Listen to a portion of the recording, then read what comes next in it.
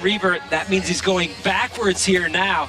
Going both directions in this bowl is hugely difficult, as it is in any bowl. Putting together a great run. Wow. All he needs is to finish it off here. Backside nose blunt on the steep bank. Well done, Keegan Palmer. That is how you get your campaign started for a final.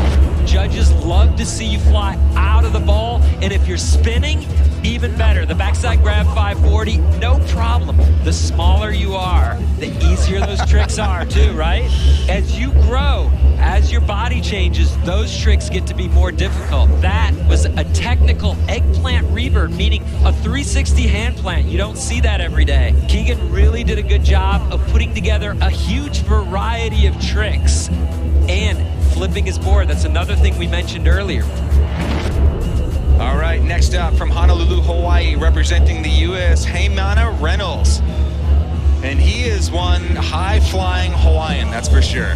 He is excitement squared. The crowd loves Heion, and that was a beautiful hand plant. Frontside invert, he did it on the extension with the extension and stall. The longer you can stay on your hand, the better. You see him kicking the foot off on the lean to tail.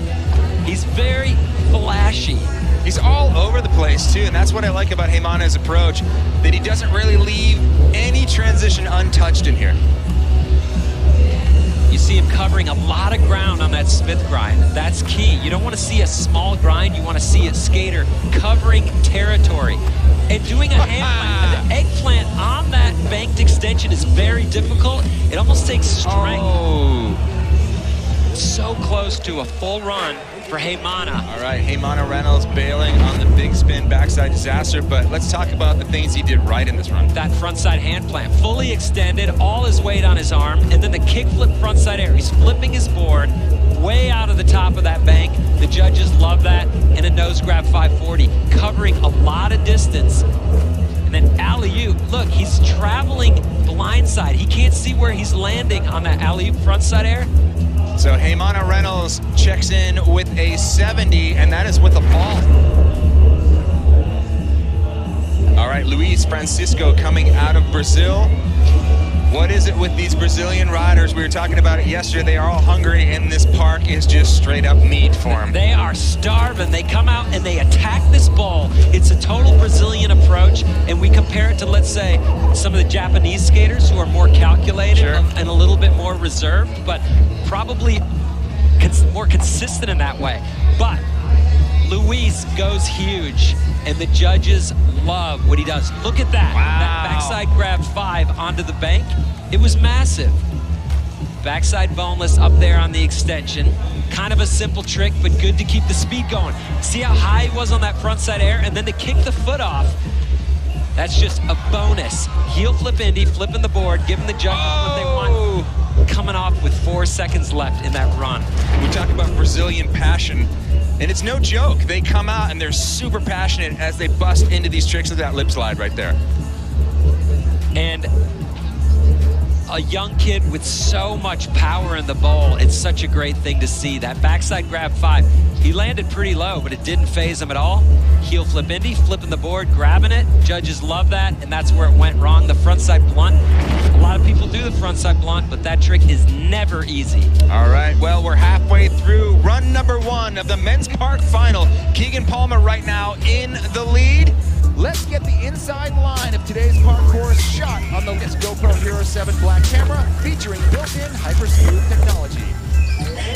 What's up, Current Caples? We're here at the 2019 Dew Tour in Long Beach. Let's check out this park.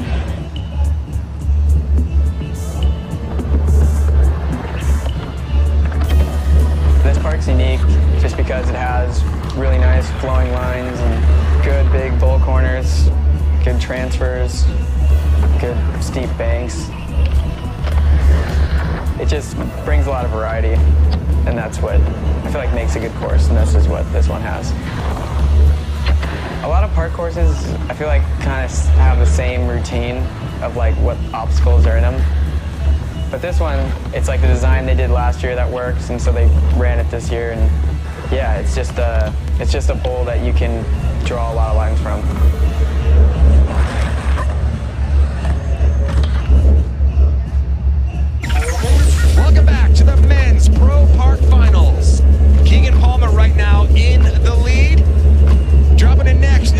two-time defending Dew Tour champion, Cory Juno. We're halfway through run number 1, and we have one of the most stylish skaters ever to stand on a plank of wood with 4 wheels.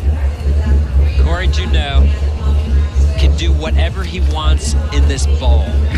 It's true, right? It's the only question is, will he? And anything he does looks incredible. There was the frontside blunt, but he slid it, which makes it 10 times more difficult. Ollieing up into a nose blunt, again, a hard trick that he makes more difficult by the way he does it. You see him going forwards and backwards, reverting his tricks. He can do it all, and he makes it all amazing with his style. A backside nose blunt, revert. Unreal run, Cory Juno. He slides the lip super far. His lines take him all over the bowl. Frontside ollie out of the bank, that means you're not grabbing your board. He makes that look too easy. This is a trick that's 30 years old, a frontside board slide, but he does it way better than it's ever been done. And then this huge ollie coming down, landing in the nose blunt position. There's so much that can go wrong there. And look, back, nose blunt to backside revert. All right, well, Cory Juno, he's definitely one of the riders' favorite to watch. He's one of these skaters who, as soon as they drop in the park, they all come to the edge of the park to watch. Two-time Dew Tour champion and our current leader, a 77 flat now. Cory Juno is in the lead. All right, well, we're gonna have a completely contrasting style of skating.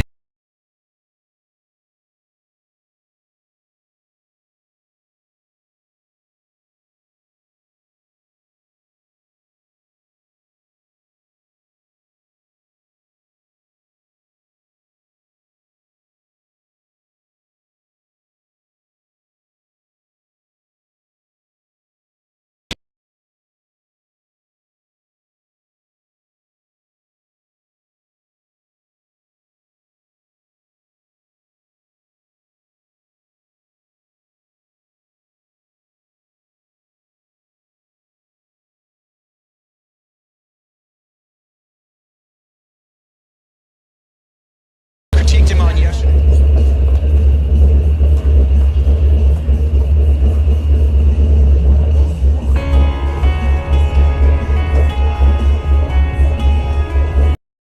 Wipe out and get right back up. Get up. Wax the ledge, we can't get stuck. Courage on deck like 2 trucks. Hop.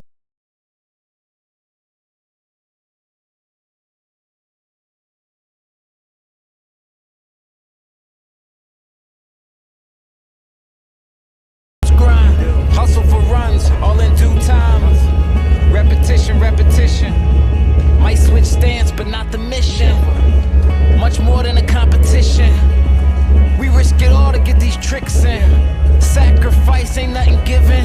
Skated D.I.E. How we living? Scrapes, scars, bruises, lessons, pain, joy, victory, blessings. From the block to your skate spots. Kick, kick, push, and flip skate cops. Love park to your skate shop. Got ollies with more pop than GameStop. Skate for justice, we all in. Skate for change like BLM, yeah.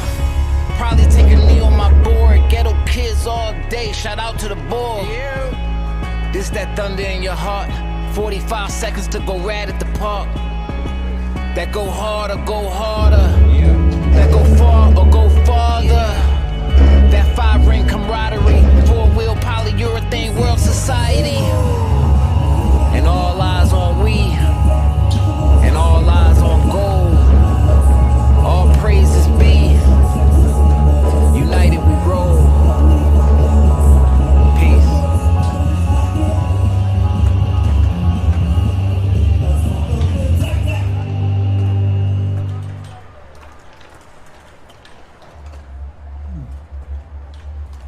So Zach, you have Mountain Dew and spicy chicken in the cookie combo. Does it look like I don't know that? Okay. What do you mean by rough your face? You know, we've all did the employee training together. So I don't jump down my door.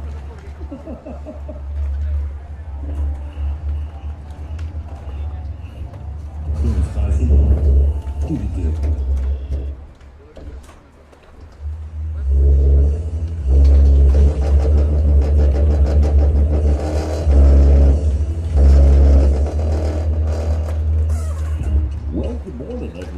basically just you being ready for a competition? I definitely think it is not easy. You know, there's already so much mental pressure coming into an Olympic qualifying event. We haven't competed in a very long time, and you're getting the start, stop, cold, warm, right? So I think it's a big challenge, but I also think these skaters are up for it. So for today in the Women of Park, we've got a couple people left to go. The average age is 19. Sky Brown is 13 years old, which is incredible. Alex, you know, you've got these skaters now, you know, on the long side of this, we have someone in their 30s, and you're up against people that are in their like low teens. Basically, I mean, 13 years old is like, you know, I was just eating candy as a food group at 13. I'm not really changing it all right now, but like, I'm just saying, like, you're so young at 13, and to be able to come and compete for an Olympic spot, like, how does that even work? I mean, most of the field is comprised of teenagers. I mean, as a grown woman, it'd be amazing to skate with someone that could be my child, but I don't know, they'd probably beat me. So the kids have really been coming out swinging. A lot of the top 10 spots are all under the Santana, I think needs one more run, and Ariana Carmona. So the rain cut them off in the middle of this contest. We're going to restart today. So what do we expect now to see from these riders? I mean, we've got the rankings after, you know, almost a full competition. We only have a few runs left today. Is there any surprises here as far as what we're looking at in the placings? I mean, I think that we're all just surprised to see such a dominant American field on top right now after the Open Qualifiers. This was a huge global field, cut down, top 5 spots, all Americans. All right. Well, Kim, top 20 go on to the semis. You know, you've got these youngsters right now with so much pressure on them, and you've had a chance to talk to some of these kids. What's their vibe like as far as like realizing that there are Olympic implications on the line here? I think it depends on each person. Some of them are just coming out here to have fun. I mean, it's a win to be out here. It's a win to be on our skateboards, right? It's a win to see your friends for the first time. So I think they're doing their best to kind of de-stress and not let the nerves take over. That is another aspect of this that is kind of odd. I mean, we've all been talking, you know, personally about how this is really the first time we've really come together, you know, as some form of normalcy after this year of just total chaos. And I mean, it just really seems to me that everyone's just happy. You know, the general vibe is happiness out there. I agree. I think there's a lot to be grateful for. Just being healthy on your board, healthy in general, and being, you know, here in Des Moines, Iowa, able to come together for a historical event on U.S. soil. There's a lot to celebrate here. Now, Alex, as we move on, you know, a lot of these skaters are trying to make that top 20. They're going to go up against the pre-seeded skaters that are, you know, some of the best in the world. Let's talk a little bit about what it's going to take, you know, as you adapt and you go up against more heavy hitters. What is it going to take from some of these skaters to, you know, bring it? Well, I think a lot of the women, the elusive trick is a 540. Right. And we're going to start seeing them now in these later rounds coming up. We're going to see them when the semifinal starts. So I'm looking for that. I'm looking for people to take to the skies. All right, well, Mina Stess is in for her rerun from yesterday. Backside feeble around the corner, trying to keep her speed up. It's kind of a bummer. You know, it did start raining. She had some great runs yesterday. She's already in good position. Frontside Smith through the corner. That area right there, that one flat wall, seems to be a place where a lot of the skaters get lost. Is that frontside lip slide sticking just a little bit? A little bit of Groundhog's Day. Does the humidity, you think, you know, as far as like the sliding of the wheels and the coping, just with it so humid and being so sticky, does that factor in at all, do you think? Oh, for sure. There's different durometer wheels that these people are riding, and generally speaking in park, you're going to ride like a little bit softer, so maybe a 99A. But yeah, the humidity definitely affects your ability to slide on the coping, and wet coping that just dried can be a little sticky. All right, guys, talk me through these replays here. A backside air from Mina. This is the same run that she did yesterday that it started raining, and then she had to cancel it. They called it mid-run. That feeble through the corner again. And Kim, Mina is, she's basically one of these young skaters that is heir to the throne of what the older generation is doing, and she seems to be putting a lot of pressure on him as well. Yeah, we've seen Mina grow up kind of in the contest scene.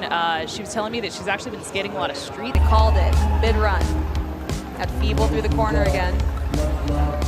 And Kim, Mina is, she's basically one of these young skaters that is heir to the throne of what the older generation is doing, and she seems to be putting a lot of pressure on him as well. Yeah, we've seen Mina grow up kind of of in the contest scene. She was telling me that she's actually been skating a lot of street this past year. Interesting. And that's actually been a positive influence on her park skating. All right, moving right along. Julia Vendetti.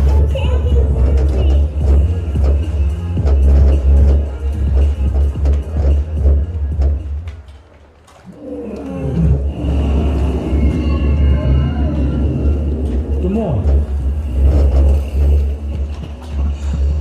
The S is your side. Our city is buzzing.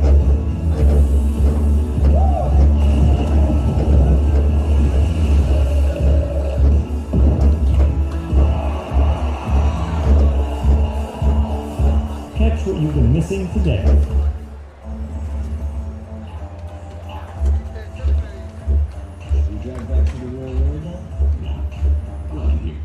That just got away from her. I think maybe stiff, cold, getting back into it. Like we said, the start-stop all day yesterday. It's an emotional roller coaster for a lot of these skaters too, and I think that's almost takes a bigger toll than the physicality of the sport. This is that backside air that just got away from her. I think maybe stiff, cold, getting back into it. Like we said, the start-stop all day yesterday. It's an emotional roller coaster for a lot of these skaters too, and I think that's almost takes a bigger toll than the physicality of the sport. And they definitely vibe off each other, so to have to stop halfway through and come back in, it kind of takes the steam out a little bit. All right, this is Ariana Carmona coming out of the U.S. Starting things off 50 over the low, coming up a little bit short. Almost like the backside air, so that's going to be a popular combo spot all day long. Actually, going over the low, doing the backside air to the boneless seems to be a very popular line. Alex, like when you're out there and you're trying to differentiate your line from other skaters, do you find that sometimes some of these skaters get stuck in a rut and they just end up, everyone just repeats the same line? Sometimes skate parks can dictate the line that is fastest and most comfortable, but you can differentiate yourself by doing different tricks. If you're seeing everybody do the boneless, maybe do a lip slide, maybe a Smith stall up there, just try to get some variation. All right, well, bailing on the hand direct, the hand plant there at the end, but a solid run up until then. Packing a whole bunch of tricks in there, a lot of walls. Take us through it. There's that boneless. Yeah, we are seeing a lot of bonuses on the flat bank and a lot of airs on that wall. So Ariana's kind of playing to the course. But that lip disaster was great. So it'll be interesting to see, the judges, when the judges are basically warming up along with the skaters, the scores can be a little weird. And that's another thing too, when you stop an event and start it the next day, maybe the scoring levels and the scale was different the day before. So it's hard for the judges to find a match for that as well. But if you look there at the standings right now, there are a lot of Americans stacked on top of each other right now. Fifth place. Yeah, Ariana jumped up into fifth place there. She's got to feel relieved. 24 hours basically since her last run. Right. And got into that fifth place spot. So she's shaking. I would be too. Yes, exactly. Kim, so next up is Jordan Santana from the U.S. Heard such great things about her. One of the few elite to do an elusive trick here in this event. Tell us what you know about her. I mean, Jordan, I think, recently was competing at the U.S. National Championships and was throwing those fives, and it was really fun to see. I love that progression, so I'm excited.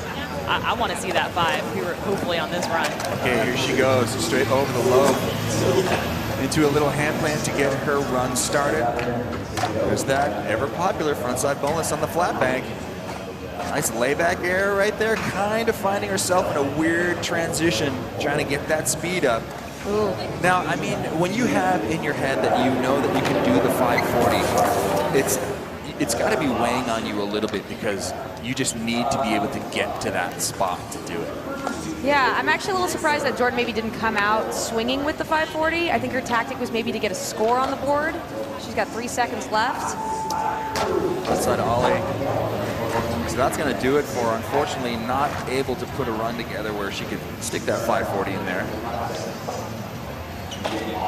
But it's crazy to think about, 1984, McGill does the first 540, and now we're just it's basically kids are like learning 540s because they see it on Instagram and TikTok and think that they're supposed to be able to do them. There are a few that can. Doesn't work that way, though. 12-year-olds. Ask my ankles. All right, Jordan Santana right now sitting in 24th place. Unfortunately for her, not able to find a spot to do that. So we're on to the other Jordan. Jordan Barrett, you know, she hardly needs this right now. She's already qualified. She's in that number 3 spot. It's really curious what she's going to do. Yeah, Jordan's so stylish. You know, she grew up surfing in Hawaii, and you can tell that surf style really shows itself here in the way that she flows to the goal. Frontside ollie over onto the plexiglass flat bank. Stalefish right there, putting together a nice line. Oh, weird, almost flat bank. Comes back here into the bigger wall. Nice backside air, kicking it out. Just now looking for the final ingredients to this run. Oh, and stepping off of the backside air over Loaf Island. So unfortunately for Jordan, stepping off right there at the end, but still, she did the damage yesterday, currently in 3rd place. She's just going to take that last 10 seconds to do a little walkout. Yeah. She doesn't need this. Why stress yourself out? Nah, there's no stress on Jordan. Jordan looks like the most calm competitor. She's always collected. Oh, it's island style. Island style. So Kim, yesterday, you know, Jordan was saying how big of a deal it was for her to be on the U.S. team. It's pretty amazing to see, you know, her talking to Mimi Noop right there. One of the people that has made this, You know, in your corner. Yeah, it's great to see that. I mean, I grew up snowboarding with Carabeth Burnside, who's basically one of the legends of this sport. One of the few to do both, skateboarding and snowboarding. Yeah, we can really do a whole show on Mimi Noop, honestly. We have a lot, we owe her a lot. And all these skaters really do look up to her to get some advice and to get some feedback, and she's really provided the team great support. All right, and coming out of Japan right now is Kihana Ogawa. Nice frontside Smith grind, standing up on that. 5-0, looking for some additional tricks here at the end of her run. Backside D up there on the steeper wall. Coming in here for the final trick. She got 6 seconds left. Frontside lip slide through the corner. Japanese skaters, we keep saying it, but they are coming on so strong, capping that run off with the frontside ollie. I mean, what can you say? Japan has just shown up in the last couple of years in action sports in general. Yeah, and we didn't see a ton of Japanese skaters in the earlier heats, but that's because they're all in the pre-seeded group. So looking forward to seeing that domination. Yeah, it's going to be really cool to see. The finals of this event are going to be absolutely bonkers. Okay, talk us through this, Alex. What did we see here in the beginning of this run? Well, Kihana Ogawa has a really powerful approach. She's got great lip tricks. That backside disaster was perfect. Great line she picked through the park. Noticed she kind of picked a different route, got to that lip slide midway through the run, and it projected her up onto this wall for a nice frontside air. All right, so Kihana looking for a decent score here. It's going to be good. I mean, she did have a full run, a lot of technical tricks. That lip slide through the corner, judges love to see that. Second place, bumps up, 34.04, very nicely done. And you think about who some of these judges are. I mean, you've got like Brian Howard out there who's like a lip trick god. So they definitely appreciate the approach. Okay, Indiara Asp coming out of Brazil for her final run here. Now, Alex, we've been talking about her for years. One of the strongest skaters out here. Great style. Yeah, Ingi's become like an icon in Brazil for Brazilian female park skating. She's an amazing talent. She's coming off of an ankle injury during last year during COVID. Looking pretty strong. That was a little drifty front foot. Another frontside bonus, this time with a foot on top of the lip. Frontside fast plant, I love that. No one's really doing that.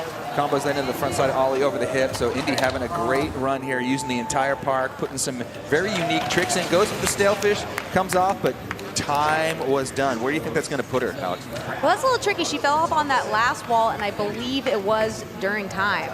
So I don't know if that's going to penalize her. We'll have to see. You know, we talk about skating in Brazil and how it's such a big deal. Kim, can you just describe, like we always, Brazilian passion seems like a go-to term these days. What is it really? It's just like what makes them so hungry?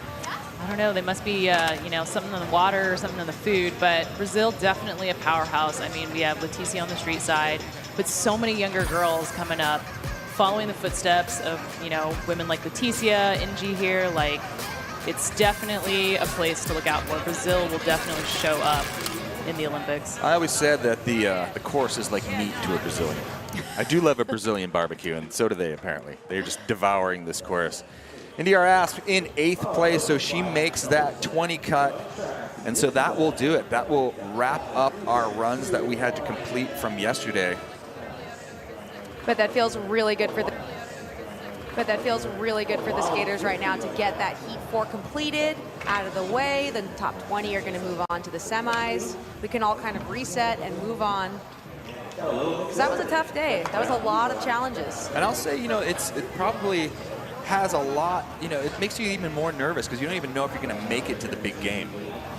So the results are final here as we have an overlook of a slowly drying skate park. Dew levels really high right now. I'm telling you, it's very, very moist out here. Okay, Ruby Lily right now in 1st place by virtue of yesterday. Kihana Ogawa moving into 2nd place. Mina Stess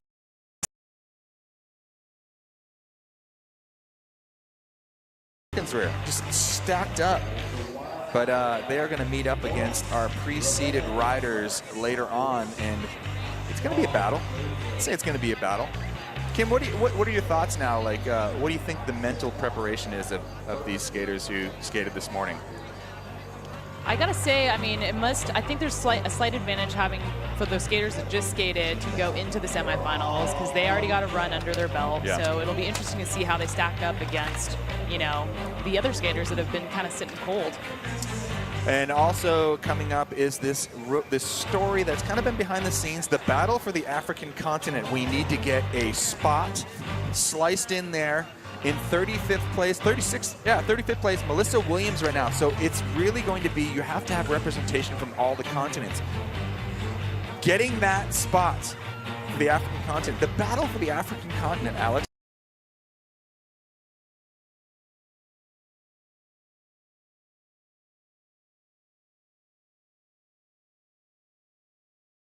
Melissa Williams having some might, you know, unofficially make it to the Olympics is really, really profound. I also really find if you put battle in front of anything, it really gets my attention a lot more. I'm telling you. It's just the battle for Dew Tour. Like the battle for a dry skate park. Think about, true, the battle for Dew. And right now, as we look out, the sun is kind of breaking through. We can see some people practicing over here on the street course. We got a lot more skating coming today. We've got men's semifinals, women's semifinals. We have street, we have park. We also have a lot more, hopefully, dry weather in our future. I'm not down with this full start-stop thing. Please don't. Please no more. No more. No more. I don't want to have to come on here and be like, Alex, what is a skateboard? This is Phil.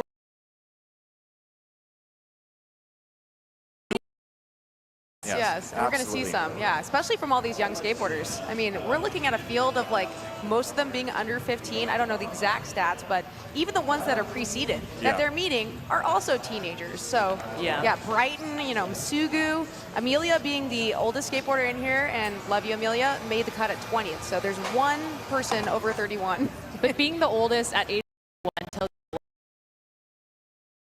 We have Ruby True, who's 12 years old. I think it's just so important to just not forget that it's so young and there's so much potential and so much possibility. And I'm just like so impressed because I wasn't doing that when I was 12. I'm telling you, I didn't start skating until I was 16. And it's like, you know, you start thinking about like these kids that are basically just, they grow up and have some energy drink injected straight into the fetus. And this is what happens. You get kids doing 540s at 11 years old. It's ridiculous. Let's look over here at the men's open street qualifier. This is heat number 1 right now.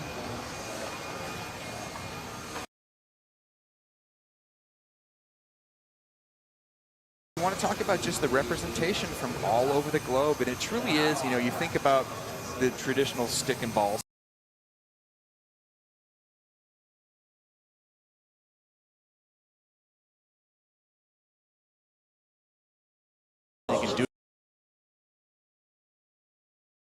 Cool to see different skaters you wouldn't traditionally see in a competition format. Yeah, and just the access, right? You talk about all you need is a piece of wood with 4 wheels. There's places where people are skating barefoot. You don't even need shoes, you know? There's a crew in India, the Barefoot Girls Skate Crew in India. So that's what's exciting for me for, you know, the Olympic, the expansion of the sport, the culture. It's just such a low barrier to entry, and I think that is really what makes it special. Alex, you've spent some time judging some of these events. Give me a bit about, like, what is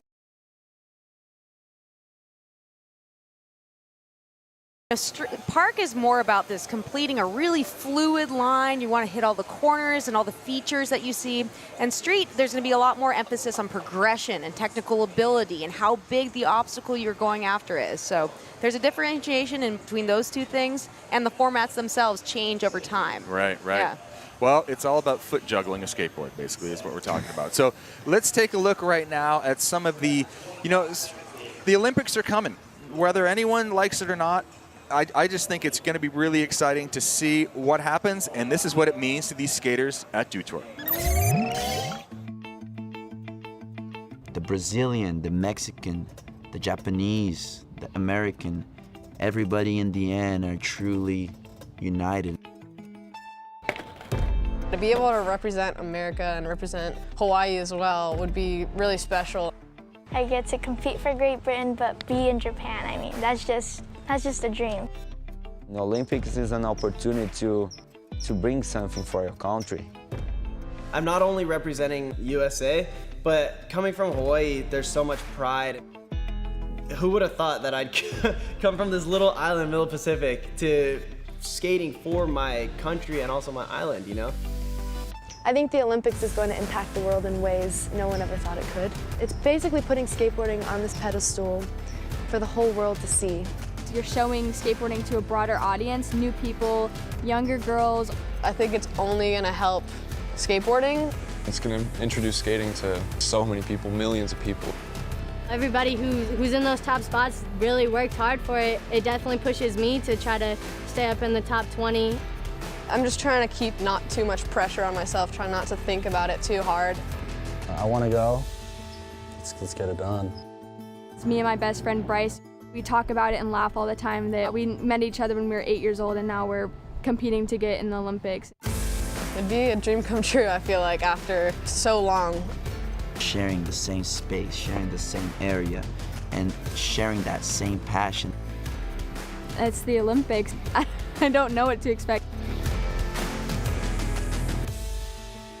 Yeah, I can't wait to go, you know. I want to go so much.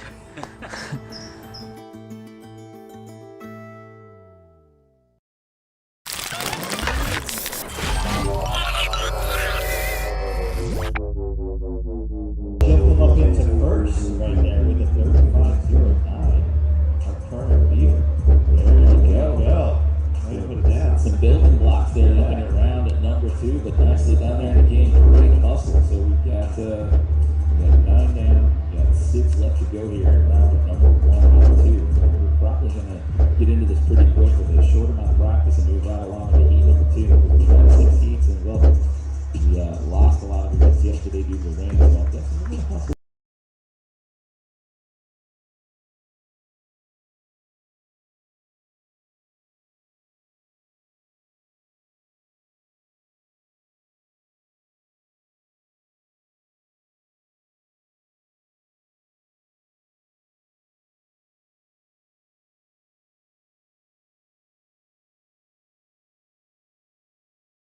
Able to bear the Hy-Vee brand. Only 6%. Many claim to have the best beef, but it's time to meet the facts. For more details on Hy-Vee's strict standards, go to meetthefacts.hyvee.com. Hy-Vee has the best beef guaranteed. We get out, fire it up, hook big ones. We get out and rip it, and we track them down. So crack a Mountain Dew, get out and do.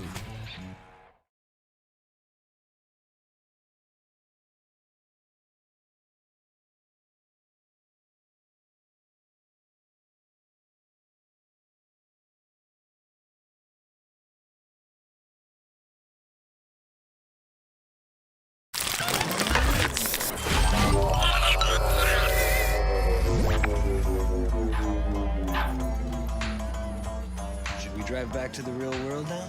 No, I like it here.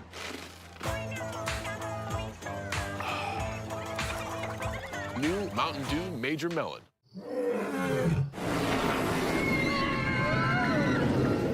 Des Moines.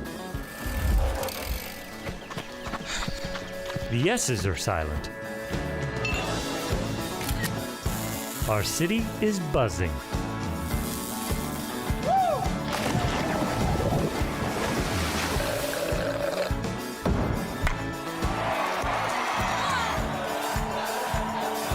Catch what you've been missing today. Catch what you've been missing 45 today. 45 seconds. Nothing feels quite as free as being out here. Except this free soda. Where'd you get free soda? At Casey's, you can win all kinds of free stuff. I love free.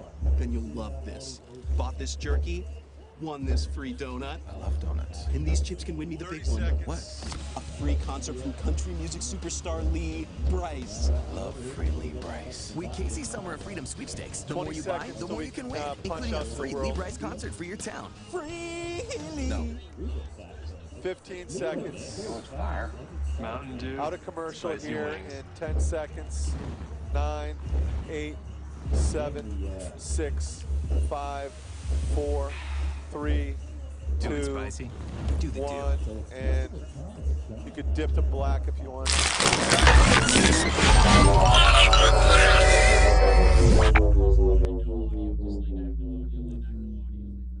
25 till we're on the air. 20. 15 seconds. On the air in 10, 9, 8, 7, 6, 5 to red, 4, 3, 2, 1, and we're on. 150 out of this. Yeah, wipe out and get right back up. Get up. Wax the ledge, we can't get stuck. Courage on deck like 2 trucks. Come on. Hop on and do what you want. Yeah. True freedom, they need us to stunt. Backside 180s to front, yeah. And we know struggle like we knows grind. Hustle for runs, all in due time. Repetition, repetition. Might switch stance, but not the mission. Much more than a competition. We risk it all to get these tricks in. Sacrifice ain't nothing given.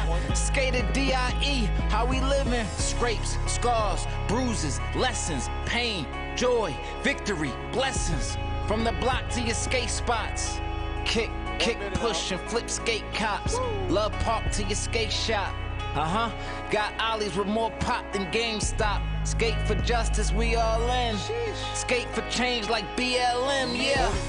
Probably take a knee on my board. Ghetto kids all day, shout out to the board. This that thunder in your heart. 45 seconds to go rad at the park. That go harder, go harder. That go far or go farther. That 5-ring camaraderie. 4-wheel polyurethane world society. And all eyes on we. And all eyes on gold. All praises be. United we roll. Out in 10. Peace. 9, 8, 7, 6, 5, 4, 3, 2, 1. World and welcome to Dew Tour Des Moines. This is Dew Tour 2021 and we are into Women's Park Semifinals. You see this beautiful skate park, 88,000 acres of awesome here in Des Moines, a city that has been so welcoming to the skateboarders of the world, coming through to compete for Dew Tour glory, for Olympic qualification. It all happens now. I am Chris Cote, joined by Kim Woozy and Chris Pastris, and we are very excited to say the park is dry, the skateboarders are ready. You are in for a treat. Welcome back to Des Moines, Iowa. This skate park has been providing some amazing highlights so far. Kim, what do you expect to see from our semifinalists? I mean, I'm expecting to see some exciting skateboarding for sure. I mean, the anticipation building is an understatement. We've had a few delays with the weather, but the girls are out here, they're ready. They've, you know, been preparing for this moment, and they're here to throw down. Pastoress, we sat through a couple quick little rain delays, making the added challenge to our qualifiers. They battled through. We made the cut from 41 to 20. Now those 20 are going to meet our 12 pre-qualified skaters. So this is where things really start to get interesting. Yes, and we've got 32 cut to 8, so it is a hard cut. And you know, the women that did qualify in this top 20 fought it out super hard. You had the starts and the stops with all the rain. That just creates anxiety, and it's difficult to perform under those circumstances. So hopefully we get through this comp with no rain. Knock on wood. Everybody knock on wood, knock on wood at home as well. We have an amazing semifinal right now. I'm pumped. That's right. We do have street skating happening to the other side of us. Both parks fully activated. And what you're about to see here in the women's semifinals, some of the best park skaters on the planet. They all have, of course, again, Dew glory on their mind, Olympic qualification. So you talk about the pressure that's about to go down, and I know these women are going to rise to the challenge because we've seen it so far. So check it out, Larsen Skate Park, the largest skate park in the nation, 88,000 square feet, designed and built by California Skate Parks. This is a $3.5 million skate park, and the grand opening was just May 7th, so a brand new park.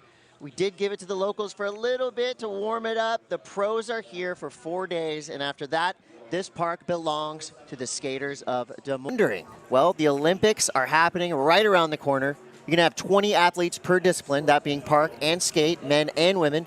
3 per country per discipline. We need 5 participating continents. Each must be represented.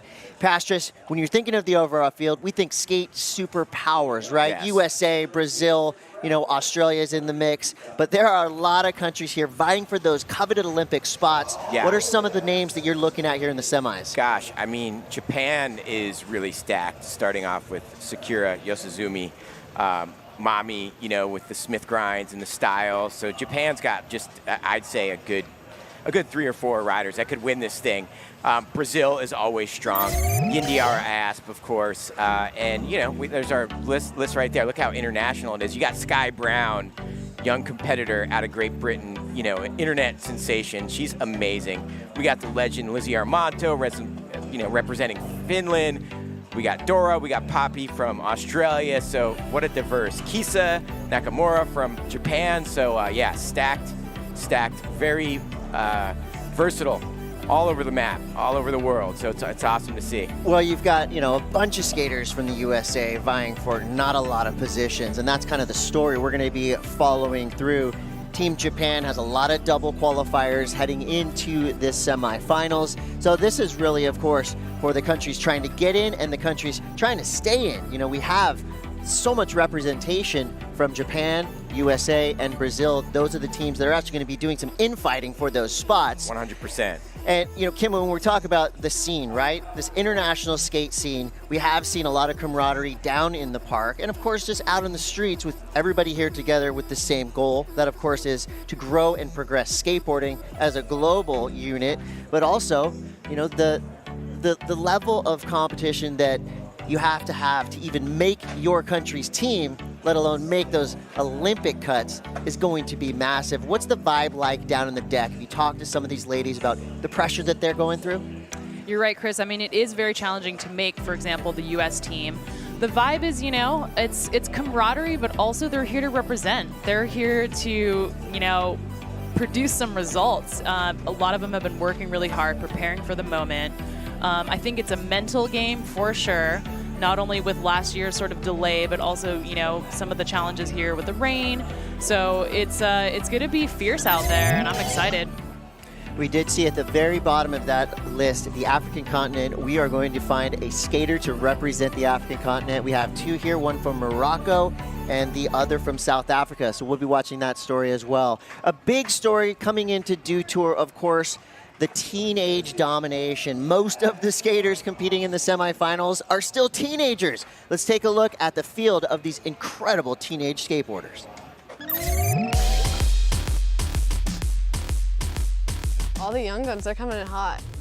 It seems like the generation's just getting like younger and younger. these young girls are like coming in, they'll fully put their pads on and stuff, and you're like, all right, like she probably skates good. And then she'll go up and do like a 6-foot high 540. When I was 15, I was super carefree. I was just like, oh, we're just skating in a contest. And nowadays, their mentality is to win. I just want to do tricks that boys are doing, you know? It's not like their own division where they can't compete with the guys. We're all fighting for the top spot and wanting to be the best, but behind all that, we're really good friends. みんな練習頑張ってるからかな。 Definitely the progression is going to go way up. I mean, women's skateboarding in the past year has progressed so much, probably more than the past 10 years. I think that's pushing a lot of us to like kind of step our game up a little bit. Sakura, she's crazy. Sky, Brighton, Lucrezia from Italy, Poppy from Australia, Kisa, Mommy. Literally, it's just insane. To see how friendly they are and cheering each other on, but also so aggressive at the same time. watching all the girls ripping it. Just skating with them's fun. I was not doing 540s when I was 12. That's for sure. I was not doing 540s when I was 12 either.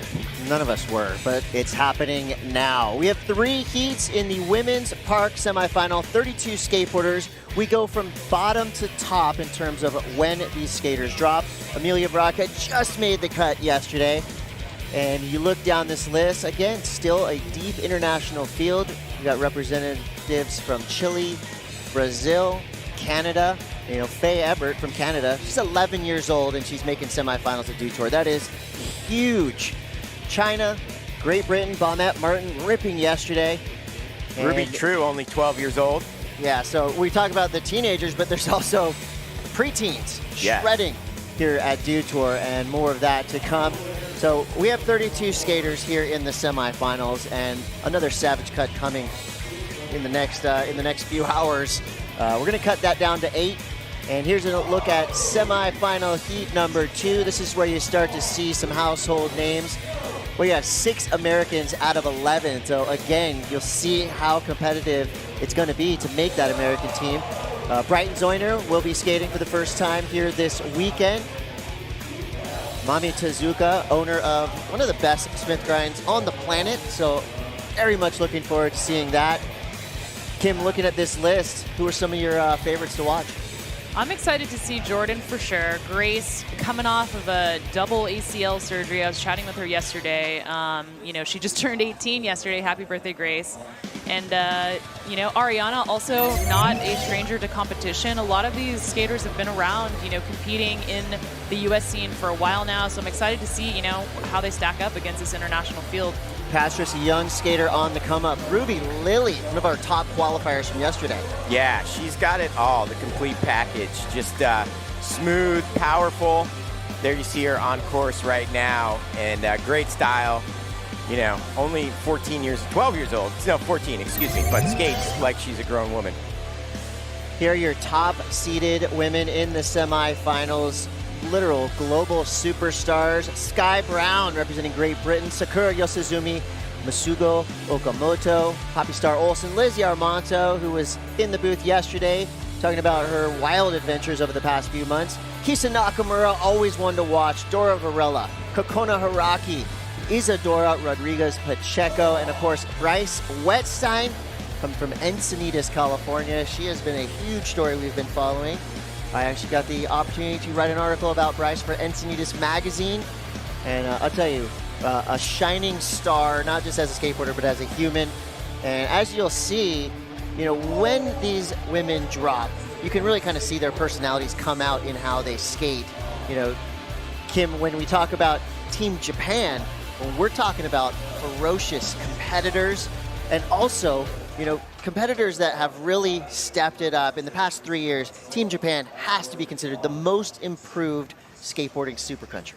Yeah, I mean, the Tokyo Olympics are happening, right? So Japan's coming out hard. We've seen this massive growth of young skaters from Japan. I love the camaraderie, I love the support. Of course, the work ethic is there. They're putting in the time, training, perfecting, style progression, all of it. So obviously Japan is in the house today.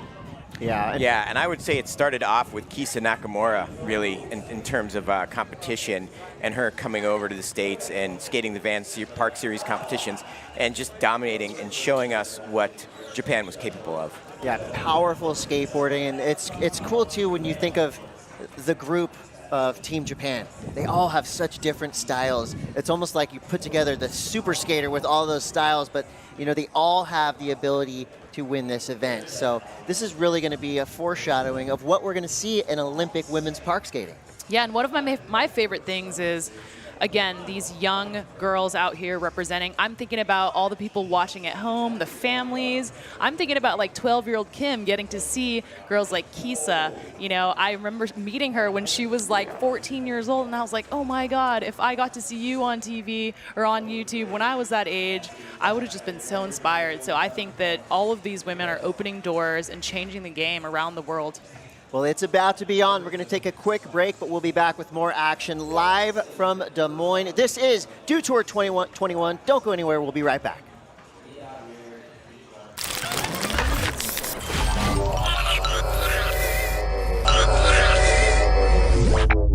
And 3 minutes out. Nestle the Mountain Dew into the fresh snow.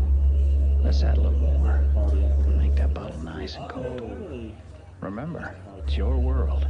Your delicious dew. There are no wrong choices. How about we add some happy little droplets? Sometimes in life you get a little thirsty. And when a refreshing opportunity comes along, you can just... shoot, that's good. 2 minutes, 30 seconds out of commercial. Des Moines. The S's are silent. Our city is buzzing. So she was saying 25 minutes. They were sitting Catch what you've been missing 2 today. minutes out of commercial. Do you want to get better at skateboarding? Perhaps you're just starting out and you want to learn some basic tricks, or you're already an accomplished skateboarder and you want to fine-tune your craft. 15 minutes in between. I feel that I can help you do that. I'm Chris Cole. Welcome to Stomp Sessions. I'll show you how I'm white. Come on, baby, let's go outside and take a load up for a ride. I'm ready, I don't want to wait. 'Cause the only time I'm feeling free is when I got that ocean breeze, so kicking it out on. 90 seconds out of commercial, 90 out. Got the sunshine and the shoreline. It's a good time. Get on board, get on board. Have a good time. Passing that line. It's a good life. Get on board, get on board. Get on board.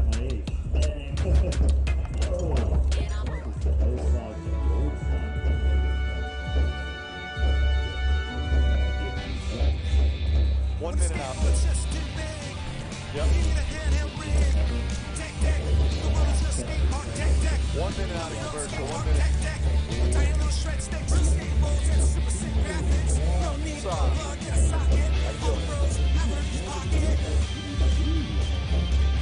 How are you? 45 out of commercial.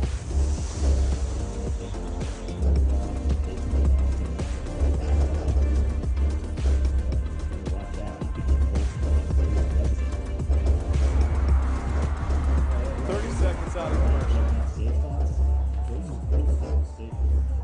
Fun fact, you know Mountain Dew and spicy chicken is the perfect combo? 20 seconds. Does it look like I don't know that? 15 out of commercial. I mean to ruffle your feathers. You know, we both did the employee training, Gary. 10, 9, jump down my beat. 8, 7, 6, 5, 4, 3, 2. Doing spicy? 1. Do the do.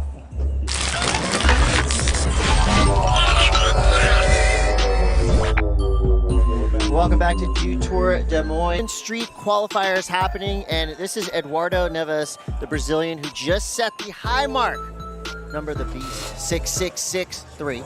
But this is just another bit of foreshadowing to what we're about to see. Lots of skateboarding happening here in Des Moines. We've got double parks running at the same time. We're going to bring you some highlights from Open Street Qualifier on the men's side. But as soon as the women drop in the semis here at the park, we're going to go full coverage. Ladies first today. And you can expect us to be skating here well into the night tonight. Catching up from a couple pauses yesterday. Eduardo Neves. Of course, we know how good the Brazilian skateboard scene is. What do you think of that run from Eduardo, Pastor? This is a top quality run for sure. And we've got over 100 competitors in open qualifiers, and he just laid it down and showed you what it's going to take. A complete run, difficult tricks like the hard flip front board, just everything. The massive frontside flip, that run had everything. And look at that, he's 30 points ahead of the second place qualifier. So basically comboed the field right there. That's what you need to do to make our top 20 cut from 102. It's pretty awesome what's happening over here at Open Men's Qualifiers, as well as the Open Women's Park. You have so many nations competing. I was just watching practice. I heard skaters from Yemen, Colombia, Chile, as we saw right there, Brazil, Great Britain. So a lot of representation from all over the world. It has to be one of the biggest gatherings of international skateboarders ever. And Kim, when you see that group come together, I mean, we're not just seeing Brazilians cheering for Brazilians. People are cheering for everybody because there's a storyline for each and every athlete that comes through Dew Tour. Exactly, and you know, skateboarding is a universal culture, a sport, a language. We see skaters becoming friends even with a language barrier because they can speak through the language of skateboarding, and that's really one of my favorite things about an event like this, an Olympic qualifier, Dew Tour in general. So many different folks from around the world coming together and really just celebrating what they love, skateboarding. Well, diversity in skateboarding is at an all-time high, and we're absolutely loving it. So it's time to celebrate some of that diversity right now. Take a look. Man, like, skateboarding is just family. We get along so quick, it's crazy. It's so, you don't see that any other sport. It's very diverse, it's worldwide, you know, like every continent on this planet has skaters. You can be from Brazil, Mexico, South America, Japan. You can be from anywhere all over the world and just come together as like one when you're skateboarding. It's always protected that aspect of like diversity. There's never been any pressure to like force that on people, you know? Everybody skates, every gender, every race. Skateboarding has always fought for what's right, especially here in the US. Skateboarding has helped bring light to a lot of issues. We share from the same passion. It doesn't matter if like you don't enjoy his style. Who cares? It can't go to those directions. With the Olympics now, you know, there's so much more equality, there's so much more going on for the women's side as well.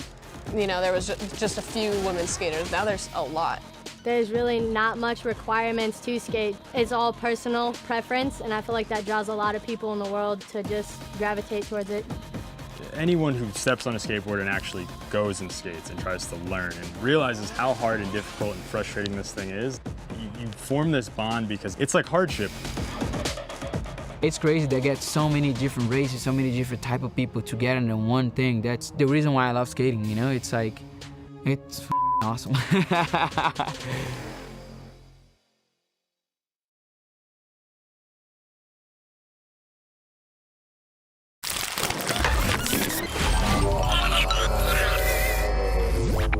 Absolutely loving the celebration of diversity in skateboarding. Congrats to Manny Santiago. Just got the cover of Skatism magazine. A great place to really see what's happening in the culture of skateboarding right now. Well, as we wait for the women's semifinals to start, we're going to take a peek over at the men's open qualifiers for street. This is Phil Nystrom representing Finland. So you see right there, each skater, level playing field, get the same amount of time, get the whole park to themselves. Pastors, this park looks so fun. Oh man, It looks stressful to compete on, but it looks so fun. The largest, you know, course in the nation. So yeah, the street course is huge. A lot of options for creativity. Lots of rails. You know, lots of bumps, lots of banks. You can have fun with it. You can get technical. So it's a great course. And it's pretty cool because if you're looking at that top qualifier from Brazil, who just absolutely slayed it with a 66.63, his first run, I believe, was a 7 or something like that. So you do have 2 chances. When we do go to women's park semis, they're going to get 3 chances. So that's where we're really going to see the level rise. Yeah, Eduardo showed you what you need to do. I believe you said his score was roughly 66, but yeah, that's the benchmark. That's what you need to do to feel comfortable about moving on from this open qualifier. Yeah, and when you get 3 runs, you're really going to start to see, okay, you have maybe the first safety run, if you're looking at like competitive tactics, the first safety run, get your benchmark score, and then you start increasing there. As you see over the street, Juan Carlos coming out of Colombia. And yeah, you know, you only have 2 45-second runs, Cote, so you kind of can't do a safety run. There's just too much competition. With 100 competitors and a harsh cut to 20, you can't go out there doing board slides. Yeah, you just can't. You got to throw it all out on the line. You got to put it all out there. I think when people are starting to drop 66s, a 20. Wow! A gap tail slide. We're going to have one more chance for Juan Carlos to make that. Now, it's similar for the men as it is for the women. With those rain delays, Kim, we didn't see a lot of practicing going down. In a way, that can be good because skateboarders obviously have that creative eye when they look at a park like this. Have you talked to any of the men or women who have competed at Park? And what are they saying is what's up with this park? I mean, I think the consensus is that it's challenging to have the start-stop for sure. You want to get in there, you want to get practice in, you want to get your runs. But something that's really cool about this park is that because this is staying here and we have 88,000 square feet, there's a mini ramp, there's some flat ground, there's progression here. So I've been seeing some of the skaters stay on their board and stay warm, and I think that's helpful for sure. See an overview of the park right there. We have 2 of the biggest skateboards in the world on course. There's just a Toyota car on a giant skateboard. Yeah, that's totally normal. Toyota skateboard. I like to see that. This is Mario Iglesias. Yeah, Mario again, nice 270 flip there. 360 flip. Nice nose blunt. It's a good start.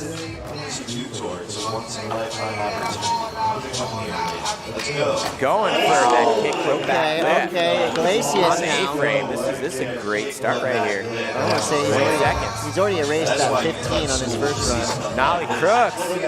Bang. Front blunt. Oh, he's getting it done right here. And don't forget, representing Argentina. These qualifiers will be going up against Nyjah Houston, Mario McCoy, all the best in the Sean world. Jordan, yeah, it's going to be no joke. Again, this is 6 heats of skaters, approximately 102 competitors, looking for 20 spots. So this is a harsh cut.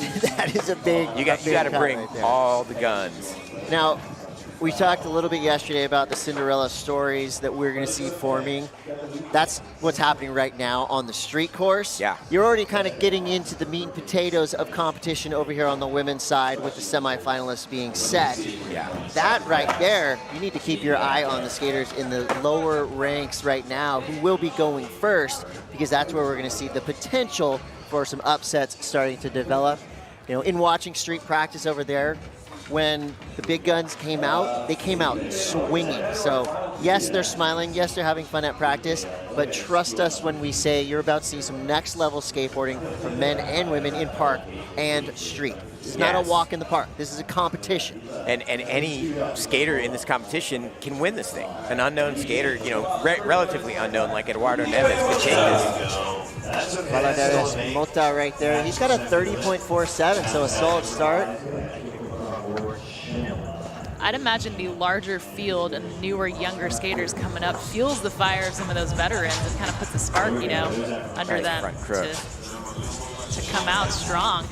I mean, how must it feel for a guy like Valadez to be warming up and practicing with Nyjah, with that whole crew? It must be awesome, and that's how these young skaters get better. You rise to the occasion. We're going to see that on the women's side as well. He went for it on that kickflip back tail. He's got one more run to put it all together. 45 seconds goes by quick in this huge park. It takes you 45 seconds just to get through the park.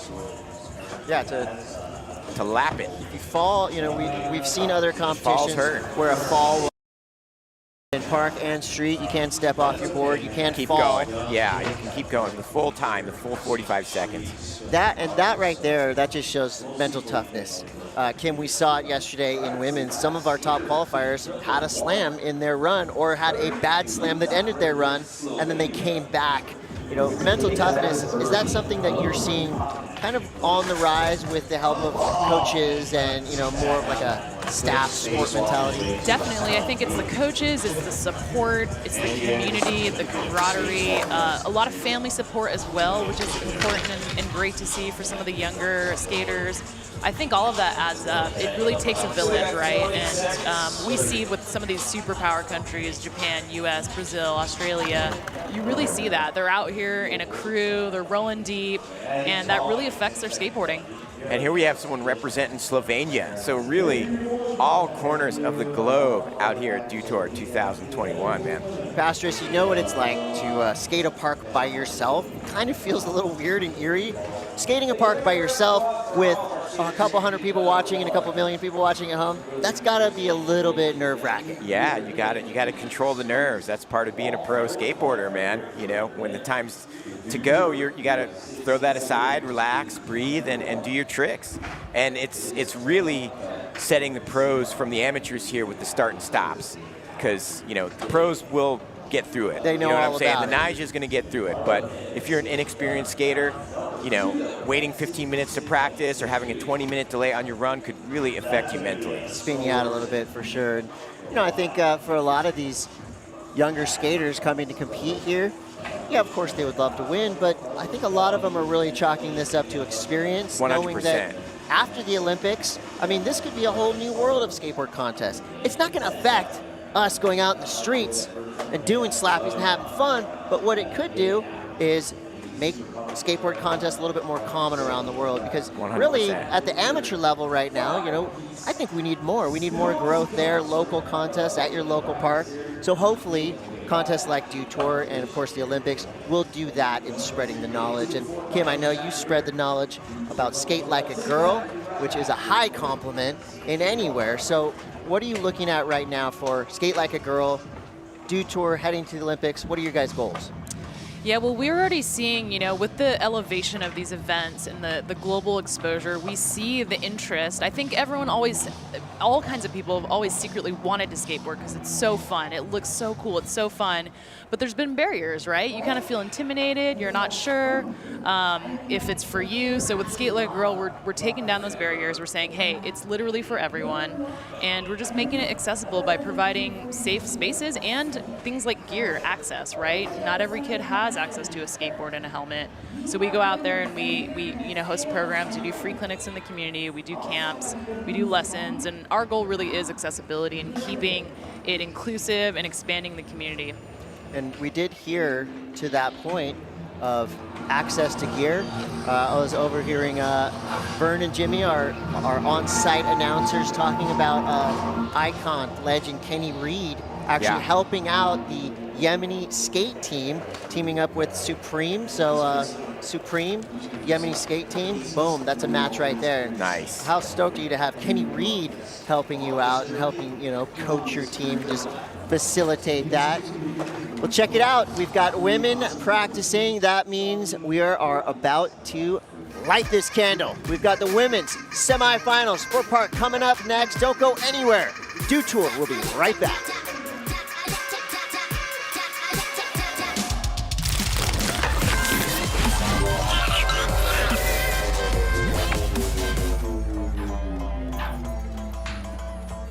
Should we drive back to the real world now? No, I like it here.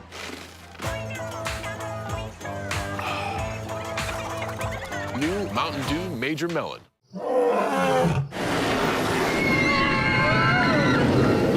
Des Moines. The S's are silent. Our city is buzzing.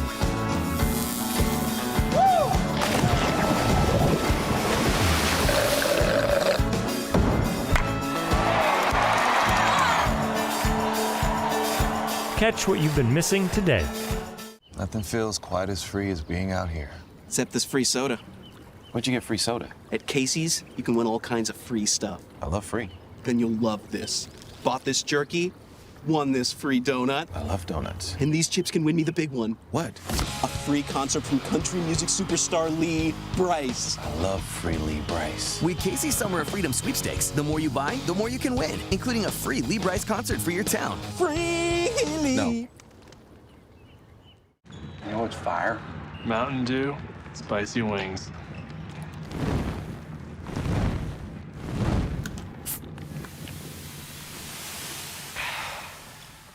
Doing spicy? Do the Dew.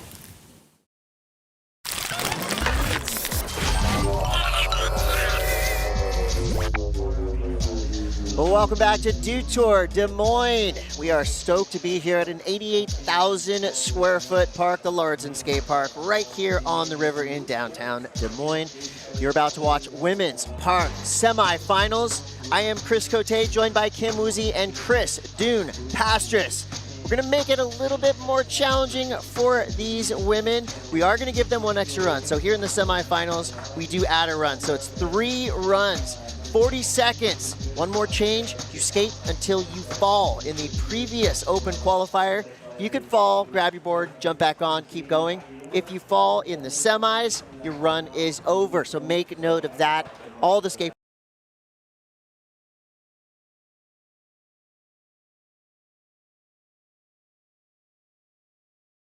will be dropping in first. She's representing Poland. And she is an absolute force of skateboarding off and on the board. Works with an organization called Exposure, helping to spread the word about skateboarding to young women all over the world. And she's in, 40 seconds on the clock. Yeah, and Cote, we watched her win a Vans Park Series event in Malmo, Sweden in 2017. So Amelia's got what it takes. Nice frontside air.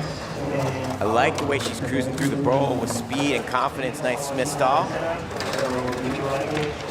50-50, that pool coping corner sounds so amazing. We talked about some of the, so right there is an example. She left 9 seconds on the clock. Not too bad. Not a big deal, but if you fall, your run's over. Kim, Amelia's been in the scene for a long time. Definitely an advocate for all kinds of skateboarding. Yeah, and I'm proud to see Amelia out here because she is at age 31, the oldest competitor, not old by any means, but in this young group of competition, she is the oldest, so she's holding it down for us, quote unquote, grandmas in skateboarding. There's that nice frontside air. Amelia moving through the course nicely, nice Smith stall. She's already, I feel like she's already kind of improved, at least confidence-wise from yesterday. Score comes through 18.02. So if you look at that score compared to what we saw yesterday, I think the judges are going to keep things just a little bit more compressed because they know the level is going to rise that much more. So representing Brazil, Erica Leguzman. She's in. I'm liking the look of those yellow wheels. Yeah, she is cruising. And Erica just 14 years young, so you see the age difference there.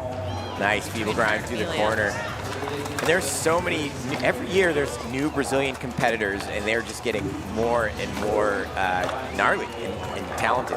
Big backside air there, 16 seconds on the clock, the boneless The boneless wall. We saw about 100 frontside bonelesses on that bank wall yesterday. And you're gonna see more.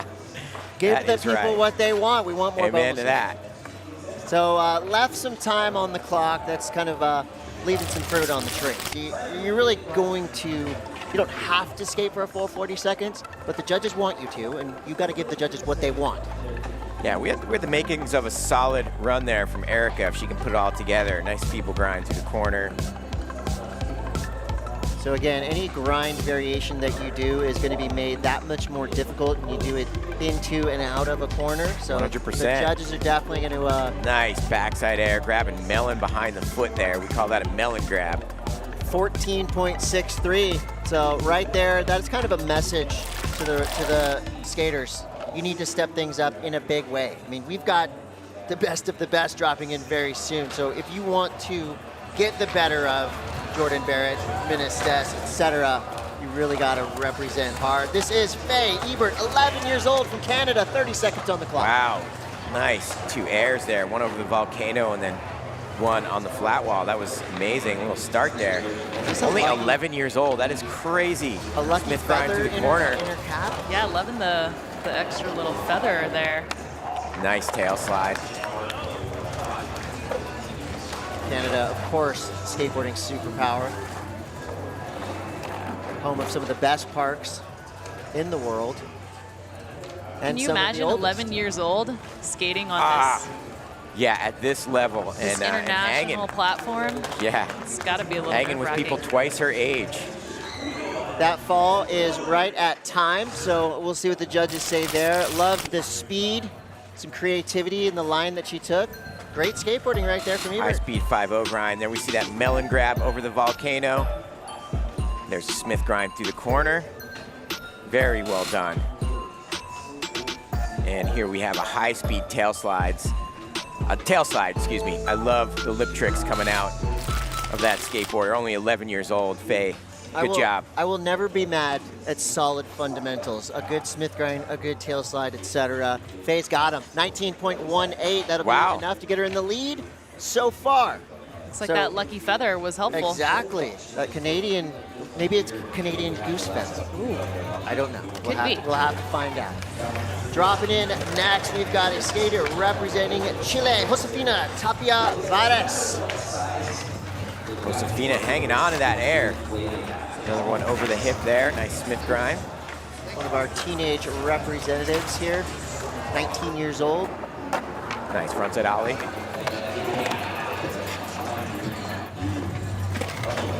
5-0 grind into the corner there. Doing it for Chile. Some flair with the mismatched Vans slip-ons. Stepped off that frontside air. Chile well represented there. Great run for Tapia Vares. It's going to be really hard to be a judge today. Everyone's going to be ripping. Lots of Smith grinds through the corner. I'll tell you, a lot of similar tricks and runs, so it's about who's going to do them bigger, the best, faster, longer. And stay on 100%. Yeah, I mean, we're seeing scores right now. It's like 19, 18, 14. I think you want scores up in the 40 range to feel like you're even in the conversation. It's almost like the judges are doing the swipe up thing. All right, come on, let's go. Step it up. But this is good. I mean, this is what we're going to see. First run, throw down your 20. Get something in the baseline. You've got 2 more opportunities after that. Yeah, with the 3 runs, that changes the psychology a bit. Definitely. You can do a safety run, we call it, which is just getting 1 in the books with your basics and then building on that and getting more difficult as you go. We've cracked into the 20s. Josefina Tapia Vares with a 21. Next skater dropping in, Victoria de Souza Bassi, representing Brazil. 13 years old. Nice frontside 50-50 into that feeble grind in the corner.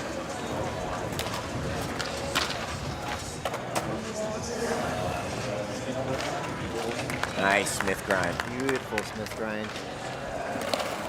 And another frontside 50-50. I love the sound of that coping.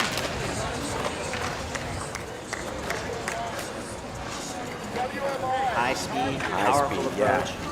Final minutes here. Oh, going for the air to fakie. Almost hung on to that one. It's a tough trick right there. That would be a solid ender for De Souza Bassi. Loving the grip tape art, though. Extra style points for that. Oh, yeah. Hey. De Souza with that double truck grind. You don't see too many frontside 50-50s in big bowls and pools because they're hard. Even Mike, he was telling us how hard that broke his collarbone on one. It's more difficult than a backside 50-50. Oh, and you see a Smith grind into the corner, keeping her speed. Well done. And as the judges think about their scores, we do have the best judges on the planet here at Dew Tour. And I would say, I mean, this is going to be the similar kind of judging you will see in the upcoming Olympics. Score comes through, 15.95 for Victoria de Souza Bassi representing Brazil. Should be in 4th place for now. Lots of skateboarding to come. We have 32 skaters in this semifinals. Amelia Brodka from Florianópolis, Floripa, Brazil. As we know, that is the skate mecca of Brazil. Yes. Home of Pedro Barros. Nice frontside air transfer onto the Toyota bank wall there. There's that big boneless on the bank wall. I like the speed she's got. If you're gonna do a boneless, do it big. Like we just saw right there from Antunes. Yeah, in Florianopolis, you got Murillo Perez, you got Vika Kino, you got Pedro Barros. So just such talent comes out of that small island in Brazil, Florianopolis. And Diarra Asp as well. Yeah, so you're seeing it right here. Nice frontside rock and roll. You know our friends at High Adventure are watching, no doubt. That is a breeding ground of skate talent. Kim, so far, what do you think of our semifinalists? I mean, I think they are all thrown down here. It cannot be easy given sort of the anticipation, the mental buildup. Like I said before, I think it's a mental game at this point. Also with the different format a little bit, you know, needing to stay on your board has got to add to the pressure as well. So with the semis, you skate till you fall. The qualifier rounds, they had a few other chances, so you could fall and get back up and land a trick. But with this one, you gotta stick it out. You gotta ride it through. So yeah, there were only a few people who were able to take advantage of that full 40 seconds and jump back on their board and reset. Once you have a fall, it gets in your head often. We have a new leader, Amelia Antunes, 24.14. Bashers, to your point, so far, we've seen all of our skateboarders with nearly completed runs. A couple seconds left on the board here and there. Yeah. But I feel like the consistency level has already risen as we made our way into the semifinals. Yeah, I mean, 24, I wouldn't feel completely comfortable and safe. We've got a lot of skaters to go. You know, we got another like 30 some odd, you know, 3 more heats, excuse me. So yeah, a lot more to go. A lot more talent to see. Talked about the benchmark yesterday being around 40. Here we have Zang representing China in the park now. She's from Beijing. Impressed us yesterday and doing it again. High speed skating. Yes. Power skating. Loving this from Shin. And let me correct myself. There's 2 more heats ahead with lots of talent. Mina Stess, Brighton Zoyner, Kisa Nakamura. So lots of skateboarding left. It's gonna go off. I feel like we're nice front rock. We're watching a run right now that's going to crack into the top 3 at least. China has so much talent. And so much concrete. They're building a lot of huge, awesome parks. I know yesterday Lizzie was in the booth talking about just how impressed she was with the Chinese skaters. The progression is so fast. She said some of them, you know, they just started competing a few years ago, and here they are. This is one of the best runs of the day so far. New face, look at that, boneless with her foot right on the lip. I love to see that. And then a proper invert, hand on coping. Nice Smith grind, all the way through that corner. Can I just have that trick? Maybe Shin will teach me that later, because that was just perfect. Look at that, well dipped, 28.33, well-deserved score. We've got a new leader. She is representing China, that is Shin Zang. So we got a 28.33. Kim, what score do you think you need to be comfortable to crack that top 8? I don't know, that's a great question. I'm gonna pass that back to you, Chris. What do you think? Analyst? 40. I'm claiming around 40, but yeah, that's my claim. I'm not a judge. Nice backside air there. Skater dropping in with one of my favorite names in the entire competition, Bombette Martin, representing Great Britain, living in New York, 14 years old. So far, so good. Coolest name ever. Nice fronted air transfer there. Front 50-50. Oh, going for the kickflip board. She had that. So it leaves 10 seconds on the clock, but that was a smart trick because a lot of the rest of the run was basic, and you're really going to need something to shine to crack the top 8. A big finish will get the judges' attention, and I'm not saying that the judges are only going to watch that final trick, but if you've kind of done a medium level run, if you finish really strong, you're going to get rewarded. Bombette, a good start. 2 more runs to go for her. Repping Great Britain out here, so she's Sky Brown's teammate. Powerhouse team right there. Bombette waiting for the score to come through. High mark so far, 28.33. So remember, we're making a cut to 8. Yes, it's a big cut. The number, that is hard math right there. And not in terms of the difficulty, but in terms of some of the incredible skateboarders that we will lose due to that cut. So Shin Zhang from Beijing, China with a 28.33 in the lead for now.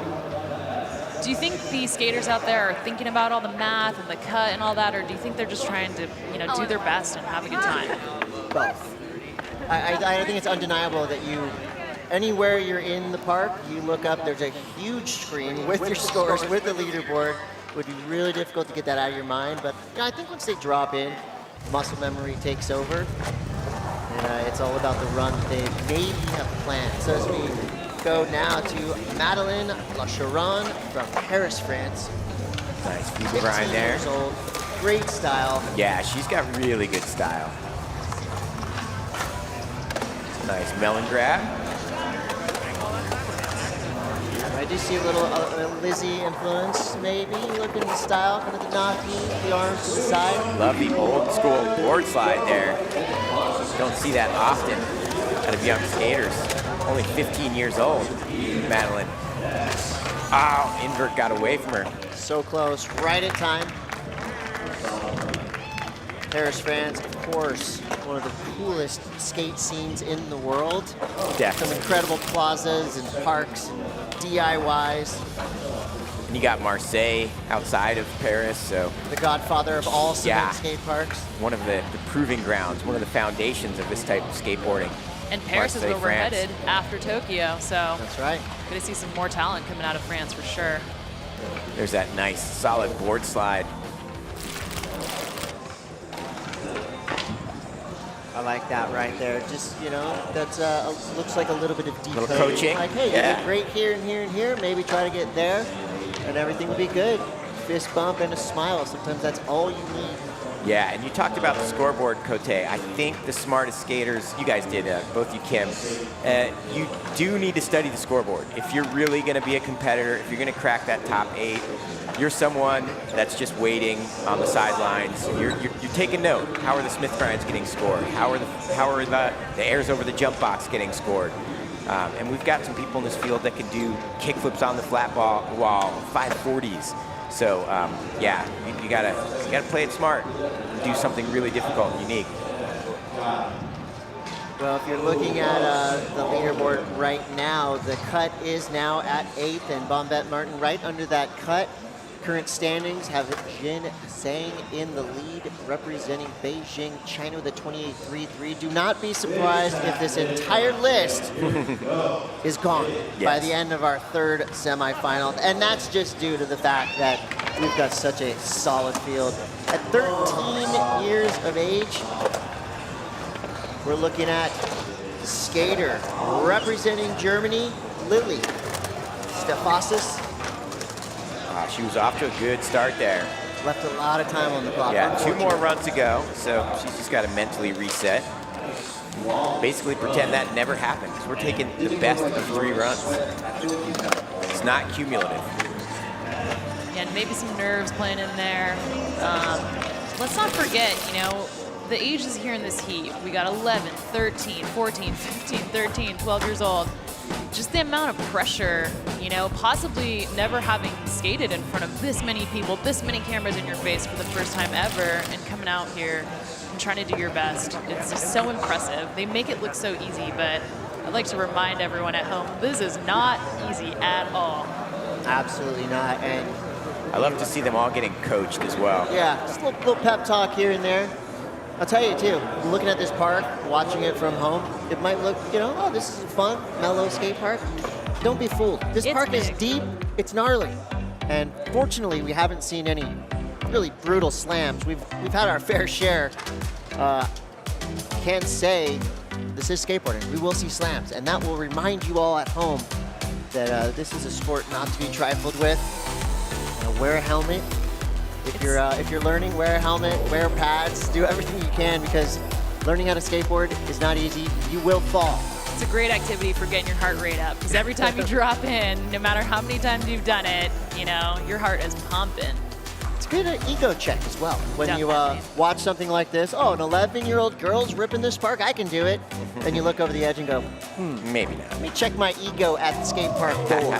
These are some of the best in the business. Amelia Brodka right there in 6th place will be back in the park. Right there, you see the calming, the focus, meditative before she runs in. And I like that. We just saw that transformation from nervous to stoked. Yeah, taking some deep breaths. I know Amelia practices yoga. It's probably helpful for sure. Nice 5-0 through the corner.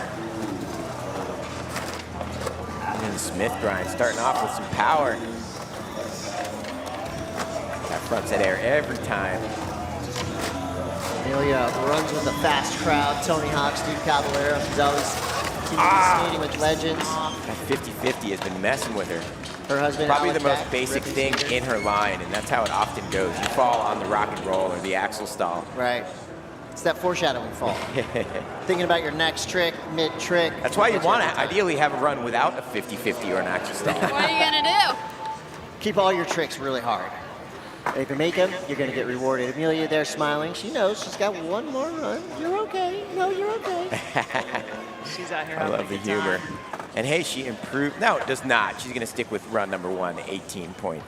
I don't know what else. Exposure shout out. We see you, Amelia. I don't know what to do with my hands. Exposure, one of the largest women's skateboarding contests as well. Amelia's done amazing work for the whole community. Been to a couple of those events in Encinitas. They are awesome. High-speed Smith grind. We're back in. This is Erica Leguzaman representing Brazil. High-speed feeble grind through the corner. I like how that front shoulder's dipped down. She's just coming at it, charging. The judges like loud skateboarding. Nice backside air there. They want to hear those grinds all the way from the judges' booth. Another nice frontside air. Get America. Pastors, one thing we haven't really touched on that much is frontside and backside. You have to put a variety of tricks in your run. You can't do all frontside tricks. We might not notice watching, but the judges notice everything. So if you're not mixing it up, that's another reason for them not to give you a big Yeah, and you got to mix it up with lip tricks and airs. You can't do all of one or the other either. You got to use the corners well, like that feeble grind right there by Erica. Use of course, very important. Most of our top qualifiers launching that big Mountain Dew volcano in the center of the course. That is the ultimate speed bump right there. If you come out that thing landing proper, you are going to be flying heading into that wall. That's where we're going to see some huge airs, long high-speed grinds. Score comes through 17.03 for Erica. She does improve, and she is still in 7th place. Safe for now. Lots of skateboarding yet to come. Young skater out of Canada, 11 years old, our youngest in the field, Faye Ebert. There she goes, launching over that Mountain Dew volcano to another backside air. Great combination there. And that's sort of the benchmark. If you can launch that Mountain Dew volcano with confidence and not deck check. Look at how it set her up with so much speed. It is impressive for her to be able to launch that far too, because she is a little smaller. I mean, she weighs less, so you really got to power through. Faye currently sitting in 5th place, so she's trying to improve on that. Hard carve right there, trying to get to where she wants to be in this park. Nice, lip slide. She just stepped off at the very end. Close. To the corner. Close. She's got one more run to put that all together. Get him, Faye. Faye right now sitting right there in 5th place. We'll see if that's better than a 19. She's representing Zero Skateboards. Yeah, see, I love that she launched over that volcano into a backside air. Started off with some power and some confidence. I want to get the story about this feather, because if that helps her skate like that, I want one. Ooh, and that ball right at the buzzer. Is that in time or out? Pretty good slam. But she's right back up, showing her toughness. Waiting for the score, comes through, 19.1, or 19.09, so right there with her first run. She'll have one more run to try to jump up into those 20s, maybe 30s, if she did pull that lip slide faster. Exactly. That would've been a bigger score. Faye is going to need a complete run. We got both areas of this park. up and running. Open men's qualifiers. This is where the world gathers to try to get their flag up on the leaderboard. Big cuts happening over there as well. Get the overview of Park section. Women's semifinals happening now. Josefina Tapia Vares representing Chile. Currently sitting in 4th spot with a 21. We're all kind of thinking that 30s, 40s, safe numbers. We'll see if Josefina can get herself up into that general area on the leaderboard. Nice little backside air transfer there. To that Smith grind, great combo. Awesome, awesome Smith grind. Nice frontside ollie. Pastors in the world of grinds, where does the Smith fall in terms of difficulty? I want to say it's one of the more common grinds. You want to do a frontside feeble if you want to stand out. You know, you got Bryce Wetstein with the lip side Smith grind. You want to do something special like that. Smith grind revert. The Smith grind is a pretty standard trick these days. But if you're mommy and doing it with great style, it scores well. Yeah, style definitely factoring in here. This is not a race. Yeah, Mommy Tezuka does the Smith grinds with such authority. She travels like, you know, 6 to 8 blocks. So we're excited to see that in heat number 2. That's a proper Smith grind. Truly some of the best Smith grinds in the world happening in the women's park division. Yeah, so I guess it depends on how long your Smith grind is. True, faster, longer, higher. Nice frontside air awesome. there. Just holding on. By her toes. I'm a huge fan of sketchy skateboarding. And I think if you can add some sketch to your run, you know, almost on the edge of out of control, the judges are going to like it. And apparently they did, 23.08. That's Josefina, yeah, cracking in the 3rd with a 23. Does improve by 3 points. So if you're a skater going after Josefina, you're thinking, okay, those small subtle things are going to count for big points. Victoria de Souza Bassi, currently in 8th place, sitting on a 15.95. We'll see what she can do here.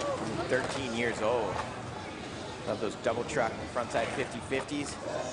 Nice backside feeble.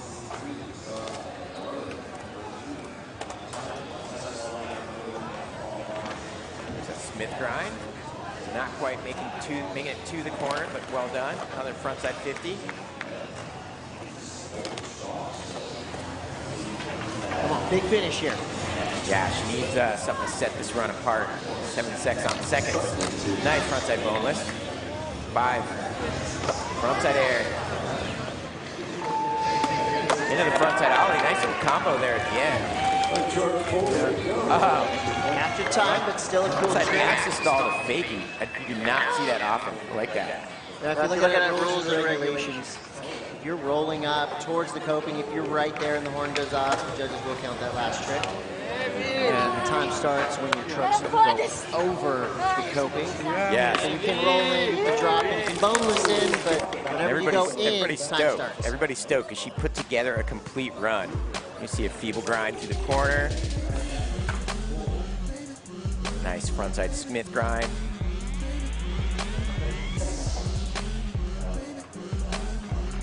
And there's that frontside double truck grind. Don't see that too often, especially not from a 13-year-old. That's kind of an old school trick.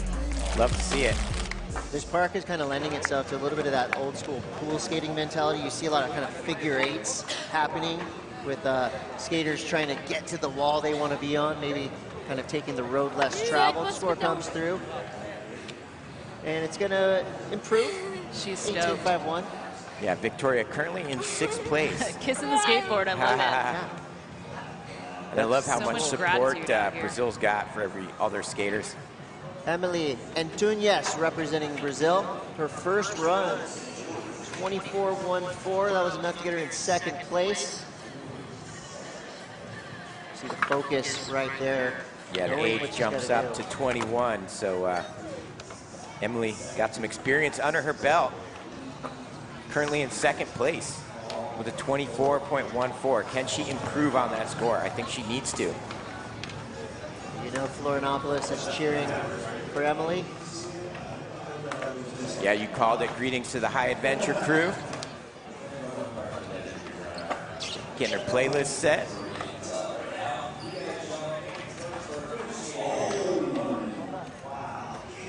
Again, one of my favorite things about skateboarding, right? It isn't just about what you do on your board. It's creative culture at its finest. It's the fashion, the music. I always love finding out what skaters are listening to get them pumped, because it's always so different. So I'm curious what she's listening to right now. And then Dew Tour, of course, always being sort of this like explosion of culture, you know? Art, obviously we couldn't have the concert this year, but that's always there, and it's always one of my favorite aspects. Nice fronted air. Like when she's starting off with speed, powerful boneless there, put her foot on the lip. A little hand drag there for style points. I'm not mad at that. I like that. Nice backside air transfer. Get him, Emily. Frontside 5-0, standing up on that one. Final seconds here, frontside air. She's got to finish, 3 seconds left on the clock. Frontside rock and roll. Fully decked. Perfect run. Yeah, that was solid from Emily. Tunes. She's stoked. That's a look of happiness. I mean, you know, you come halfway across the world, that's all you want to do. Put together a perfect run, do what you can do, stay on your board, and you got to be proud. Exactly what her face That could be a t-shirt, stoked and relieved. Yeah. I just finished my run at Dew Tour. I Stoked survived. and relieved. So the scores dropping for Emily. Yeah, we're in second runs, so all these women have one more run to put it all together. And look, that run jumps her up into second place. Slightly higher, 24.14. We see our current leader now from Beijing, China. Actually, Emily was already seated in second place, so correction there. Zhang, focused, knows what she's got to do. She's already got a 28.33, the high mark so far on the day. I'm now a fan of Zhang after watching her opening run. Nice big boneless into a nice hand plant. Hand on the coping, we like to see that. Huge method air transfer over the hip. Best transfer of the day so far, in my opinion. Fun fact, I actually speak Mandarin Chinese, and I'm hoping that I get a chance to talk with these skaters.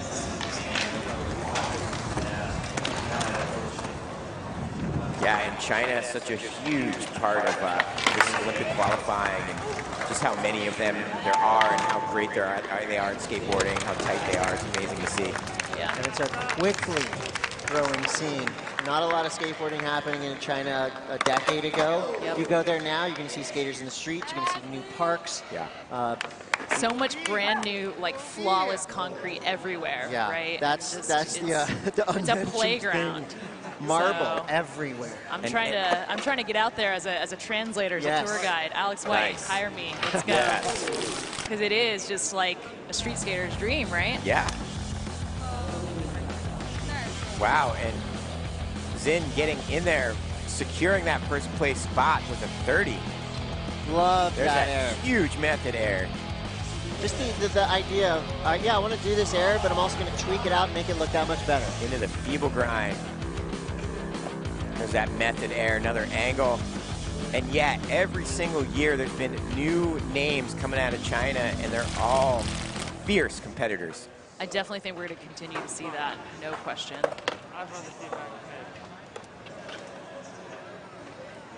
So the leaderboard stands with Zhang on top, now with a 30. So we're starting to see these scores improve. That's exactly what we expected. Your opening runs, get those nerves off. Now it's time to really open up, light things up.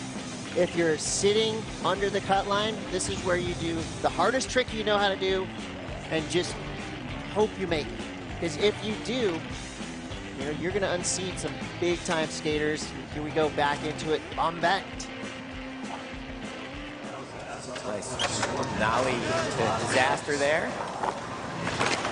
The 3-run format really does make a difference, right? Yeah, 2 runs is so much pressure. Yeah, 2 runs, it's hard to let it all fly, but 3 runs, you got what we call the safety run dialed in, and then you go from that. Kickflip board.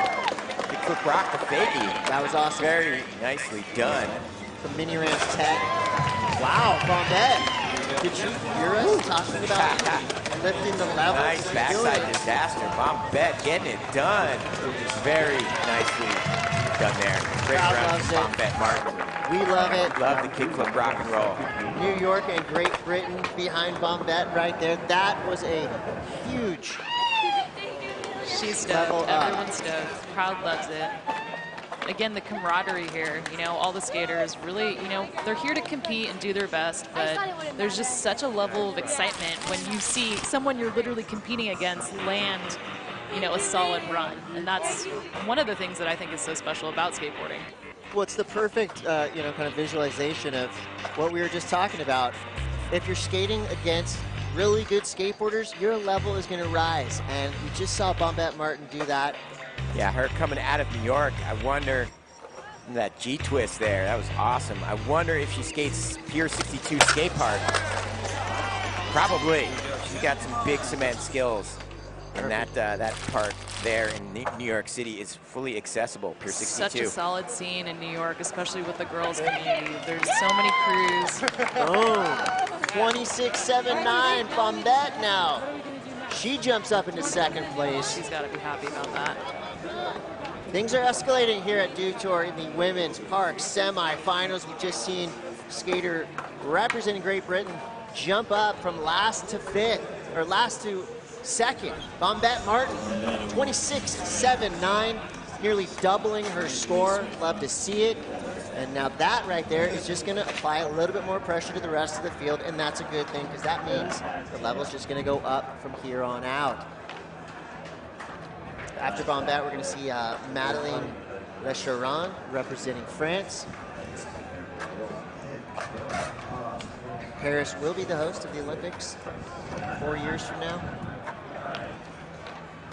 It's going to 3 come years quick. from now. It's going to come quick, What yeah. year is it? Okay. Yeah, we got Aurélien Giraud in the street, and we'll see if France starts developing a team like we've seen from China and Brazil and becomes a true force of nature. So far, so rad. Dew Tour Open Women's Semifinals. Look at the shot right there. I love seeing the bull and the street park behind it, and then the river behind us. Such an epic location. Look at the consistency for Shin Zhang. 28.33, backs it up with a 30. I would not be surprised if she goes up into 35, 36 range on run 3. Bombette Martin talks Cinderella stories. This is just the seed, potentially one. Bombette Martin doubles her score, gets up into second place. Down there on the cut line, Amelia Brodka in 8th place. She's going to be playing defense. Needs to get herself up into 30s to stand a chance. We know how good the rest of the field is going to be. So when we come back, the culmination of this first heat of the women's semifinals. You're not going to want to miss any of the action. We're live from Des Moines. This is Dew Tour. Your current leader, Jin Zhang from Beijing, China. Can she fend off the rest of the field? You're going to have to stay tuned to find out. This is Dew Tour, and we'll be right back.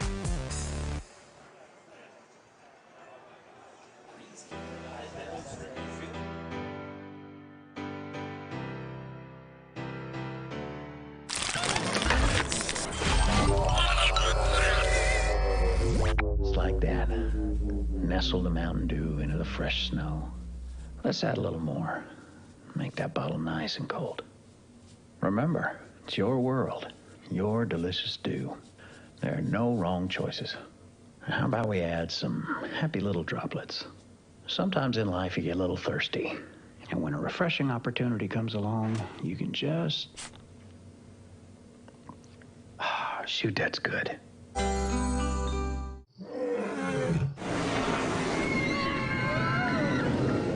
Des Moines.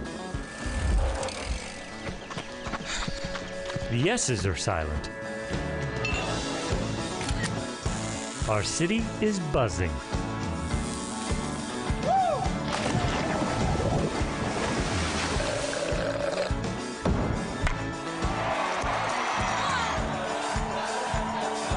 Catch what you've been missing today. Do you want to get better at skateboarding?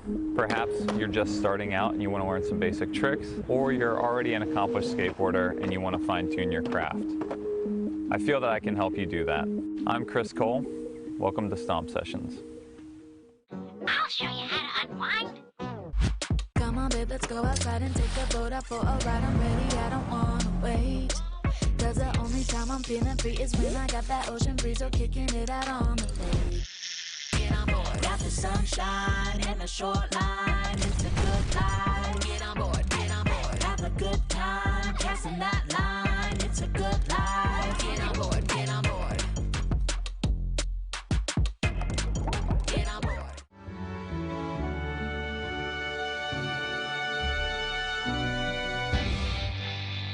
When the skateboard's just too big, you need a handheld rig. Deck, deck, the world is your skate park. Deck, deck, build your own skate park. Deck, deck, with tiny little shred sticks. Real skateboards and super sick graphics. No need for a plug in a socket. All the pros have one in each pocket. Start small, go big. Deck, deck.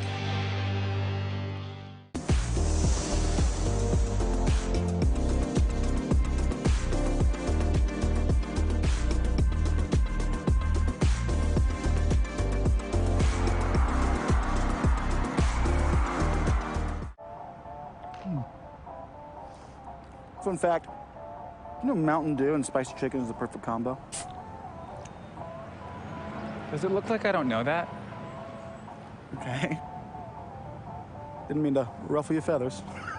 You know, we both did the employee training, Gary. Okay, don't jump down my beak.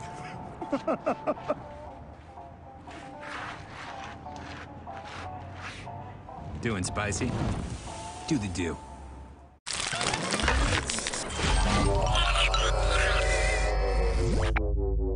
Just when you think it's safe to drop in slight rainstorm, but don't worry, as you can see, it's already passed. We'll have these parks dried up in no time.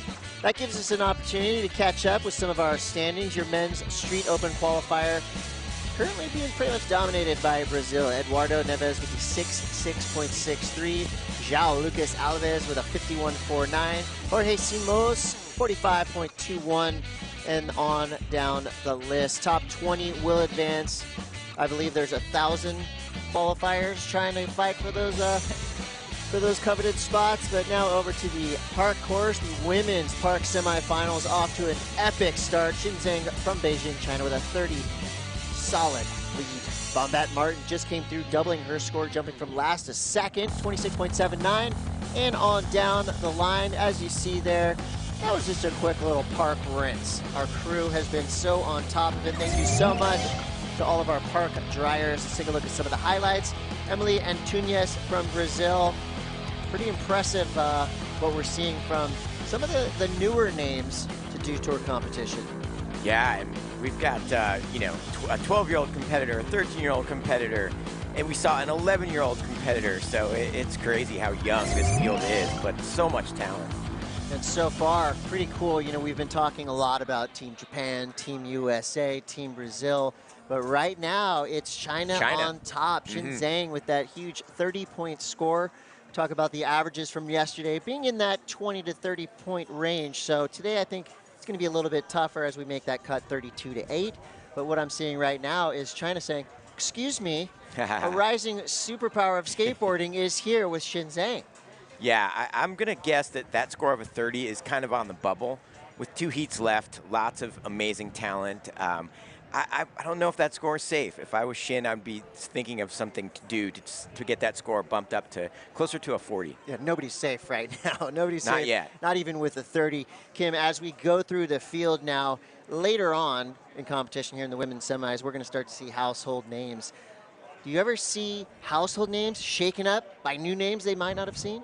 I mean, I think that is always a possibility, and that's what makes it all exciting, right? So we love seeing the superstars, and we also love seeing the underdogs come up. Stars, yeah, and that's really what makes it fun. That's why I'm excited to watch. I'm hoping someone comes up and snakes, you know? Your next new favorite skateboarder might be about to drop in. You never know what's going to happen at Dew Tour. Here in Des Moines, we've been provided with this incredible park, which will be left to the locals. We got a little bit of a rain delay, but we've got plenty for you to watch and experience. Take a look at what we've been seeing from Team Japan. Kisa Nakamura and company absolutely shredding. Here we go to get you hyped. 助けて。Yeah. Yeah. Yeah. 自分が私インスパイアしてありがとう。どういう意味？これクエスチョンじゃないでしょ。I really look up to her. She's really good. スケボーが好きでしょ？好きで技。Okay. Yeah, more than she wants to win, she wants to land the trick, like show people the trick she's doing. そうやってそういうインスパイアしてもらいたい、特に日本人に。Yeah, she doesn't know, but she wants to inspire more people, especially in Japan. それでめっちゃなんやろ、自分も頑張ろうって思ってくれる気持ち。When people see what she does, hopefully they will, try hard and believe in themselves and do their best. アルプス一万弱小槍の上。Hey!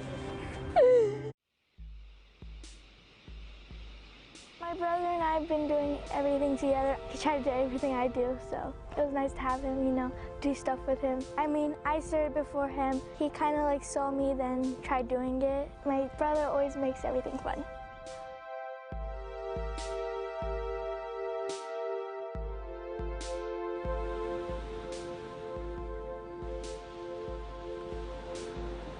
My name is Sky Brown, and I'm 12 years old. I go surfing almost every day and twice a day. I've been surfing for 6 years, I think.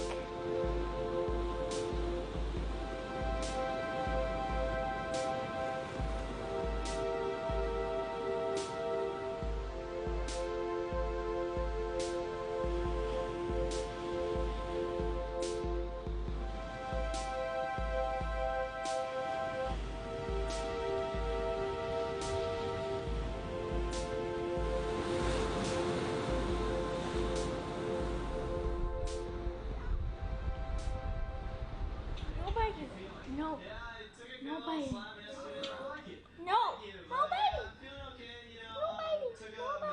My dog's name is Waimea, and he is 10 weeks old, and we've had him for now 2 weeks, 3 weeks. After we went surfing, we ate edamame, chicken with really good sauce on it. Tamagoyaki, it's like egg, but it's different. With leek in it, it's really good. And then we have an onigiri, which is rice bowl, and it has tuna mayo and some spice and seaweed. And then I had kiwi fruits and then orange juice. After we eat, we're gonna go train, do some school, and then get some skating. Right now we're about to train at Nakoa and get some training done. It's gonna be fun. This is actually my first time here, so I'm really excited to see what's there. And I always work out other than skating. I always try to stay fit, and I always try to work out with my brother at home or do boxing and stuff. We love working out. Competition face. Kill the competition. Good, okay, next. Rub it, it'll dry out. It's really weird, you guys will see. Now trust your strength. You got it. Yeah, that's good. Yep, angry. Good, angry. When we were working out, I had to be on the Zoom call for school just so I don't miss anything. The school that I do is a charter school. Now it's just online, but before I used to go in 2 times a week and the rest I do it online. So it's perfect for traveling, and now I just do it all online. It's pretty easy to balance school and what I do, skating and surfing. I just do it in the middle, and it's the perfect amount of time. Okay guys, we just finished. Now we're gonna go do some skating. It's gonna be fun. So we're in Fallbrook. I've skated this ramp a couple of times, but it's been a long time since I have. So I'm excited to get back on it.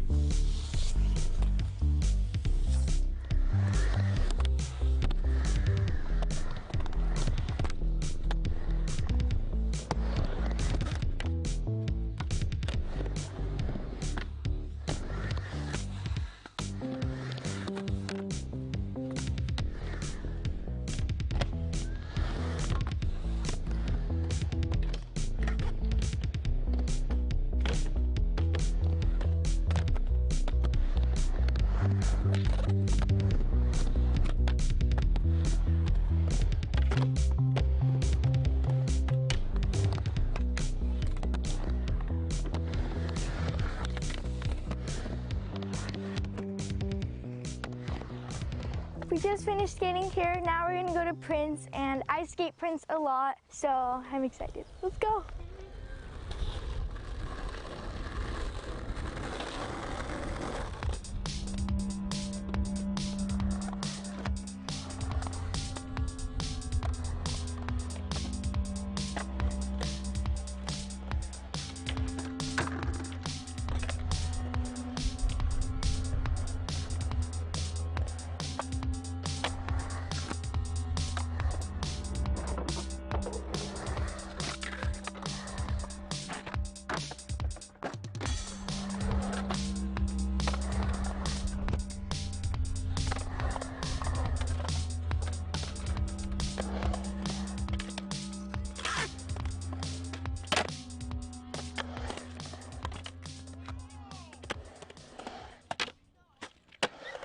Okay guys, we just finished at Prince. Now we're gonna go to Chris Borse's ramp to have a little fun pro tech session. So I guess I'll see you guys there. Bye!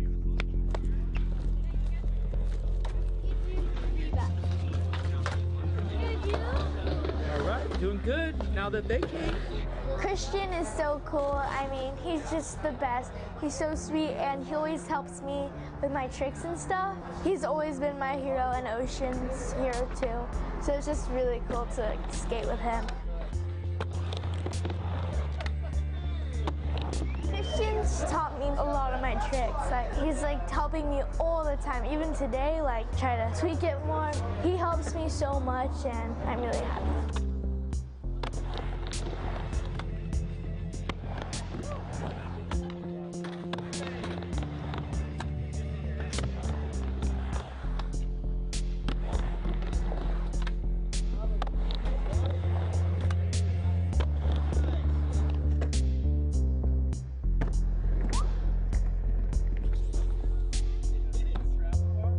Excited for the Olympics. I mean, super excited to start traveling and do Dew Tour. I'm excited to see all my friends and go for Britain because my dad's British and my mom's Japanese, so I basically get to bring Britain to Japan because Japan's my home, but I get to go, for my dad's country. It's kind of cool. I get to bring the countries together. To family, to friends, and to skateboarding, and amazing filmers and photographers.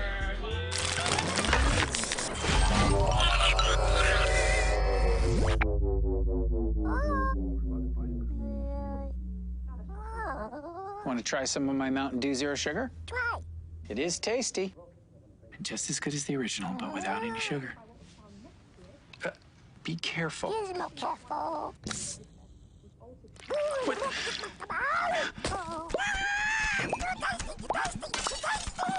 Hey, Dad, Mom wants...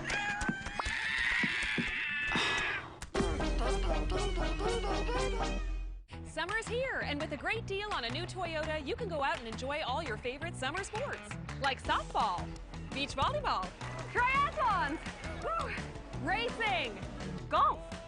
Whoa! Someone needs lessons. What makes an amazing deal even better? How about that every new Toyota comes with Toyota Care, a 2-year or 25,000-mile no-cost maintenance plan with roadside assistance. Get your Toyota today. Toyota, let's go places. Who really has the best beef? Meet the facts. Fact, Hy-Vee standards are so strict, their cattle have to be hand-selected. And only about 6% of all beef is able to bear the Hy-Vee brand. Only 6%. Many claim to have the best beef, but it's time to meet the facts. For more details on Hy-Vee's strict standards, go to meetthefacts.hyvee.com. Hy-Vee has the best beef guaranteed. Well, things are rough. Oh my goodness. I mean, the floor is actually lava rough. I can't, bro. But you're not. Me? You're a reactor, a mover, a better than what came before you doer, a slayer, a crier. Let me tell you about this funny thing that happened. You are realness and weirdness, chaos and hope. Yes! All this talk about good things to come? Nah, you're the good thing. Nothing feels quite as free as being out here. Except this free soda. Where'd you get free soda? At Casey's, you can win all kinds of free stuff. I love free. Then you'll love this. Bought this jerky, won this free donut. I love donuts. And these chips can win me the big one. What? A free concert from country music superstar Lee Brice. I love free Lee Brice. With Casey's Summer of Freedom sweepstakes, the more you buy, the more you can win, including a free Lee Brice concert for your town. Free Lee! No. After almost 20 years of award-winning work, the Tony Hawk Foundation is changing its name, but not its focus. Now known as the Skate Park Project, we continue to support community skate park projects across the U.S. and skateboard programs internationally. Since 2002, the organization has helped fund more than 600 free, quality public skate parks in all 50 states. The Skate Park Project brings the many benefits of skateboarding to youth in underserved communities around the world.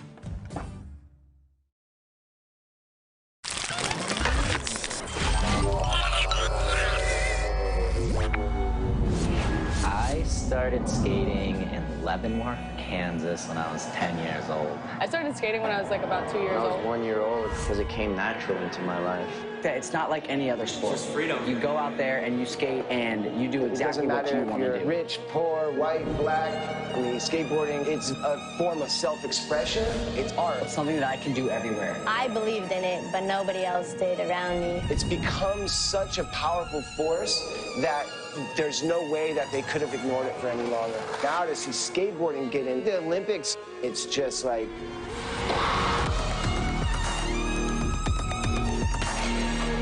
I mean, to make the Olympic team, Yes! it's going to be really hard. This one right here. Oh my goodness! It just brings a whole new level, you know. The margin for error is a lot less. Going for the win. The time is now.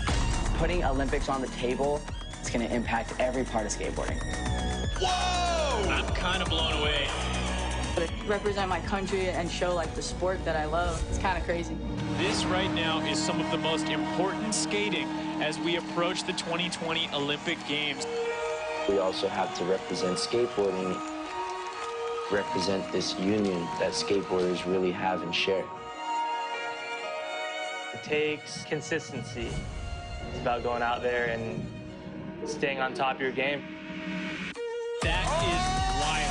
Oh my God! Competition on our hands. There's nothing like a battle in skateboarding. You know, it'll teach you so much about yourself. Oh, wow! It's a mission on a life-changing journey, and everybody's dedicated. It ain't over till it's over.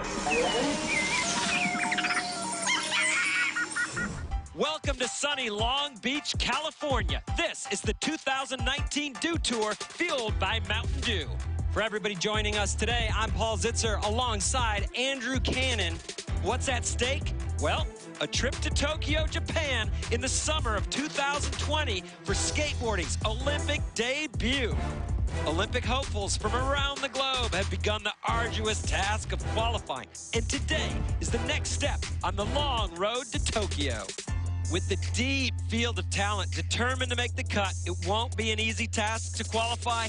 Let's take a look at what it's going to take. 20 skaters per discipline will be skating in Tokyo with a maximum of 3 skaters per discipline, and each of the 5 participating continents must be represented. I think qualifying for the Olympics really takes playing the game. You got to play the game smart if you want to compete. It's gotten pretty crazy. You know, there's a bunch of people that are gunning for this Olympic spot. There's 170 skaters last year at Dew Tour, and now there's like over 300. It just brings a whole new level, you know. The margin for error is a lot less. As we make our way towards the 2020 Olympics, it's kind of a battle between Japan, Brazil, the United States, and then there's some other countries mixed in. But if you're from America or you're from Brazil, you need to be in these finals to even have a crack at it, right? This matters a ton. In this street final, we have 8 of the world's best street skaters. Andrew, who are you looking forward to see? I'm excited to see Naija out there and some of these new guns. We've got Sora Shirai from Japan. Very exciting skater, bringing some fresh tricks to the course. It's a 2-5-4 finals format. Each skater gets 2 45-second runs, followed by 5 best trick attempts anywhere on the course, and 4 scores count from anywhere on the course. Andrew, what's good, what's bad, what do the skaters have to deal with on this course today? Well, we have a great course, and a lot of the riders agree they're really stoked on the layout of it. They like all the obstacle size. The handrails are getting some good scores if you're flipping into your tricks. Judges want to see people really going for it. The Mountain Dew can hubba, they like this one a lot. Super, super gnarly. A-frame, you're going to have to bring some serious heat to it. We haven't seen curb ledge. Hopefully we see Felipe Gustavo jump in on that. That's right. What's nice is this course is good for both goofy and for regular. So there's no advantage to being one stance, which I personally love. It gives everyone the same opportunities. That small hubba in there, that's great for 2-trick combos. And then this zone right here, this was the Chris Jocelyn area, taking it all the way to flat, but you'll see guys like Nyjah Houston work that into their runs. That was the Dew Tour Boost Mobile course breakdown.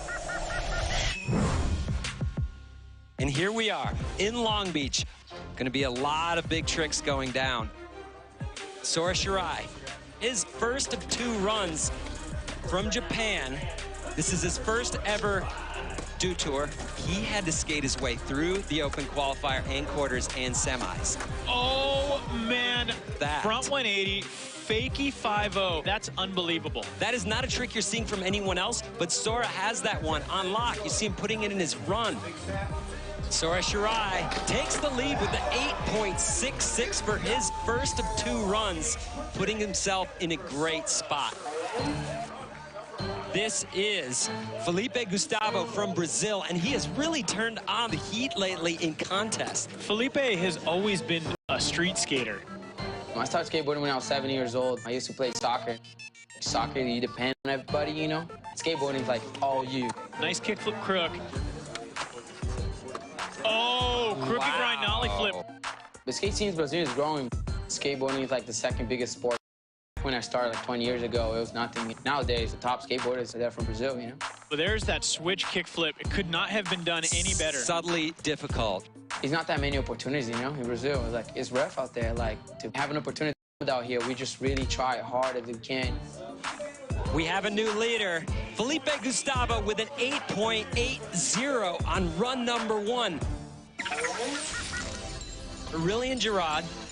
What I love about watching him skate out there is he skates super fast and he goes for everything. Nice, back 270 lip.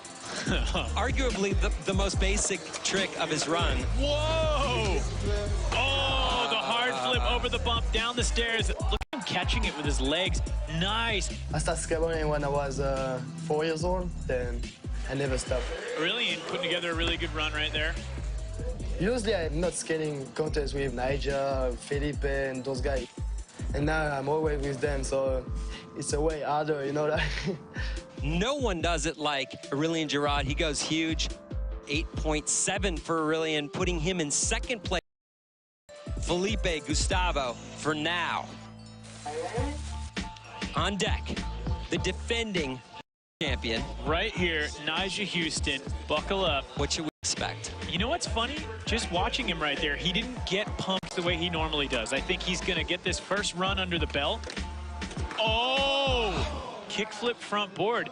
To be successful, man, it takes a ton of hard work and practice, and I would say it really just takes a strong mind. I feel like I've definitely had a strong mind from the beginning, and I feel like I got a big head start skating my first little contest when I was 6, 7 years old.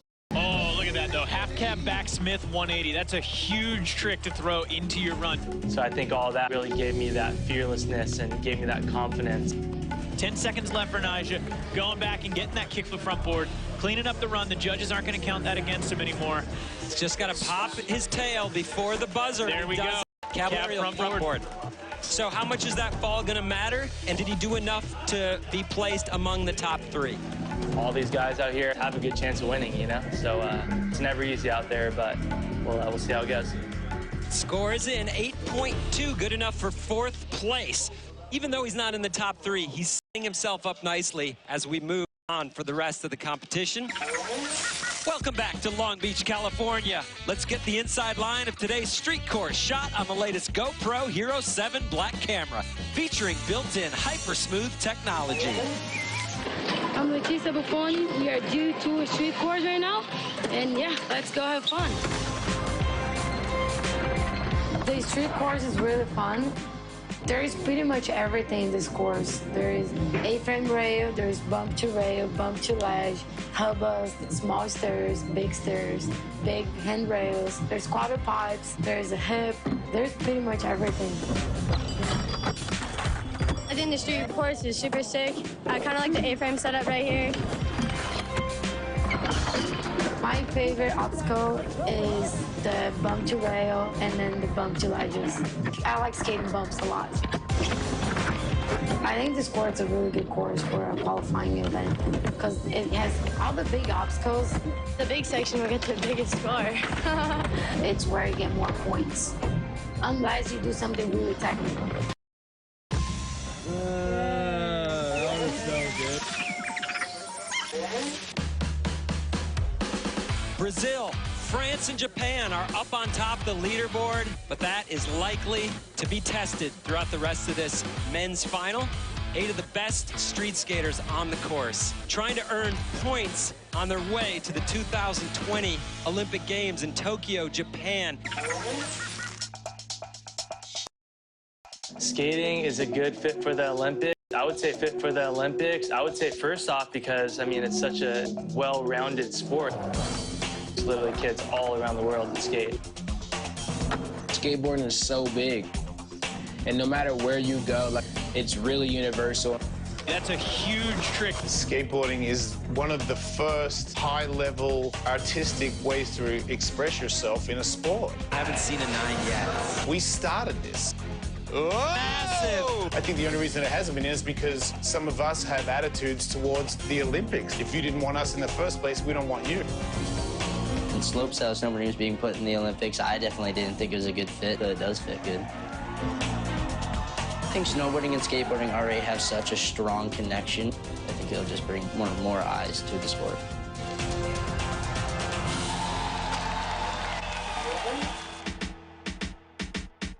We move on to the second runs here in the men's street finals. You're watching the Dew Tour. Gustavo Ribeiro from Portugal. Making his way at that hub, a back 180 nose grind down. Nose grind across and down. Gustavo just looks so confident. Big spin, front board fakie. There we go, hanging on to the 360 flip nose slide. So Gustavo, good run. 7.83, so still a solid score for Gustavo Ribeiro from Portugal. He is in second place for now.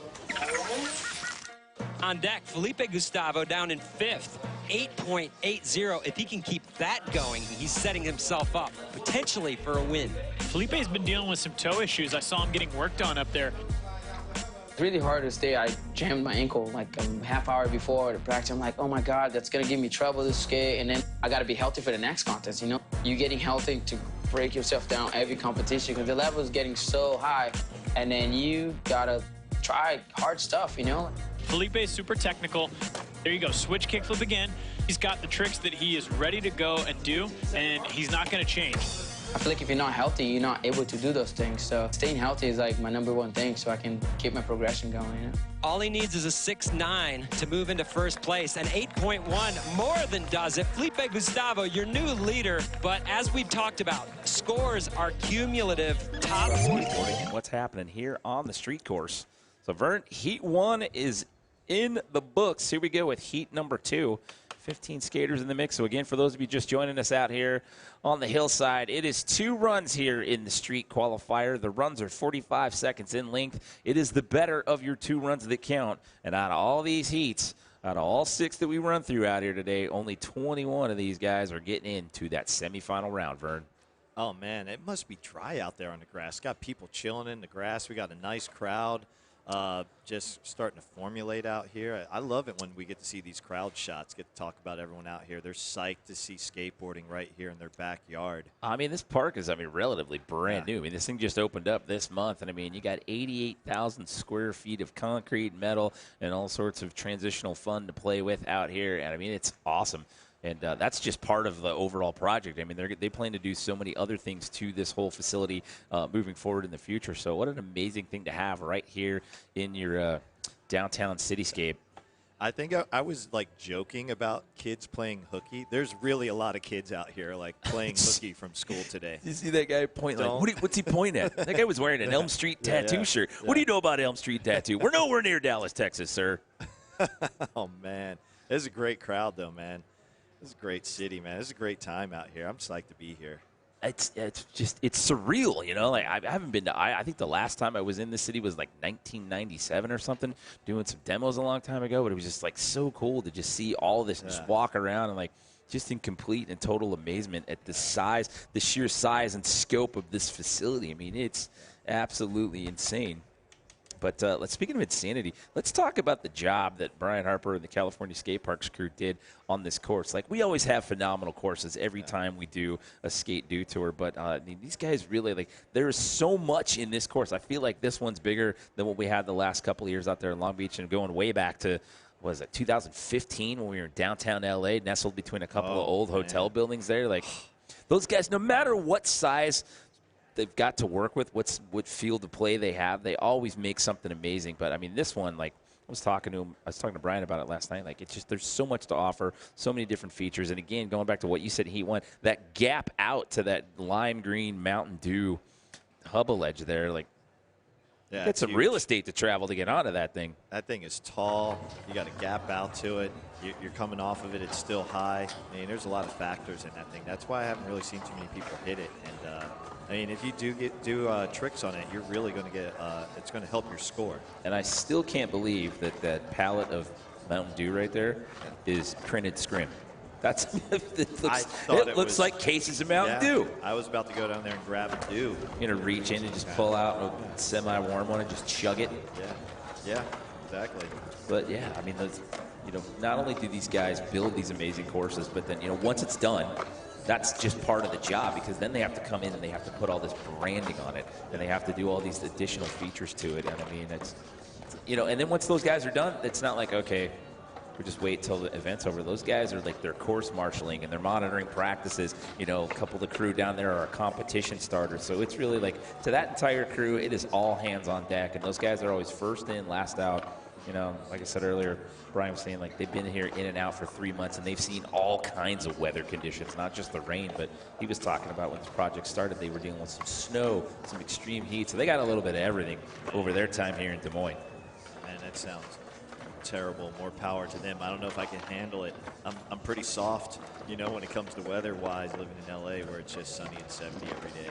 Brian's logged some airline miles and spent quite a time here in Polk County. It's not bad. I walked down to the skate shop the other day and hung out in there. It's a great skate shop, man. It's so big. And everything you need in there. And I know they got a tent there in the village. I want to check that out. Hopefully I get a little time after this heat. So 15 skaters. We started out with Jeff and Garvey representing Jamaica. We got Jamaica, Brazil, Russia. We got Belgium, Senegal, Latvia represented in this heat, Switzerland, Slovenia back in this heat, Great Britain, Finland, Portugal, Italy, and Canada. So a well-rounded group of individuals here in this second heat. And then, well, once we get done with this one, you and I are getting kicked out of the booth for a little while. We're going to take a little break. It's going to be lunchtime. Oh, we're...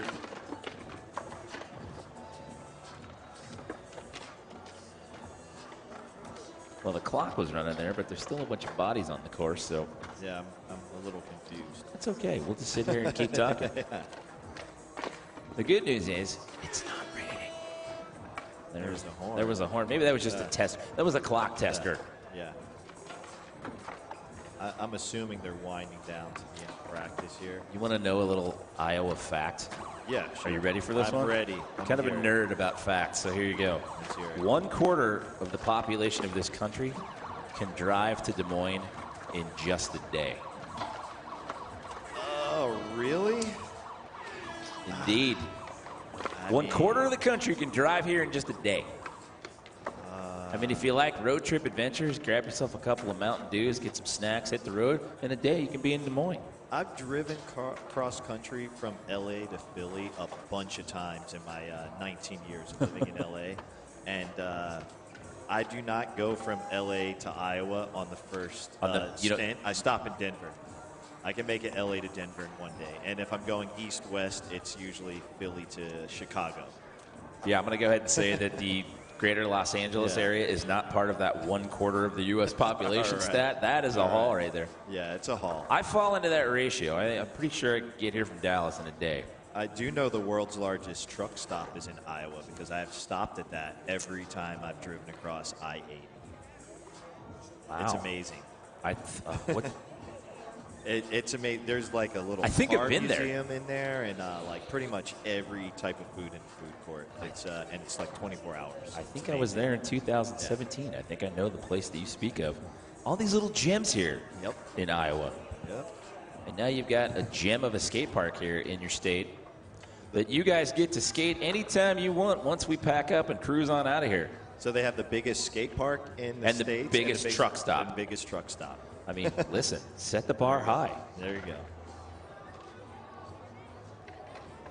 They also have a crab rangoon pizza in this town that I keep hearing about. Oh, yeah. Alton Brown of the Food Network called it the best thing he ever ate. That's over at Fong's Pizza. And before that little stat was given to me, I actually heard 3 other people talk about that just on the first night that I was here. It was like, crab rangoon pizza?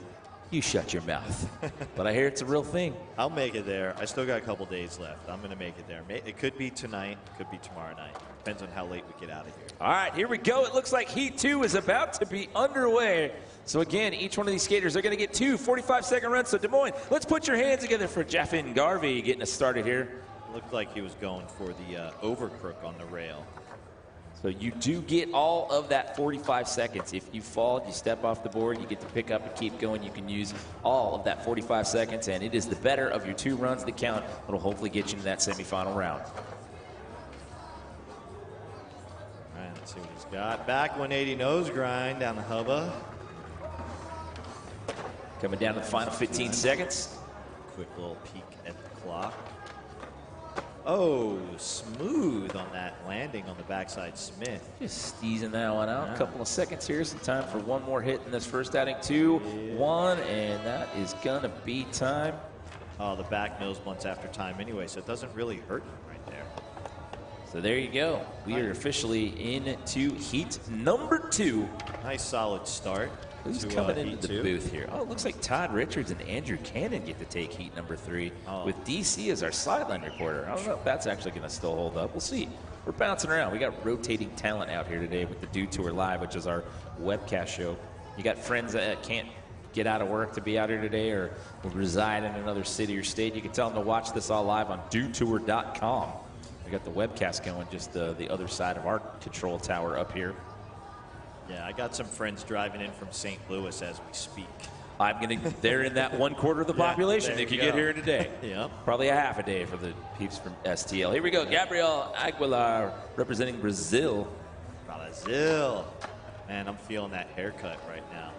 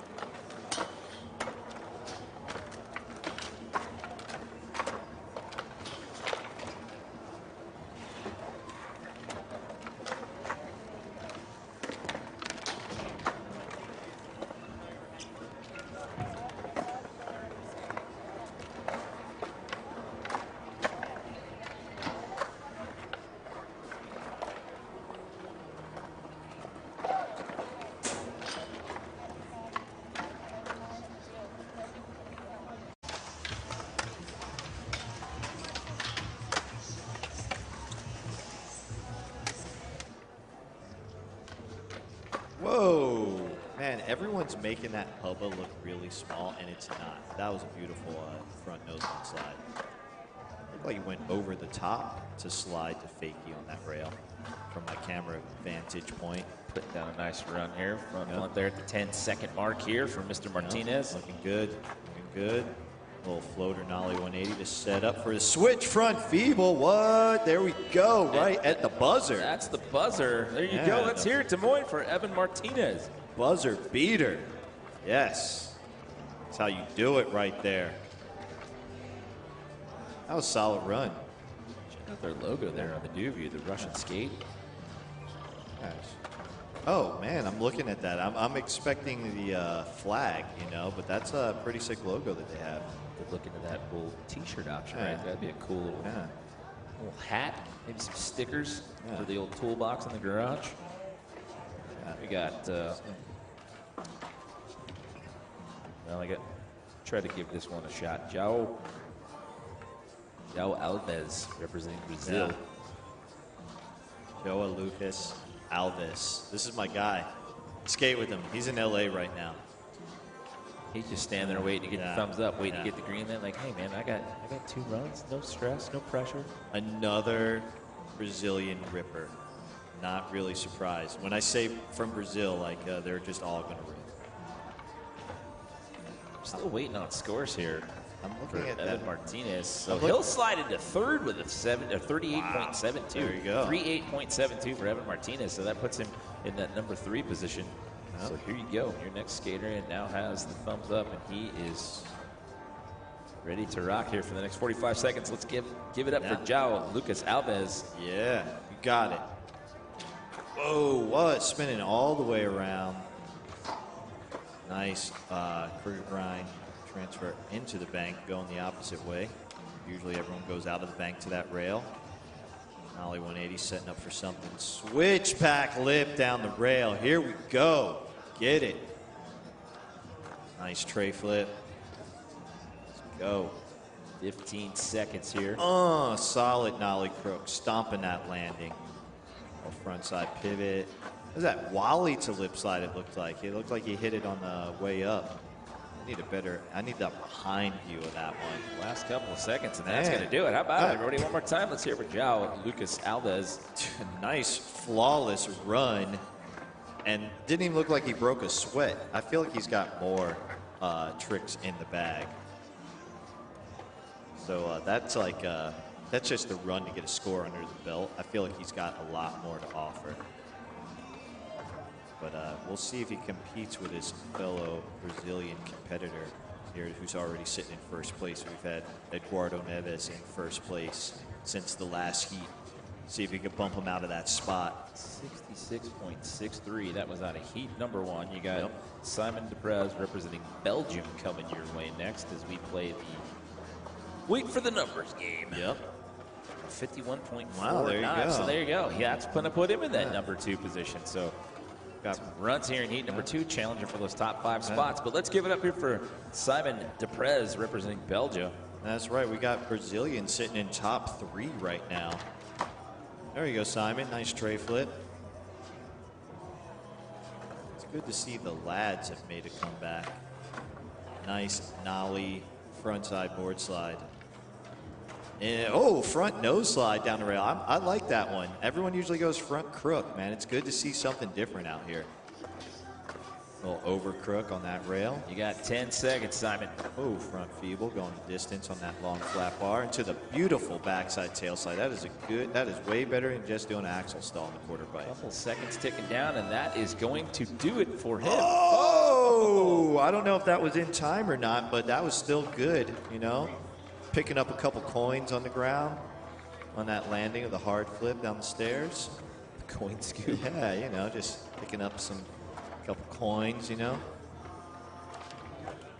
Pretty good run, though. Solid run. Jean Thomas from Senegal is going to be our next skater in.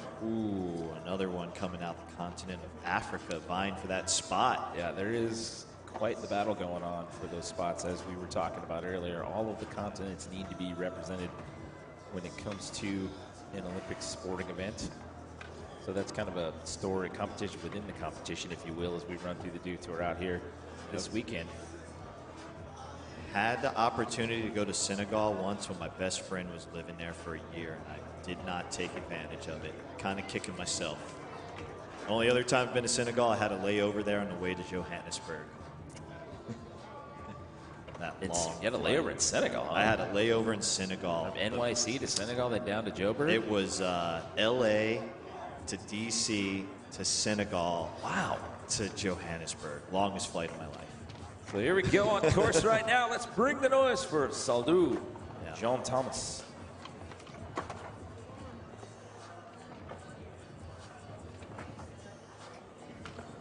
Make some way up there on the deck. There you go. Nice kickflip. 50 down the rail. Man, if I had known there was a skate scene in Senegal, I would have definitely went out there. Had no clue. Final 10 seconds on the clock here. Nice 5-0 grind down the big hubba. That is going to be the buzzer right there. Oh, backside flip down the stairs. Des Moines, give it up one more time for Saldou, Jean Thomas. We'll see that in the next run, for sure. Arturs Bogdanovics. We got Latvia represented here in heat number 2 is going to be your next skater in. You are really killing it with these names. Man, that one looks so hard to say. That was one of the easier ones. Really? Yeah. I just got to put some, you know, markers in for the phonetic pronunciation. See, that's where Colin Bain comes in handy. He's always been money at other events that I work with the phonetic spellings. Yeah. But he's busy. He's out there. He's got to cover both courses right now. So he's running all over the place, making notes and keeping tabs on the competition. There you go. Speaking of that, 66.63 is still our high mark to beat. And that is Eduardo Neves from heat number 1. But here we go. Representing Latvia, we've got Arturs Bogdanovics. Oh, he is in. Not wasting any time. Quick 2-hit right there. Oh, back D revert. Hey, take that one all the way around. Yeah. I like that one. Oh, whoa, hanging on to that pop shove it. There you go. 50-50. Coming in fakey. Oh, the half cab heel flip. There you go. It's a make. Stay on. Hang on to that one. 15 seconds for Arturs. Yeah. Oh, nice 5-0 grind. Dismount. Let's see what he's going for next.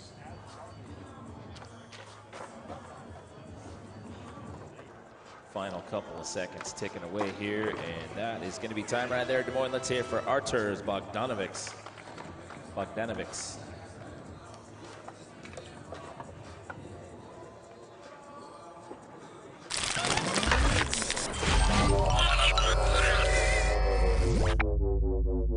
Just like that. Nestle the Mountain Dew into the fresh snow. Let's add a little more. Make that bottle nice and cold.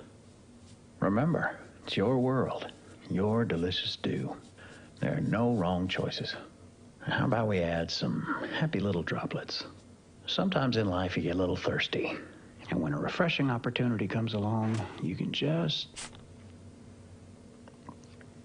shoot, that's good.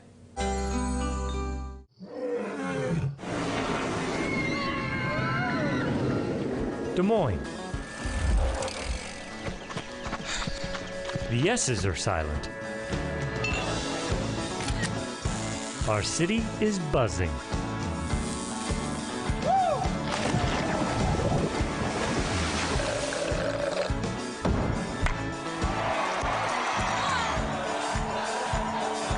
Catch what you've been missing today. Do you want to get better at skateboarding? Perhaps you're just starting out and you want to learn some basic tricks, or you're already an accomplished skateboarder and you want to fine-tune your craft. I feel that I can help you do that. I'm Chris Cole. Welcome to Stomp Sessions. I'll show you how to unwind. Come on, babe, let's go outside and take the boat out for a ride. I'm ready, I don't wanna wait. Cause the only time I'm feeling free is when I got that ocean breeze, so kicking it out on the lake. Get on board. Got the sunshine and the short line. It's a good life. Get on board, get on board. Have a good time, passing that line. It's a good life. Get on board, get on board. Get on board.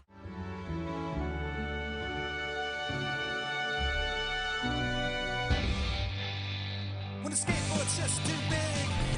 You need a handheld rig. Tech deck, the world is your skate park. Tech deck, build your own skate park. Tech deck, with tiny little shred stick, real skateboards and super sick graphics. No need for a plug in a socket. All the pros have one in each pocket. Start small, go big. Tech deck.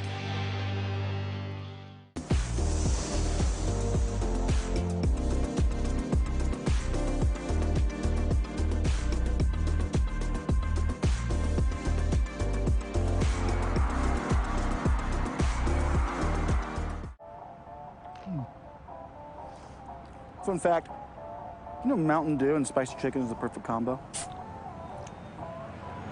Does it look like I don't know that? Okay. Didn't mean to ruffle your feathers. You know, we both did the employee training. I'm down my beak.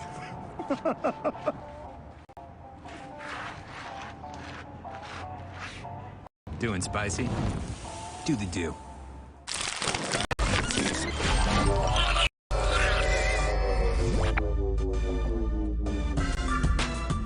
Welcome back, skate fans. This is Dew Tour Des Moines, acting as Summer 2021 Dour. We are looking at men's Street Open Qualifier. They've been over here ripping this incredible skate park. Eduardo Neves, João Lucas Alves, two Brazilians on top.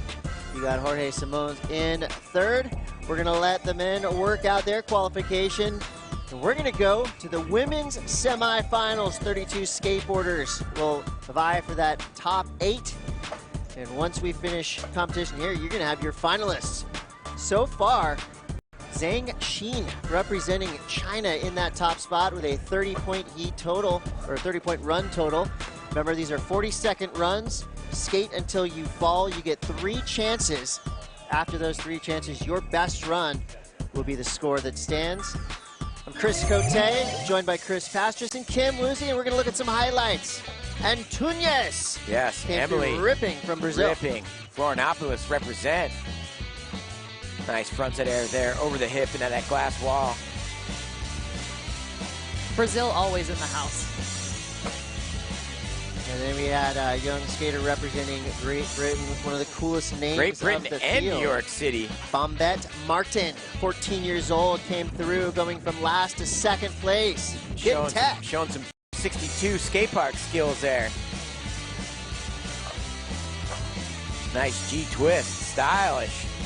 You know the score is going to be good when you see a smile like that after the run is done. We will see one more run from Bombette. And here's your current leader, Zang Sheen, Beijing, China. Kim, you know a little bit about the Chinese skate scene? Yeah, I know that there's lots of concrete and it's all perfect and smooth. But yeah, Zang Sheen, like we actually sang her name flipped. So in Chinese, you say your last name first. And I went and chatted with her. And so got that correcting right. ourselves. Yes. But yeah, had to, do my heritage justice. So proper pronunciation, Zang Sheen. Zang Sheen. I'm pumped for her. She's hyped to be here, putting China on the map. Definitely will see a strong Olympics showing. I love that paused frontside rock there. Showing elements of style. And this There is that she does method. that method tweaker. I can watch that all day. Over the hip. Right there, just current leader, still concentrating, still knows her job's not done yet. So as you see, I'm not even gonna mention what's happening in the atmosphere here. I'm just gonna say it's a beautiful day for skateboarding. And we're gonna get right back into it. Madeline Lacharon representing France. She's in, 40 seconds on the clock, skate till you fall. And that's called a commentator curse right there. Jinxed her. I said the F word and it happened. She'll have one more go. Currently in 5th place with a 22.24. Women's Park Semifinals is on. I think that right there is a testament to, again, the challenge of start-stops, right? Now we're seeing the sun. 100%. Got to switch out our umbrellas for some sunglasses. But that's one of the barriers, with contest settings. Like, she's obviously Waiting not too around. stoked. Yes. But she'll get another go. She had a 22.94. That's enough, or 22.24. That's enough for 5th place for now. We'll see what happens. Lily Stefasus, we dropping in next. Coming out of Berlin.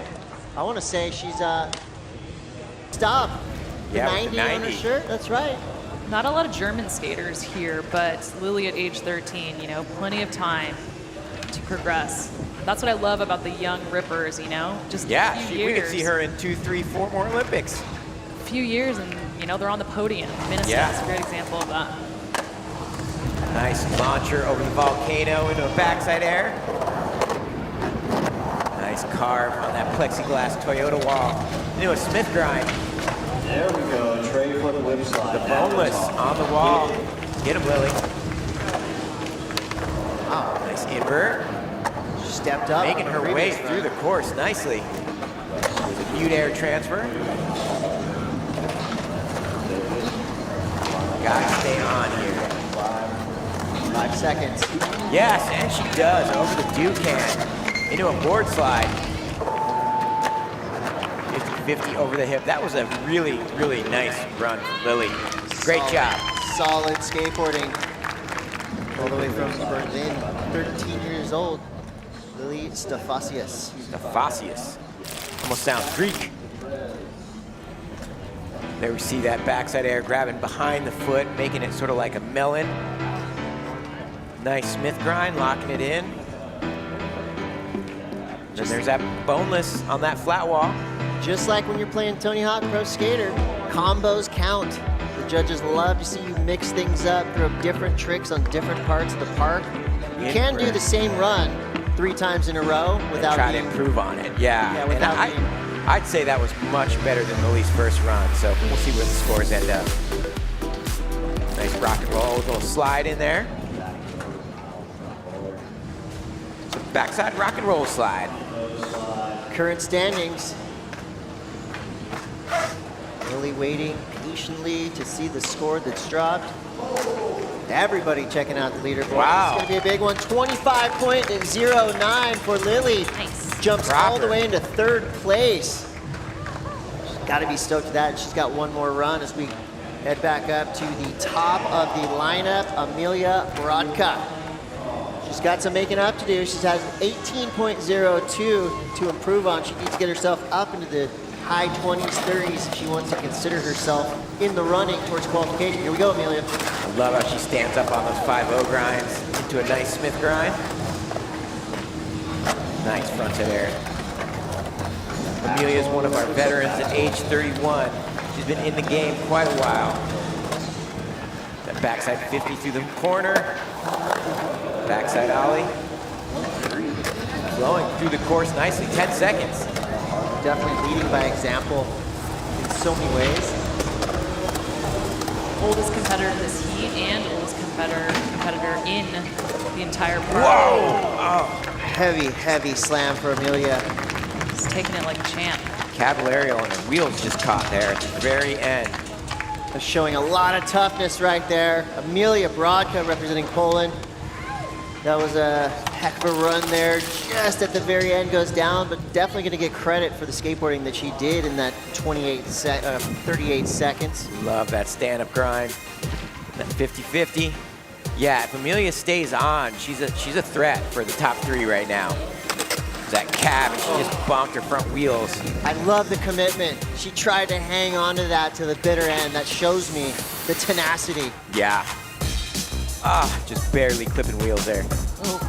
That's a tough one. You know, it's not quite the award you want, but has to be one of the best slams of the competition so far. She's smiling. She's smiling. Yeah, the fact she jumped right back up. If you have a good slam, you jump right back up, everybody wins. Yeah, she's sitting in that 19th spot right now. But she's having a good time. Her parents are here. That's awesome. 18.55 thumbs up. We love you too, Amelia. Shout out to you, Amelia's parents. Gotta love the fam support. That's awesome. Erika Lizima, representing Brazil. Only 14 years young. Nice Smith grind.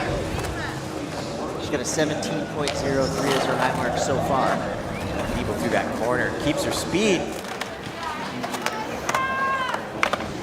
Nice walk over the volcano there. Into a backside air. Ah. Can't come down with it. This is skate until you fall. Unlike previous rounds where you could skate for the full 40 seconds, even with a fall or two, in the semifinals, if you fall, if your foot comes off the board, you're done. Yeah. Yeah, Still and we all went smiles. from 2 runs to 3, so a little more time to get yourself situated in terms of strategy there. And now we're looking at the final run, so this really is the last chance for these hopeful qualifiers. 60,000 qualification points on the line for a big win here. See the frustration, but also just the smiles right there. It's like you can't really take yourself too seriously because in skateboarding you will get checked at some point. You will be humbled. By the bowl, by a rock, on the sidewalk. And that's what I love about, you know, all of these skaters. Just so much passion and dedication and just not taking yourself too seriously. That's an important part here. We're representing the beautiful country of Canada, our youngest competitor, 11 years old, Faye Ebert. With a lucky feather in her cap. Get him, Faye. She drops it so determined. I love it. So fast. Melon over the volcano there. And then backside air. Come around the corner with a lot of speed. Into the Smith grind.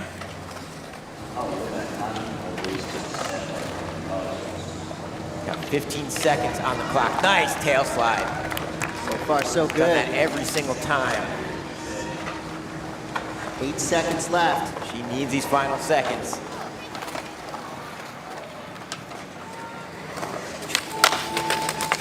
The lip slide through the corner.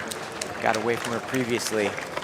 Gotta say, not even for an 11-year-old, for anyone, very consistent. Very She had great job. 3 Yeah. solid runs. She got Definitely. like 19s across the board. Definitely should have her head hanging high and only 11 years old. This is just the beginning for Faye Ebert. Ebert. An Olympic future for this young skateboarder, no doubt. Fully going over the volcano, right into another backside air. Smith grind through the corner like people twice her age. Smooth tail slide. We haven't seen a lot of tail slides today. It's a little bit more risky of a trick than a Smith grind. Youngest competitor in this heat and in the entire semifinal is 11 years young. And that lip slide just barely got away from her. And looking at the average age of skaters here, the average age is 17. We have 13 countries represented. The youngest is 11 years old. You just saw her, Faye Ebert right there. Josefina Tapia Varas representing Chile. Dropping in with 40 seconds on the clock. Josefina currently in 5th place, so she's trying to best that. You can hear her teammates, the other skaters cheering her on in the back there. Nice backside air. Frontside Smith, a little figure 8 movement there. Kind of There's shout that out frontside ollie. to pool skating. Yeah, she looks like she can skate through backyard pools for sure. That's a trick you were asking grind for. got away from her on this run. She's been nailing that. What makes that trick so hard? Feeble grind, you gotta be going a bit more fast than a Smith grind. Smith grind you can kind of fall out of. A feeble grind you really got to be dug in to get your toes out backside and come out of it. Smith grind you can kind of do a little bit of a Smith stall and just fall back into the park or the bowl. You can't do that on a feeble grind. Josefina most likely hanging on to that. Yes, definitely hanging on to the 23.08. Still enough. Victoria de Souza Bassi representing Brazil.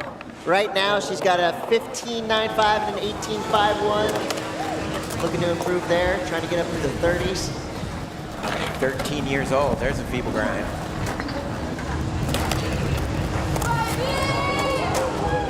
Regaining control. Nice Smith grind for Victoria. It's a good looking run so far, 19 seconds to go. Those front 50-50s we've seen every run. Locked in. Launch over the volcano into a backside air there. Sketches, but recovers 5 seconds. Nice frontside boneless. Last trick. Frontside ollie at the lip. All right. He's looking to improve on an 18.51. I think that does it. That's a subtle improvement. We'll see what the judges say. As we're getting down to the wire here. And you can hear the Brazilian crew stoked. Full run. So much love.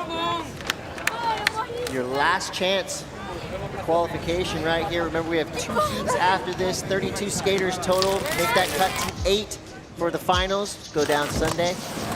But this was a solid run. Real fast, nice and fluid. Yeah, definitely. Kept her control. You see a nice backside air. Grabbing behind the foot. There's that frontside boneless we see on that bank wall.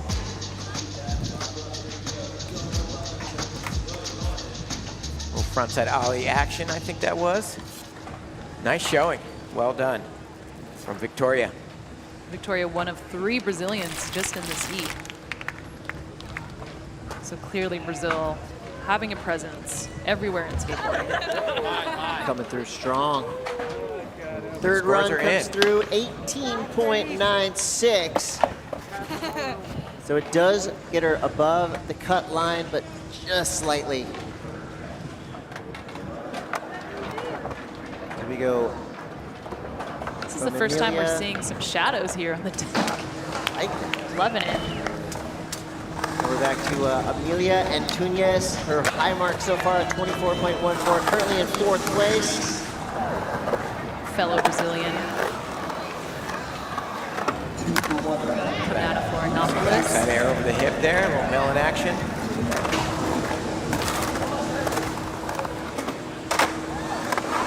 Indie grab over the volcano in a frontside air. It's all about fitting in a lot of tricks without making it look like you're trying to fit in a lot of tricks. I think she did a good job there. Yeah, she stayed on her board, flowed through the bowl well. Nice job from Emily. I recently learned that melon grab was short for melancholy, not watermelon. Melancholy, yeah. Like sad plant, melancholy, melon grab? Melon grab, yeah, we call, well, if you do an invert that way, back grab behind your foot, we call it an andrect. Sad plant is in front of the foot, and the board's sort of the typical Jeff Grosso. The nose is pointed all the way up, almost like a Smith grind. I always just thought melon stood for watermelon. But actually, Melancholy. John Rattray I'm not taught sure me that. who came up with that name, but it's been with us since the early 90s, and it's stuck. It's fun to learn about the history of all the names. Tony Hawk's made a bunch of them. Pretty wild. Jeff Grasso's Love Letters to Skateboarding, a great reference point for how and why these funny names were given to these tricks. We're back. Zang Sheen is in. Nice invert hand, fully on the coping. You love to see that. She's currently sitting in the top. There's that method air. So the 30 is going to have to stand for Zang Sheen. Skater out of Beijing, China. She's got to be stoked in that number, though. Highest so far. With Bombette Martin right there in second with a 26.79. Oh, that was a little sad plant action there. Skaters sort of poking the nose up. And that method air just barely got away from her. We saw her make that every time in the other runs.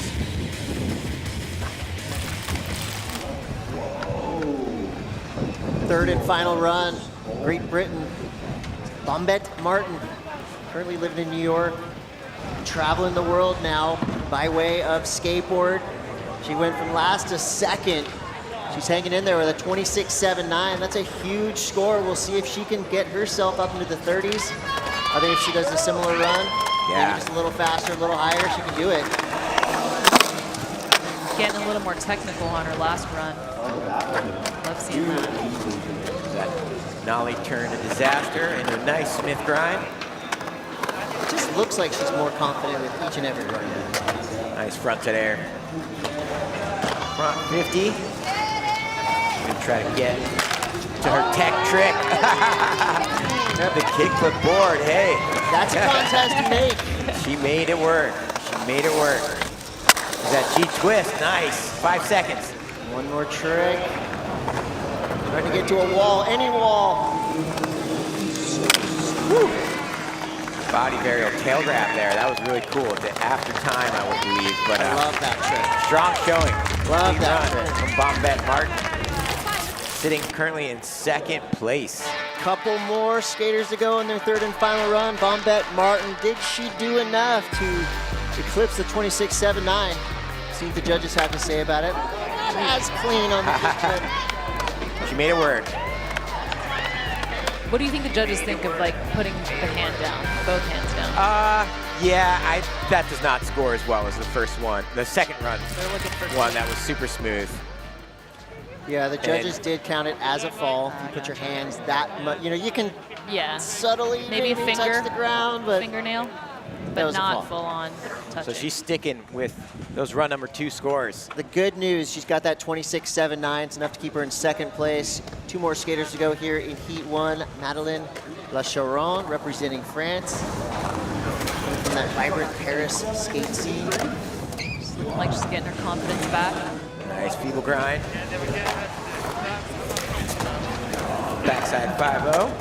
Keeping her speed. Nice backside air.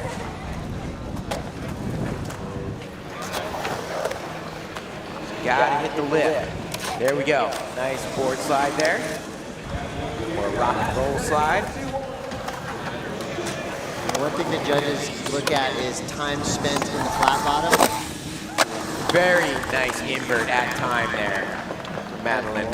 As in you don't want to spend too much time in the flat bottom. Madeleine right there, strong finish. Complete run. She's looking to improve on a 22.24. See what the judges say here. Here are the highlights for Madeleine's last run. Backside air behind the foot. There's that board slide with the drone shot. And there's that rock and roll board slide. Pretty old school trick you don't see many young bucks doing. She's only 15 years old. And there we see a nice invert with her hand completely on the coping.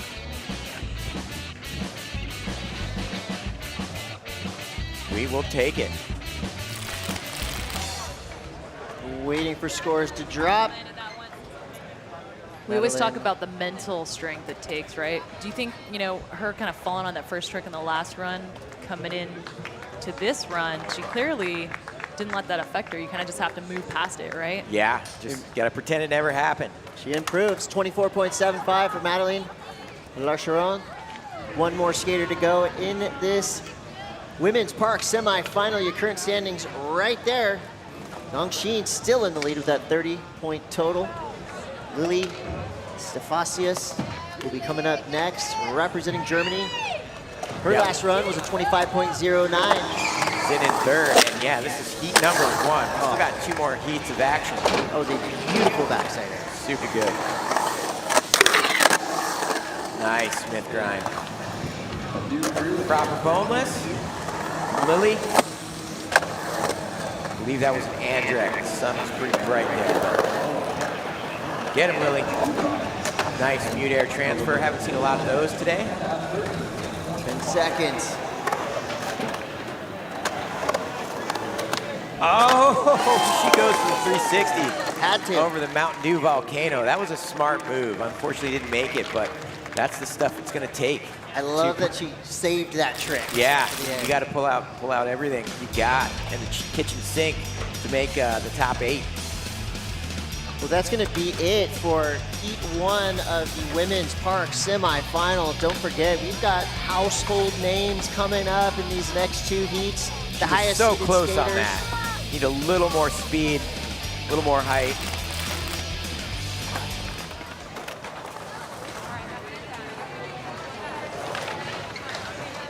We wait for scores coming through for Lily. Run 3, 18.31. That's not going to better her 25.09. So now she gets the fun job of sitting and waiting and watching as the rest of the field drops their scores. We'll see what that cut line is going to be after this next heat. So far, 18.96 or above will get you in to the finals. But as we know, with the talent coming up, that number is going to be quickly increased. Your standings still with Zang Sheen in the lead, Bombette Martin in second, Lily in third, all the way down to number 8, Victoria de Souza Bassi. And with that, let's go down to the deck. Tina Dixon is with Bombette Martin. Yeah, thanks so much. Well, Heat 1 is in the books, and a lot of stop and go there for you women. How did you make it through that, and overall, how do you feel now that that Heat 1 is complete? Well, I will say I was very nervous, but I guess I did the best I could, and I'm happy with that. So I mean, I did what I could do, and I'm happy with that. So everyone else did amazing. It's so fun to see you guys back here skating. What is it like for you to be here? I mean, it's such an honor. When I was little, I would watch, Dew Tour with all, like, the old pros and stuff, and now I'm here. It's kind of insane, to be honest, but it's an honor. Well, fantastic job. Bombette finishing second in Heat 1. Chris. Well, Dew dreams are coming true. I know that sounds weird, but it's true. When you're a kid, you grow up watching Dew Tour. To be able to compete in it, as Bombette said right there, a dream come true. And tell you what, she is inspiring a whole generation with that run alone. Jumping from last to second place, Bombette Martin flying the flag from Great Britain, 26.79, enough to get her in second place. But with that, things are escalating quickly. The leaderboard will be shaken up. Just wait and see. We've got a lot of skateboarding to come. You're watching Women's Park Semifinal from Dew Tour in Des Moines. We'll be right back. We'll be right back. I don't know, it's going to be different going back into it because nobody skated a contest for a year and a half now. My biggest thing was just pushing through that and just being like, all right, I want to train like there is going to be a contest. All skate parks were being closed and stuff. It was hard to like stay motivated, Skateboarding is such a adaptive kind of thing. And especially with how COVID happened and gave us all like a year to practice. We didn't see anybody for a year, and then everybody's just back and just like skating better than ever. The pressure's on, but at least for me, I just try to not to think about it. I think it's a little intimidating and nerve-wracking. Just tell myself I got it and just picture my line. I think everyone's been working on stuff for like Everyone is just killing it. It's honestly like happened way more natural than I thought it was. I think it's going to be fun having a contest again. And switch. All the girls got so much better. Figuring out a park is honestly the best session. But the spur of the moments, that's what the contest is about. Contest skating is all mental. So sometimes you're just in the mood to do hard tricks, and sometimes you have to do it because you have to do it. The worst thing that can make you not land your run is getting in your head too much. They call your name and they say go, and you got to be ready to fire.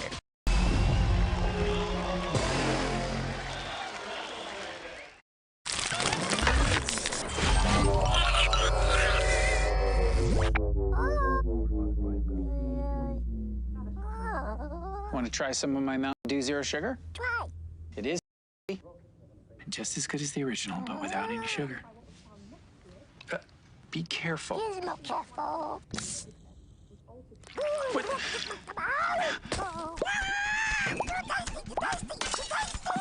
Hey, Dad, Mom wants...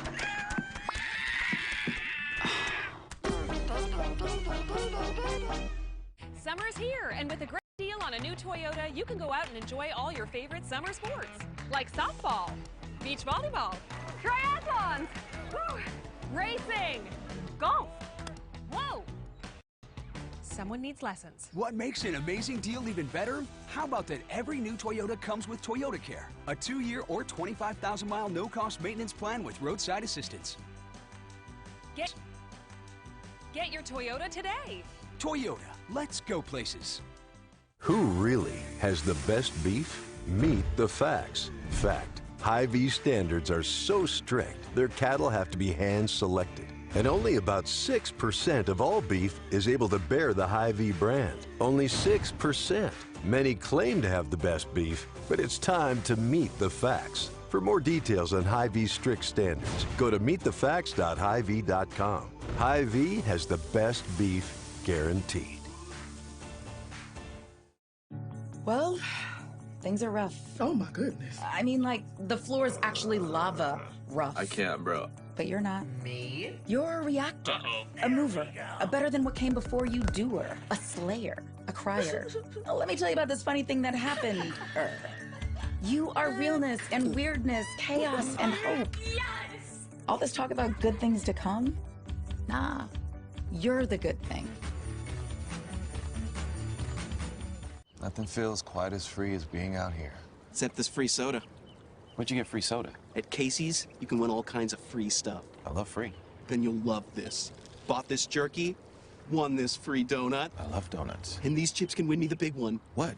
A free concert from country music superstar Lee Brice. I love free Lee Brice. With Casey's Summer of Freedom sweepstakes, the more you buy, the more you can win, including a free Lee Brice concert for your town. Free Lee! No. After almost 20 years of award-winning work, the Tony Hawk Foundation is changing its name, but not its focus. Now known as the Skate Park Project, we continue to support community skate park projects across the U.S. and skateboard programs internationally. Since 2002, the organization has helped fund more than 600 free, quality public skate parks in all 50 states. The Skate Park Project brings the many benefits of skateboarding to youth in underserved communities around the world.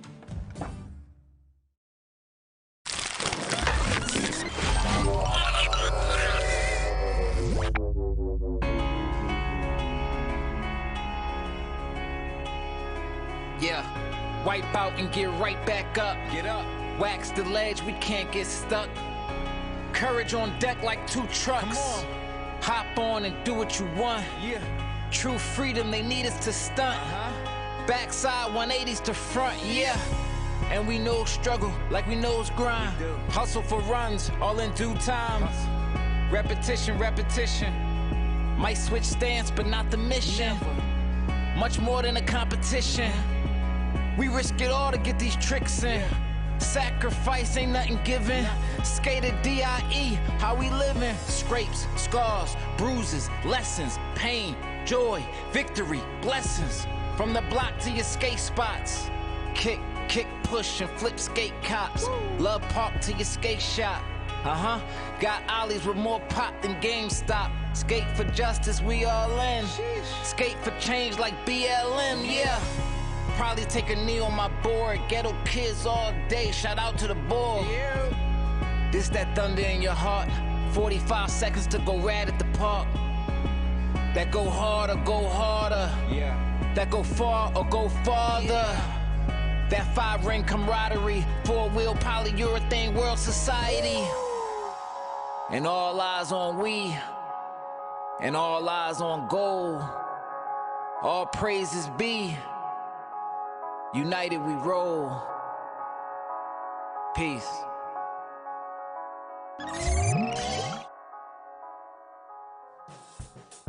Dew Tour is brought to you by Mountain Dew. Do the Dew. Casey's, here for good. And the sun has come out here in Iowa. Happy days as we welcome you back to Lordson Skate Park on what is day 2 of this Dew Tour, and everyone happy to be outside Mother Nature, giving us a little bit of respite here as we welcome you back to this beautiful Lordson Skate Park. Todd Harris alongside Paul Zitzer as we continue to roll on with the Women's Park Semifinal. This will be heat number 2, and it is absolutely loaded, Mr. Zitzer. That's right, Todd. Olympic spots are up for grabs, so it's dead serious out here. There's great names on the roster. Heat 1 is in the books. I would say this, though. I'm just making a prediction. A lot of the skaters that we've seen so far aren't going to be advancing. It's a top 8 cut. There you see the numbers, 32 athletes, 13 nations, 8 alone from the USA. Average age, 17, the youngest 11, and all the way up to 31. So if my math's correct, and I didn't need to crack out the abacus, that's a 20-year gap that we're looking at. So it shows the versatility of the athletes we're dealing with here. And as you pointed out, Paul, everyone gunning for those spots, those coveted golden ticket spots to go to Tokyo this summer. One of the beautiful things about park skating is the range of ages. You can remain relevant on park for much longer than you can on street. It's a little easier on your body. Yep. And we have an amazing park course here in Iowa. The Dew Tour has been welcomed with open arms. The folks here in Des Moines have done a fantastic job of getting this beautiful edifice up and running. And the beautiful thing about this, when it's all done, the people here of Des Moines get to enjoy it. Yeah, this is going to be a great place to live if it wasn't already. It's even better now. Midwest is one of the great skate parks in America as we get set now for heat number 2. And here's how it's all going to play out as you take a look at the positions right now on the Olympic World Skateboarding Ranking. And this is where it gets a little tricky. Don't worry so much about the big numbers on the right. You want to make sure your position, and there you see the positions right now are up there. And you see the names like Sky Brown and Lizzie Armanto and Bryce Wetstein in there. And I won't say they're safe completely. They're locked in, but there's still a lot of work to do. Right. They're in a great spot. Right. Those are the skaters we're going to see coming up in heat number 3 mainly. Those are the ones you got to aim for if you're in heat 1 and 2. The Americans, you got Brighton Zoyner, we'll see in this heat, Jordan Barrett, Jordan Santana also in there, and there you see their Olympic positions. That's what everyone's doing. And it's strange as we get this close to Tokyo. I mean, you're talking about July 23rd when the games kick off, and people are still doing math, figuring out what I need to do to make sure that my ticket is punched. But it's interesting, if you look at those rankings, you see the Olympic position over there, right. 9, 10, 11, 12. There's skaters in between there. Right. And the reason they don't have the position is because they're not in the top 3 from their country. There's only 3 spots per country available. And if you're not in it, you're out, even if you're the 4th skater in the world. Paul, you talk about the ability to make the team, and there's certain nations, obviously, that are going to be a little difficult to make for, like Brazil, the U.S., Japan. Right. It's kind of like making the snowboarding team for Team USA. It is going to be a daunting task to make those top 3. Yeah, absolutely. You got to be top 3 in your country. So if you're from a country that doesn't have a very deep field of talent, you're in a better spot. There you see the overall qualifications, 20 athletes per discipline. Now, max 3 per country. So, as we were mentioning, countries like the USA, like Brazil, like Japan, it is going to be very hard to secure one of those 3. And then 5 participating contests, each must be represented. And this is a big event here because this is an Olympic global qualifier. So we've got literally athletes from all around the world that are converging on Des Moines, Iowa. Oh, they have all come here. If you're serious and you're trying to make it to Tokyo, you are in Des Moines right now, and you better be ready to rip. Give you an idea of what the weather situation has been like. Capricious at best. As you take a look at the start list, we've had rain, we've had sun, we've had humidity, and right now it's more of the wind, which is actually probably doing a great thing about drying the courses out. Yeah, but I tell you what, I'm a skater, and as a skater, there were days when it was so windy, you'd say, it might as well be raining, because you can't skate if it's too windy and your board's flying off your feet. It's making you off balance. That makes things very tough. 7 Americans here in start list heat number 2, Women's Park Semifinal. 3 runs, 40 seconds, or until you fall. And that's key because you've seen a lot of athletes go so far, Paul, where they'll get out there and they try that first trick, fall, heat's done, their run's done. That is tough. In earlier rounds, it was the full 40 seconds was yours. Right. And you could fall and get back up and finish. Now that's done. So it'll be 16-year-old Julia Benedetti of Spain that'll get things started off with a bang here in Des Moines. So the key, Todd, is to come in and stay on your board for your first run. That's it. If you come off early and then you go to your second run questioning what you should be doing or if you should switch up your line, puts you in a bad spot. Same conversation I've had with my snowboarding compadre Todd Richards about the strategy you come in when you have 3 runs and only the best run counts. Do you go out on run number 1 and kind of get a feel for the course, or do you lay something down big? Well, we're talking about going to the Olympics, so yeah, you want to lay something down big, but as somebody who struggled in competition, I knew that the confidence you could build on staying on your first run, even if it wasn't going to get you in the cut, may be what you need to do to get you to the second run where you do put it down. So full pull, as they say, for Julia Benedetti of Spain to get things started off. Yeah, that was a great start. She came out, she hit every part of the bowl, did a lot of variety, kept her speed. There was a nice lean to tail there. Great skating. Let's talk about judging criteria. What are they looking for primarily, and how are they scored? They're looking for difficult tricks. They're looking for the use of the course. I would say those are your top 2. And then staying on is crucial. Right. You got to put in a full 40-second run or you don't have a chance. And there you see the score coming in at 27.79, so something to build for Julia Benedetti of Spain. And we'll see how that stands up. She has 2 more runs to go. And Tiara asked out of Florianopolis, Brazil, representing Floripa.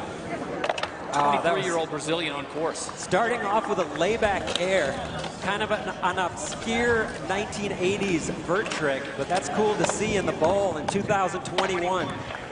And Indiara coming out of Brazil where they have such a strong scene. And I mean, it's proof that the countries that really support skating and have such strong scenes, they produce great skaters. No question about it. She has got to be considered one of them. But again, as we talked about before the competition got started, this is also one of the nations with a very strong field of athletes. And it's going to be tough to make this team. Oh, that was heavy. Frontside ollie over the hip, and she hung up on the coping with her truck. And that's what happened. She was committed, right? And so there's no time to get your knees back under you for the knee slide. Nope, straight to the hip. Smiled, and she is up. She will look to runs 2 and 3. 40 seconds. Remember, it is until you fall, and she almost had it all the way. There's that layback air I was talking about. That is an old school vert trick, but still cool. Air over the Twinkie, a little bit of a hang up, but going straight into the backside air. Nice frontside fast plant. And here's the frontside ollie. You see her truck hanging up on the coping. I'm glad she's okay. Heavy fall, as you pointed out. She hits the deck hard, so now she waits for her score. And Giara Ass out of Brazil, looking for something here, and she'll see what the judges, but obviously she's looking for runs 2 and 3 and the full 40 seconds.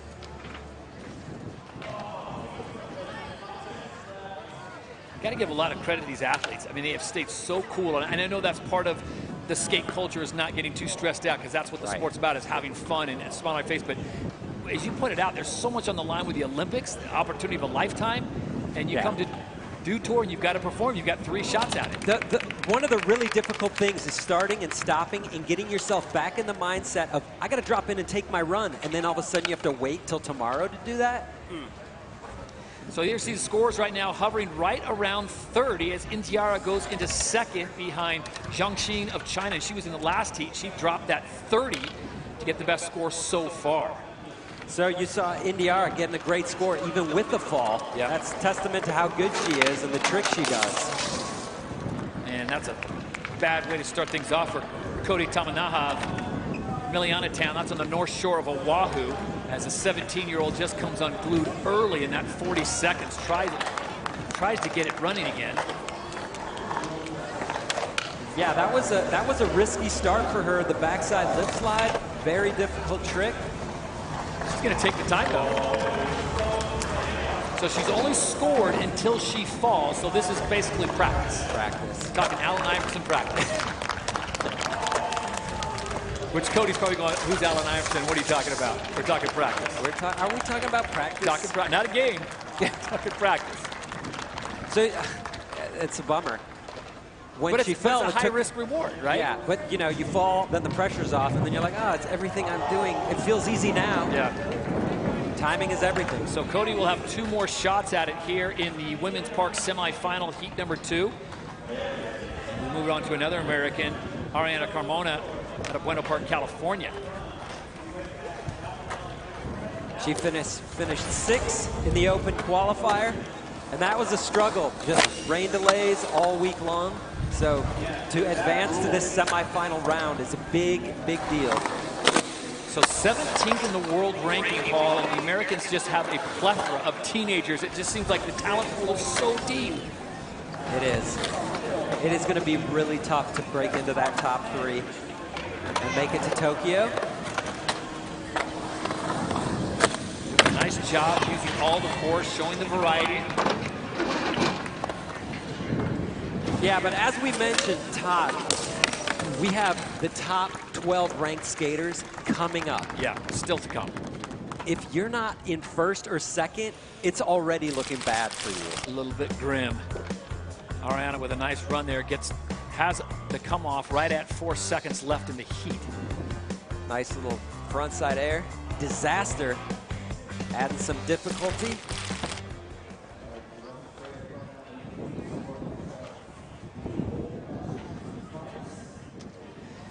Well, you think the bright lights in the big city of Des Moines are going to be a big ticket item. Just wait till Tokyo rolls around, because you know, in a country like Japan that is so heavily embracing skateboarding, I mean, they're not allowing international fans, but the Tokyo fans, other than social distancing, it will be a hot ticket to have. And everybody is going to be tuned in from around the world. There is going to be a ton of pressure on these skaters. And being an inaugural sport too. I mean, you forever be known as the person that won the inaugural gold medal of skateboarding. That is huge. Now you see the score coming up for Ariana, checking in with a 22.28 with 2 runs to go. Grace Marhofer now out of Cocoa Beach, Florida. So we go from West Coast to East Coast. Marhofer just 18 years of age. Oh, that was a nice 50-50 all the way around the corner. It's so important to use the whole bowl. And you mentioned the judges talking about that. They want to see the flow, they want to see the speed, obviously the tricks and the execution, but they want to see you not just focus on one end. Right, and the reality is, you see somebody do a trick on a flat wall that can be difficult, fine. You do it around the corner, you are multiplying the difficulty exponentially. Yeah, no question about it. So Marhofer having some issues there, coming off with a 6.75. That's really basically a throwaway score for her. She looks to runs 2 and 3 out of Encinitas, California. Jordan Barrett now. She's got the experience. I don't want to say she's a veteran at 22, but she's been around the game long enough. She knows how to win competitions. Absolutely. She's a name we know well, and she has the talent and the skills to make it onto the podium. So many little nuances in her skating. And she has a really good style. Yeah. She grew up surfing, and you can see that flow in her style. There's nothing stiff about what she's doing. I love that. Yeah. Tuck knee eggplant. It's a tough trick to begin with, but the way she does it with both knees on one side of her arm, that's pro level. Final 3 seconds now for Jordan Barrett, and she will get the full pole on run number 1 of 3. So a nice opening run for Jordan Barrett, but as Paul Zitzer pointed out, so much talent still to come. You better throw down a big score. Yeah, but she finished really strong. She did the frontside grind in the corner to revert. That's adding difficulty in the corner. That's good for some points. There we go. Frontside ollie over the hip onto the plexiglass bank. Beautiful frontside stale fish. That is a very awkward grab. Frontside boneless on the frontside boneless bank. That's what I'm calling it, because that is the trick of the week here. Everybody's doing the frontside boneless up there. Little backside air. And she just kept it going. 40 seconds of great skating. There's that tuck knee, eggplant.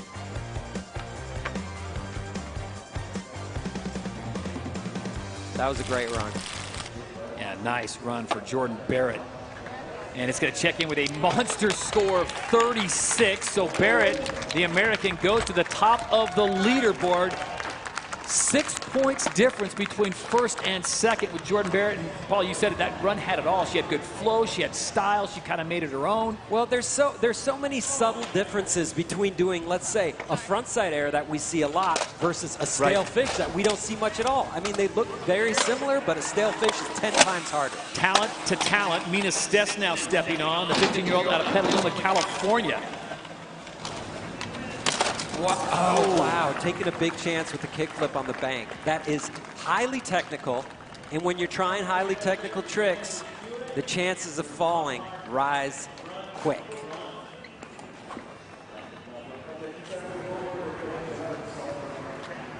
So I would advise, if you're going to get tech, save it maybe for the second run after you put down a solid one, because she has plenty of tricks that could put her in a great spot without taking too many chances.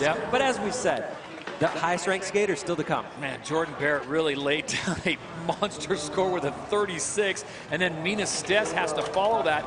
We'll see what she can do in runs 2 and 3 as Kihana Ogawa now drops in as the international theme continues. A 20-year-old from Kanagawa, Japan. Talk about pressure. You want to skate at your home nation at the Olympics with skateboarding making its debut.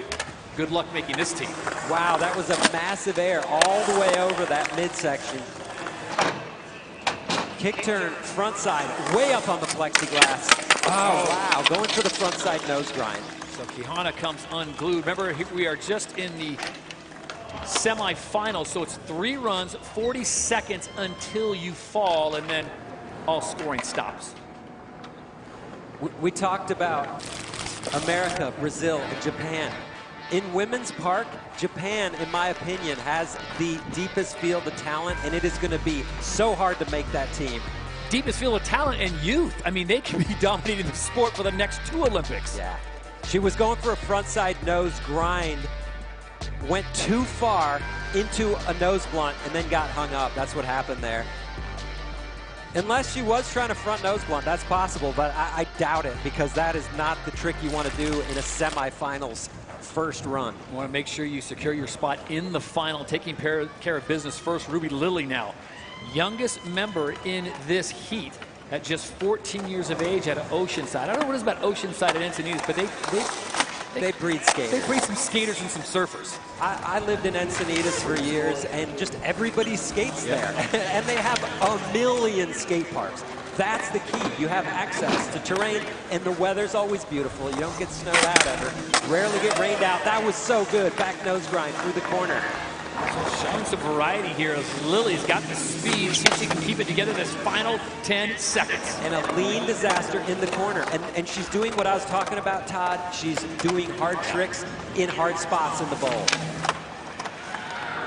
And she will get the full 40 seconds. So a nice run for Ruby Lilley. We'll see what that puts her. I don't know if it's going to put her above Jordan Barrett's 36, but nice way to start off your first of 3 runs. Yeah, I feel as if Jordan skated with more power and speed and went higher. But, you know, there's a balance. With the judging, you have to take technical moves and take where the tricks were done in the bowl into account. That was a nice backside air. Put some distance between her and the coping. Frontside crail slide right there. Backside kick turn on the plexiglass. And there's the backside nose grind in the corner. A technical trick in a hard spot to hit in the bowl. Beautiful. So waiting for the score to come down as Jordan Barrett maintains that lead. Look at that score, a 36, and Ruby Lilley checking in with a 32.98. So the Americans right now jumping to first and second, with Zang Sheen currently of China sitting in third. Okay. Nicely done. Welcome to the show, Ruby Lilley. But remember, top 8 advance. And that's some of the best are still to come. Best are still to come. Mami Tezuka now, out of Japan. Mami is famous for her frontside Smith grind, which everybody always can't wait to see. And it is. It's so clean. Such a cool style. The way she does it, one of a kind. She's also got a great backside Smith grind, and there it is. Signature moves as Mami making quick work, and just love the way she's working this park. I mean, she is using end-to-end, top to bottom. I mean, sound alone, the grinding alone is so awesome. Hey, Todd, I'm glad you mentioned it. Grinds on pool coping is the best. There you go. And that was so heavy. The rainbow rail grind is a serious move, and I can't believe she hung on to that. Saved it at the buzzer. Wow, that was a huge run. Mami Tezuka, what a show for the 19-year-old. She's feeling it. The judges love it when a skater pushes it to the limit, gets loose, and there's a chance for them to have to make the choice of bailing or staying on, and they stay on. So here we go. Signature frontside Smith grind. That's Look at that. Back truck on and one rail on the coping. There's the backside version. And here we go. Grinding the rail over the Twinkie. That is dangerous. Into a nice tuck knee frontside air. And she just kept it going and going. Went for the, I don't know, that was maybe a crooked grind, kind of went to board slide. It was great though. Go back to 2019, pre-pandemic. She got 4th place. You remember going back to Long Beach, and she was just 17. I mean, she opened up so many eyes. People were like, who is this? Yeah. Oh my. There you go. 41.07 for Mami Tezuka. Well deserved. No question about it. I mean, she did both versions of that grind and made them both look so clean. And as you pointed out, towards the end, it looked like she was going to bail, and she held on. So she bumps Jordan Barrett temporarily to second place with a 36, and the scores just keep going up as Ruby Lilly's sitting currently in third with a 32.98. Remember, still 2 more runs to go, and it'll be Brighton Zoyner who will wrap things up for heat number 2. Nope, we're going to go right back to the top, and Julia Benedetti.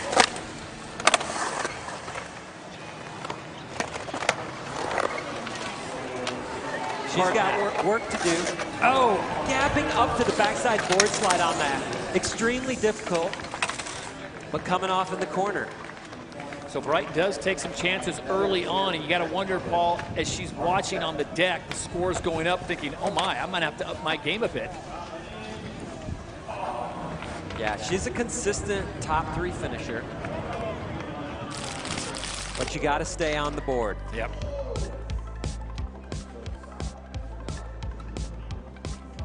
Brighton is ranked 11 in the world right now, 2nd in the US, so currently in a good spot to make it to Tokyo. But she went for the Smith grind that we saw from Mommy. Right. She was trying it around the corner, but that's what's tough about corners. She slipped out of the Smith grind and into a lip slide, and off you go. So you talk about Bryce, you talk about Bright, and then it's that group with Jordan Barrett, Jordan Santana, Ariana, and then Mina Stess battling for that 3rd position. Sketchy. 19.50, so that's a throwaway for her. So 1 run of 3 complete, and it's Mami Tezuka. Paul, she just lit it up here in Des Moines with a 41.07. Jordan Barrett in 2nd. Ruby Lilly right there with a 32.98 to round out your top 3. I think it's important to look at what Mommy's doing and to realize that to have certain tricks that you're the best at is hugely important. Oh, yeah. If you can do a lot of tricks that other skaters are doing and they're similar, it just doesn't get you where you need to be. But to be the best in the world at a few things, that can be clutch. Julia Benedetti now, she is back in. This is run 2 of 3. Remember, we saw her on the opening run. She came out to start things off with a decent score, but little did we know that we were going to be in the 40s by the end of it as she goes up and over and she comes off. So she will lose that last 22 seconds opportunity to score. Yeah, she was just getting started in that run. So here's the situation for her. She comes down now to 1 run. That's a tough spot to be in. 1 run to put it all together. Now, you know, they only take 1 score, but you want to get that score early and then build on it. You don't want to have it all come down to your last run. That is a very tough spot to be in. But you got to put it all behind you. When you drop in, it's just you and the park. And how good are you feeling if you're Mommy right now and you've already dropped a 41.07? You've got 2 more runs to go. Yeah. Is she going to play with things a little bit, maybe juice it up a little bit, or she stay with that same one? She should not stay with the same run. Give the judges something new to look at. Yeah. I mean, if you're really feeling it, you can switch out the entire run and do everything differently. But usually what we see is a very similar run where you add a trick and then maybe add another trick. Just chipping away, sort of. Brazil's Indiara asked now. Coming out that 29 that she laid down on run number 1. She's working the ball. Back-to-back airs over the hips. Nice backside 5-0 grind in the deep end. And there, frontside boneless on the front side. Boneless bank. Frontside fast plant. I love that trick. So much going on. Taking the foot off and putting it on the coping while grabbing the board at the same time. Oh. Timing. Timing is everything. She comes off. So much better run in run number 2, but does come off at the very end, but not quite the big slam that she had in run number 1. Look at this one more time. Nice combos. Layback air. Backside air. And then she really used the hips really well. Deep end, you got to do it all. Yep. Indiara, as we mentioned, comes from one of those nations that the sport is just exploding, and it is going to be so difficult to make that team. You got to think Japan, you got to think the USA, you got to think Brazil. I mean, it's a blessing and a curse, right? You're surrounded by great talent. That helps you become a great talent, but then you got to compete against those for 3 spots. And it's not just Park. We're talking street on men's and women's side for the Brazilians. So Cody now dropping in. Cody saw her fall hard on that first run, and that was it. She did the backside lip slide first walk, props for coming out and putting that down and not changing a run up. Oh, bummer. Drops to the knees again. So for Cody, coming out of Hawaii, the 17-year-old is going to look to the third and final run to get herself a big score to move on. Todd, so she came in and did the backside lip slide. A lot of skaters will get a little gun shy. They'll say, hey, I bailed that trick on my first wall. I'm going to just do a 50-50 grind instead. So to see her come out and put it down, I thought that might give her what she needed to carry it through the whole run. Unfortunately not. One more run for her. Top 8 is where you want to be to make it into the final. Mami Tezuka right now, by way of that first run of 3, a 41.07 leads the way. And I'm with you, Paul Zitzer. It was clean from start to finish. Well deserved. Ariana Carmona now dropping in. Ariana's looking for something big here. It's going to pick up that speed. Now, you see her, she went over the Twinkie and she kind of deck checked over it. She didn't clear the whole distance. You don't get as many points. She's doing good tricks, but they're a little low. She's trying to work up speed. Oh, that was nice. Backside 50-50 around the corner. 10 more seconds to hold it together. Little backside ollie. Frontside air disaster. I like that. Keeping it going. Time for no more. She's out. Okay. So it started a little bit slower, but it picked up towards the end of that. It was a good run. That is not a top 8 run. Most likely. Yep. But she does have one more. As we take a look at this one more time, you talk about the speed. That's going to obviously generate more pop off the wall. Yeah, you need to get that speed. And it takes years to develop the skills to be able to find the speed in a bowl that you don't get a lot of practice in. It's been raining here all week. As you look at a lot of these athletes, especially for the nations we talked about that have such skating powerhouse talent levels, are they in the next Olympic cycle, some of them, the ones that are especially younger, that they're thinking, okay, this probably not going to make Tokyo, but Paris is definitely a possibility. Absolutely. That said, there's a lot of time for even younger talent to be coming up. Somewhere out there, there's a 10-year-old looking, hey, I'm planning for Paris. Planning for Paris. So Ariana Carmona out of Buena Park, California, the 22-year-old. Looking for her score to come in. As Paul pointed out, top 8 moving on to the final. We're going to see the leader here just in a minute as Mami Tezuka laid down that 41, and there's a score of the 41.07. Current standings, see some of the talent that we saw coming out of heat number 1 as we are sitting in heat number 2. And Paul, you talked about it. You better make sure you're in the top 3 or 4 after your heat, because with the talent that's still to come, yeesh. There's a good chance that the top 8 will be all in the 40s. In the 40s. 50s, 60s. One thing we can all agree on, though, the rain has dissipated, the wind has dried up. The course, the street course, the park course are fantastic. Folks in Des Moines doing a great job here of welcoming the Dew Tour after what has been such a difficult year for everyone around the world. It's so nice to come back to a skate event. It's so nice to come back to the Dew Tour. I mean, it just doesn't get much better. I know you're happy with a cold dew in your hands sitting here watching skateboarding. You know it. You know me well, Todd. No, this has been incredible. After a year off, you know what's really cool is seeing the skaters and seeing which ones have gotten a lot better, and then some where you're like, well, maybe they took a real long break. Maybe they didn't get out much. And one of those sports that lends itself to you can socially distance and be on your own and just get your skating in. Yeah. Go to a park on off hours and get some hours in. I'm sure it was a good chance for skaters to kind of regroup.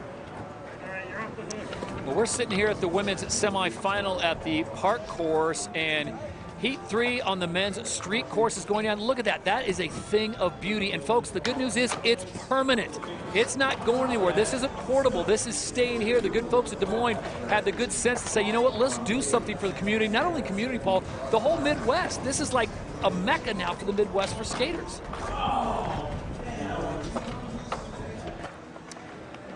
24.5 was the score that came down for Ariana Carmona. So she will look to the 3rd and final run as we give you the standings so far in the women's park semifinals. Got to be in that top 8 if you want to move on to the big show. And in heat number 3, we still have Sakura Yoshizumi, Sky Brown, Poppy Star Olsen coming up, Misugu.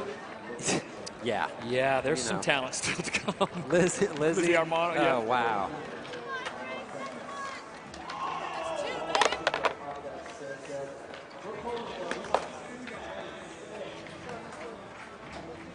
So Grace dropped in. Looked like she had issue on first hit. That's tough. Yeah, that is. We talk about high risk, high reward, and that's, Paul, you said a big trick to start things off. If you hit it, great, you got the momentum, you're feeling good about yourself. If you don't land it, yeesh. Jordan Barrett now currently sitting in 2nd place out of Encinitas, California. Man, when Jordan laid down that 36, we were thinking, oh man, that's gonna be a tough score to beat. But look at the speed she comes in with. Frontside boneless on the bank. Love that trick. Well, everybody here seems to. I do like it a lot. But, you know, if you see other skaters doing it, maybe you think, well, maybe I'll do the backside boneless up there. Maybe I'll do something else. But yeah, Jordan has a great bag of tricks and a cool style coming off on the backside disaster. So the final 4 seconds, one thing I will notice, it was a different run than she did, we saw in her first run, so she's mixing up, showing the judges something else. That's huge, that's important. So Jordan Barrett showing her versatility. She comes off at 36 seconds, not the full 40. Yeah, and different is good, but it still has to be better. So frontside stalefish there in the deep end.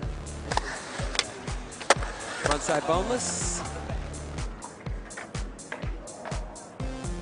And you just see the difference with a skater like Jordan Barrett, keeping her speed, great flow, clearing the whole distance of the Twinkie, landing on the downslope, not landing on the deck. But coming off on that backside disaster, at that stage of the run, your legs are burning, you're tired. It's easy to fall on even simple tricks. So she gets a 22, so that becomes a throwaway. She holds on to the 36. I guess my question to you would be, if she landed that last trick, do you think that score would have been higher than the 36? I don't know that it would have been. Yeah. And this is where in the last round, scores started going, I don't say haywire, but they started picking things up. Mina Stess was the one exception as she came off on the 1st or 2nd trick in her run. Yeah, so much of skating in a contest is just, can you stay on? Can you do your tricks? And then there's planning that goes into that. Which tricks do you do? Which are your best ones? Which ones do you think will get the most points? Do you need to take big chances to get the scores you need, or can you do the tricks that you're consistent at? It's always a struggle. And then it changes when you see other skaters throwing down. So, oh, she makes the kickflip on the bank this time. So that's a trick that's going to get way more points than a frontside boneless because she's mixing it up and taking a huge chance on the bank. Mina Stess coming off a great performance at the U.S. Open National Championships. Here she is. This is run 2 of 3, final 10 seconds. You're right, Todd. She won the National Championship. So she is serious, and she is in a good spot to put herself in a position to be in the U.S.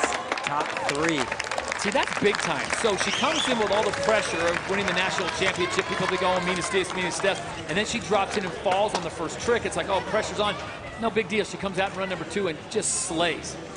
And I like what I saw from her. She did the frontside Smith grind that we saw from Mommy, but she did hers around the corner. And there's a mute air in the deep end, grabbing on the toe side of the board, and the kickflip. I mean, she landed that so sketchy, but still managed to pull it off. Awesome. Remember, she's sitting on just a 10.60 score, way off the pace of being in the top 8. That frontside lip slide was a heavy move too, and the tail grab.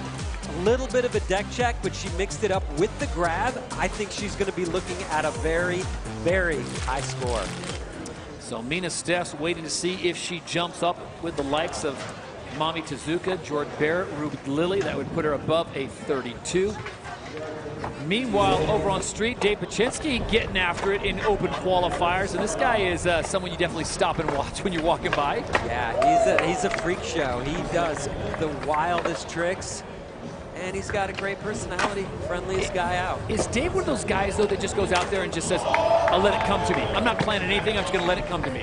Well, it depends. Maybe in the session, but I mean, when you're trying to make it to Tokyo, I don't know if you just let it come to you. Do you think he's got a full hit list?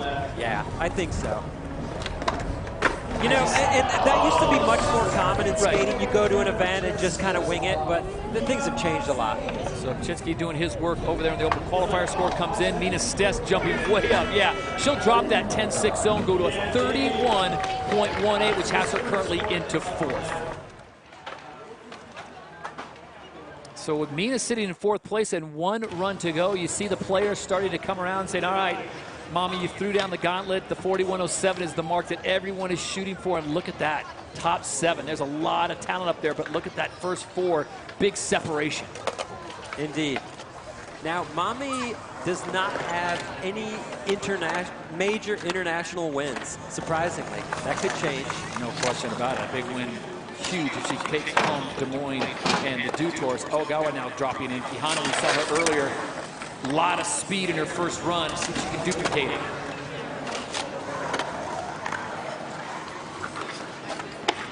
Backside disaster.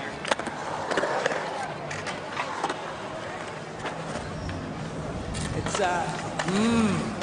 into the corner. Gosh, she gets hung up there on that right leg. No harm, no foul as she walks away from it, but that was, gosh, 4 seconds away from a full run.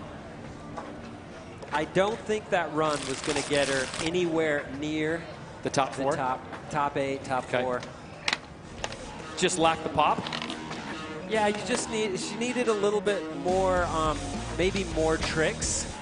There's a little too much riding around. You gotta be on the lip. You gotta be blasting airs the whole time. I want to see you go to work. So Kihana Ogawa now will look to the 3rd and final run, as no one has really flirted with the score of 41.07 that Mami Tezuka put down on run number 1, and she still has her 2nd run to go. It'll be Ruby Lily, then Mami, and then Brighton Zoyna to wrap up this 2nd of 3 runs. Weird conditions here. I mean, I give so much credit to these athletes. Paul, they've dealt with cool temperatures, they've dealt with rain, they've dealt with wind, they've dealt with actually a little bit of sunshine, and it's constantly changing. You talked about being a skater, and the wind is almost worse than the rain. It's because you're still skating. At least when it's raining, then you sit down. But when it's really windy and you have to skate, and you just feel like you cannot. You're fighting for every trick. And if you flip your board, you don't know where it's going to land. End up in Missouri. So 14-year-old Ruby Lily out of Oceanside, California, now on course. Currently sitting on a 32.98, which has her in 3rd. She came in with a lot of speed. Oh! She made that backside nose grind around the corner in her first run. This time, not so lucky. And those are the chances I imagine you can take, Paul, when you've got a top 3 score. Right. Those are the chances you have to take, because you're going to want to finish in 1st place after this heat. That was nice. Front side grind to tail up on the bank. And a crail slide. And here's a look at the fall. She just didn't finish the rotation. I'm not quite sure. Sometimes it's a shoulder thing. Sometimes your truck gets on the coping a little wrong. It's hard to finish it off. The beauty of skateboarding is that it's really, when you're watching as a spectator, it's 2 runs. You watch it happen live and when it goes down, and then you watch it in slow motion, and then you get all the little nuances, the little things they're doing. They're like, oh, I never knew they were doing that. There is so much going on. Exactly. Even as you ride up the transition and down from tricks, you're adjusting, you're moving your feet, you're setting your feet up on the trick before the next trick. And if it's a hard trick, I mean, that's doubly difficult, because you got to land it perfectly, set up for the next one. Current leader in the women's Park Semifinals, Mami Tezuka threw down a 41.07 on run number 1. This is run 2. That was beautiful. And picking up right where she left off. She did a front side ride around the corner, trying to 50-50 the rainbow again. All right, she landed that on run number 1, but I love the fact that, you know, she was coming down to the final seconds and she didn't just run out the clock. And that run would have been even better than her first run. Added a few tricks like the front side feeble.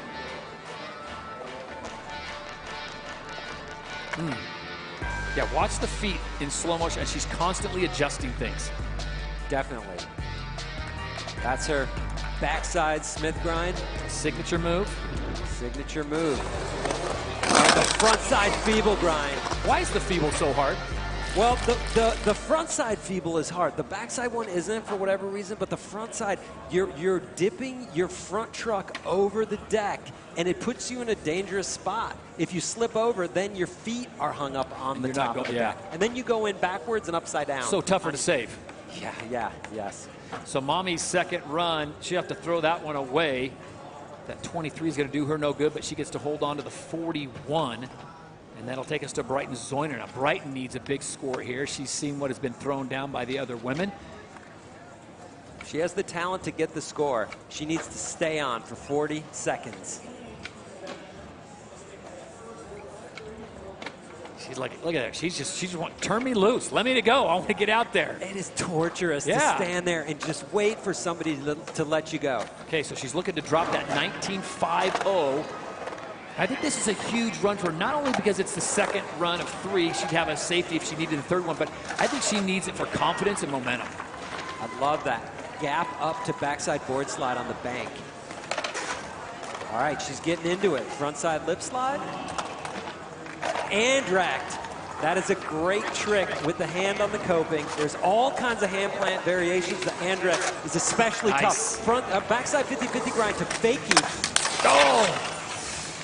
Going 360 mute over the hip and coming off. That run had a lot of items in it. It really did. A lot of variety and technical grabs.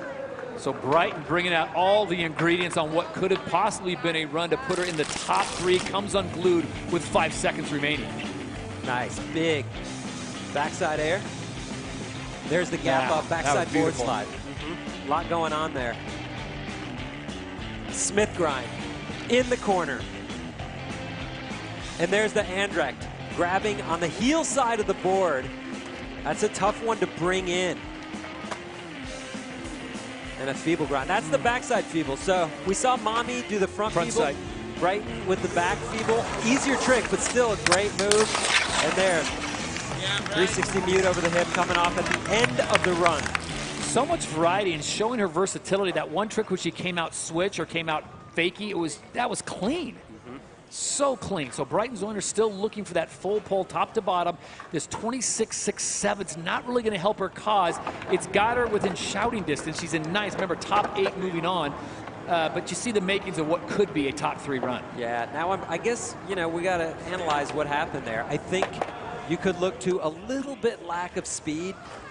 She used the bowl really well. Yep. She hit a lot of parts of it. Hard tricks. Guess the judges were looking for a little more speed and power. Oh, the beauty is there is one more run here in heat number 2 of the women's Park semifinal. Mommy Tezuka has thrown down the proverbial gauntlet with a 41.07 to lead all skaters so far. Mina Stess currently sitting in 4th after Zang Sheen of China had the highest score in heat 1 with a 30. So we'll see what they can do on the 3rd and final go-round. And hey, when it's this format, Paul, only your best run counts. Someone that's sitting in dead last right now in this heat can walk away with the best score. Yeah, if you're going to put it down, now's the time. Juliet Benedetti on her final run, sitting on a 27 right now, needs something big to get herself. I'm thinking if you're not even, mid-30s and above, probably not going to, knowing the talent that's coming, and she has a get off there, so that's going to basically take her out of the run. If you're not in that high 30s, Paul, knowing the talent that's coming down when the final heats, it's going to be tough. Absolutely. Yeah, you got to finish this heat in the top 2, I would say. You don't want to be the Grim Reaper of information, but that's just the way it is. Knowing and the ladies have done the homework. They know what's coming. And to be honest, you could finish in first place after 2 heats and end up in 12th place after heat 3. This is true. Brazil, Giara Aspinall. Coming in again with the layback air. I mean, it's called a layback air. It's funny, it's a hand plant, but it was invented so early that it was still unique enough to think it was sort of an air move. Do you like the throwback tricks? Love them, love them. You got to use them sparingly though, Todd. You can't do all throwbacks because it's like they don't want to see a 1976 run. Right. A little tribute move here and there is good. Much better run. But we talk about skating being so focused on progression. Sure. You know? And sometimes progress means looking back in the history books and picking things that worked and updating them, giving them a bit of a refresh and breaking them back out. That works too. Yep. But Indiara putting it down. Final seconds tick away, and we'll see. Looks like she came off just before the horn went off. It's an old trick, but who doesn't like a beautifully executed method? I mean, come on. Oh, absolutely. You think of Christian Hosoi in 1988, and Give you're me like, a clean method. I've never seen one that looks that great ever since. There's the layback air. Frontside boneless on the bank. You know it. But I love that one. Yeah. Frontside fast plant.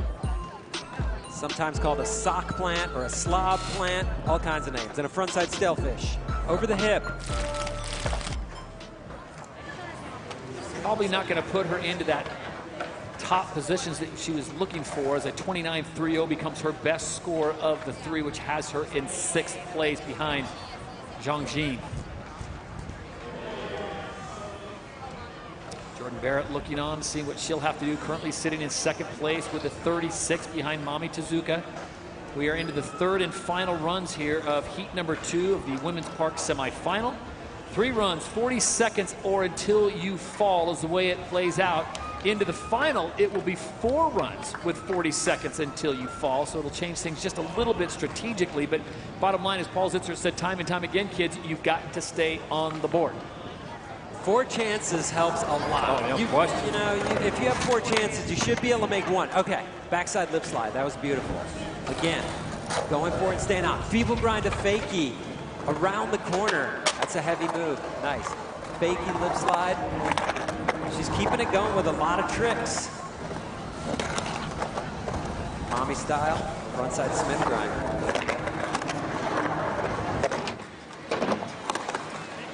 Now what she's got to do, though, is bring some of her own flair to the course.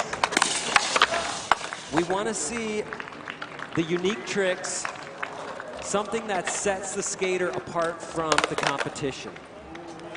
Yeah, Cody bouncing back from a heavy slam earlier, so it's good to see her getting that full run in there, and a good performance, good showing of her skills.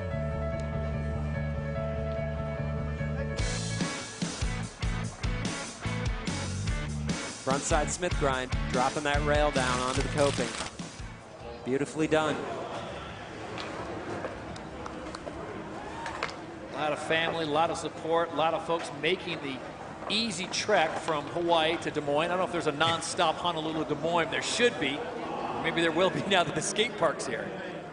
Talk to your friends at Delta and see if they can set that up. They're on it. Non-stop from anywhere to Des Moines and the Lordson Skate Park. This thing is a thing of beauty. It's beautifully set right on the river next to the Wells Fargo Arena. Turning over to the city of Des Moines after this event is done, and it will be something that I think people from... This is going to be a destination. Yeah, no question. I mean, you could be 2-3 hour drive away. Why not? You've been to Des Moines a time or two, right? I have, but I don't honestly... Okay, here we go. I don't remember it. So now I'm going to. There you go. Cody with a nice progression, started off with the fall, bounced back, and she ends with a 23.05, so a good showing on the 3rd and final run for her. Getting back to Des Moines, I mean, I've been coming here for years. They have that big track meet, the Drake Relays every year, and I've been telling people, like, don't sleep on Des Moines. Is this the city of tomorrow, Todd? It could be. I mean, they've got great downtown. It's a good sports town. Yeah, I like what I see. You don't even get me started on the corn. I won't. Carmona now on course here in Des Moines. A little more speed than she's carried through the first 2 runs. Yeah, but even, I like that. Body varial, tail grab.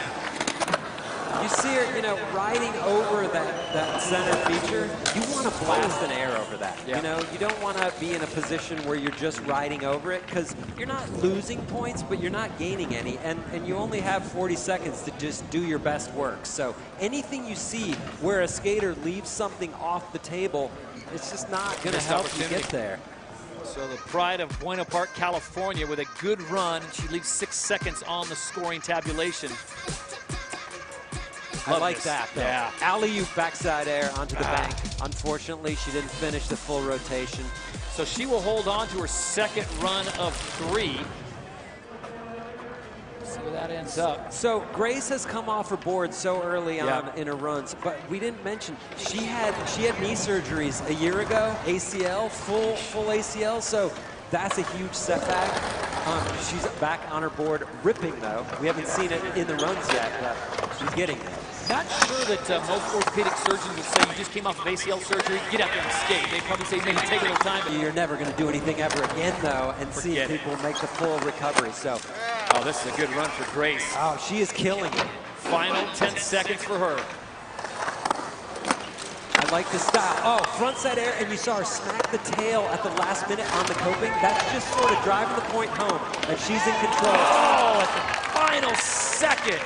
That was a great run. That was a great run, and I liked that she was going for the board slide over the rail at the end. I mean, you think of a board slide as being easier maybe than a 50-50 grind, but not in this case. When you're coming off the rail and landing in that giant bank, a board slide is probably a tougher trick. But here we go, backside 50-50, using the corner, and a tuck knee eggplant with the stall. That's a beautiful thing. Backside ollie up over the hip onto the bank. And she just had great trick selection. Tuck knee invert.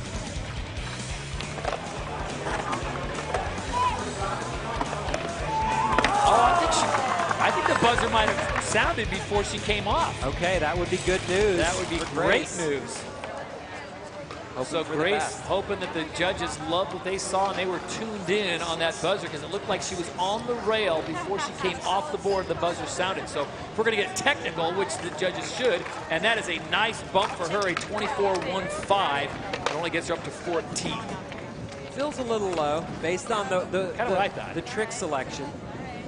She did some really nice tricks and she added her own flair. You can see, you know, there's a difference in her skating from some of the other skaters. I think that's important. Mami Tezuka still just chilling with a 41.07. Jordan Barrett currently sitting in second with a 36. And here is the aforementioned Jordan Barrett ready to go. But just check the speed and the power in her skating. It's undeniable. Oh, bummer. Announcer jinx. But I know exactly what you're saying. When she comes out, she is on like a seek and destroy mission. She is looking for the next hit, the next wall, the next apparatus, something to do a trick on. And I just love the way she rides. She charges it. Yeah. You know, it's noticeable. There's people that play it a little safe. You can see they're trying to be calculated and stay on. Yeah. But in skating, you want to see somebody just go for it, throw it all out there. That's when the progression begins. So Jordan Barrett will hold on to that score that she got on the first run, the 36. Mina Stess now out of Petaluma, California at 15. I love the start of that line. A tail grab over the centerpiece, and then the mute air. Oh, wow, nice. Landing with her feet together on that kick flip. Luckily, doing that trick on a bank is a little more forgiving, though, than doing it on the transition. So that's a smart move for her to do it there. Oh, way up on top of that. Going for she went for it. Rock and roll. So Stess is going to hold on to that second. And I got to wonder, is she on the bubble? What do you think with that score? In fourth place. You know, she will be. She will be on a bubble score very soon. And then the question is, how far out of the top 8 does she get bumped by the time we see Heat 3? That's a prediction. I don't know, but just based on the depth of talent coming in. 31.18. Nothing a good orange slice can't fix.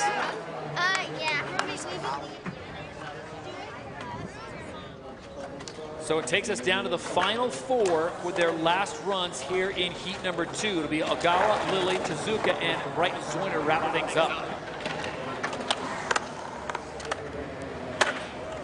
Big air over the centerpiece, into the backside air. Both grabbing melon.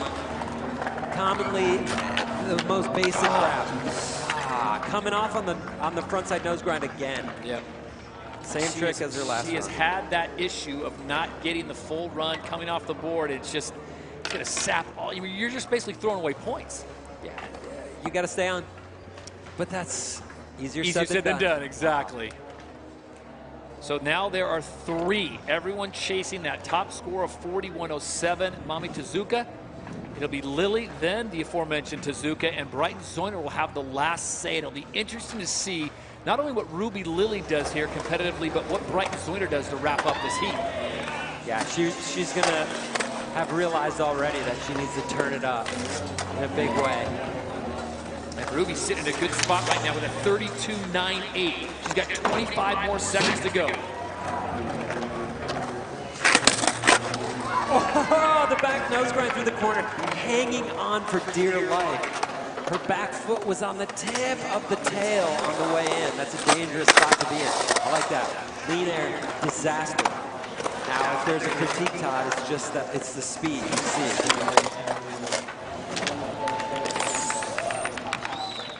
And right at the very end, so Ruby Lily was just getting warmed up. It seemed like she needed 10 more seconds to put a few more tricks in the bag.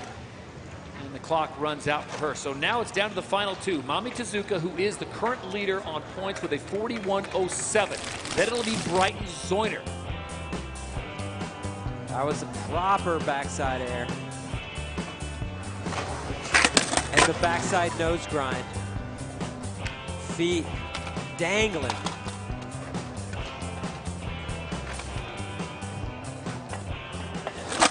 Lean air, taking it to disaster.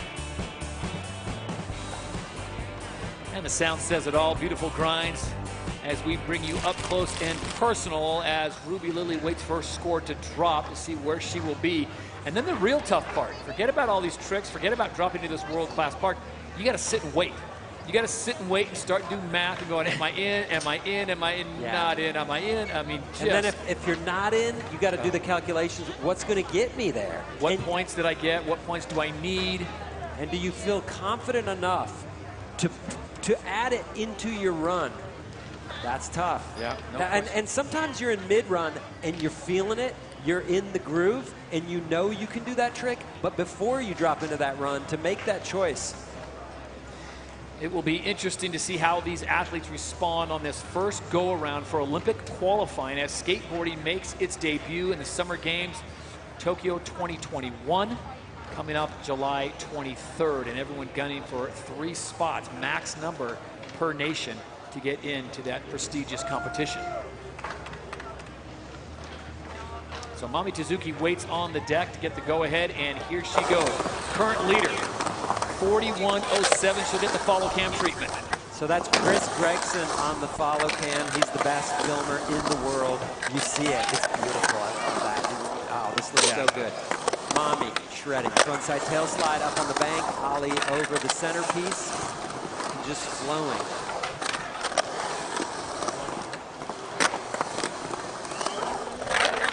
There it is. Frontside feeble around the corner. See if she, so again, trying that run. So what she was trying to do was a similar run to her first one, add the frontside feeble in the corner, and also still make the 50-50 at the end over the rail, and she bailed in her last 2 runs. That's unfortunate. And how about Chris Gregson's camera work? I mean, that was, I'm going to give him a pretty good score for his run. He is a legend. And I'm going to say this, he's good enough on a park course, he could be in the Olympics skateboarding. He's incredible. I can't imagine doing it without a camera and the backpack on. It's like, and you know what? Give credit to Mami. You have to trust him. I mean, they have to, like, I know Chris is not going to interfere with my line. He's the best, and obviously it was a beautiful thing. You know, there are times, though, when you're following somebody around a bowl and you think they're going to go one direction and they go the other, and then you could be in a real bad spot. But he's staying, well, he knows what he's doing. He knows what he's doing. He does this all the time. Gives you a nice perspective of just how quickly Mami works. Here it is, the very end, and she comes off with 5 seconds remaining. But I love the fact that she went for it. She didn't just run out the clock. She's sitting on the 41.07, but said, you know what, I'm not going to rest on that. I'll see if I get something better. 23.25 is a throwaway for her, so she will end her heat as the leader and the top scorer with a 41.07. So it comes down to Brighton Zoyner, the 3rd and final run. She has slowly built from a 19 to a 26. Paul, I don't want to put you on the spot here, but look at your crystal ball. What does Brighton need to be safely, in your mind, in? safely, she needs to turn it on up to 100 and just go. Do everything she can. That's a good start.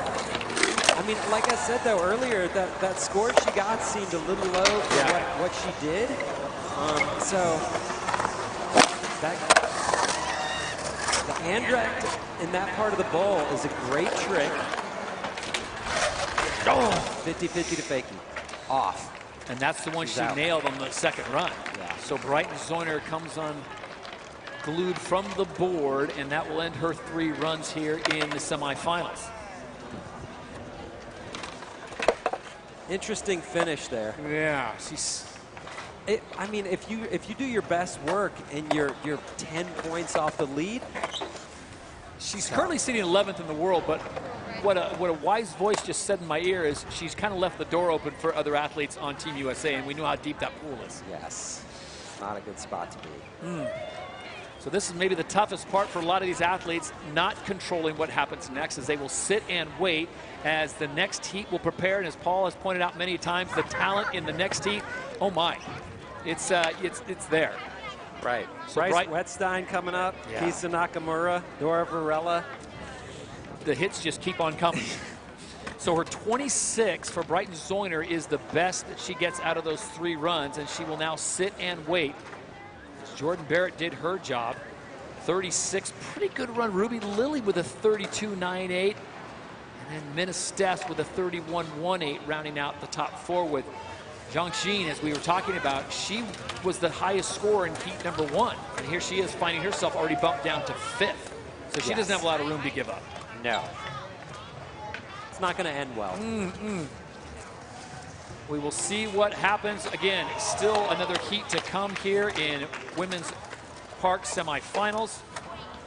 3 more runs for those talented women. And after 2 rounds in the women's Park, it is Mami Tezuka with a 41.07, distancing herself away from American Jordan Barrett, Ruby Lily, and Mina Stess with a 31.18. If you had to get a number, I'm not going to hold you to this. If you had to get a number, what do you think it's going to take number-wise to be in that top 8? I'm going to say 43. A 43 will get you in. So you're basically saying that Mami Tezuka might not be safe. I'm definitely saying she might not be. But, you know, she might end up she could end up in first. She might end up in the top 3 or 4. But as you look at what's coming up, and the experience that you've seen, but you know, she's done what she can do. 41.07. Mami will sit and wait, watching some of the best in the world now compete. Obviously not hoping that they have incidents and fall, but if you guys could keep it around 40, that would be fantastic. As we take a look at the highlights, the sun came out, no rain. Might be the first heat we've had here in Des Moines, no rain, top to bottom, blue skies. So much great skating. Backside nose grind in the corner, love to see that. Jordan Barrett flowing through so many tricks with style. Her first run was something else. And then this dynamo came in and went, wait a second. The only time she landed that rail was right there on the first run, and it was stellar. So congratulations to all of them as we send it down to the deck.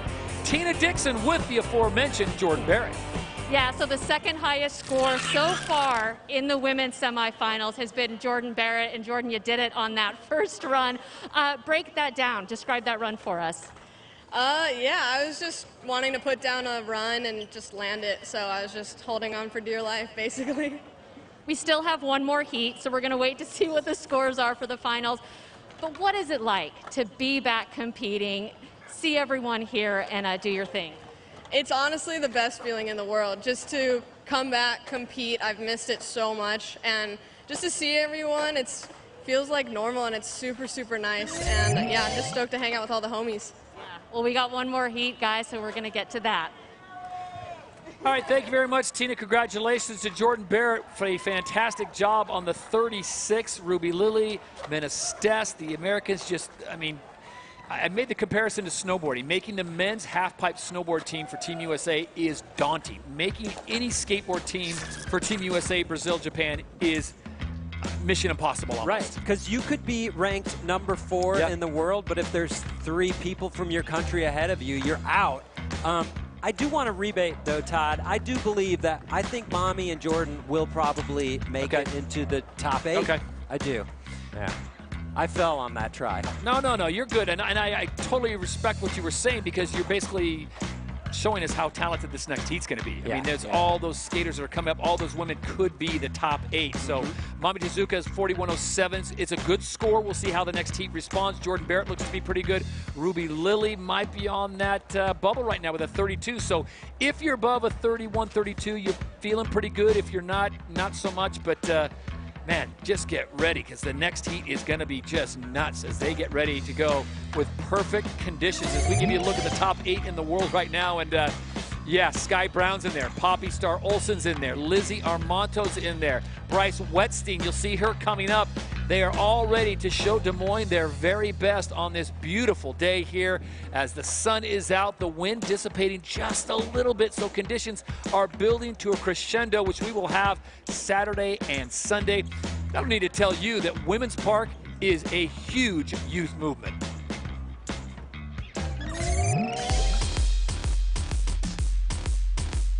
All the young guns are coming in hot. It seems like the generation's just getting like younger and younger.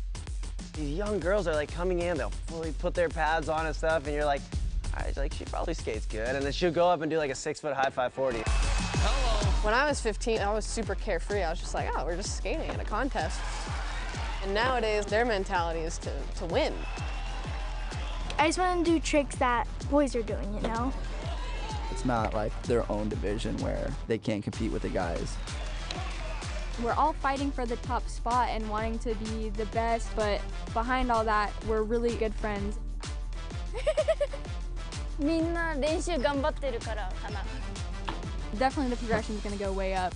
I mean, women's skateboarding in the past year has progressed so much, probably more than the past 10 years.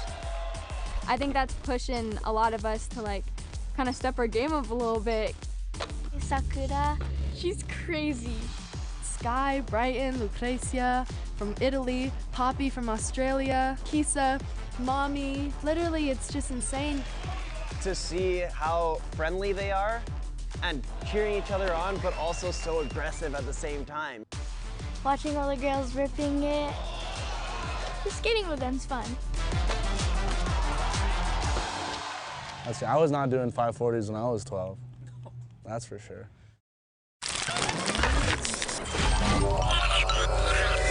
Just like that.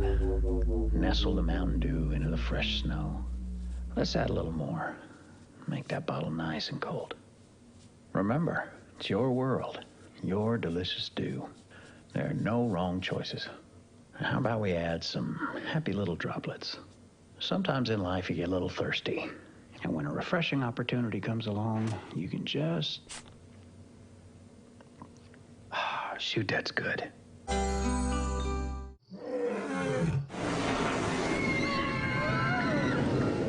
Des Moines. The yeses are silent. Our city is buzzing.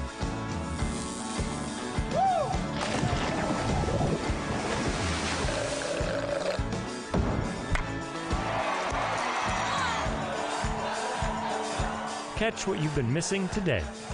Do you want to get better at skateboarding? Perhaps you're just starting out and you want to learn some basic tricks, or you're already an accomplished skateboarder and you want to fine-tune your craft. I feel that I can help you do that. I'm Chris Cole. Welcome to Stomp Sessions. I'll show you how to unwind. Come on, babe, let's go outside and take the boat out for a ride. I'm ready, I don't wanna wait. Cause the only time I'm feeling free is when I got that ocean breeze, so kicking it out on the lake. Get on board, got the sunshine and the short line. It's a good life. Get on board, have a good time. Passing that line, it's a good life. Get on board, get on board. Get on board.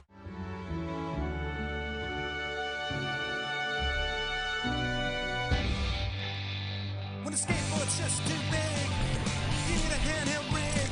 Tech deck, the world is just skate park. Tech deck, build your own skate park. Tech deck, with tiny little shred sticks, real skateboards and super sick graphics. No need for a plug in a socket. All the pros have one in each pocket. Start small, go big. Tech, tech.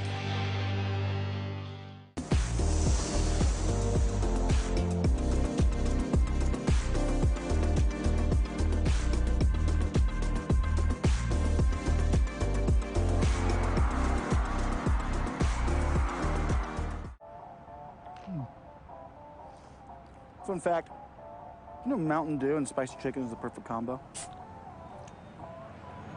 Does it look like I don't know that? Okay. Didn't mean to ruffle your feathers.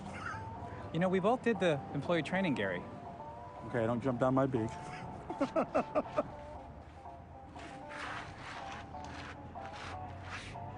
Doing spicy? Do the do.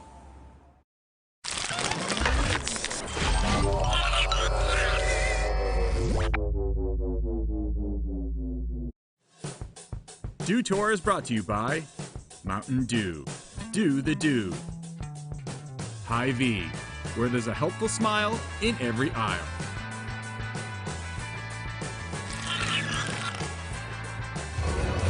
Check it out. Here's a look at what's been going on behind the scenes here at Dew Tour, brought to you by TikTok. Clay Kreiner, the people's champion. Everybody loves this dude, and that's about 6 reasons why, because he absolutely rips a skateboard. He's a nice guy, too. Welcome back to Dew Tour Des Moines. 2021 Dew Tour. So much on the line. Of course, the #1 reason we're all here is because skateboarding is awesome. Some of the other reasons we're here is to crown a Dew champion, to get some Olympic qualifiers going. I am Chris Cote, joined by a couple legends of skateboarding, Chris Pastris, Mike Valley, a new resident to Des Moines, but definitely flying the flag. Stoked to have you in the booth again. And I know one thing for sure, the future of skateboarding is alive and well, and it's happening right now. The Women's Open Park Semifinals have been incredible. We have seen some skaters from the first heat stick it out in that top 8, but we've also seen a lot of replacements coming up through the ranks. In that last heat. Lowest score so far right now is Bombette Martin, a new favorite of ours, representing Great Britain, skating out of New York. She's got a 26.79. Here's your start list for Heat 3, and this is where we're gonna really see some big numbers. These 10 skateboarders, the highest ranked skateboarders coming into Dew Tour 2021. Leading the charge will be Isadora Rodriguez Pacheco out of Brazil, Kakuna Haraki, Bryce Wetstein, Kisa Nakamura, Dora Varela, Lizzie Armanto, Poppy Star Olsen, Sky Brown, Sakura Yosazumi, and Musugi Okamoto. So you see this international field stacked with talent. So while we clear the park for the women to get back in there, right behind us, men's open street qualifiers. We told you there was going to be a lot of skateboarding happen. Alec Majerus getting ready to drop in. Nice. They got some superstars over here trying to qualify. All right, yes, men's open street qualifier. There's over 100 competitors trying to compete for 20 spots to then meet our pre-seeded top 12 for a semifinal. So lots of skateboarding's going on today on the street course. It's funny to see when you're walking around the area. We've been so focused on the women because they're really in the semis, so we're starting to see some big stars. But let's not forget the biggest of the stars in skateboarding are all here as well. The street. Alec Majerus with a nice backside nose grind 180 there on the rail. Coming from the Midwest, originally from Minnesota. 25 seconds on the clock. Oh, half cap crooks. He kind of overshot that, but made it work. This guy makes skateboarding look so easy and so good. Nice 360 flip there. Huge front blunt on the 11 stair. 5 seconds. Alec has such good style. Big backside flip. It's kind of lucky. His feet are still on. I think that was after time, I'm going to say. His feet were still on at time. When time ended, he was still on. If that was Bill Danforth and it was 1983, it would have been a me. Yeah. Here's your top 6 men in the current men's street open qualifier. Eduardo Neves still with that 66.63. Now we've got skaters of the world trying to overtake that top spot. Same thing, Savage Cuts happening in men's street qualifiers, and right now big cuts are about to be made in the women's park division. We're only taking 8 of 32. Mike, when you have 32 skateboarders all vying for 8 spots, the level just goes that far up. Yeah, it just really, everyone starts pushing it that much harder. Isadora from Brazil. Isadora Pacheco is in. She's only 16 years young. Get him, Isadora. Nice 5-0 grind there. Into a backside stalefish. You don't see that trick very often. Nice 5-0 through the corner. I think I invented that. Did you? I would believe it. I would believe it. Backside 180 stalefish off jump ramps. I remember that. Isabella representing Florianopolis. One of the, 8 skaters coming from a small town in Brazil. Known for incredible skate talent. Such a fun time over there. So if you watched yesterday, you would have noticed that the women were able to fall, get back on their board, and keep their run going. But today, a little bit different in the semifinals and the finals. It is skate until you fall. Yep. So you do have 40 full seconds, but if you fall at any time, your time stops. And we've seen the judges, they're not going to let you get away with it. They know the subtleties. They know what a fall is. So you got to make it very clear that you are in control on your skateboard. We wait for scores to drop from Isadora. We're going to go to Kihana Ogawa from Hokkaido, Japan. Only 12 years old. And we saw her bust onto the scene in 2019. She won an advanced Park Series event with me and Cote there in France. Nice Smith grind tail slide. And yeah, she was a really relatively new name in 2019. And ever since, she's just been in the top rankings and getting better and better. Backside nose grind. She stood on top of that. That was just going to talk about her specialty. Only 12 years old. Old school trick there with a Madonna. Nice frontside ollie over the hip. Frontside ollie. Well done. Yeah, that's a great run. Yeah, I think that's a relatively safe run for her, and that's kind of what you want to do, would you say, Mike, with a safety run? Yeah, if you can get your first run in there and get everything you want to make early and play it pretty safe, then it gives you the ability to open it up in your next run. Looking for a 26.79 or better.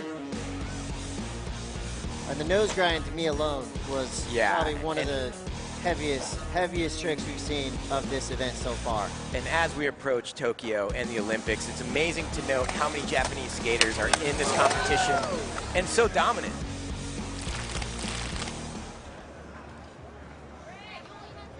.01, that's enough above the cut line right there.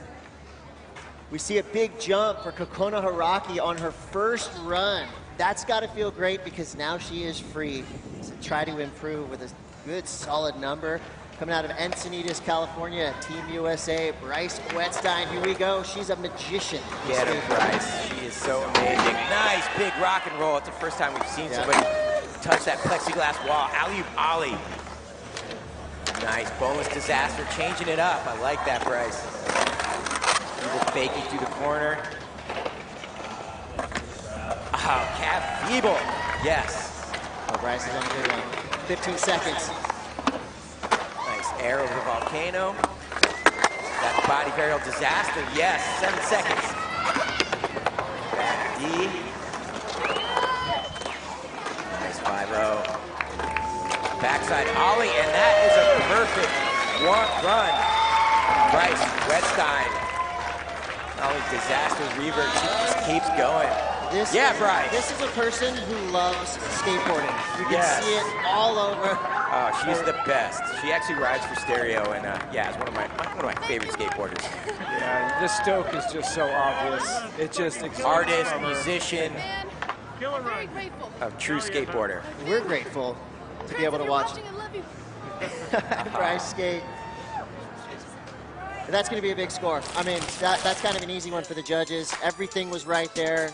Look at that rock and roll. We haven't seen that done. Yeah, started off with a bang. It's important to start big.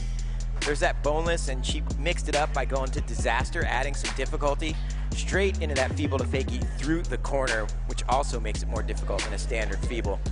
Backside disaster, setting herself up. She had great flow, no dead spots in that run. It was that body varial disaster.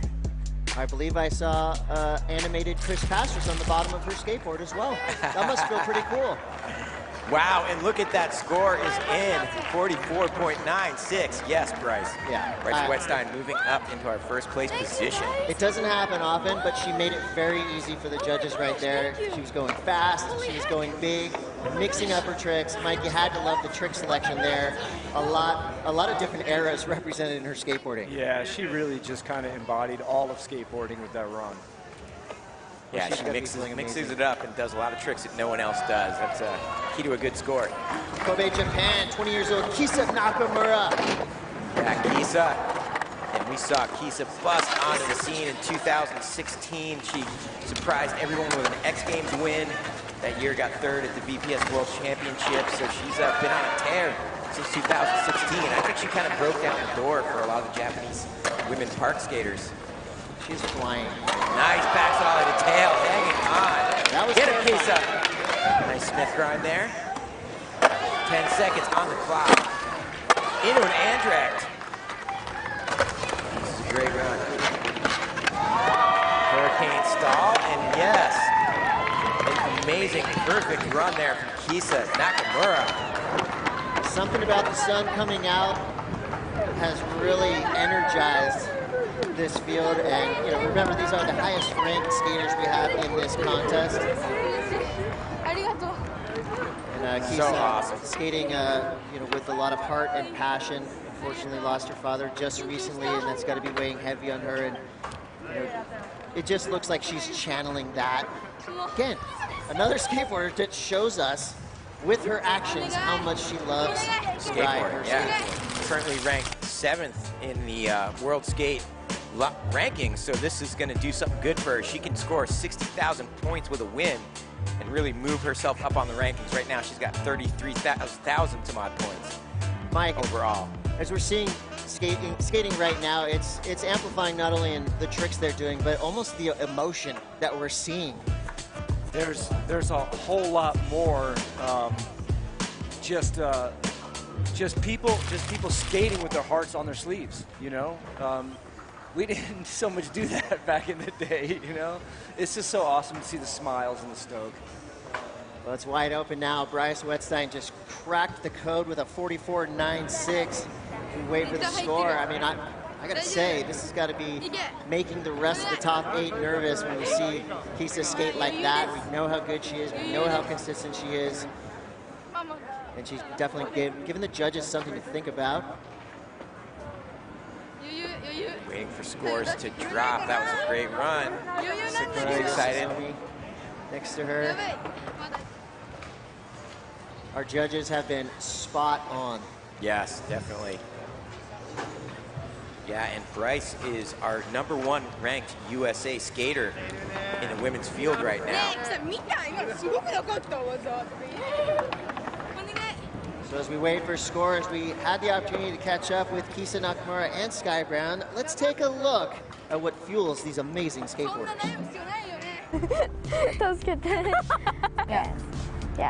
Yeah. 自分が私インスパイアしてありがとう。どういう意味？これ決心じゃないでしょ。I really look up to her. She's really good. スケボーが好きでしょ？好きで技。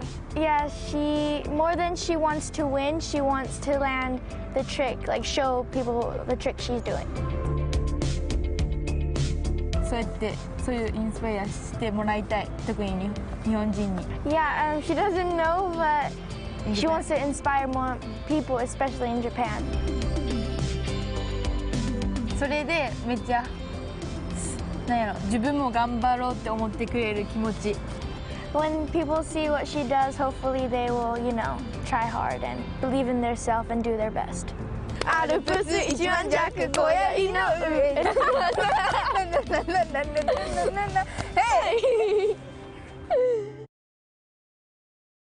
I want to hang with them. Yes. They seem like awesome people. There you see score coming through, 37.85 for Kisa Nakamura. That's enough to get her up into the 3rd place spot. And you see right down her helmet, Lawson Well, that's a shout out to her father. He owned a Lawson store back at home. So you talked about wearing your heart on your sleeve, Mike. She's wearing her heart right there on her helmet. Fitting tribute. And Sky Brown will be dropping soon. Cheering her on, yes. It's cool to see the camaraderie amongst the women. It's awesome. From Kisa Nakamura, we're going to go to Sao Paulo's Dora Varela. Here we go. Dour starting off with a lot of speed. Huge method there. Making full use of the course. Nice frontside air there.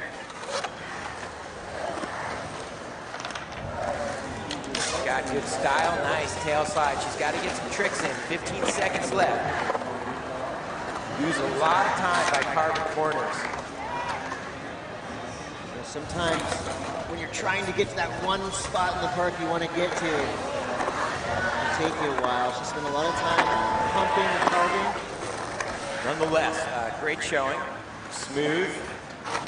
She's just got to get a few more tricks on those walls. Nice fakey ollie there to end things off. It's all after time, but nice backside disaster. All right. Dour getting warmed up there. It's a good starter. You know, we've seen what it takes to get yourself up into the 40s with Bryce's last run, but this was solid. If she can kind of just tighten things up, add more tricks. I like how fast she was going. Yeah, she's definitely got to add a good 3-4 walls of not just carving and add some tricks to that to get up there in the 30s and 40s. But it was a nice run nonetheless. Very smooth. Sao Paulo, an incredible city. Vibrant skate scene, art scene, music scene. We wait for scores to come through for Dora. Our next rider will be Lizzie Armanto. Lizzie, a veteran ripper, global superstar. Yeah, we've been watching Lizzie rip these competitions for about a decade now, and got first at the women's combi in 2019 before things kind of went silent. So she's still got what it takes, a legend in the game. We're excited to see her drop in. Lizzie is coming back from an injury, Mike. I know you've probably had a couple injuries in your career. What's it like to bounce back, you know, your first contest back or your first session back after a good slam? Yeah, a lot of just confidence issues, you know. It's like you got to get board time underneath you. And then rolling into a big event like this, after coming back from an injury, it could do two things. Either really get you going or have you be a little hesitant. Yeah, and I think we've seen as she's been rolling around, Lizzie has been, you know, you can tell the look on her face. She's got that determination, and you know she's done this enough that I feel like she has that switch she can just turn on, and when she turns it on, it is incredible to watch. So here we go, Lizzie Armanto back in competition. 40 seconds on the clock. Nice backside Smith grind there. Love Lizzie's style. 50-50. That's often the one that gets you screwed up is one of the basic tricks in the book. Yeah, the setup tricks can kill you. Yeah. The old backside 50-50 or axle stall. The good news there, as we all know, if you fall and you know you're all right, that can be a confidence booster. Lizzie did get second at Dew Tour in 2019, and she will have 2 more runs. To put it all down, yeah, she can definitely crack our podium and definitely get the top 8, which moves on to our finals. Yeah, with or without practice, we all know Lizzie Armanto can win any event that she enters. She's that good. So coming up next at 12 years old, representing Great Britain, Sky Brown.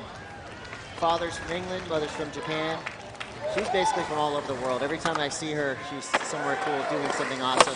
And what a way to start. Wow. Yeah, huge method into that big mute grab, alley-oop method there, or alley-oop melon. Nice lean and tail up the extension. It's the first time we've seen that in competition.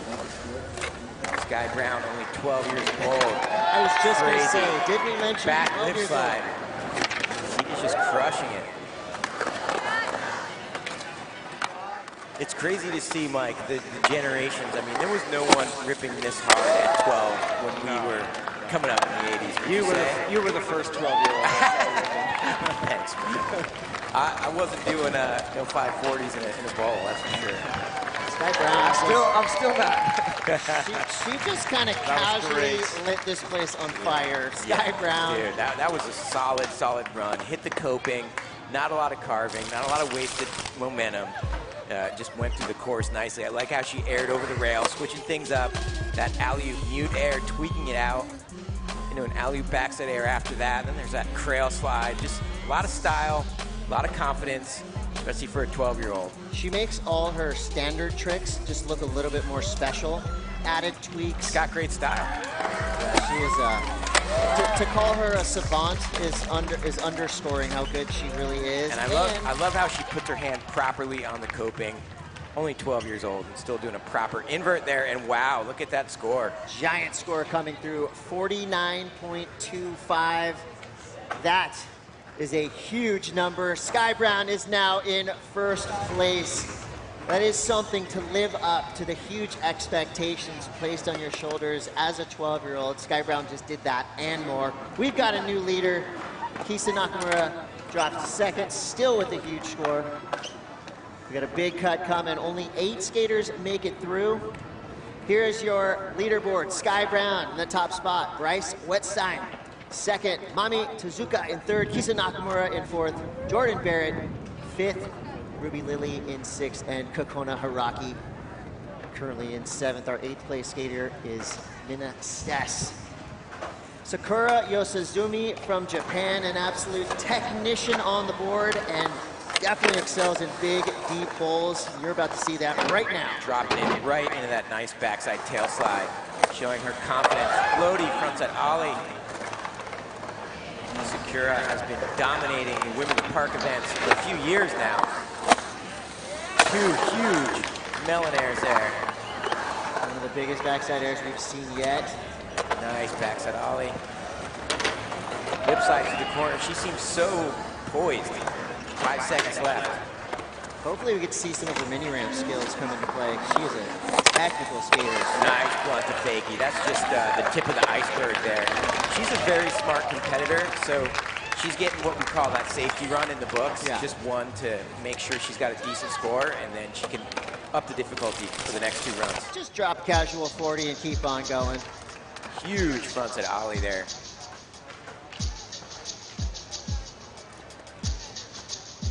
And that right there. Big backside air after airing over the volcano. You see a backside ollie. Smooth lip slide. Do you guys think we're seeing a generation now that's more influenced by just strictly park skating, than vert skating? It seemed like a lot of kind of park contestants the past 5 years were vert. I think that's definitely the case. I think it's its own genre of skating now. Yeah, and you see a lot of skaters that had vert skills move it over to park in the last few years. And just as we thought, dropping a casual 42 without even breaking a sweat. Sakura Yosazumi, always a contender. Not only even just a podium, but to win. She's that good. Masugi Okamoto, 14 years old. Last time she competed at Dew Tour, she won. Watch out, here we go. Huge 360 air from Masugu into that massive backside air. Big carve on the plexiglass wall. Nice tail slide. Nice frontside boneless. Masugu is ranked #1 overall in the world skate rankings with 1,800 points. So she's trying to lock in that first place position moving into Tokyo. I like her line, it's unique. Nice 5-0. Turning over the volcano into the 540 attempt. I like how she went for that on her first run. Why not? Yeah, she had a good run going. Yeah, she puts that down. She's going to show you why she's ranked #1. Maybe get to that a little bit earlier next time. Still got the speed and momentum. Yeah, I'm surprised she tried it. Just put it all out there to hang. 360 air over the volcano into a huge method air. Grabbing behind the foot, tweaking it out nicely. I just love the fundamentals we're seeing, the power skating that we're seeing. from these young women. They've just kind of taken, quote unquote, the basic tricks and made them just that much more technical, that much more difficult, just by adding those subtle tweaks. Yeah, it's just adding flavor to the maneuvers. It just looks that much cooler and it's that much harder to do. And you know, I think the judges also give credit to doing your tricks in critical parts or critical obstacles of the park. Even just riding up on the plexiglass like we just saw, Sure. That's a sketchy trick. That's a huge that obstacle. thing's scary. Yeah, definitely. So anyone that's messing with that big plexiglass Toyota box is a hero in my book, because that thing looks it's an added feature. So we want to see what you've got. Use it. Yeah. So Masugu's score drops 34.16, puts her in 7th place, which cracks our top 8. Yeah, we are. But will that hold? We're really shaking things up, adding replacements. Isadora Rodriguez Pacheco with a 16.67. She's going to need a big number now. She needs above a 32 to get herself in the top 8. We know what she's capable of. She puts down a complete run right here. So Mike, I know you're new to Des Moines. What's it been like for the locals to see Dew Tour pop up and come take over the city for a bit? I mean, you've walked around. Do you see all the smiles on people's faces? Yeah. I mean, they're just so stoked, and I'm so stoked. Awesome. Dora is in. Isadora starting off with some power here. Big backside stalefish. Isadora only 16 years old. Nice clean tail slide there. Big boneless. Keep it moving. Backside Smith, she hangs on to it. 10 seconds left. See this big finish. Frontside stale, which I would say was easier than the backside stalefish she did, so she can pull that all together. Towards the end of the run. You know, even though it's just 40 seconds, I would implore any of you out there at your local skate park, set a timer, drop in, skate as hard as you can for 40 seconds. That is not easy. Oh, and then add the stress of being in And then add the stress. Invite 1,000 of your friends to watch you. There's that backside stalefish. That's beautiful. Taking a page out of the Mike V book right there. 5-0 through the corner. I like that curve she did there. S curve. Good line. 23.99 for run number 2 for Isadora Rodriguez Pacheco out of Brazil. So she does climb up a little bit, but needs to add about 10 points to that total, 23.99. So luckily for her, she's got one more run, and now she kind of has the reference point of what it takes to get a 35, a 40. As we go back to Kokono Hiraki, an absolute ripper representing Japan. She is in. I'm hoping for one of those nose grinds. I know she's got it. Nice India over the volcano, nice and tough knee. Smith grind tail slide, that's a unique trick you don't see very often. See the difference here, she's already got 6 tricks. Yeah. In about 10 seconds. Just outside the bubble in 9th, so she's trying to best that first run score. There's that backside nose grind standing up on it. Thank you. Love that trick. 10 seconds left. Big Madonna. Okay, what's she gonna add here? The front blunt, and she hangs on to it on that big bank wall. We haven't seen a lot of moves done on that. That was huge. She is stoked. At 12 years old, I have the presence of mind to know, I just need to add 2 more tricks to my run, and I'm gonna get a better score. She did just that. Similar run, added tricks. The judges are gonna love that. Yes, and start with a bang, end with a bang. That's Steve Caballero.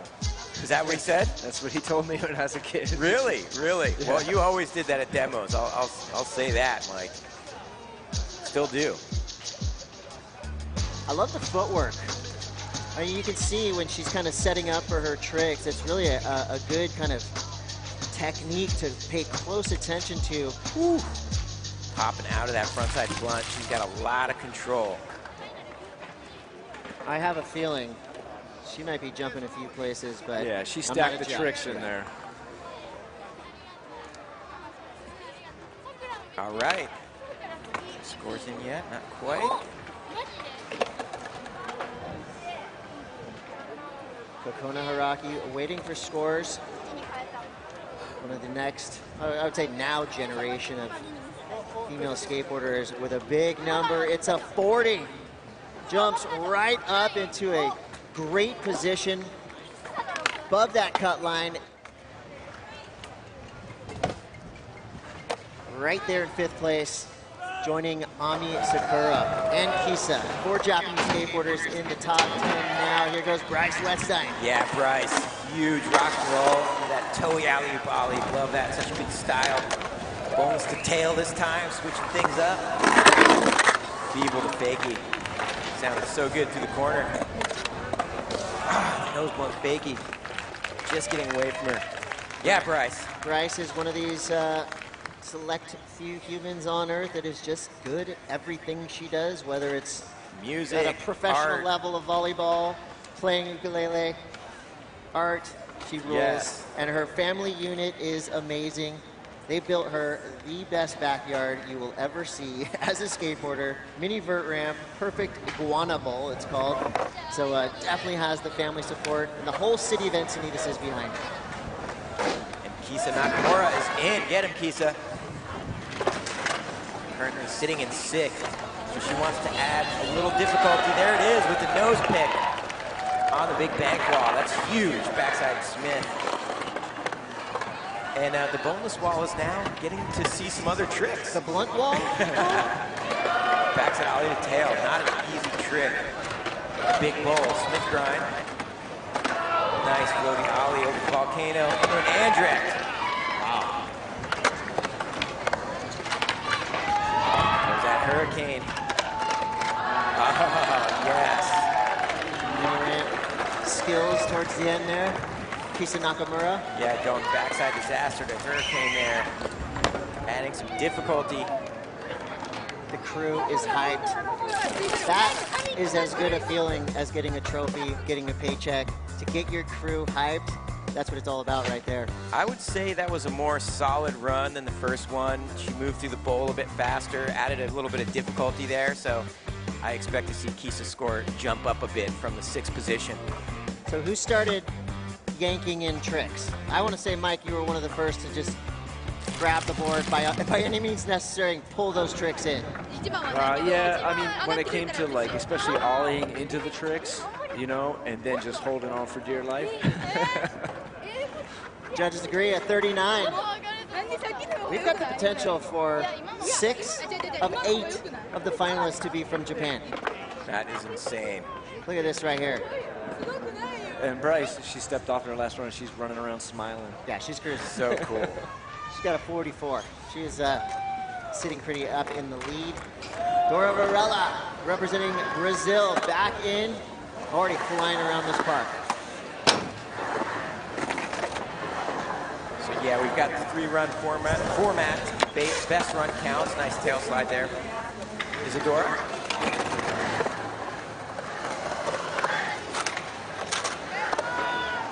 Dora, Paulo, Brazil. What I like about her style, right on the edge. It looks like she is pushing it all the way. Nice, Dora. Nice air over the Mount Ducan and the volcano into a Smith grind. Already a much better run. More tricks, harder tricks. Hit the lip a few more times there. Well done. Dora Varela, Sao Paulo, Brazil. 19 years old, traveling the world. Hoping for Olympic glory by way of Dew Tour. Yeah, Dora currently in 23rd with her first run score, trying to improve on that. And Mike, I know, I skated with you for many years. You were a street skater who could skate vert. What was the difference, and which did you enjoy? I always identified as a street skater because I just loved the idea of adapting to an environment. But really, I was a skateboarder. Yeah. I skated everything. Amen to that. If you could skate it, I wanted to skate it. Yes. But I think what I did with different early on was I approached everything with that street mindset mentality. Current standings in, Masuko Okamoto in 8th place, just edging out Ruby Lilly. Mina Stess in 10th. So our skater from China. Cracking that top 8, and that's who moves on to our final. I want to just give props to Zang Sheen, representing Beijing, China, for absolutely coming through and ripping, putting her name on the list of skaters to watch moving forward. We go back to Lizzie Armanto. She needs a 49.26 for the lead, but she could settle for something above a 35 to get herself in the top 8. Here we go, Lizzie Armanto.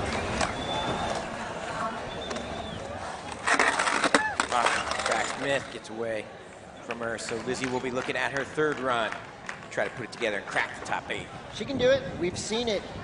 We know how tenacious she is. She never gives up. And usually the back Smith that Lizzie Armanto has in her arsenal is one of the best in the world.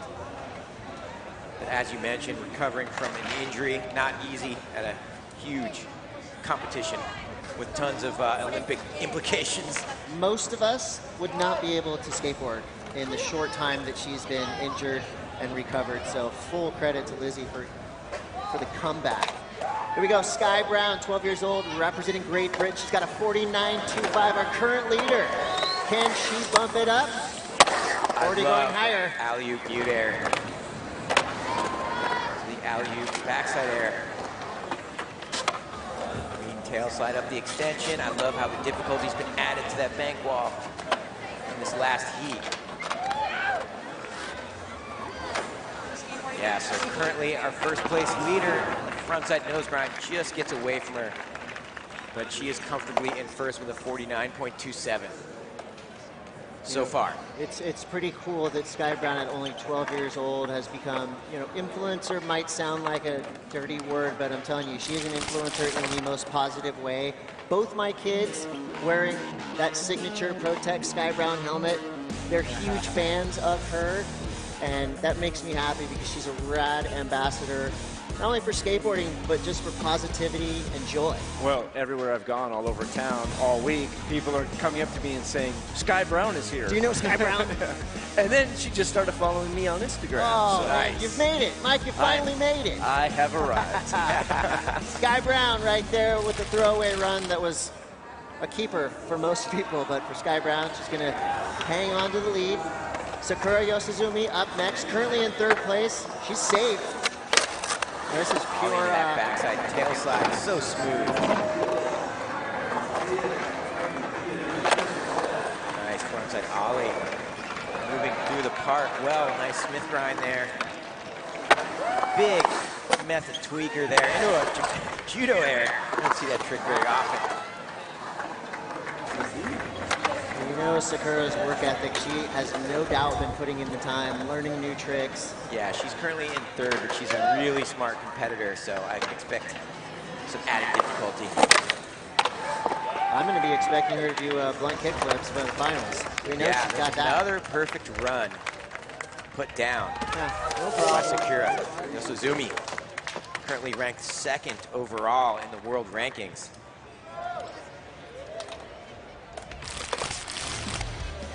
This was such a casual way to rip this park. Yeah, she never looks like she's really breaking a sweat. Everything's just smooth, poised, controlled. I always say this when Sakura skates. I would love to have a backyard mini ramp session with her. She has thousands of tricks. We've seen it. Yeah, and I've seen she skates a lot of vert as well, which is awesome to see. As we talked about that big transition, a lot of people left vert ramps behind for park terrain, so I love seeing some of these women on the vert ramps. That's a good angle right there, showing you how steep and deep this park really is. Some of our women have said it's actually quite verty, which is a newer word that I haven't heard yet, verty, but it kind of illustrates it perfectly. This is a big, deep park. They're making it look very easy and very safe. I will tell you, while it is a perfectly built park, it is by no means a beginner park. This is a real deal skate park right here, and this is what they're going to be seeing in the upcoming Olympics, a park just like this. Sakura looks like she stays in the third place position for now. Coming up next, your top-ranked skater, Misugu Okamoto from Big Gifu, 360 Japan. air into a huge method there. Great start. tail slide there. Big boneless. Third extension. Third and final runs here in the Park Semifinal. Big frontside air.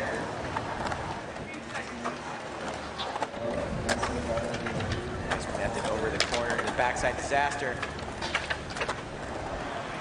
Sugu ranked #1 in the world skate rankings, and she's showing you why. There's that 540. Hello. Wow. Dropping the hammer at the end of her run.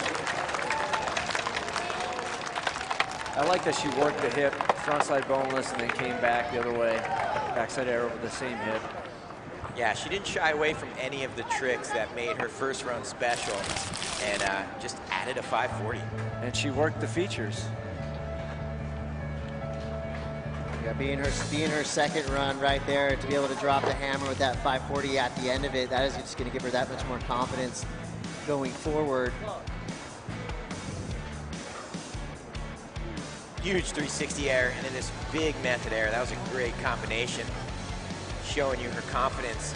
And then there's the trick that's going to set her apart, the first 540 we've seen in competition. I want to say she is among maybe 3 or 4 of the current women's park field that has 540s on lock, and she did it perfectly right there. Tail a little boned out as well. We've got a new leader, folks. Oh, wow. Isugi Okamatsu with a 51.66. We've got a new leader. We've cracked into the 50s. Skaters are getting knocked off that leaderboard with each run laid down. And look at that. You would think a 51 would kind of freak the field out. Sky Brown just got fired up. Be careful what you wish for.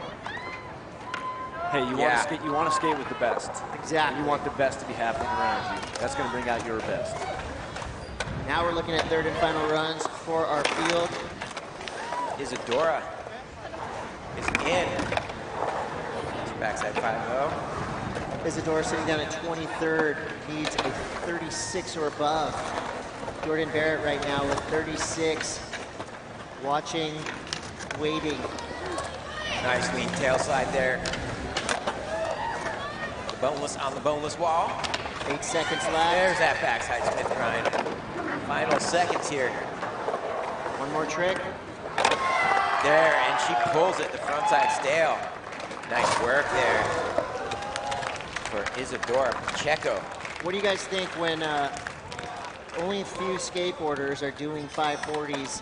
Do you feel pressure to have to do that trick, or does it fall into the no rules in skateboarding category? Do you need a 540 to win this event? I'll let Mike take that first. I think a trick like that has to up your game. You got to bring your best. If you have a 540, it's time to break that out. If you don't have it, you better step up with something else that is going to grab the judge's attention. It's like Indiana Jones, Raiders of the Lost Ark. Just replace it with something of equal weight and value. Yeah, it is hard to top a 540. But if you could get more tricks in there, if you could stack your run with more tricks, and they're all bio, and you're pushing it, then you have a chance. Yeah, we saw it at the U.S. Nationals. Mina Stess busted out a kickflip on the bank wall and placed first, so it's possible. Will Isadora crack into the top 8 on the strength of that last run? Smiles are kind of being a little bit replaced with a little anticipation. Jordan Barrett right there on the cut line with a 36. Will it stand? Oh, it's gotten awfully quiet on the deck. Judges deliberating. Isadora waiting. Comes through 26.04. Nice. A solid effort. Isadora, thank you for that run. That was really fun to watch. Unfortunately, not enough to break into the top 8. Jordan Barrett and Kihana Ogawa safe for now as we make our way to Kokona Haraki, 12 years old from Hokkaido, Japan.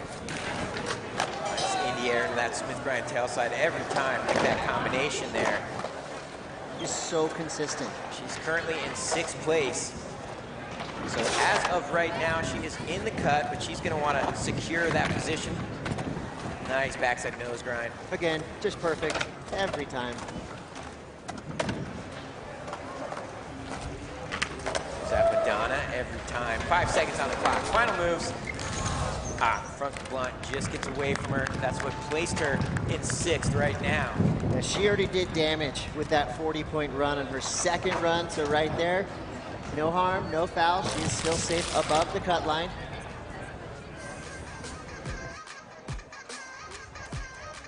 There we see that tail slide on the bank wall. The signature trick right here. The backside nose grind. I mean, is that automatic? Was she born with that trick? She must have been. I mean, that's just one of those. You either got it or you don't. It is such a difficult trick, and to do it every single time perfect.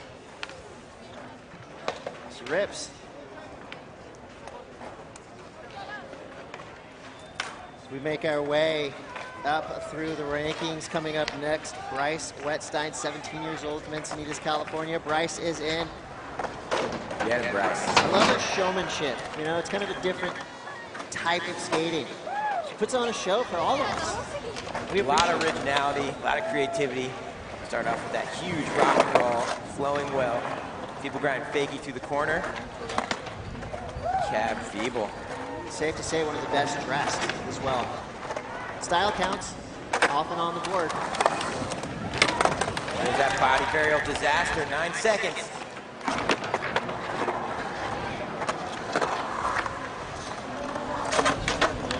Oh, and she pulls the nose blunt at the very end of her run.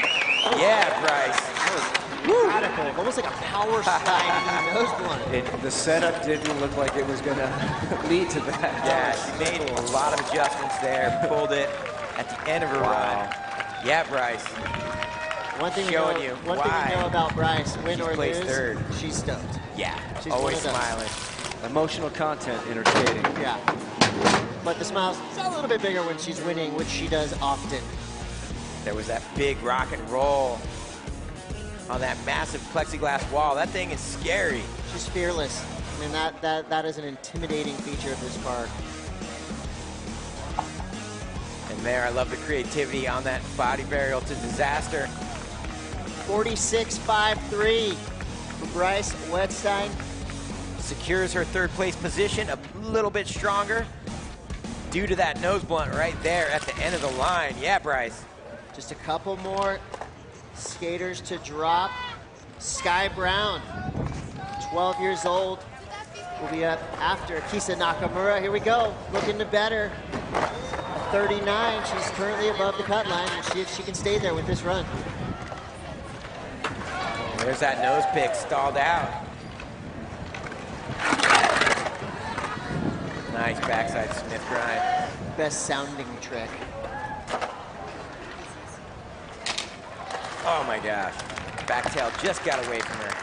But like you said, Kisa in 7th place, currently okay, but a little bit of skating left before we can lock it in.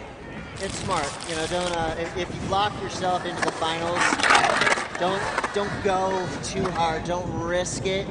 I mean, we all, of course, want to see the best skateboarding possible, but she's got a lot more to come, and she's safe for now above the cut line. So no reason to go above and beyond right there. See now. Yeah, there is only a few skaters left that could unseat her. We got Dora Varela coming up next, followed by Lizzie Armanto. And those are 2 skaters who could make that position feel unsafe for Kisa. Sky Brown watching her name as it stands in 2nd place, 49.25. Dora Varela, last chance to make a big impression on the judges. 19 years old from Sao Paulo, Brazil. Here we go, Dora Varela. Nice frontside air. I like how she starts off with a lot of speed. She's got to add some tricks to this line. Nice tail slide.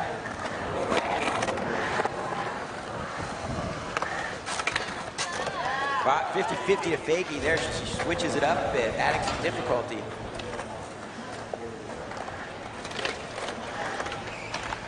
Mike, what's it like seeing how international the competitions have gotten in recent years? It's beautiful, man. It's I mean, every generation of skater seems to add more and more and more, but to see skaters from all over the world, especially here in Des Moines, Iowa, at this moment in time, it's a beautiful thing. You know what's fun to see too. I mean, my dad didn't skateboard, but I know most of the field, especially all the teenagers, the parents probably skate or surf or both. Surf, and I tell you, that generational push, I really feel that's a huge reason why we're seeing the level this high, and of course the support, with places like Des Moines, really putting a lot into welcoming skateboarders to the town instead of trying to push them away like a lot of cities do. That's going to help as well.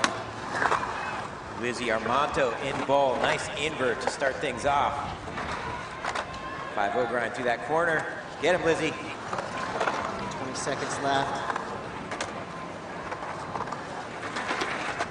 Nice Smith grind there. Great style. There's that trail slide. Signature move from Lizzie. That eggplant, 5 seconds. Lizzie Armanto, a protege of the legendary Jeff Grasso. You see it in a lot of her tricks. Yeah, and for coming off the injury, that was an amazing run and showing. Big props to Lizzie Armanto. Coming from really one of the most brutal skate injuries I've heard in a long time, to be able to come back and skate like that, that is a huge, huge story. And that's a big moment for Lizzie right there. Going into the Olympics, going into what we're going to see more competitions coming through. You can't have a skate contest without Lizzie Armanto. It's That's just right. that simple. I would agree there. We're stoked to see her back. So, and as we await scores, Sky Brown getting ready to drop in. She is currently ranked 3rd overall in the World Skate Rankings. Sky Brown. Only 12 years old, which is just mind-blowing. She held the lead for a minute there until Masugu came through with a 51.66. We know how competitive Sky Brown is. Do not let that smile fool you. She is out to win every contest she enters. And she will prepare to drop in for her 3rd and final run. So as it stands now, she's qualified for the finals. Technically doesn't have to throw everything she's got at this one, but you know what she's about. She does it for the fans as well. Lizzie came through with a 23 in her last run. Not enough to qualify, but huge credit to Lizzie Armanto as we see Sky Brown just ripping around the park. Yeah, great job by Lizzie coming back and getting back out there after recovering from that injury. And Sky Brown doing what Sky Brown does, moving through the park effortlessly. There's the frontside nose grind. Okay. She doesn't like to get second place. Big arrow over the volcano and a stalled invert. Final seconds here.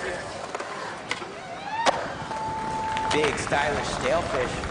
All right, that was a great run. And just casual destruction of the skate park. Already Sky sticking Brown.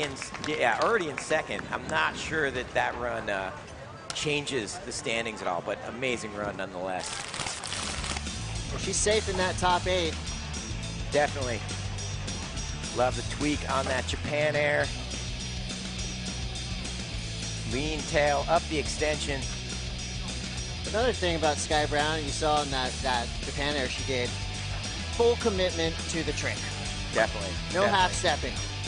Yeah, for a 12-year-old, she stands up on her tricks proper. You see that nose grind there. No half-stepping. It's not underneath coping by any means. Oh, every trick is commanding style. That's going to be another solid score. Definitely safe in the top 8. Comes through a 50.22. Just like that, Sky Brown is in the 50 club. Yeah, and I believe as of now, our 8 are not going anywhere because the other 2 skaters up are already ranked in the top 8. So that list is pretty much locked in. You know who's the most excited about that right now is Jordan Barrett. Safe, right on the cut line, in 8th place. Yes. Sakura Jordan. Yosizumi, she's dropped a 42, a 43. She'll probably just go ahead and throw a casual 45 in here. Just to lock things up. Huge floaty backside air there. Oh, the lean tail on the extension. I like how she tried to add some difficulty. She can save that for the finals. Currently in 4th place. with that last run from Sakura Yosizumi with one more skater to go who's already in that top spot, Masugu Okamoto. We've got our top 8. Our finals are set for women's park. You hear the cheers, you hear the stoke. A lot of relief on the deck right there. That was a nasty cut. It really was. From 40 to 32 to 8. Here goes our final skater. 360 air. Into the 540. Wow. Let's go ahead and do that right off the bat. Competing against herself at this point. Just practicing. Smart. Like that, high to low, boneless. She's almost kind of like exploring the park now. Yeah. To see other possibilities. They've not gotten a lot of practice, so this is smart. Trying to add that kickflip indie. She can save that for tomorrow. Put your hands together for Masugu. That's how you get a 60 and above. 540 kickflip indie. Sky Brown stoked. She gets the rest of the day off. Yes, and let's put our hands together for all these women skateboarders in our semifinals. Great job, and our top 8 is locked in. You know, it never ceases to amaze me. Every contest we go to, the women's division rises up. I mean, every contest in the last 5 years, whether it's a week between events, a day between events, or a year between events, they get better and better each and every contest. Yeah, there's new names and new faces every contest, every year, every month. It's pretty nuts. Let's have some fun. Let's make some calls. Mike V. Who's going to win Dew Tour 2021? What? You're asking me? I'm asking you right now. There's your list. There's your top 8. I can't make any predictions. Masugu is going to be hard to beat with that combination of the 360 air over the volcano into the 540. If she adds that kickflip indie, she is going to be hard to beat. A huge story here. You see 5 skaters from Japan representing the 1 skater from Great Britain. Well, she's on the deck right now, standing by with Tina Dixon. That's right, she is, and we will see Sky Brown in the finals. And this was just the semifinals, and it was so much fun to watch. What was your approach now that you're back competing? I mean, I'm just trying to have fun and try to get better. You're so modest. The finals, though, there's a lot on the line. We've got a big Japanese field. You're friends with a lot of those women. What can you say about them?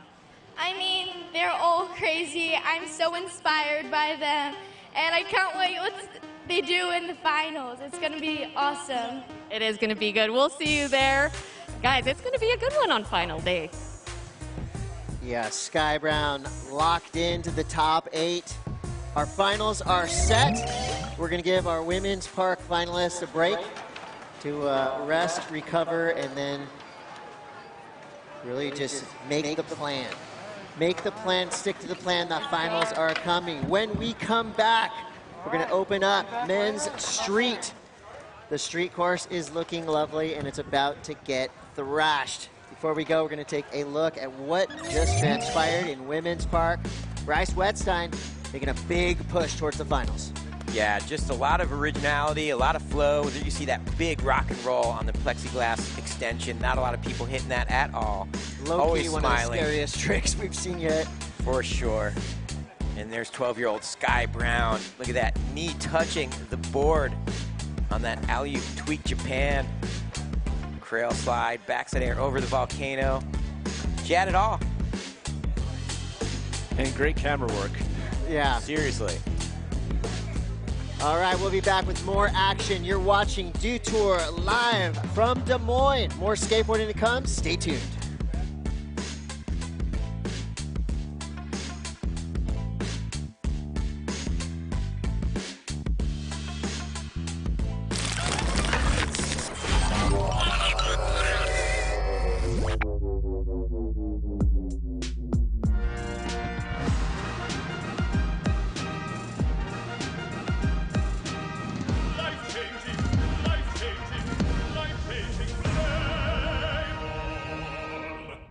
Summer's here, and with a great deal on a new Toyota, you can go out and enjoy all your favorite summer sports, like softball, beach volleyball, triathlons, racing, golf, whoa, someone needs lessons. What makes an amazing deal even better? How about that every new Toyota comes with Toyota Care, a 2-year or 25,000-mile no-cost maintenance plan with roadside assistance.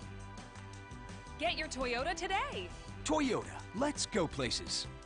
Who really has the best beef? Meet the facts. Fact, Hy-Vee standards are so strict, their cattle have to be hand-selected. And only about 6% of all beef is able to bear the Hy-Vee brand. Only 6%. Many claim to have the best beef, but it's time to meet the facts. For more details on Hy-Vee's strict standards, go to meetthefacts.hyvee.com. Hy-Vee has the best beef guaranteed. We get out, fired up, hook big ones. We get out and rip it. And we track them down. So crack a Mountain Dew. Get out and do.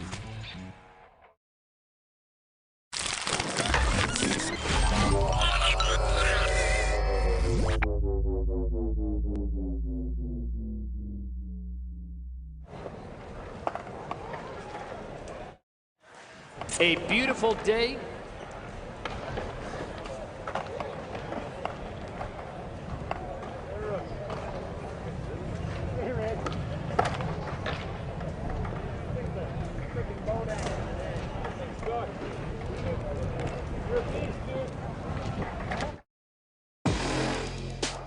Man, like, skateboarding is just family. We get along so quick, it's crazy. It's so, you don't see that any other sport. It's very diverse, it's worldwide, you know, like every continent on this planet has skaters.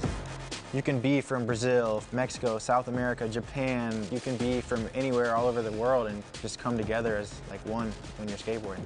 It's always protected that aspect of like diversity. There's never been any pressure to like force that on people, you know?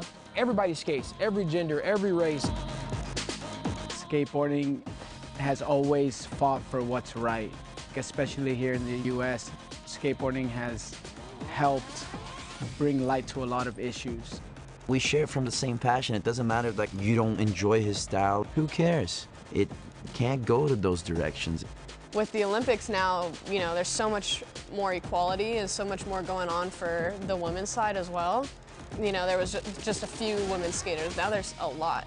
There's really not much requirements to skate. It's all personal preference, and I feel like that draws a lot of people in the world to just gravitate towards it.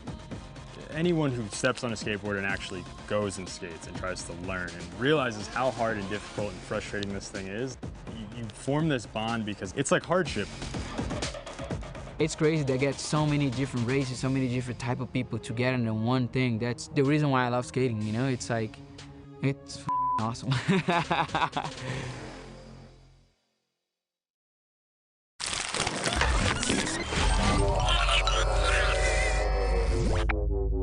Dew Tour 2021 from Des Moines, Iowa, America's heartland, embracing this skateboarding culture as we welcome you back to beautiful Lawrence Skate Park here on the river. A beautiful day as we make the transition now over to men's open qualifier in the street competition. And here's where the numbers start to fall into place. Again, just like in Park, Paul Zitzer, we talked about how competitive it is to make any of these teams, whether it's the USA, Japan, Brazil, across the board, only 3 spots per nation. And I think it's going to be, again, a pressure cooker. Yeah, and it's the same story all week long, all year long. It's Japan, Brazil, and the United States. Those teams are stacked. To make the top 3 in any of those countries is insanely difficult. Now, you got to be in the top 20. Right. It's a tough cut. No question about it. So we brought in a man that knows a thing or two about street competition. The one and only Ryan Sheckler joining us on set. And we figure if we're not going to see him skating, we might as well put his voice to work if he's not going to be out on a board. So Ryan, welcome to our Dew Tour coverage. As you look at this buildup, and I know you desperately wanted to be in Tokyo and you got the skills to get it done, but as you take a step back, how difficult is it going to be to make this Team USA? Oh man, it's absolutely incredible how tough it's going to be.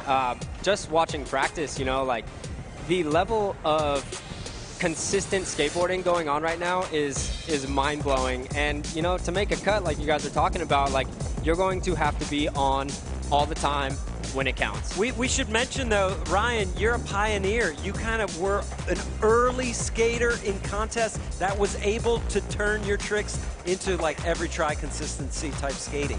Yeah, man, I love competing. You know, I've always been a competitive skateboarder. So, you know, being around the Dew Tour since 2005, you know, it's been, I grew up competing. Yeah. So for me, it's like it was always about consistency, and watching it now, and, you know, the health and wellness side of skateboarding and how consistent these guys really are, it's amazing.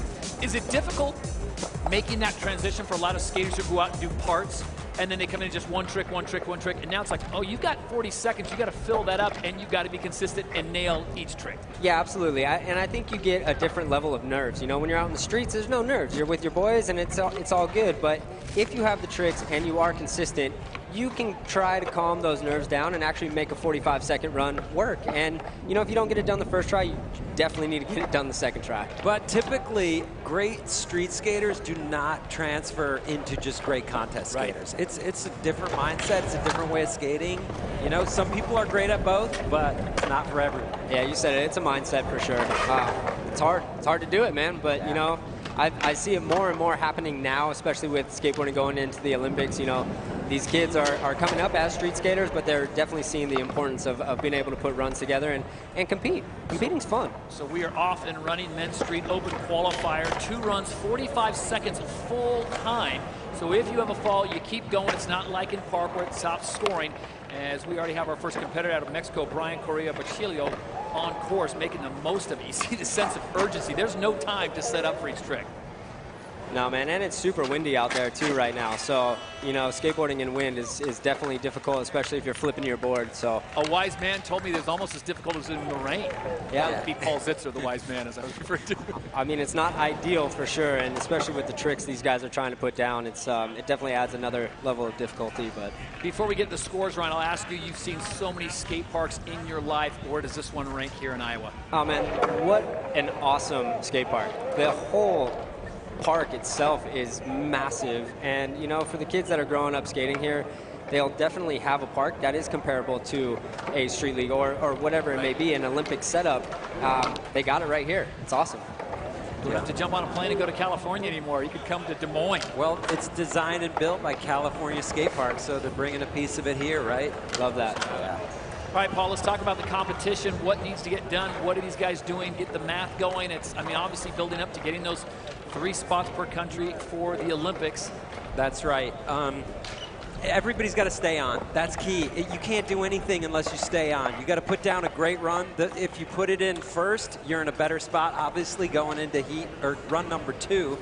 So that's clutch.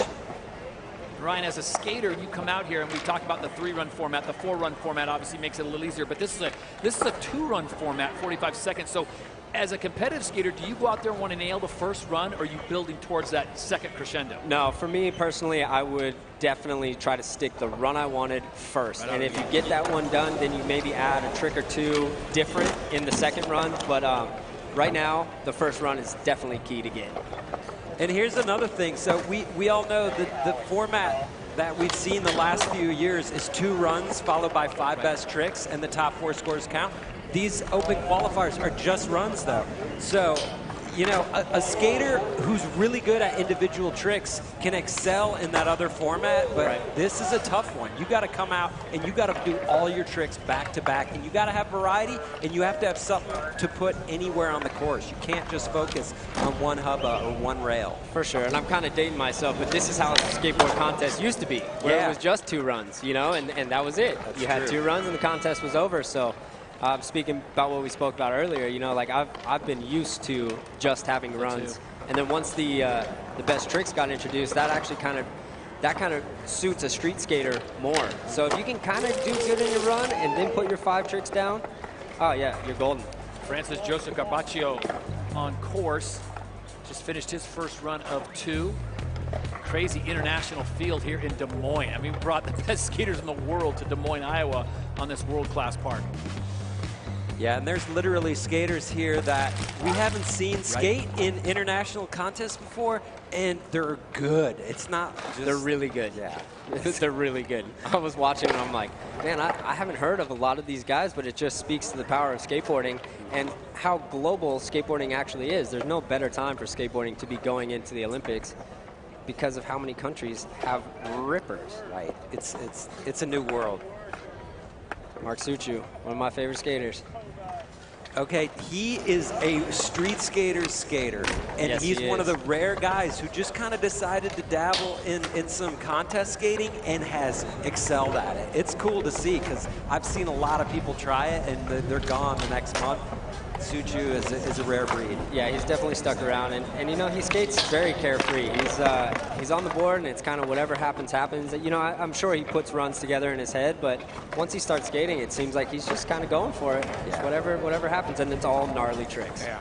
I love the organic flow you're talking about, Ryan, how he just gets out there and just lets it come to him. But obviously, as Paul and I had talked about before, in this day and age with the Olympics on the line, you can't come out there and just, I'll freestyle it and see what happens. And these guys are laying down some serious tricks. Ryan, you and I were chatting about how serious these athletes are compared to when you first started when you were 13. Right. When someone would come to you and say, hey, we need to get a weight program, a nutrition program, right, you would have been like, I'm just going out to skate. Leave me alone. Yeah, man. I mean, you know, it's really looked at as a sport. And so, you know, to be included even in the Olympics, it's like, you know, these guys actually see the seriousness of that. And, you know, the longevity of skateboarding depends on how well you treat your body. And as a pretty much veteran in the game, you know, I've broken so many bones and had to come back from all of these things. And some of them could have been avoided, you know, if I had a little bit more emphasis on keeping my body strong. 18.97 for Mark. He'll look to his second run. Speaking of injuries, how are you recovering as you maybe set your sights on 2024, which is 3 years away because of the pandemic pushback? Right. Yeah, no, I'm healing really good. I just hit 8 months post-surgery on my my ACL, complete reconstruction, and we're feeling good, man. Feeling good. Awesome. Were you considering trying to skate in 2020? I was. Okay. Yeah, I was, and I just had a string of just bad falls, and you know, it just wasn't in the cards for me this time, and I've come to full acceptance of that, and it's all good. I'm still in the mix, and I still get to talk about skateboarding and see all my boys, and feel very blessed to be here. Nice. TJ Rogers of Canada now on his opening run of 2. Remember, it's 2 runs, 45 seconds full time. Wow. TJ switched up his whole kit, didn't he? He's got I love TJ, look. bro. Yeah, well, how could you not? He's really genuinely the friendliest, most excited He's guy Canadian. Come ever. on. Absolutely. He's always rooting everybody on. He's always got a good vibe going on. And he rips.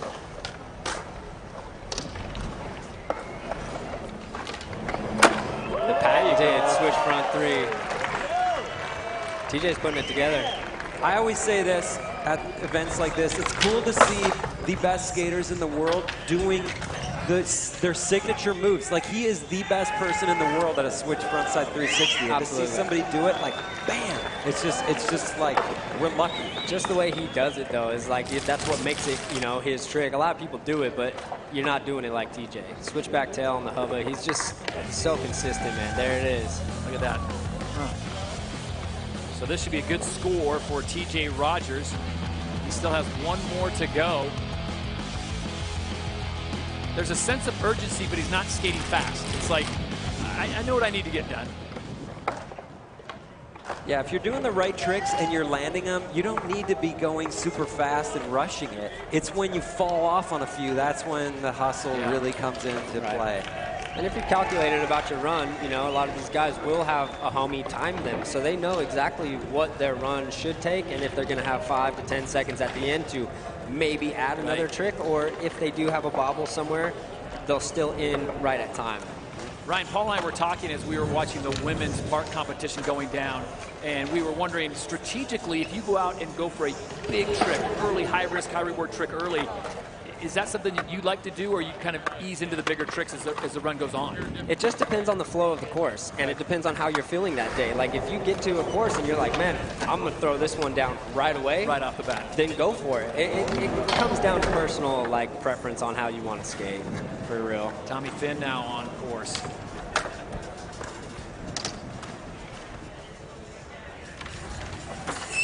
Look at some of the names that are still to come with Tommy Finn here, with Chris Jocelyn and Sean Malto. Paul Rodriguez back in it again. There's some definite talent here in heat number 5. Yeah, and it goes from there. Heat 6, Louis Lopez, Ivan Montero, Felipe Gustavo. So many greats here. Everybody's here this weekend. I love it, and I love watching Tommy skate, man. Tommy's been in the game for a long time, and still going strong. He's putting a nice run together. He's great at putting run togethers because, like, there's certain tricks that he has on lock that he can do every try that are like Tommy's signature moves too. Yep. Like gapping out to like a backside nose blunt, for example, or something like that. It's all Tommy, and it's consistent for him. That tricks that aren't consistent for other people. Right, and hard tricks, you know? Yeah. How much of this, those guys, as we are here at the Dew Tour, is about progression? You know, Paul Zitzer knows that Ryan Sheckler knows what he can do. Do the judges know that? And they're saying, hey, Tommy, that's a stock trick for you. Let me see you up the game a bit.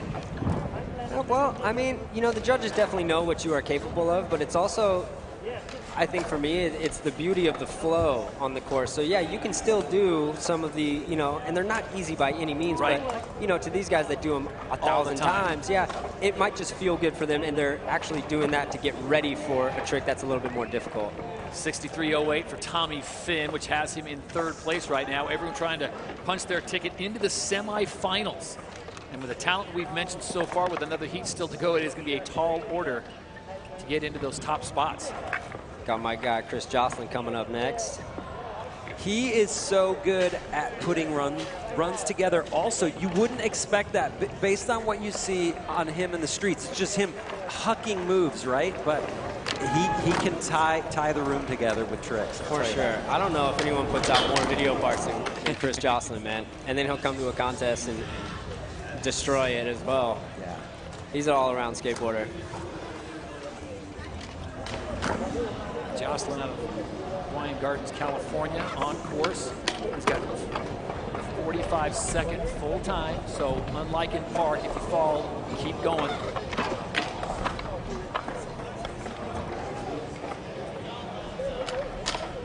I would say a skater like Chris, though, he's probably going to excel more in an event where you do have the 5 tricks also. Yeah, I agree. You know, he's going to do just the biggest tricks ever. Yeah, I agree, for sure. Let's just try to get a good run down, make it to the next level, and then really throw down the bangers. Here it is one more time. Nice piece there. Switch back lip, switch front lip. And then just getting back 3 away from him. It's all right, he's got another one. 2-run format. Only take your best score. And I'll tell you what, the weather has been the strangest thing. We've got a little bit of, if you don't like the weather now, just give it 20 minutes. We'll get something else. And it looks like we're starting to see some blue sky, but as Ryan pointed out, heavy winds, which kicking your board up in the air, you don't know where it's going to come down. Makes it a little more challenging, but these are the world's best at what they do, including this young man, Sean Malto. Had an opportunity to hear him talk about this park. He comes from Kansas City, which is roughly about 4 or 5 hour drive from Des Moines, and so this is definitely within his wheelhouse. Make a run for the weekend up to Des Moines and skate. It's cool to see him back in competition. It's awesome. Yeah, it is. He's a legend. Fandango. After Sean Malto, will be Paul Rodriguez coming up next. He's going to get a run on this one. Which it's crazy to have both these guys back to back in a contest. You know, it feels like the old days of Dew Tour. For real. You're right. It's kind of crazy too, though, how things have changed so much that they're in the open qualifier. Yeah. Like, there are no preceded spots for these guys. No pre-seed for Jocelyn. You know, it's just, that's pretty shocking. But that's where the times are right now, you know? Like, if I wanted to skate here, I wouldn't be preceded either. And it's, you know, we've been competing our whole lives, but, you know, we got to make room. And there's a ton of great talent out there skating right now. There's that patented front crook, though. Always looks amazing. Love Malto style.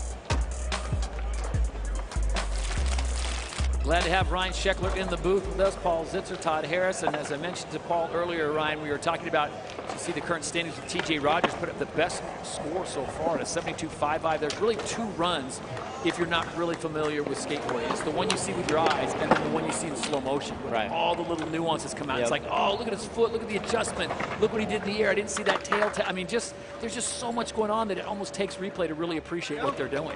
Absolutely, and especially in contests, man, like there's a certain type of adrenaline that is going through these guys' body where normally in practice you might throw a trick away, but you are not throwing it away in the run. Paul Rodriguez, 36 years young, out of Granada Hills. Let's go, P-Rod.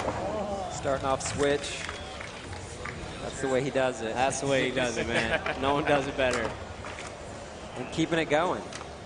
I mean, if you're not paying attention, you could be fooled into thinking that he's a regular footer for sure. Wow, this whole run is switched so far. That is crazy.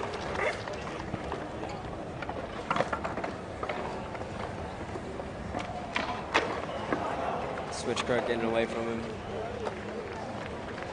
And he's still got those competitive skills. He still knows how to get it done in competition. Teeing everything out, coming back and drilling it. Yeah, and that is the thing about a skater like P-Rod. Yep. He's just an incredible talent, but he's so smart about how to approach a contest. Guys, he just did his whole run switch. The whole thing. The whole thing. And the judges will appreciate that, obviously, as Paul Rodriguez comes out on run number 1 of 2:45 seconds. A great run, very technical. That's unreal. He's one of the few that can do a whole run switch that is like really gnarly. You might think he's regular. Yeah, he's not. Look at that. In a windstorm, too. Perfect switch tray. Wow.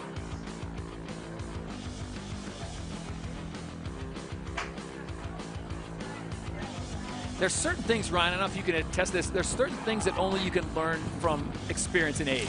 And while Paul's 36, people are like, oh, he's so, he knows some things that these young kids, they're not going to know until they've put in those years. Absolutely, man, absolutely. And I was talking with Paul before the heat, and he's got that fire back to compete. It's not because he has to compete, it's because he wants to, and there's a difference there for sure. And yeah, it's really rad to see P-Rod back. 20 advanced. Paul Rodriguez currently sitting in 12th. That's a pretty good spot to be, especially considering he had a fall in his run, but wow, he's got one more.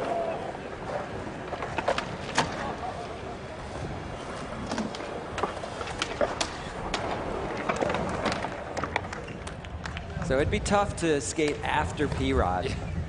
Yeah. And Sean Malto. Yeah, for sure. You get the trifecta if you had Sheckler in there. Oh, man, soon enough. Soon enough. So Alex is ripping, but you see it's just a little bit more standard line of tricks. I think he's going to have to bump it up. Oh, that's not standard. No, that's not standard. Right as he said it. That's a little bit more than generic. Ryan, when you were competing in a competition like this, are you watching the guys before you and seeing what they're doing, or are you just getting away from it and then? Me personally, I am, because I'm a huge fan of skateboarding. Right. It doesn't matter where I'm at. Like, I love watching skateboarding. So, and especially these guys are my friends. Yeah. So that's what's so amazing about skateboarding to me, is that the camaraderie is there. It's not like we get out there and it's like, oh, hey, we're friends off today, like, until it's over. It's like, I'm rooting my guys on. So yeah, I always watch what everyone's doing, and but that doesn't dictate what I'm going to do in my run. My run still stays the same. 21.79 for Alex, so he will have to look to that second run to get into that top 20 to move on. And to your point, Ryan, it's the sense of community in the sport is amazing, unlike anywhere else. And you see a little bit of maybe in a stick and ball sports like basketball. Like LeBron James loves CP3 and he loves Steph Curry, but when they're competing against each other, there's no love lost. Yeah, skating's way different than the NBA.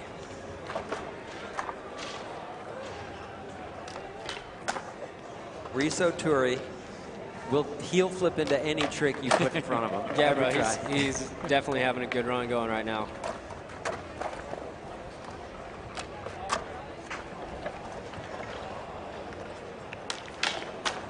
Wow, he is strong. Yeah, this is a great run. It's like a pendulum. He is just going back and forth and just You know, it is like a pendulum going back and forth, but I would say, you know, I put a lot of value on a skater that has a little more flow and doesn't do the pop out. And hey, this guy sitting next to me, Scheckler, is the king of using the course, linking the obstacles together with tricks. Right. Not just doing individual moves and then popping out and dropping back in. And I think it's underrated and underappreciated, and it's hard for sometimes it makes it hard for the judges to give out those points, but when you don't see it, you miss it. I just, you know. I feel you, bro. And you know, that's how you can tell, too, kind of a guy that's newer to competitive skateboarding because of the way it's kind of just back and forth, which is cool. But the way I've always addressed the course is like, I'm going to use every possibility on this course, and the last thing I want to do is in the middle of my run, stop, get off my board, and then go drop in. I'd rather do a grind or find another way to get to that next level. So it's a full 45 seconds of consistent skateboarding. But, you know, that's why skateboarding's an individual and personal. It's whatever makes you feel good. But I totally understand what you're saying. The interpretation part is real as Turi will look for his score. It's a 43.15. So he is seriously on the proverbial bubble right now as he sits 12th now, moving ahead of P-Rod top 20 with one heat still to go, which means that someone could bump him out, Mickey popping out of Vancouver, BC on course. And Mickey is a trickster. He's going to do the hardest tricks. And you see some hustle. He's got some hustle going. Mickey's serious. Yeah, Mickey's definitely serious and seasoned competitor for sure, and can flip into anything. Yeah. Mickey's got a good one going so far, 20 seconds remaining.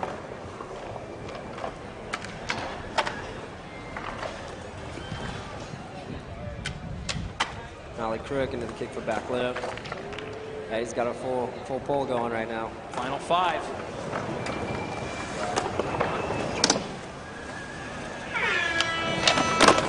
Oh, give it to him. That was a great run from Mickey Papa out of Canada. It had a lot of variety. Yeah, it did. He did a switch. He did a switch front salad, 180 out. Yeah. Did a lot.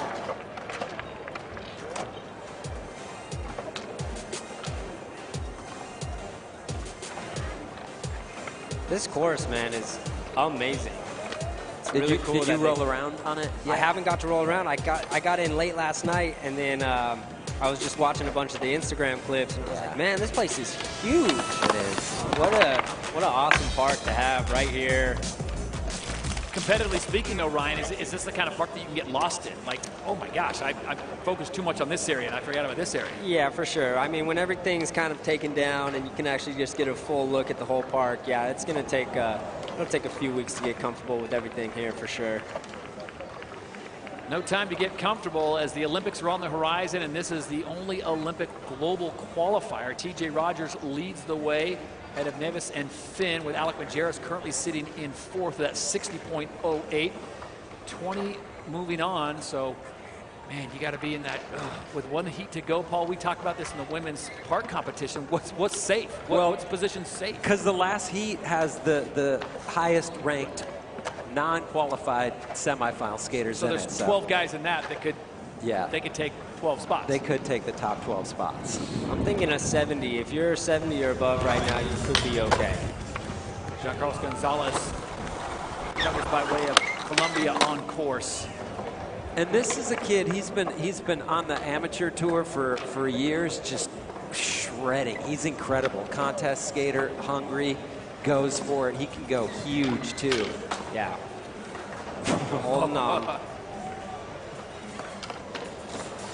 Oh, that's a bummer. So just to let you know, coming up next, it'll be Alexander Midler. He'll be the last guy to drop in on heat number 5, and then they start all over again with their second and final run. It's tough in a contest run, man, when you're trying to trick and you kind of land a little bit off, not how you wanted, and then you're still thinking about how you landed and trying the next trick, and then you fall, and then it kind of all falls apart. Yeah. It's hard to stay focused and stay present where you forget the trick, go on to the next one. How often would your legs kind of fail you? Would you get the nerve legs where you're going up for a trick you can do and should do, and then your legs just say you're not doing it? Yeah, you're not doing it. And that was like, that's a real thing. And, you know, it's hard to explain what that actually feels like. But you could be practicing, but the second it's competition time, your legs are like, nope, nope. You have no pop. It's like, wait, I had this all day long. What just happened? Because of this 45 seconds, I can't do it. But, yeah, I mean, it's competitive skating, you know, and that's something you learn how to deal with, too, is like, you know, like for me personally, I know those nerves are going to come. And so I welcome them. Whereas before I used to, like, try to fight them, but now I just welcome them, and it's like, all right, this is how it's going to be, and it's okay, and you work through it, and you surprise yourself. But you really do only learn those things from years of skating contests. You have to suffer. You have to go through all the, like, the heartbreak. Like, why? Why did that happen again? How do I do something differently next time so it doesn't happen? Yeah. Alex Midler. Okay, he's been around forever, even though he's still kind of just a kid. And 22. Kind of a newish pro. But he blossomed late, kind of, and went from, like, yeah, Midler's good to, like, Midler's whoa. great. Yeah. Yeah. I love this kid, man. I've been around Midler since he was 8 years old, and to see him and to see his growth, and literally his growth, the guy shot up a foot in height, and he skates like a full-grown man. His power, his tricks, everything about him, his consistency, and his drive in skateboarding is insane. I haven't seen anyone take the slams that I've seen Midler take and get back up and actually land his trick. All his video parts, he really goes for it. He's a good kid, man.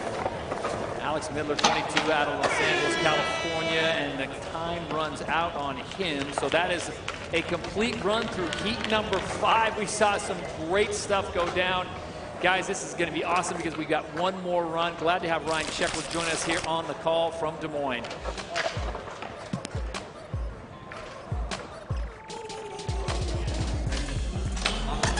Really good run. Midler 270 and anything easy. Farley coming out forward. And the back over crook. Nice. And he had one little step off, but it was like on the quarter pipe, you know? Yeah. And I don't know how the judges look at that, where it's almost like it's an A to B trick. It's not really a trick that you're like in your run, so it'll be interesting how they scored that. I've judged plenty of contests to know that you're not going to count it as seriously as if it was one of his main tricks. Yeah. It definitely doesn't help, but it's not as big of a strike against you. You're right.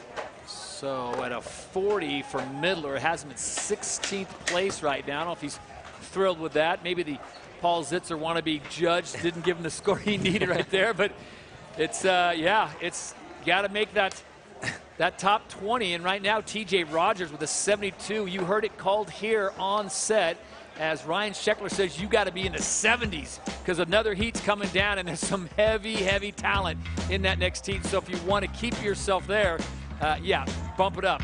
We're in the middle of heat number 5. We'll be back for the second and final runs, heat 5, when we return to beautiful Des Moines. You're watching the Dew Tour 2021.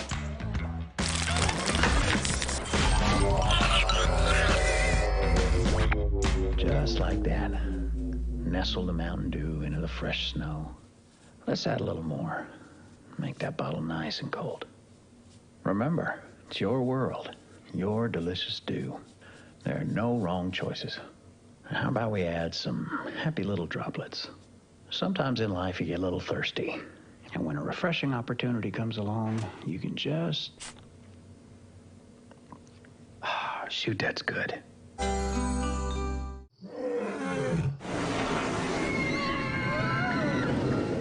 Des Moines. The S's are silent. Our city is buzzing.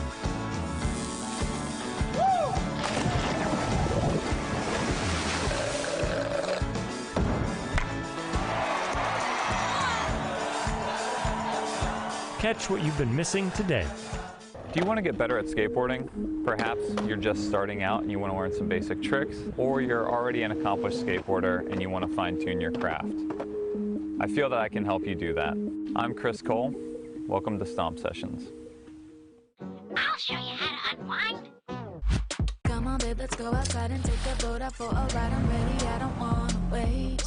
Cause the only time I'm feeling free is when I got that ocean breeze, so kicking it out on the lake. Get on board. Got the sunshine and the short line. It's a good life. Get on board, get on board. Have a good time, passing that line. It's a good life. Get on board, get on board. Get on board.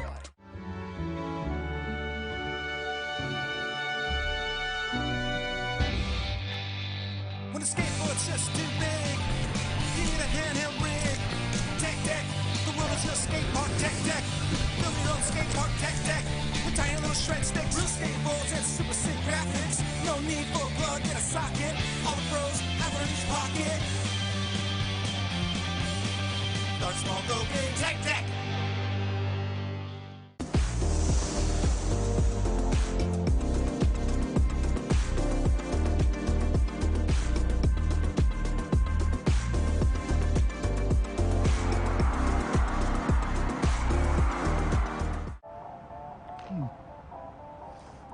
Fun fact, you know Mountain Dew and spicy chicken is the perfect combo? Does it look like I don't know that? Okay. Didn't mean to ruffle your feathers. You know, we both did the employee training, Gary. Okay, don't jump down my beak.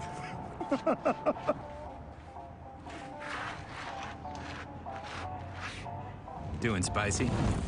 Do the do.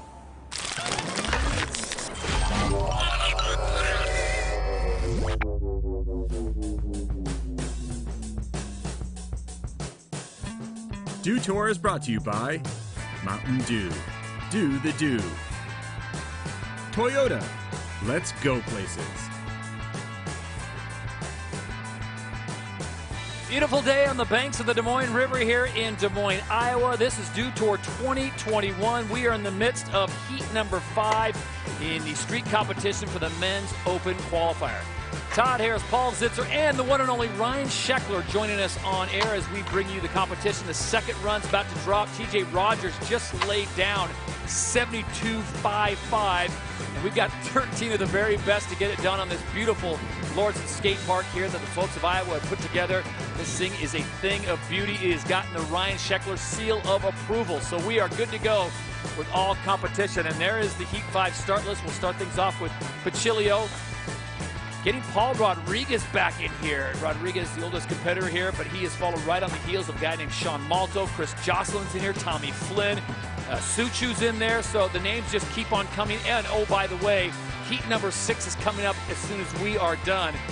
Everyone trying to get into the top 20 to punch their ticket to move on to the next round, which will be the semifinals. So the pressure doesn't get any easier. It's like, oh, just getting out of the open qualifiers. Oh, yeah, and then there's the semis, and then there's the final. Yeah, man, it's absolutely insane, especially to make this top 20 cut. So these guys are going to have to put it down for these second and final runs if they want to get to the next level of this event.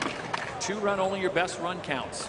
Ryan, when you were skating, though, did you feel like sometimes you had more nerves trying to make it into the finals, and then once you made the finals, there was some of the pressure off, or no? I've heard that. Yeah, I mean, once you make it to the final, once you make it to the big show, yeah, the nerves are down because the hard work is done. Now you can actually, I would always be able to, like, focus a little bit more on harder tricks because I didn't have to, like, stress to get there. At the end of the final is the end of the final. That's fine. It's getting to the big show is the nerve-wracking part for sure.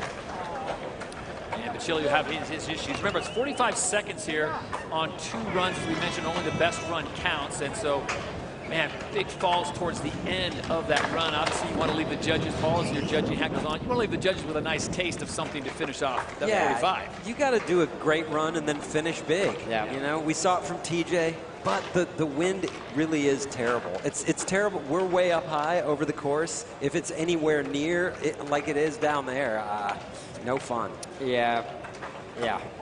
It's hard to skate in the wind, man. It really is, especially if you're flipping your board a lot. And then really all these guys are flipping their board every other trick. And so, you know, it kind of puts more on your mind of like, was the wind going to catch my board? It's just more to think about. And yeah, it can make it a little bit harder for sure. So Bachilio goes into that 20th position, and he'll hold on to the first run scores. We continue on with Joseph Garbaccio of France. Ryan, I was going to ask you this earlier, but I thought, man, it's such a broad question, but you've got a little time to percolate a bit and warm up the pipe. Toughest place you've ever, toughest competition, toughest place you've ever skated before. It was like this is brutal. Man, brutal would have been like when I was younger, skating in like California Amateur Skateboarding League, and we would skate in Hemet, California, in the middle of the summer, and I was dying. Bro. I was just dying, man. So heat for me, if it's too hot, I fry out pretty quickly. But you know, as a skateboarder, you skate in all the elements, you know. But in competition, you don't really have a choice. Ooh, kind of went down. Glad he got up. But it's so important to be having fun. That helps to do well. And there's times where you're like, I am just not having fun. This is terrible. You definitely touch on something. It's definitely a mindset, you know? It's a mindset to compete at this level and to be competing with these many incredible names and trying to make a top 20 cut. Like, if you can stay happy, which is hard, right? Or if you can keep the smile on like TJ Roger does, then you're pretty much good, and you're good with whatever happens. You're right. It's when you're hard on yourself like I am, or if I don't do well, I'm a wreck for a week and no one wants to be around me. Mentally implode after a hot day in Hemet and Yeah, say, just man. get me out of here. You know, but it's skateboarding, man. It's the nature of the beast. Someday it's someone's day, and other days it could be your day. So that 45.48 is the one he will hold on to, which has him in 12th. I've just given an update, guys. So 21 skaters will actually move on because we had a drop. So 21 will move on. So I guess that gives you a little more breathing room if you're a 19th or 20th. Hey, I'm in by one spot. But you definitely do not want to mess around because, as we mentioned, Heat 6 is still to come. And as Paul has mentioned, 12 should just take all top 12 spots, and there's leaving 8 for everyone else. So Mark Suchu, back on the course. He's a personal favorite. If it matters, Todd, That's to you. Okay. Because you like his style. I just love his style. He's makes things look really natural and casual. Wow. Save that beauty. Wow. That was crazy. He's just not what he was trying, but he's that good of a skateboarder that he just kept it going. Go with the flow. This is a great run. And Ryan, you can speak to this. When you do something like that, momentum, you get the confidence. It's like, give me another 20 seconds because I'm feeling it. Oh, yeah, you get stoked. Oh, no. Right at the end. But he's having fun. Suchi with a smile on his face might have been the save of the competition as he brings it around, and you know he's selling that. Oh, that's what I meant to do. You know, that was the whole thing.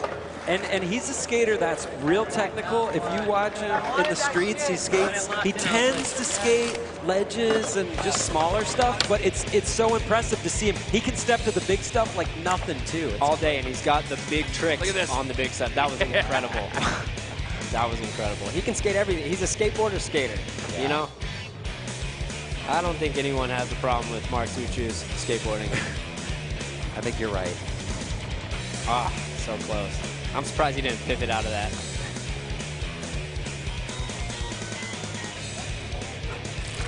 So Suchu's time comes to a conclusion. His 2 runs are complete. 21 moving on to the semifinals. You want to be in those top 21s. As Sean Malto's telling me, you should have pivoted out of that. That's what Sheckler was saying. 30.91 for Suchu's not going to get it done. But, man, it was great to see him out there, especially on that second run. I feel like the falls are really counting hard against people right now. A few mess-ups, and you're just not even in the picture. Canada's TJ Rogers now on course. He leads with that 72.55. It's got to be a great feeling, Ryan. You're out there, you have the lead, just let it rip. Yeah, now it's fun. Now you can actually really kind of progress the last run you did, but you know the mindset stays the same. He's like, well, let's see what else I can do in here. Switchback tail. Wow. And he started his run with 3 fast tricks real quick. He kept the speed up, kept the style up. You know, he's gotten 6 or 7 tricks into this run already, and he's still got 15 seconds left. TJ knows how to play the game. And as a competitor, you know when someone's on. I mean, if you're watching this, you're like, man, TJ is on it today. Yeah, he's ripping. So his last run, he did the switch front 3 there, and he switched it up to switch back 1 over the hubba, and it's all good. Right. It's cool when people do have the opportunity to switch it up, and they do. It's always such a letdown when they don't. Right. When they just do one little rinky-dink change, it's like, no, we wanted more. You had the chance. It's almost like they forget that they have that opportunity, you know? You're already in the first seed. It's like you can actually step up on those runs You know, that's something that I do all the time. If I know I'm sitting pretty, I'll throw something real random out there. That's awesome. Everybody likes to see that. I just want to see him go for it. So TJ in a good place right now, as we mentioned. He's currently sitting in first place with a 72.55. And if they're taking 21 and he finishes in first, Paul, help me with the math there. He's pretty much locked himself in, correct? Yeah. You're getting there. Just, you know, I didn't have to get the abacus out. TJ's like, yeah, packing up. I'm good to go. I'm into the semis. Yeah, he's in there. Tommy Finn now looking on, sitting on a 63, which normally you think, okay, sitting in third overall, but again, 12 more to go. You might want to maybe add a few points to that just to make himself safely into that top 21. But he is looking very solid. Yeah. Tommy's just got a cool style, really good flow through tricks. Yeah, pretty effortless. Doesn't really look like he's trying too hard, which I really appreciate in skateboarders. It looks like he's meant to be on a board. Final 10 seconds now for Tommy Finn on his second of 2 runs. Currently seen on a 63.08. So he's out of time. Oh, if only. That's a trick you'd win a best trick contest with. Yeah. That was incredible. And that's when you're hoping there's a little carryover, like the judges haven't looked down to put pen to paper yet. They're like, oh, well, that might sauce it up a bit. You know, I don't think the judges can overlook the time here. In other contests, yeah. But it's skating. Strictly the horn sounds. Yeah. So how does that work? Is it, what if you're popping as the horn's going? You have to hit your tail before the buzzer. Before the buzzer. Yeah. All right. Complete the trick before the horn sounds. Because we saw that one in the park where she was still on the rail and she didn't land it, but the horn sounded when she was on the rail. So I'm not counting that. But if you pop, you got to just pop your tail before the buzzer. Okay. And then time's out. If you're still in mid trick, that's fine. So if you crash after the buzzer, does the crash not count? The crash would count. Then the crash Because you have to counts complete the trick. you popped your tail. You tried. It's like continuation in the NBA. Yeah, that makes sense. TJ Rogers, 72.55, leads the way. Nevis and Tommy Finn currently sitting in third place. Chris Jocelyn now set to drop. All right. Needs a big score. Now, if anybody can get a huge score, it's Jocelyn. Yep. All right, switch blunt.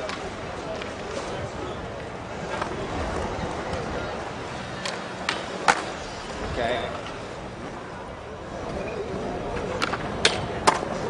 Jocelyn's one of the guys, too, that feeds off the pressure. I relate to that, where it's like, you have one run to make it count. This has to be the one. And a lot of times you see really good results out of him when it's crunch time like this.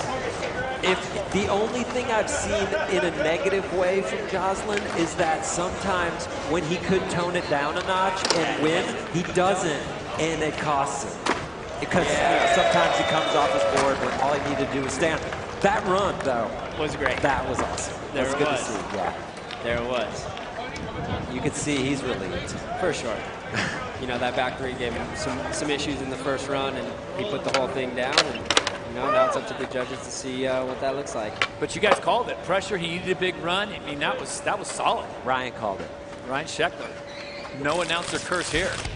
It's crazy at the end of a 45-second run, too. You would think these guys have been skating for 10 minutes, man. It is so crazy what 45 seconds of adrenaline will do to you. You know, it's like you could skate for hours all day long, but when it's time to do it, that 45 seconds feels crazy.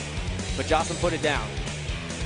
Stoked for him. Yeah, this should be a huge improvement on what he had on run number 1. Yeah. Not sure it's going to get him in the 70 club, but it should be a big improvement. Should be good. That back three was bolts.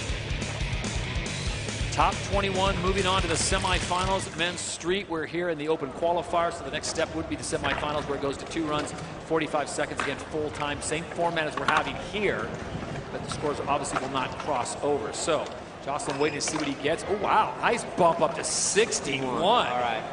4th place. He's looking. That's a show-worthy performance. Yeah. See, you know the math. Scheckler knows his math. 4 plus 12 is 16, 21. Yeah. There you go. There's no algebra. I could have seen a higher score for him, too, on that run. Well, that's good for the rest of the event. You know, now he knows kind of where he stands, and can keep building on that. We got Malto up right now. Brian, Kansas City, Sean Malto on course, needs a big score to jump himself and secure that top 21. That's all you need to see from Malto. I mean, you want to see it all, but any front crook from him, anything nollie.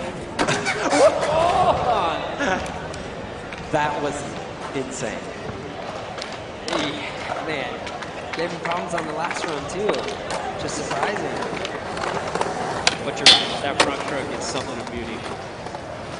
Is there a temptation, Brian, as a competitive skater, to go back to that trick that he fell on and show the judges, oh, I have that on lock, watch this, and just go back to it? He might do it right now. Oh no, he switched it up. Yeah, of course, in your mind, it's not really for the judges, it's for yourself to be like, man, what was that? Like, come on. But, you know, we all go through it. And that's another trick, though, that he would expect that he's going to make. He's not like trying something that he thinks is like, whoa, I don't know.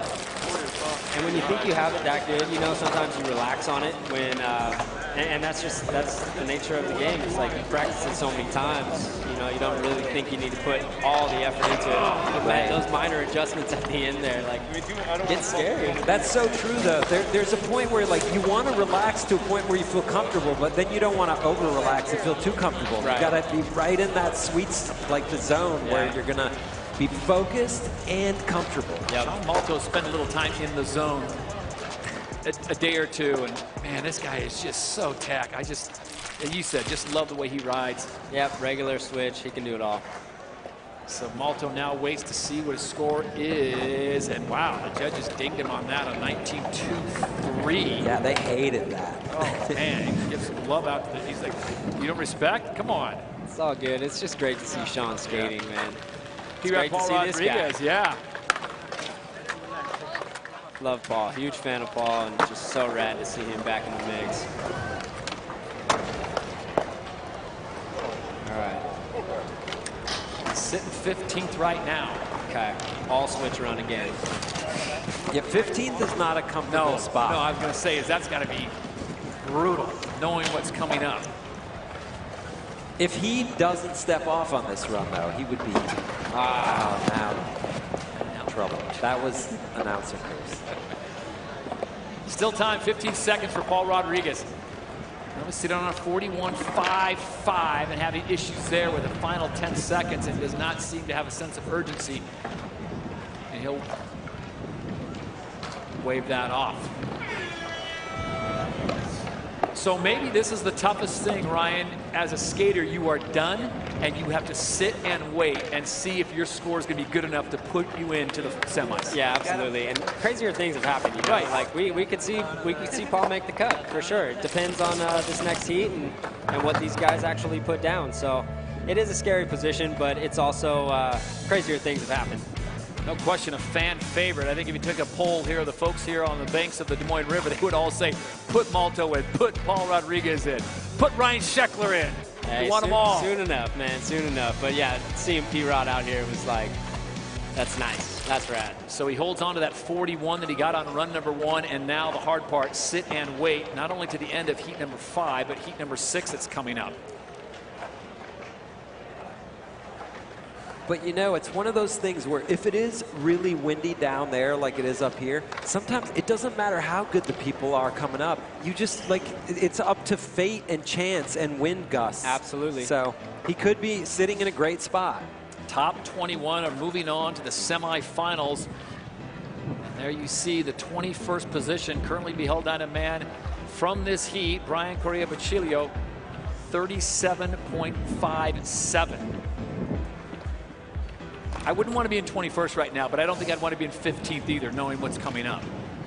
Yeah, I mean, at this point, you really want to be in the top 6 or 7. It's better than being in 41st, though, there you go. as Alex is right now, so he has work to do. 2 run, only best run counts. Yeah, it doesn't. There it is. The hop and hope. I call that the hop and hope, because Jim Thiebaud did that in, like, a trick tip in 1989 or something. That's a Thiebaud move? Yeah, as far as I remember, I could be called out by Lance Dawes at any minute for being way off, but I think it was Thiebaud. Hop and hope. I was born in '89. Just gonna leave it alone. Just gonna leave it alone. Just leave it alone. I'll tell you what, he's going the reverse Paul Zitzer curse because he's feeling it right now. Yeah, I said, forget this 41st place. Right, he's putting it together. Whoa. That's a risky trick in the wind. Late shove it. Yeah, because you don't get to catch it and adjust. Once you shove, then it's up to... It is what it is. Up to Mother Nature what she's going to do with your board. That was a pretty good slam right there. That was. It's like one of those, like the gut blaster where it's like, I think skateboarders are some of the toughest humans on the planet. Yeah. Everything was looking good. I mean, he was feeling, I'm not going to stay in 41st place. Yeah, it was a really good run.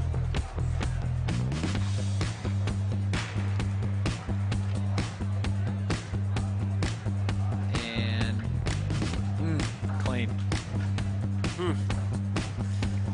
But we've seen it. Judges want you to land everything. That was so that close, was it. man. Got up close and personal with the Lawrence Skate Park, so it's slight improvement of just 24.60, which is not going to help his cause. I felt that run was pretty good for that small of an improvement. But that's, judging is tough. And here's Turi sitting in 14th place with that 43. So comfortable, yes, but not maybe confident. It's really hard to reset after you fall on the first trick of your run. It's doable though. Here we go. Yeah, and then at least if you make that second trick, you get back into it real quick. But if you fail, I mean, it's better to bail the first trick than the last trick, probably. I would say you're right. Yeah, hard to come back to. Kind of keep the momentum going if you step off on the first one.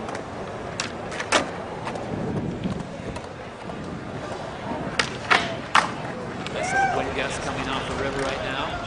No problem for Turi. Final 3 seconds. Would love to have gotten that. Yeah, he cleaned it up nicely. But it is one of those times where you bail the first trick and the last. It's like a bad first impression and then a bad send-off. And I know also as a judge, you can use that almost, as an out. You're like, well, 2 falls, that'll give him a 10. Is the converse of that true, though? If he came out and landed the first one, had issues in the middle, and landed the last one, where you're like, oh, I'm thinking more favorably about this? Yeah, when the falls happen can matter. Yep. It's a dangerous thing trying to get in the mind of a judge, and a Paul Zitzer judge is even more dangerous, but it's definitely worth noting. So it's not an improvement for Turi. He sticks with the 43.15, and now the weight game begins for him as this heat will end, and then heat number 6 will take place. Top 21, moving on to the street semifinals. Got to figure this guy's going to be there, Mickey Papa. Yeah, if he can finish this heat where he is right now, then he's done. He's so consistent, man. And Ryan, we were talking about that before this heat. A consistency, the change that you've seen in competitive skating, it's consistency. Yeah, absolutely. These guys are putting in hours and hours on single tricks instead of going out and trying to have, they're having fun for sure, but it's not like there's a plan to the day nowadays. There's a plan to what tricks you're going to work on, what tricks you're going to actually put a lot of time into. And Mickey's put time into all of these tricks. And so that's why you're seeing him able to pull all of these out and link this incredible run together. And I think another thing that's important is that, like in the past, everybody didn't have access to great skate parks. Absolutely. So you were doing your street skating in the streets where you don't get as consistent as you can at a skate park, where there's more like of a training element sometimes. Yep. So that's helped a lot because there's skate parks everywhere. For sure. And it was still a good run. He just stepped off at the end there like we were talking about. But his standing is good. We will see him in the next chapter of the event. 2 competitors to go here in heat number 5. It'll be Gonzalez and then Alex Midler will wrap things up. Everyone trying to get into that top 21 with 1 heat to go. 12 competitors coming up in heat number 6, but some of the who's who of street skating competing there, and they're going to take some positions. Not an improvement. Mickey stays on the 52.56, so he is going to sit and wait, but he should be safely into the semifinals, currently sitting in 7th place. Yeah, this heat number 6, man, is stacked too. You're looking at bro. the start list going, whoa. I'm like, wow, man.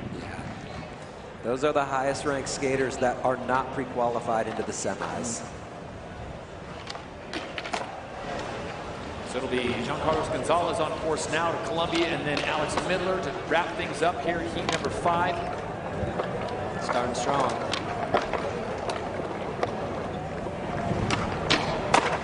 Keeping it going. And I think at this point, a skater like Giancarlo is going to need to make every trick. Yep. If he falls, he's out. Got to stay on. What she's doing. 10 seconds left. Oh, nice. Little bobble on the push, still pulled it out.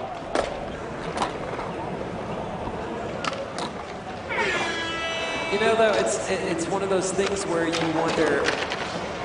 He stuck to the hubbas and the rails exclusively, right? So it's like, okay, you see he's ripping, but there's other things you're not seeing, and judges are taking that into account, you know. So what you're saying is what he did, it's not what he did, it's what he didn't do. Sometimes, yeah.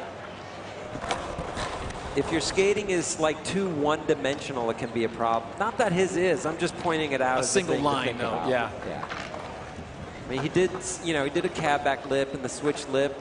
That's technical stuff, but he wasn't flipping his board, not hitting the quarter pipes, you know. Yeah, I like good quarter pipe tricks. Me Get too. some air in your run. So maybe left a little meat on the bone is what you're saying. It's all good though, because it comes down to preference of how you want to skate. That's his interpretation. What you're comfortable with. Ryan Sheckler's pretty good at this TV thing. Yeah, he knows how to break it down. He knows how to break it down. Thank God I've been in this world for a long time. Born in '89. Yeah. TJ Rogers 72.55. Navis sitting in second. Tommy Finn a top 3 with Chris Joslin with that great 61 to bump himself up into 4th place.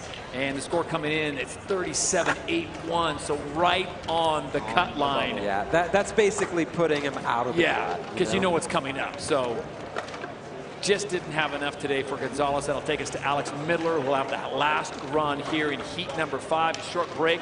Let the guys get warmed up in heat number 6, and then it's on to find out who's going to be in the top 21. Alex Midler now sitting in 17th place on a 40. Ryan Sheckler, if you were advising Alex Midler, who you've known since he was 8, what would you tell him? I'd tell him to go for it. I'm telling him Surprise. to go for it. Yeah. You know, specifically meaning at this point, you know, I think he had a step off on his last run, and you know, I would just tell him to just focus, have fun, and put it down. He knows what to do. At this point, everybody in this competition, they know what to do. They know what it's going to take to get to that top 10. And so you just got to put it down. And Midler has been skating contests, I'm assuming, since he was probably when you met him when he was 8. Oh, He's yeah. been around forever. Oh, yeah. Midler's been in the game for a long time now. 14 years of competitive skating for Alex Midler. Last man to drop in here on heat number 5. Looking for a big score to keep himself in the top 21 with 1 heat remaining. There we go. He got past that little alley frontside alley this time, which is good. Yes. Okay. There we go, Midler. 5 seconds. And he will finish clean. There you go. He took the advice of one Ryan Sheckler. So Alex Midler should be safe, and he's already claiming it. Yeah, bump those scores up. Bump them up. Midler's a character, man. Always been. But for real, the difference between putting down an absolutely perfect run compared to the last one with a step off could just, you know, a few points bump him way up. Well, you got to figure in, too, like the time it takes to fix the bobble, then you actually are missing one of the last tricks that you had planned in your run. So it will affect your score completely. And that back 180 nose grind. Hanging on. Holding on. Switch manual landing. Ish. Hey, he rolled away. That's all that matters. Yeah. Contest make. Midler waiting for the score to drop. I got to think it's an improvement, guys. I mean, I think he's got to have a better score than he got from run number 1. If he doesn't, that would be a problem. You don't think this matters to him? Look at that. He has just dropped my score. So coming up, it'll be heat number 6, and then the line will be cut. 21 will move on to the semifinals. We haven't forgot about Alex Midler. We're waiting for that score to drop. Trying to improve on a 40. Yeah, there you go. Alex Midler to 50.18.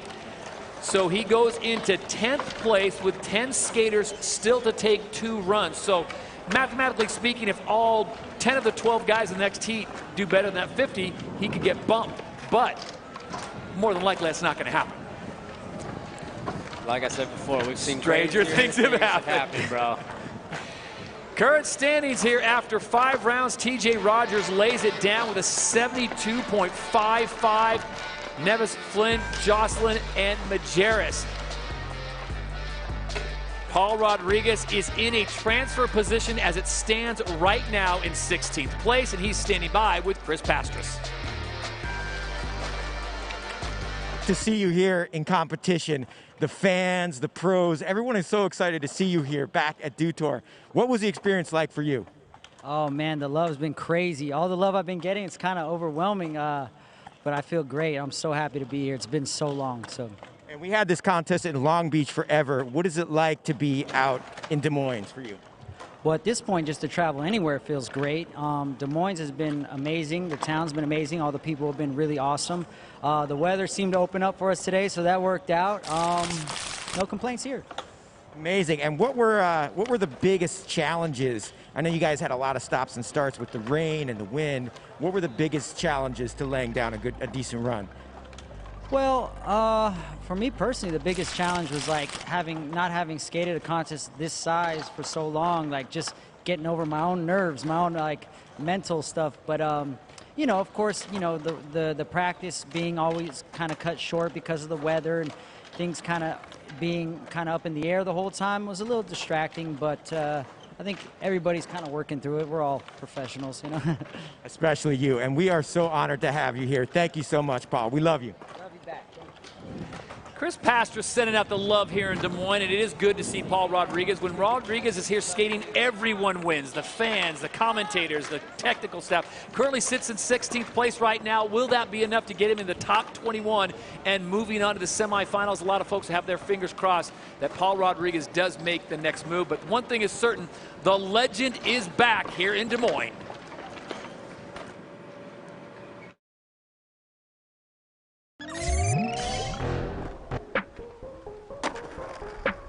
I didn't know P-Rod was coming back, which is a little bittersweet because he is one of my all-time favorites. When you see P-Rod skate, like, switch the whole thing. Young kids can't do that now. Paul's an alien, though. Like, no matter, like, he's just good. If Paul is there, he brings a certain flavor. Paul, he worked so hard in his career, and there were so many contests. I just kind of saw it when he was taking a step back, and I was thinking to myself, like, why is he doing that? It like hurt me inside to know that I was gonna be at the Olympics up there and I wasn't gonna see Paul. And his response was, actually, I was thinking about it last night.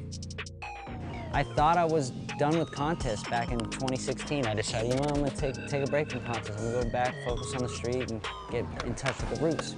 And then once I got hurt, this whole other gear shifted in, you know, like, nah, you can't hang it up because of this. Everything was so like past tense, like you wear this, or just skate. People just want to see you skate. Like it doesn't matter what you're doing. Like those little things, like just didn't sit right with me. Like I was like, no, I'm not ready to be put out to pasture. I definitely can see the fire, and I see him getting clips after clips after clips. That healthy anger that pushes you to like, come on, keep going, came back to me. Maybe I'm just putting it in my own brain. Maybe I'm thinking people are out there already writing me off as I'm done and I'm gone. I like the challenge of just getting in the mix and like just seeing where I'm at with it, you know? And he's skating the best I've ever seen him skate. If that doesn't have Team USA competitors shaking in their boots, I don't know what does. Let's get the world premiere right here. That's exactly what I wanted right here. I keep getting better at street skating. Putting together a run when you're younger, you're just kind of like, these are my tricks, I'm gonna do them all, and you don't really think about it. It's not as calculated. That's something that I started to enjoy more as I got older. Kids nowadays, they look at Instagram, they look at this stuff. They only want to do those things because those are trendy now. They don't learn the basics, you know? Why have you skipped, you know? When you're younger, I feel like you don't really know what the judges want to see. You're just like, I'm gonna do the best, hardest tricks, and they better know that that's sick. There's a lot of training involved. Like, you really got to stay on top of your game, and that adds up. I feel that's the OG stuff. You know, we've been around for so long and we see it all. For being a little bit of an older guy, I think the oldest guy. No, I'm not.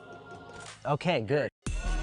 Paul, Manny, Shane, all those dudes have been in Dew Tour and every other contest for like 10 plus years, so they have it dialed to just like a snap of a finger, they're ready to go. It's a patience game. It requires a ton of patience to compete in these contests. The young kids don't get that yet. But it's definitely a pleasure watching them skate because they go for it, and I like that. I'm older than Manny. I'm 36, yeah.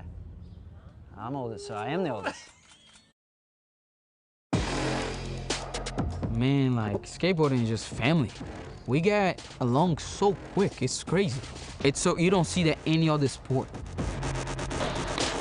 It's very diverse, it's worldwide, you know? Like, every continent on this planet has skaters. You can be from Brazil, Mexico, South America, Japan. You can be from anywhere all over the world and just come together as like one when you're skateboarding. It's always protected that aspect of like diversity. There's never been any pressure to like force that on people, you know? Everybody skates, every gender, every race. Skateboarding has always fought for what's right, especially here in the US. Skateboarding has helped bring light to a lot of issues. We share from the same passion. It doesn't matter if like you don't enjoy his style. Who cares? It can't go to those directions. With the Olympics now, you know, there's so much more equality and so much more going on for the women's side as well. You know, there was just a few women skaters. Now there's a lot. There's really not much requirements to skate. It's all personal preference, and I feel like that draws a lot of people in the world to just gravitate towards it.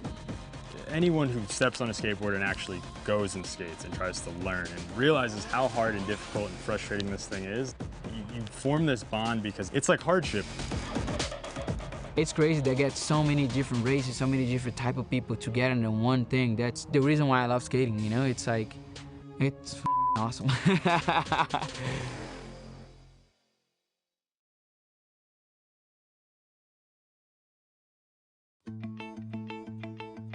The Brazilian, the Mexican, the Japanese, the American, everybody in the end are truly united.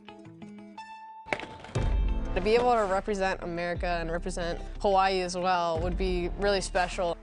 I get to compete for Great Britain, but be in Japan. I mean, that's just a dream. The Olympics is an opportunity to bring something for your country. I'm not only representing USA, but coming from Hawaii, there's so much pride. Who would have thought that I'd come from this little island, middle Pacific, to skating for my country and also my island, you know? I think the Olympics is going to impact the world in ways no one ever thought it could. It's basically putting skateboarding on this pedestal for the whole world to see. You're showing skateboarding to a broader audience, new people, younger girls. I think it's only going to help skateboarding. It's going to introduce skating to so many people, millions of people. Everybody who's in those top spots really worked hard for it. It definitely pushes me to try to stay up in the top 20. I'm just trying to keep not too much pressure on myself, trying not to think about it too hard. I want to go. Let's get it done. It's me and my best friend Bryce. We talk about it and laugh all the time that we met each other when we were 8 years old and now we're competing to get in the Olympics. It'd be a dream come true, I feel like, after so long. Sharing the same space, sharing the same area, and sharing that same passion. It's the Olympics. I don't know what to expect. Yeah, I can't wait to go, you know. I want to go so much.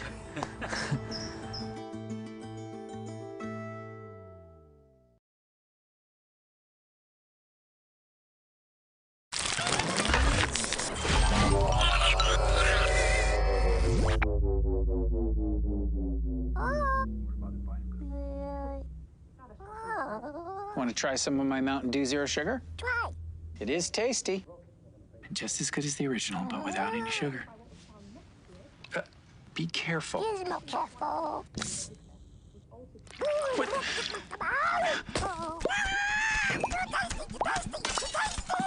Hey, Dad, Mom wants...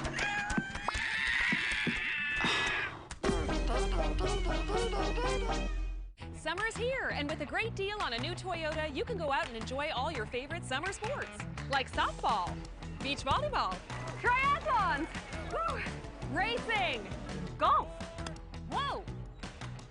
Someone needs lessons. What makes an amazing deal even better? How about that every new Toyota comes with Toyota Care, a 2-year or 25,000-mile no-cost maintenance plan with roadside assistance. Get your Toyota today. Toyota, let's go places.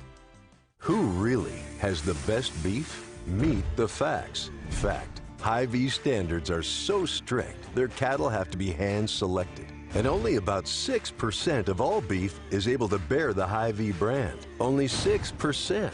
Many claim to have the best beef, but it's time to meet the facts. For more details on Hy-Vee's strict standards, go to meetthefacts.hyvee.com. Hy-Vee has the best beef guaranteed. Well, things are rough. Oh my goodness. I mean, like, the floor is actually lava rough. I can't, bro. But you're not. Me? You're a reactor, a mover, a better than what came before you doer, a slayer, a crier. Let me tell you about this funny thing that happened. You are realness and weirdness, chaos and hope. Yes! All this talk about good things to come?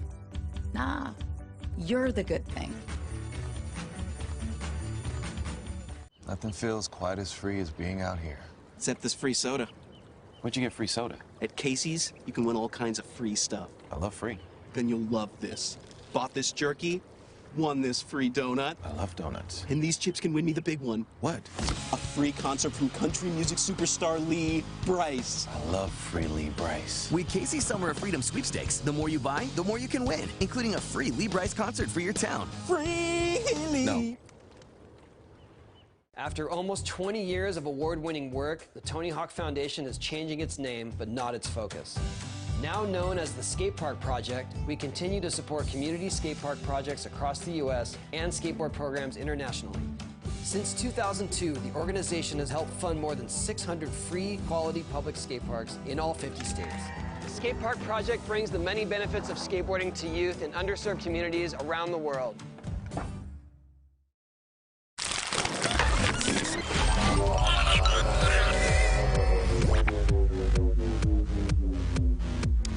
Welcome back to Des Moines. We are in the middle of qualifiers right now in the men's street competition. We are in heat number 6, yet another hero heat. I'm Todd Richards, joined by Andrew Cannon. Hi, Andrew. How are you doing, Todd? This is this list of people that are in this next heat.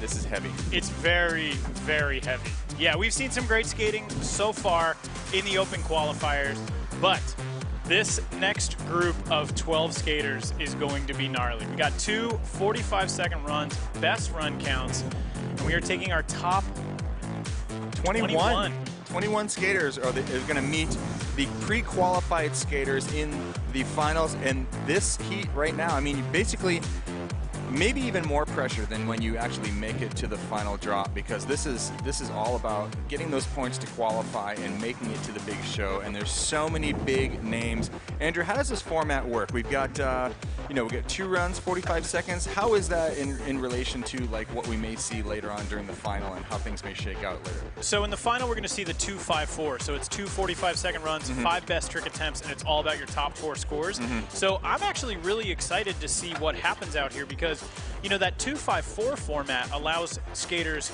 to, maybe they can punt a run and then they're like, all right, I've got these tricks that they're ready to do. But this one is, you got to be really, really on point. So you got to be on point for 45 seconds. Best run counts. Each skater gets 2 chances at it. Louis Lopez up first. Louis is veteran at 26 for sure. Absolutely, and he's one of the guys that comes in and has those great runs. He knows how to put a run together, skates the whole course. I mean, he's just an all-terrain vehicle. Love that right there. Wally over with that Wally North. No, nose grind up. 180 switch 50-50.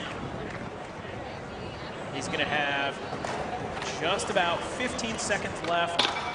Nice frontside feeble right there. Ooh, I like that 360 flip up to the top. And a beautiful back blunt. Nice frontside flip. Really skating the entire course. Typical Louis Lopez, casual style, super smooth. Bails after time. You know what? So this is what's so impressive about Louis right there. Put together a great run, but he went for that half cab feeble, kind of got into board slide, and it didn't shake him even slightly. That is the mark right there of someone who is really, really good mentally. Yeah, it makes everything look super easy. Talk us through these replays. So we got that nice dipped out front feeble, nose grind, up the ledge. He can skate everything out there. Look at that, 180. That's fakey 50-50 down. I love this. 360 flip, super comfortable. And then you can see the way he gets into this back blunt. He is so vertical on that. That was exactly how a back blunt's supposed to be done. All the weight on his back foot, that front foot guiding him down, and then a nice frontside flip right after. I'm excited to see where the score goes for that one. So right now, the score to beat is a 72.55 put up by TJ Rogers in the last heat, destroying the course. So that is what it takes to take the lead right now. Remember, it's the top 21 moving on. A little bit of wind kind of blowing into the course, so you know, maybe it's going to be affecting these guys as far as the flip tricks down the big stair set as Ryan DeCenzo, coming out of Canada, drops in. Nollie front board to start things off. DeCenzo also a veteran out here. He has skated so many contests in his day. He knows how to put together a great run. 360 flip up. Nice frontside nose blunt.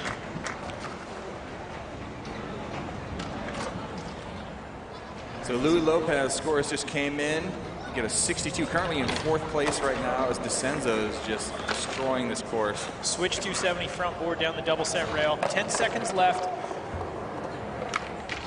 Nollie crook. Oh, so close with the nollie heel flip board slide. Man, if he can put that together in the next one. Oh, it looks like maybe he hit his head a little bit right there. A little bit of a memory eraser. But he can forget about that run and concentrate on the next one. That was a good run though. Yeah, super good. Across the board. Here's another look. Nice frontside blunt slide down the hubba. This gap to nose blunt off the bump. Really solid. There's that switch 270 front board. And then that nollie heel board. Ow. Oh, and he definitely did crack his head hard. Yeah, he definitely hit the right side of his noggin. Oh, dang. We're just going to send him a lot of positive energy right now because that's no good. But let's get 17 looks at it. Yeah, I just want to hug him right now. I don't want to see him getting hurt. He looks like he's doing all right though. Scores in 51, currently in 11th place. With a fall, with a solid fall. So if DeCenzo can land that, it's going to be a much higher score. So moving right along, Ivan Monteiro from Brazil is up next. I'm excited to see what Ivan brings to the course. Super technical skater.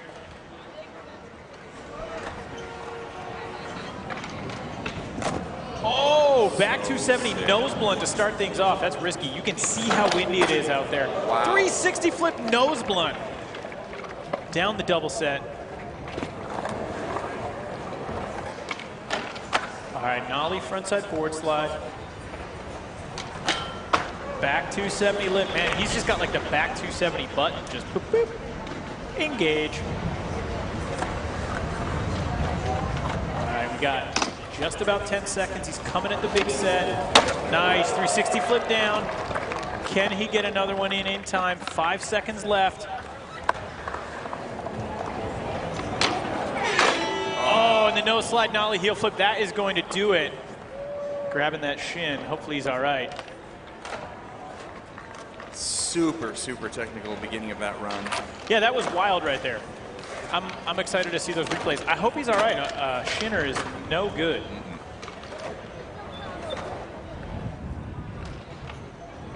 Oof. A really, really good out the gate run though for Yvonne. So score to beat right now to get into our top 21, 38.72. Here's another look. You got the back three nose blunt. Ooh, double angle. That back foot was pretty much off for most of it. Very drifty. 360 flip nose blunt. Making it happen. This was really well done. 360 flip down the stairs. I like that double angle business right there. That rolling in fisheye. And then the nose slide nollie heel, catching it primo. Ooh, it looks like he might have taken a one of the truck bolts to the shin. Ouch. So hopefully he can just rub that off. Currently in second place, though, 68.17, even with that fall at the end of his run. Heavy run. Like I said, this is a hero heat for sure. Absolutely. We're going to see a lot of moving around the leaderboard. Next in. Coming out of Belgium, Axel Kreuzberg. Axel, such a unique skater out there. Oh, I love that. Lip slide up to fakie and then the switch feeble down. Such a good combo. Really nice kick flip up to the top. Locked in on the front feeble grind. Down the bump to rail. 20 seconds left. Back 360 lip, super comfortable. Yes, gets the impossible on the little pyramid. Coming in with a lot of speed. Oh, the nose blunt gets away from him. Give it up for Axel Kreuzberg, though. Yeah, that was a super solid run. A lot happening in the beginning of that run. Bails on the nose blunt. So probably, you know, a decent score, though, just for everything that he put down. High speed, front lip to fakie, coming in switch. Locking in on that switch feeble grind. Looking so comfortable. It was a great overview of the course. There's so many different options. These guys haven't had a ton of chance to skate this course just because the weather's been so horrible. You see right there the nose blunt coming away from him. Looked like he was maybe just a little heavy on that front foot. Pretty common on a nose blunt trick. But really, really good run from Axel.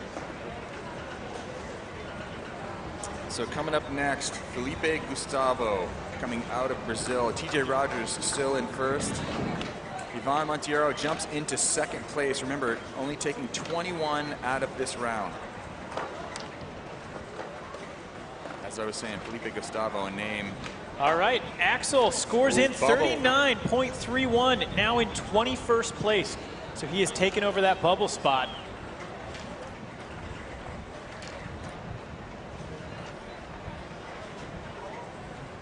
Look at that amazing course. I'm really excited about Felipe's up-and-coming run right here. Here we go, Felipe Gustavo about to get his run underway. Veteran of competition, has been in the game so long. He has one of the best kick flips on the planet. It's like he catches it and it just continues to levitate up with him. It's amazing.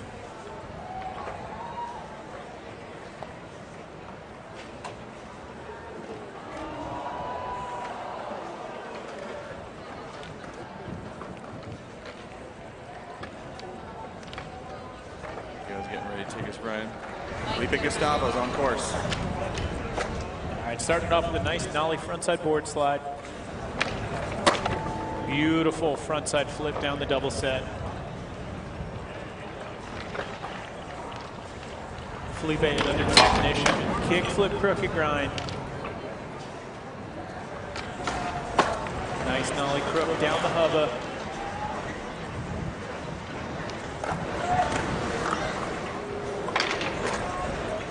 All right, the 180 up, getting set up to come in switch. Oh, switch back tail. 7 seconds left. Felipe Gustavo can get one more banger in before his run ends. Oh, nollie flip crook would be very heavy right there. So Felipe, a couple mistakes in that run. He does get another run of 45 seconds to try to get it put down. If he can do that, that's going to be a really solid score, especially if that nollie flip crooks in the end. Just the beginning of Felipe's run, just the way his feet land so perfectly, setting him up for the next trick he does. That nollie crooked grind. Here he goes, that switchback tail. Oh, man.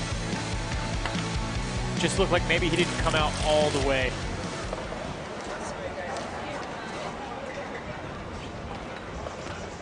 Felipe will get another shot at this. Next up, out of Brazil as well, Lucas Rebelo. Scores in 28.82. That's got him in 39th place right now. That is a throwaway, and he knows it. He can come back and get this. But I will say it's definitely getting windy, and flip tricks in the wind are tough. I just wonder, though, if a little bit of the course is blocked from the wind down there, just you can kind of see by virtue of like all these other structures that are down there. But up here, it feels really windy. Lucas Rebelo. Really excited to see what he's going to bring to the course right now. He's got a very unique bag of tricks. Nollie front nose, crooked grind up.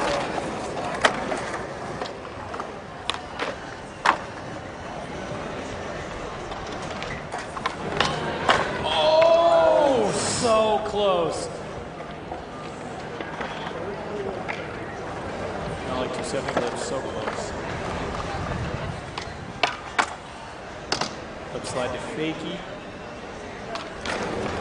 Ooh, fakie back tail down the hubba. That is so difficult. That thing is steep.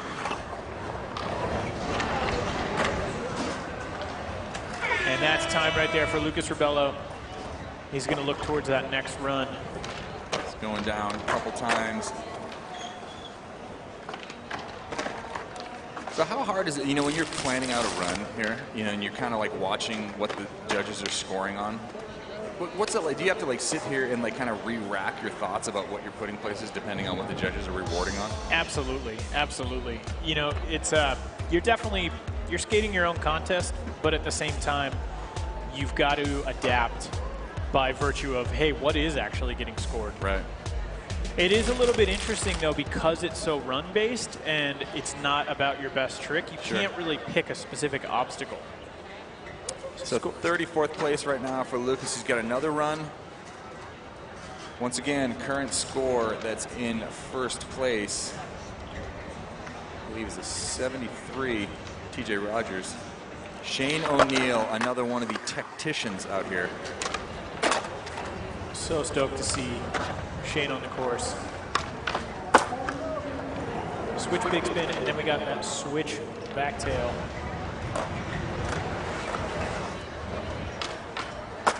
Clean nollie front board. Shane putting out some of the craziest clips you'll see on Instagram from his backyard, doing the nuttiest combos ever. Making his way switch. Switch back lip. 10 seconds left on the clock. He's got about enough time for one more banger here. Oh, wow. Crook nollie flip, so well done. Cow. And a big spin into the bank. That's going to do it for Shane O'Neill on run number 1. That is just barely technical. That was definitely very technical, but honestly, that was like tip of the iceberg for him. He's so incredibly good. Scratching the surface, representing Australia.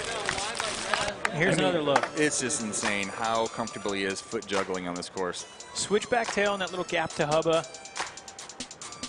Nollie front board, really well done. We've got the switch backside lip slide. Just feet and then boom. Perfect every time. Body quiet. Landings are just so solid. It's amazing. I wonder where this is going to score. TJ Rogers, 72.55, has him in the lead. It's definitely a top 21 score. Oh, by far. So 72.55 score to beat for TJ Rogers. But there's quite a bit of wiggle room between that and top 6. 61 being Chris Jocelyn in 6th place right now. A lot of opportunity to get in there. I mean, obviously judges are taking into consideration the size of obstacle that you're doing tricks on, as far as difficulty. They're taking their time, though. It's important. Just monitoring how much butter was slathered on the course. There's nothing like having a camera in your face while you wait for your score and just trying to act natural like nothing's happening. Just turns around like, don't bother me anymore, please. Yeah.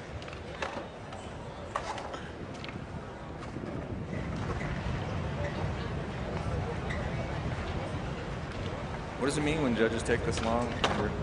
I mean, you know what? The judges are just trying to be super on point. It's hard. Honestly, I always say judging is the hardest job. It's a very thankless job. All right, scores in 60.35. Shane O'Neill now in 7th place overall. Solid score. All right, moving down the line. Next up, representing Canada, Matt Berger. I'm stoked to see Berger out there. His practice clips were pretty heavy.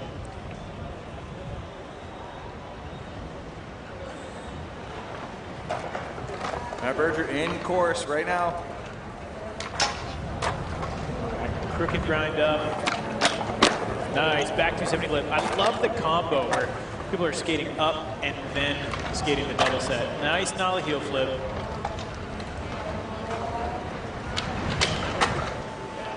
Kick flip back lip.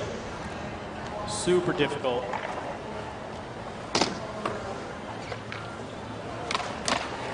Oh! I think that was nollie front crook. I think so too. That is very difficult.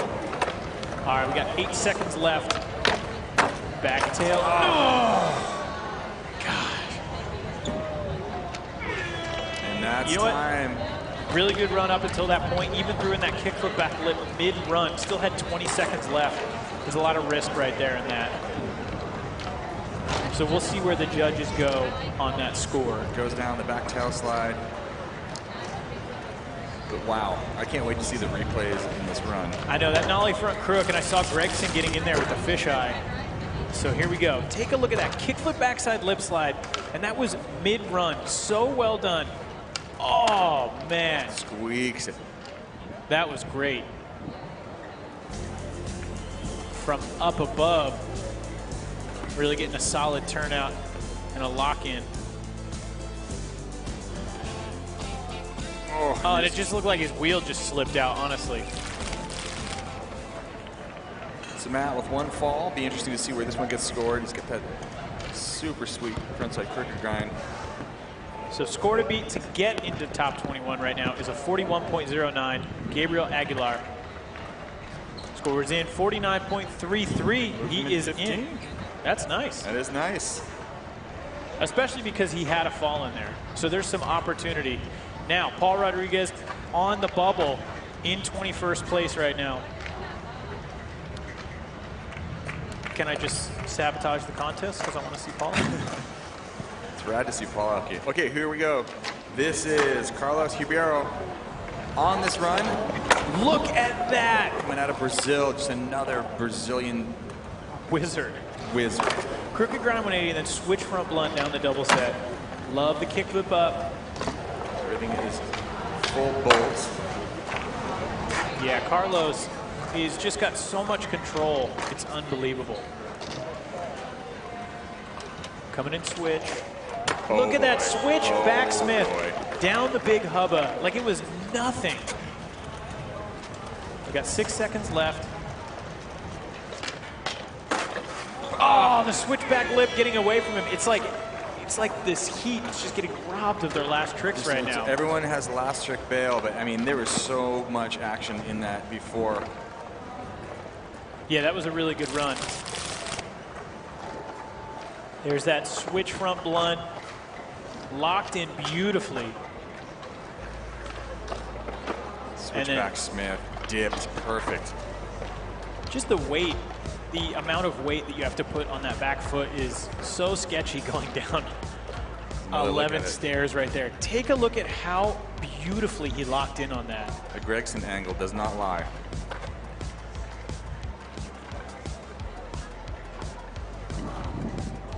and that's where it went wrong. It just looked like maybe he caught a little bit of wheel bite on that back truck. He's gonna have another run though. We'll see where the score goes. So Paul's score 41.55. 10th and place that right score now. is in 54.84. That means Paul Rodriguez officially pushed out. And now Richard Turry on the bubble in 21st with that 43.15. I mean, we talked about it before coming in. This is a very, very rad heat. Yeah, these hero heats, the last 2 heats have been like the who's who of just, you know, skate street park crushers. Super excited for this guy right here. Giovanni on course, yet another Brazilian. Oh. Giovanni has such a unique bag of tricks. How hard is it to re-rack once you have an early run bail and just kind of get back on your flow? I would say it's the mark of like a true seasoned contest skater. And Giovanni's been skating in contests for years now. Right. So, looks comfortable. It's just, it's so cutthroat right now to make that top 21 that it's almost like if you fall and you don't back it up on the end of your run with something super heavy. But he will get one more run, another 45 seconds to possibly qualify in that top 21. Look at that right there. Going for that half-tap nose grind, kind of getting into a little bit of a nose manual. Front tail to fakie. Oh, it looked like missing maybe, a little bit. Maybe half-cap back Smith. We'll see it on the next one, though. I've got nothing but faith. Wasn't able to lock on the back Smith after the half cab. It's one of those things when you commit to a trick and it's not where you think it is on your board. 48th place right there for Giovanni, but we're going to have one more run. All right, one of the most lovable human beings to ever compete on a skateboard. This is Manny Santiago coming out of Puerto Rico. Oh, I just love this guy so much. Also, Massachusetts pride for this guy right here. One of the legends of the New England skate scene who's gone on to make it huge. Manny has also a very, very unique bag of tricks. We saw the big spin board slide right there. Nollie crook. Ooh, kick flip, crookie grind. That was like, hi-ya flick. That was great.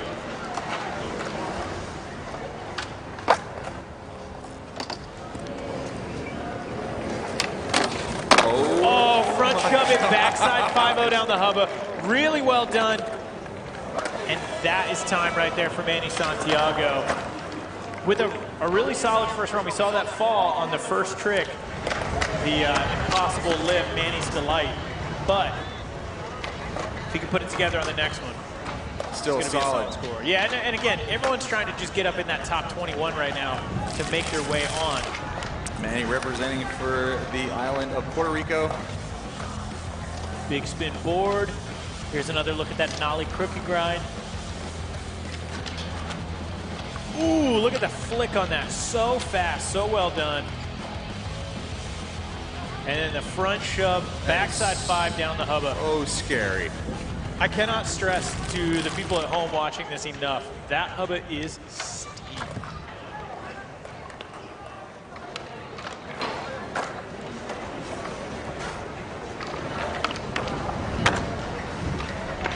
So we're just waiting on that score. All right, 50.54. Manny Santiago now in 15th place. And he's still got another run yet ahead. All right, and this will be the last competitor in heat number 6, Yukito Aoki, coming out of Japan. Yet another one of these Japanese whiz kids. 17 years old. Whoa, nollie backside 5-0 to start things off. We've got quite a breeze too right now. That nollie inward heel definitely could have been taken by it.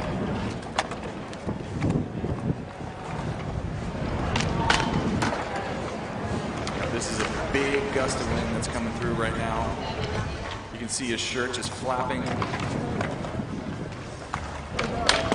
Oh, kickback tail attempt. We got 10 seconds left. And one more run. So pressure's on. You want to make that top 21 to advance on. Ooh, going for the gap to back cone one. That is not going to be the run for him right there, but we've still got one, and it's best of 2. I don't know what's worse, having it rain or just having it be like super blustery during your run. At least with the rain, it's like your run's over and you get a rerun if it starts to rain during your run, according to the rules here. It's like that Mike Carroll quote where he's like basically saying, at least when it's raining, you know not to go skating. Right. Yeah, wind is tough. All right, so we are halfway through right now in this final heat of the day here in the men's street qualifiers. TJ Rogers still on top with a 72.55. Yvonne moves up into the top 3.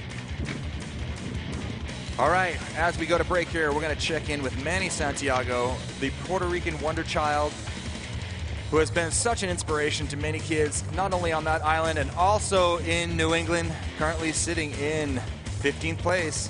This is Manny Santiago.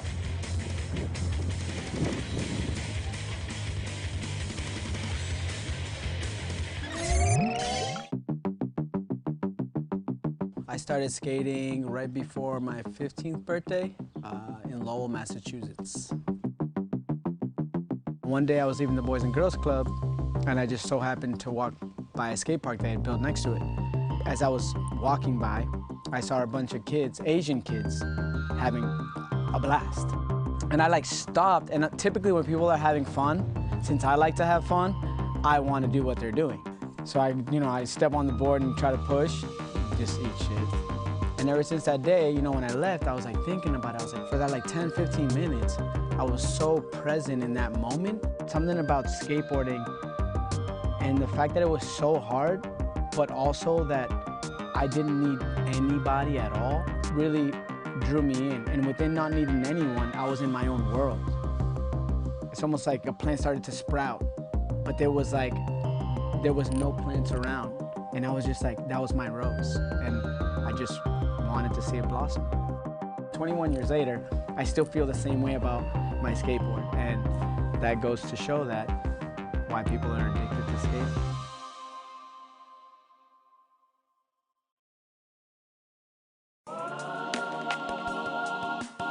I keep getting better at street skating. Putting together a run when you're younger, you're just kind of like, these are my tricks, I'm gonna do them all, and you don't really think about it. It's not as calculated. That's something that I started to enjoy more as I got older. Kids nowadays, they look at Instagram, they look at this stuff, they only want to do those things because those are trendy now. They don't learn the basics, Why have you skipped, When you're younger, I feel like you don't really know what the judges want to see. You're just like, I'm gonna do the best, hardest tricks, and they better know that that's sick. There's a lot of training involved. Like, you really got to stay on top of your game, and that adds up. I feel that's the OG stuff. We've been around for so long, and we've seen it all. For being a little bit of an older guy, I think the oldest guy. No, I'm not. Okay, good. Paul, Manny, Shane, all those dudes have been in Dew Tour and every other contest for like 10 plus years, so they have it dialed to just like snap of a finger, they're ready to go. It's a patience game. It requires a ton of patience to compete in these contests. The young kids don't get that yet, but it's definitely a pleasure watching them skate because they go for it, and I like that. I'm older than Manny. I'm 36, yeah. I'm older, so I am the oldest.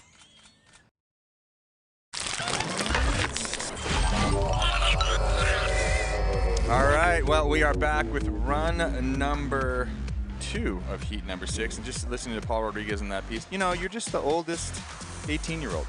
That's how it goes. You think about it like that. Yeah, you may be in your 40s, but you're really just the oldest 18-year-old out here. So here we go. He's just got the most experience. Right. That's all. Yes. Debatably the oldest knees. All right. Here we go into Run number 2. We are trying to take 21 on from this round. TJ Rogers currently in the lead. The score to chase down to take over the lead is a 72.55. But that score that is on the bubble that gets you in is a 45.48. Joseph Garbaccio currently right now on the bubble. So he's going to be sweating it because there were some people that had some really good runs up until their last trick.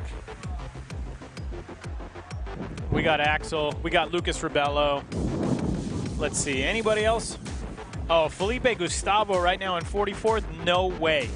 Not happening. Next run, he's putting it down. He's getting in there. Giovanni Viana. We got a lot of skaters on the outside right now, ready to crack in there. Well, we also have the Japanese wonder kid, Yukito Aoki. He had some, you know, just mistakes on his first run. I would chalk that up to just how windy it was. It was windy, and also, I mean, 17 years old. Yeah. Big contest. I mean, that heat is wild. Yeah, it is wild. All right, Louis Lopez is going to start us off once again. Run number 2, 45 seconds. Put it together. Currently in 5th place with a 62.12. Ooh, that was an awesome way to start it off. 3-trick combo right there. I love that. Back 5-0, front 180, half cab feeble. Oh, just kicking the foot off. Man, it's so cool. Nose grind. 180, 50, 50, 50.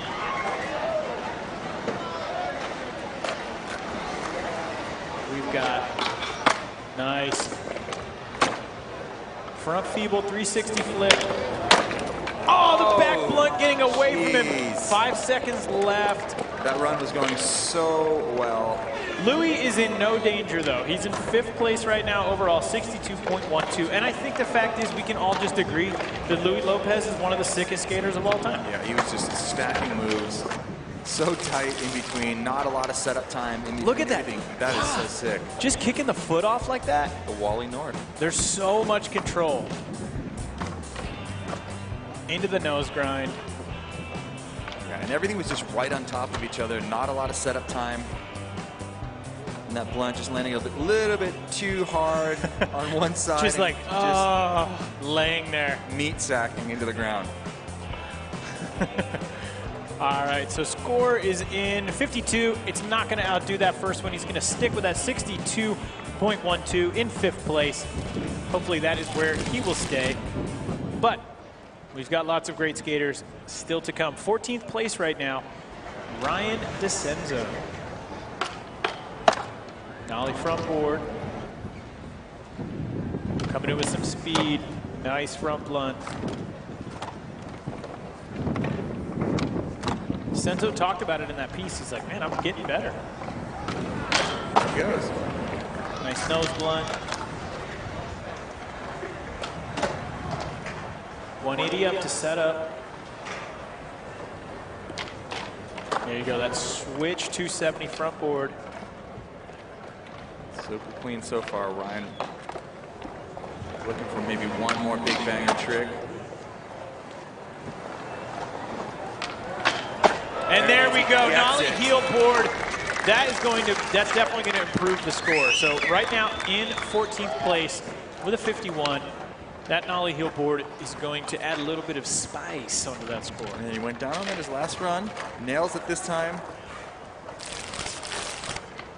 Lots of perfect setups in this. Look at that front blunt, just so perfect. Pop out, perfect. Landing, perfect. Nose blunt as well, looking so clean. And then there's another look, nollie heel backboard. Look at that right there. Oh man, just catching it right below that front truck. But he held on. Super well done. Top 10? DeCenzo. What do you think? I think it has potential. 9th? Yeah. 8th, 9th? So to get into our top 10 right now, score 54.84. I could see that beating that one out with the nollie heel board, but we'll see. Scores in 67.07. Wow, DeCenzo. 3rd place. Yeah, Ryan. Jumping way up. That is fantastic.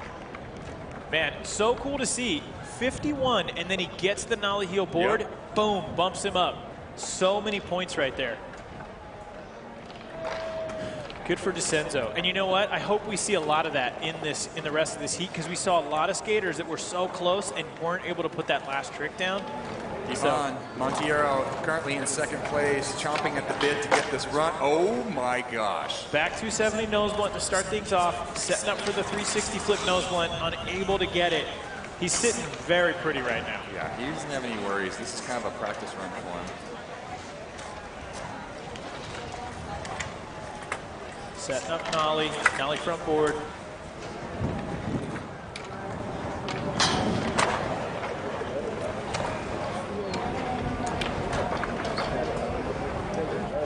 So we got just about 10 seconds left. He says, nope, I'm gonna save it. I'm in second, I'm chilling. Smart move. A lot of work done in run number 1. Run number 2, basically just a practice. Leaving homie chilling. Just leaving him hanging right there. It's Carlos Ribeiro. You do not leave him hanging.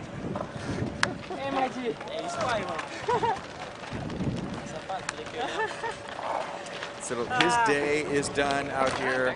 Run number 1. Got a lot of work done. Yeah, he's hanging in second right now. Next skater in, though, outside in 25th place right now, 39.31. But we know he is capable. Axel Kreisberg. Axel Kreisberg coming out of Belgium. Lip slide to fakie into that switch feeble down the double set. Such a cool combo.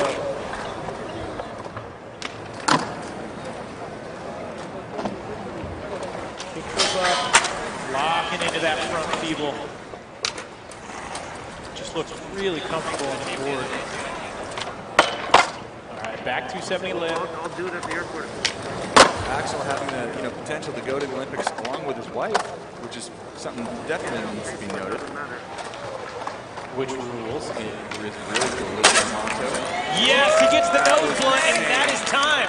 All right, so he had pretty much everything in there. We got some flip tricks, did the back 270 lip, big nose blunt, skated switch, skated regular. That was a really good run. So that's going to boost him. Solid effort for him. Remember, on run number 1, he went down that final trick. Take a look. Switch feeble. That looked like it was regular. It was so well done.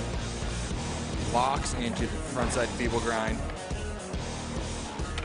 And there's a look at that nose blunt that got away from him on the first back foot was just floaty. That was 100% heart right there. Like, we're doing this. Sick run, puts it down all the way through. I'm excited to see where this one puts him overall.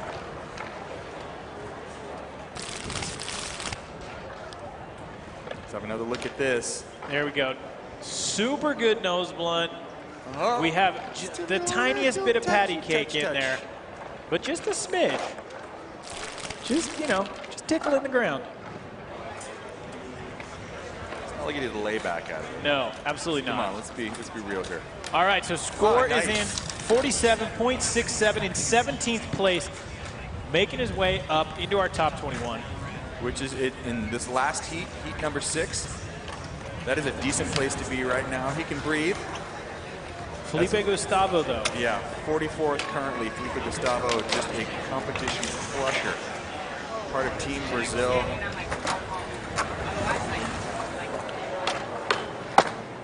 Nollie front board. Last year, 3rd place at Dew Tour. Well, last year, I mean like 2019. That whole The thing. last time we did that this. thing happened. Currently happening. Oh, beautiful kickflip crook. So well. Just locked into it perfectly. So casual on his landings.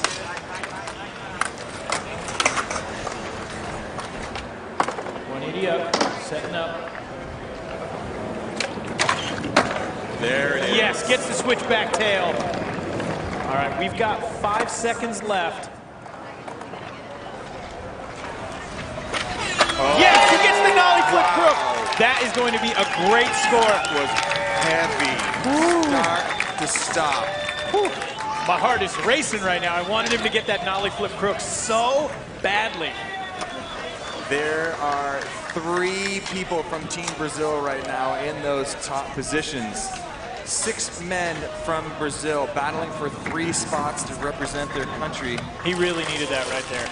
He pulled through. So here's another look at what he did so well. We got that frontside flip down the stairs. So casual. I love this up above kickflip crook angle. There's just, I mean, the way that he sets up everything, there's a lot of intent. It's super smooth, but there's so much focus when he's staring down the obstacles, when he's about to hit him. Yeah, he is an incredibly focused competitor. And he's just a really consistent skateboarder in general. Here we go, setting up for it. You can see that back foot, so perfectly done. That lock was incredible. Oh, effortless. I can't wait to see where the score goes on that one. That is definitely a top 21er. Oh, you think? Definitely. Look at that score! 74.06, now in first place, Felipe Gustavo. Amazing.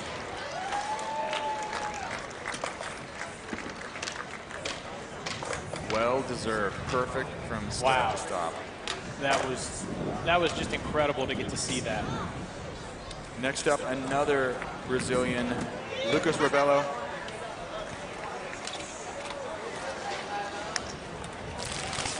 Let's just take one more look right here at what did it for him. Totally locked it down. This nollie flip crooked grind. Beautifully popped off the nose, flicked with the back foot, and he just locked in so perfectly. That's the exclamation point right there to an amazing run. Just did some surgery on this course. All right, so look at that score, 74.06. So not only is he in first, but he's in first by over a full point. And there's quite a gap between the rest of that top 5, top 6.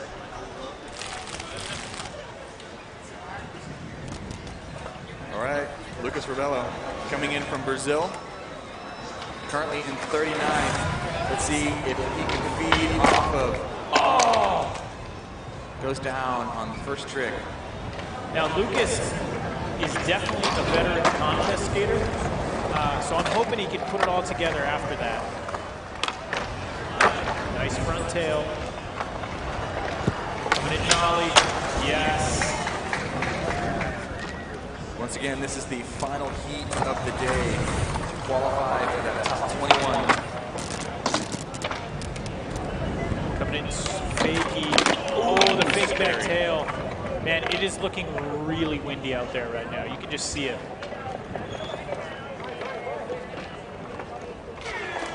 That is time.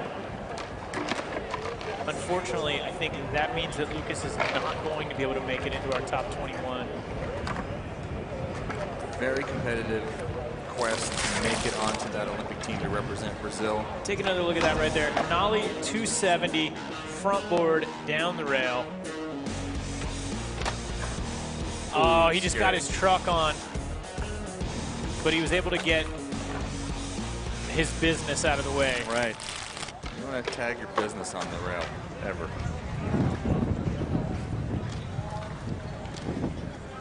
So that will put us next into Shane O'Neill coming out of Australia. Shane currently in 9th place right now overall. But to put it plainly, that run was light work for him. Switch with front board.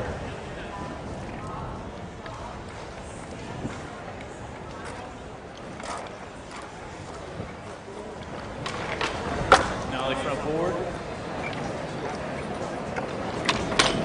Sitting in 21st right now, Maxim Habenek out of the Czech Republic. He's got to be sweating it.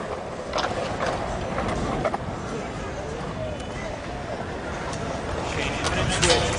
Oh, looked like switch flip back tail. He's going to call it right there. But he's in a good place. He's in that top 21. And I can't wait to see what he brings to the course as we head into our semifinals. So tomorrow we're going to re-rack. Hopefully we don't get any rain. You know? Really down. These weather forecasts have been kind of off, to say the least. So Shane's going to stick with that first run score. Next up, Matt Berger, coming out of Canada.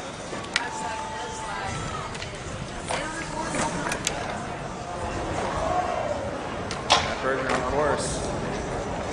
Currently down in 19th place. Back 270 lip.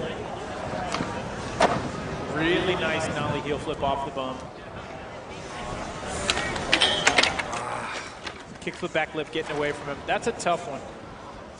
Anytime you're flipping into anything mid-run, you're risking it. It's a strategy, you know, if you come out and try something crazy on your first trick, yeah, it can give you the big points, but. I think some of that is confidence, though. Some of these skaters are just like, no, I know I can do this. I'm going. It's not trying. It's more like, no, I'm doing this.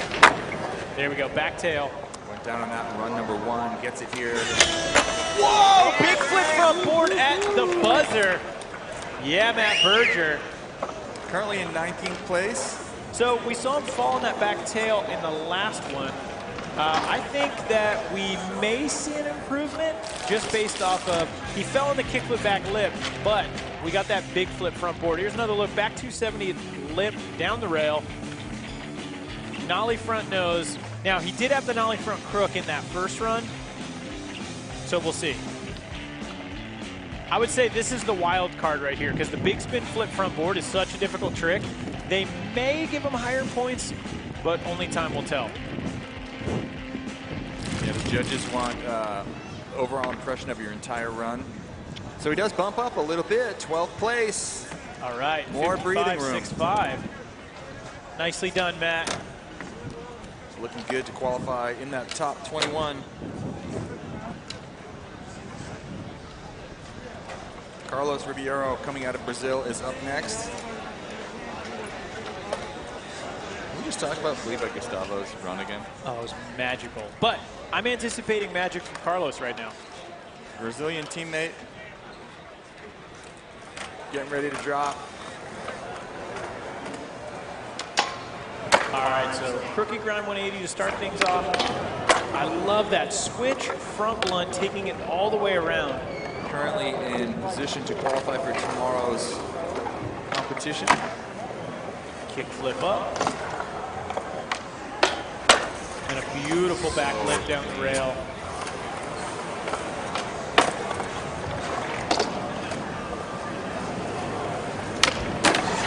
Oh, the switchback Smith just done so perfectly.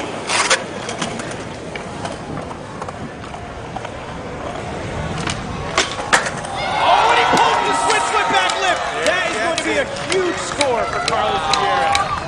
13th, no more.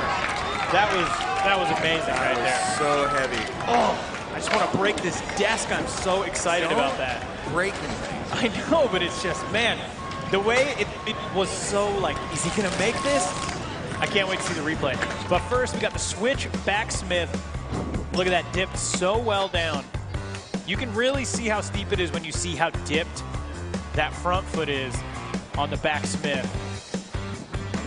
All right, look at this right here. Would this be your Andrew Cannon trick of the day? Oh, Andrew man. Cannon? That would be, it was just so beautifully done. Look at that.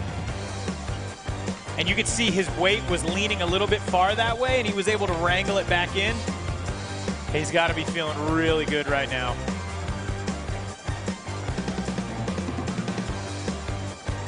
I can watch that all day. Go ahead. Oh, perfect. Keep it going. No, let's see some scores. I'm really excited to see, too, how that one stacks up to those upper runs that we've got right now in our top 3.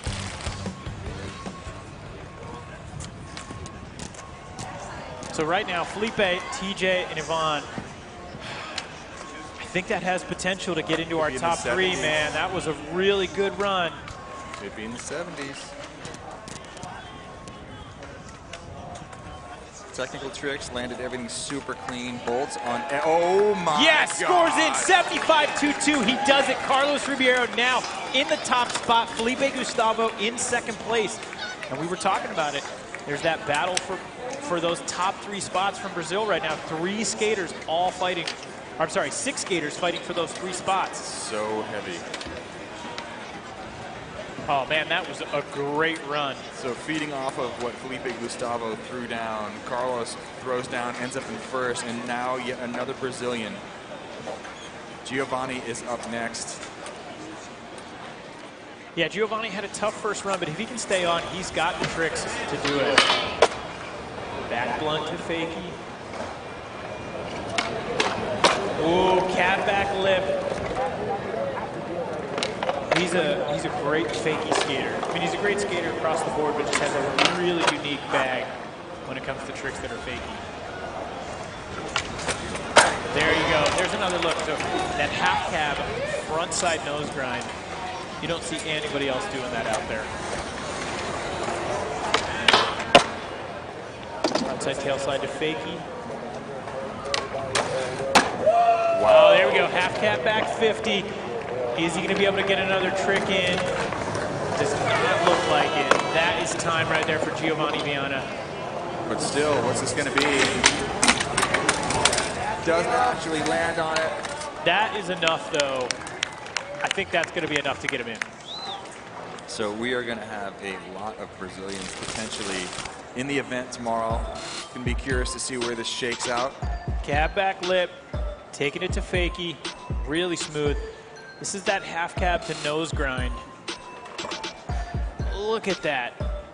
Keeping those shoulders nice and straight.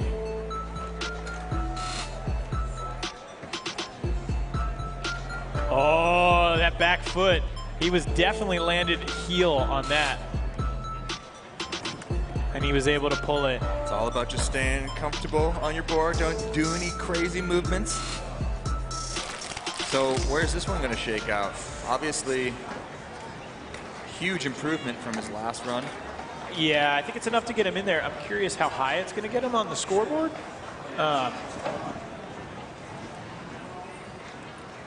We didn't really see any flip tricks, and that's definitely a piece of the puzzle when you look at those top runs. Judges want to see you flip in, flip out of stuff. 24th, right outside. It doesn't do it. I thought wrong on that, man. I thought that one was going to go in there. So I think that means right there that the judges are going to want to see you flipping your board. All right, well, next up, Manny Santiago, currently in 17th place. In qualifying position right now. He's good for tomorrow. There's only one skater left that can bump him off. Actually, it's impossible for him. Yeah, he can't get bumped out of there. Not at this point.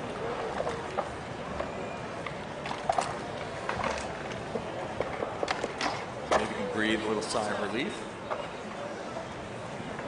Chase is all about qualifying. Oh, look at that kickflip crook. I can't get enough of that.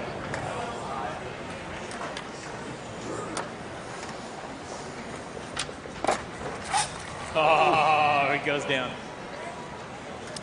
So that's it for Manny Santiago. We'll see him tomorrow in the semifinals.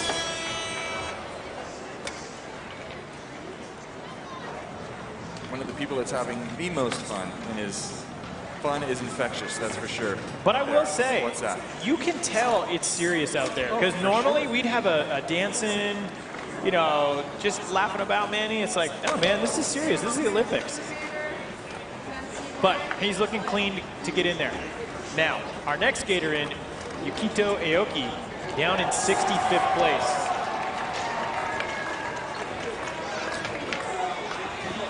Yukito about to drop in, having some problems on his first run. A lot of wind on the previous run.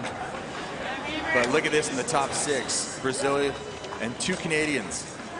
Wow. That's awesome.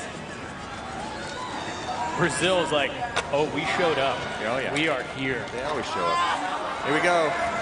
Yukito dropping in, currently in 65th. I love that nollie backside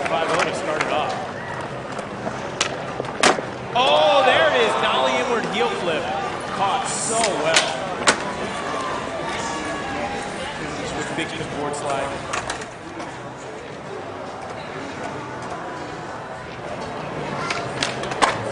Oh, kickflip back tail to fakie. Now we're seeing it. This run is coming together. Coming in with a lot of speed. Oh, the back nose blunt. We got 3 seconds left. Don't think that's going to be enough to get anything in, and that's going to do it. That was a really good run up until that back nose blunt. Yeah, so perfect. Unfortunately goes down, so he will not be making the big show. Well, I guess the step to the big show on Sunday. Tomorrow. That Nollie 5-0 down the hubba ledges. Look at that kickflip back tail to fakie. Really well done. That's such a difficult trick. I love this nollie Watch the inward back heel foot. flip. It was crazy. I know. Catch. Caught it with the back foot. The front foot just hung out. There you go. Switch big spin board. I'm curious if it's enough. I don't think so. So much weight over that front ankle as well. 32nd. No, it won't be. So that wraps up heat number 6 out here. So our semifinal is set. We have a serious Brazilian contingency right now in the top 6. A couple Canadians. Top 21 are moving on with Carlos Ribeiro leading the pack with a 75.22. But guess what? All these scores get scratched for tomorrow. We re-rack them. We go through a semifinal and try to whittle it down to our final on Sunday. Chris Jocelyn is in there for the United States. Alex Midler is in there for the United States. But I'm excited. We got Shane O'Neill. Yep. It's all the who's who. The legends are in. Paul Rodriguez, unfortunately, the veteran, not making it in to tomorrow's show. But we love you, and we're so glad you were here. Yeah, showed up for his first contest in God knows how long. It was a long while. But, I mean, overall, I'm pretty excited to see what's going to go down tomorrow. There's going to be some heavy action. Absolutely. I can't wait to see the Brazilians go into finals mode. Well, which is a completely other gear. It's rad because we've got this crew of 21, and then we've got our 11 pre-seeded. That's right. So tomorrow is like a whole nother round of qualifying. And then you're trying to get into that top 8, which is going to be a really heavy cut. Yeah, absolutely. We're going to go down to Chris Pastris right now. Dune, you're with Felipe Gustavo? So Felipe, that second run was amazing. Put you in second place. Describe the relief you felt or what you felt after laying down that second run. Bro, it was a little pressure, to be honest, you know. But after I did my second frontside flip, I was like, all right, I'm feeling good. This is it, you know. It felt cool. Stoked that I made it, you know, for tomorrow, you know. It's been a long time coming for this Olympic game thing, and then should be cool to be in it, yeah. Yeah, and you got 5 Brazilians headed into semifinals. Describe what that feels like. It's more and more pressure, but we're going one step at a time. You know, tomorrow's a new day, and I feel like we all the Brazilians, we are representing well, and then whoever goes to the Olympics should be, you know, should be fine. Got each other's back. That is clear. Thank you, Felipe Gustavo. Great job. Much love. Thanks, Chris.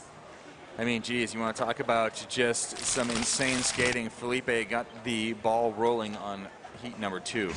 Just the amount of pressure right there. You know, we've had many Dew Tour events in the past, but there's just a completely different level of expectation when you're like, I'm representing my country. Right. Here's another look. You know, I do think Brazil does well to represent Brazil everywhere they go, as far as, you know, being one of these nations that people have a lot of pride.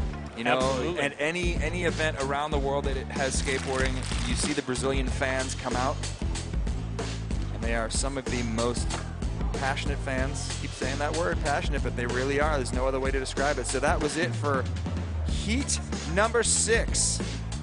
And we are going to step out of the booth here, and the women are going to take to the course. You can see them just coming out for practice right now. But we can't leave without talking about this guy right here. Carlos Ribeiro. So controlled. Just really put it together out here today. There's a look at that switch flip back lip that really locked that high score down for him. pulling it out there just right at the buzzer. I mean, the camaraderie out here is second to none in skating. Everyone has each other's backs. It really is a brotherhood, but look at this right here. It's so perfect. Down a handrail. That is, sometimes you almost forget how hard all of this is, and that is incredible. Well, it's because it just looks so darn easy. All right, when we come back, we're going to have the men's open qualifier for Park. As we leave you, these are the women practicing for their qualifier over here. It's beautiful out right now. You are watching the Dew Tour coming from Des Moines, Iowa. Much more when we come back.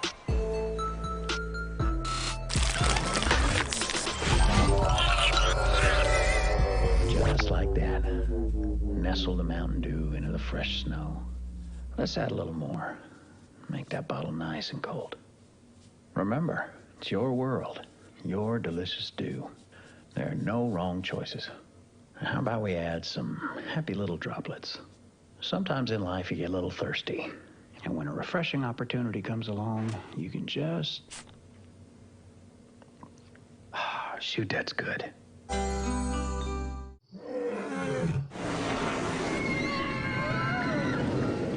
Des Moines. The S's are silent. Our city is buzzing.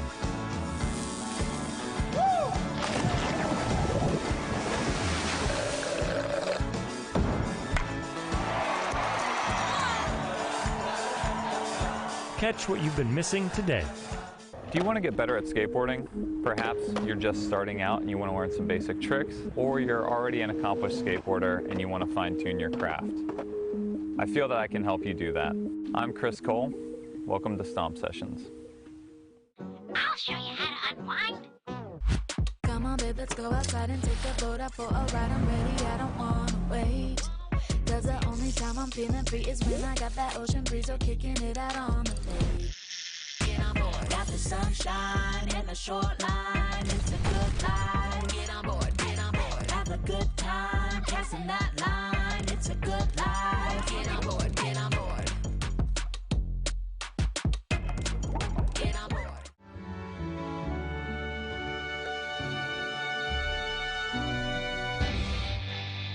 When the skateboard's just too big, you need a handheld rig. Tech deck, the world is your skate park. Tech deck, build your own skate park. Tech deck, with tiny little shred sticks, real skateboards and super sick graphics. No need for a plug in a socket. All the pros have one in each pocket. Start small, go big. Tech deck.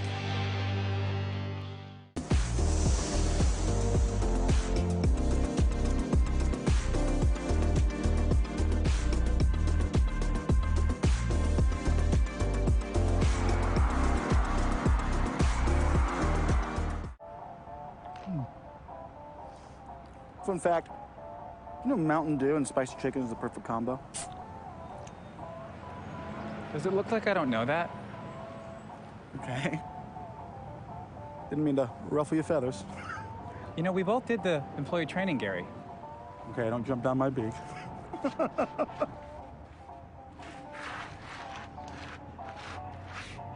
Doing spicy? Do the do.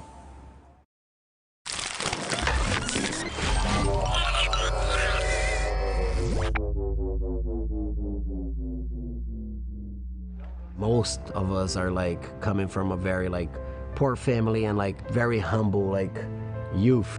So you get hooked on skateboarding and you just do it for fun, but then once you see like, oh, there's a career involved, I can do this. So there's only one option, make it or make it, you know, so you just go like all in. It's like everything is hard out there. Like it or not, you have to be better than other people every day, you know? Like, I don't speak English that good, I'm not American, you know? And then a couple skaters, they're starting to know, you know, like Rodrigo TX, he made it, he came here, you know? I was like, damn, it's possible, you know? Most of the Brazilians, they don't have access to a lot of cool things. So they gotta make coolness with what they have. You know, it's my different style and my different self of what I can do with this, my interpretation. My city is like 80,000 people, It's like super small. And now, last year I got like 2nd place on the world ranking, and they sent me money to do a skate park. Don't have skate park in my city, and now what they gonna do, you know? Just because I'm in a ranking, it's crazy. I've been competing my whole life, and I'm always competing for Brazil, but we never had that like Olympics before. Like we never had to wear a Brazil jersey. The Brazil team, it's really helping us. It's the first time that we train as a team. It's the first time that we have a coach. So everything's like super new to us. And I can't wait to be in the Olympics and represent Brazil.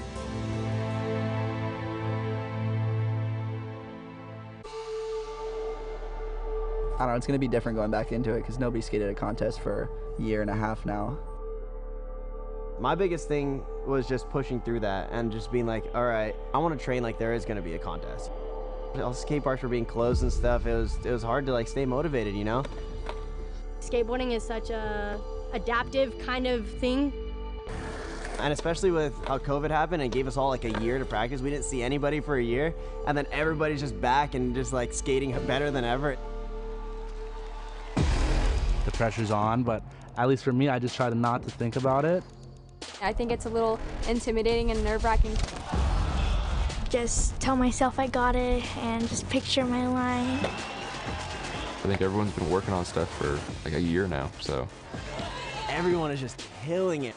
It's honestly like happened way more natural than I thought it was. I think it's gonna be fun having a contest again. Coming in switch. All the girls got so much better. Figuring out a park is honestly the best session. But the spur of the moments, that's what the contest is about. Contest skating is all mental. But sometimes you're just in the mood to do hard tricks, and sometimes you have to do it because you have to do it. The worst thing that can make you not land your run is getting in your head too much. Like they call your name and they say go, and you gotta be ready to fire.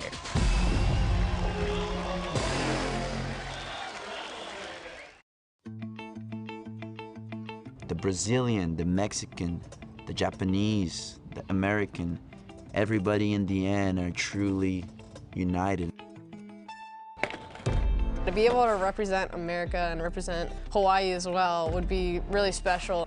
I get to compete for Great Britain, but be in Japan. I mean, that's just a dream. The Olympics is an opportunity to bring something for your country. I'm not only representing USA, but coming from Hawaii, there's so much pride. Who would have thought that I'd come from this little island in the middle of the Pacific to skating for my country and also my island, you know? I think the Olympics is going to impact the world in ways no one ever thought it could. It's basically putting skateboarding on this pedestal for the whole world to see. You're showing skateboarding to a broader audience, new people, younger girls. I think it's only going to help skateboarding. It's going to introduce skating to so many people, millions of people. Everybody who's in those top spots really worked hard for it. It definitely pushes me to try to stay up in the top 20. I'm just trying to keep not too much pressure on myself, trying not to think about it too hard. I want to go. Let's get it done. It's me and my best friend Bryce. We talk about it and laugh all the time that we met each other when we were 8 years old and now we're competing to get in the Olympics. It'd be a dream come true, I feel like, after so long. Sharing the same space, sharing the same area, and sharing that same passion. It's the Olympics. I don't know what to expect. Yeah, I can't wait to go, you know. I want to go so much.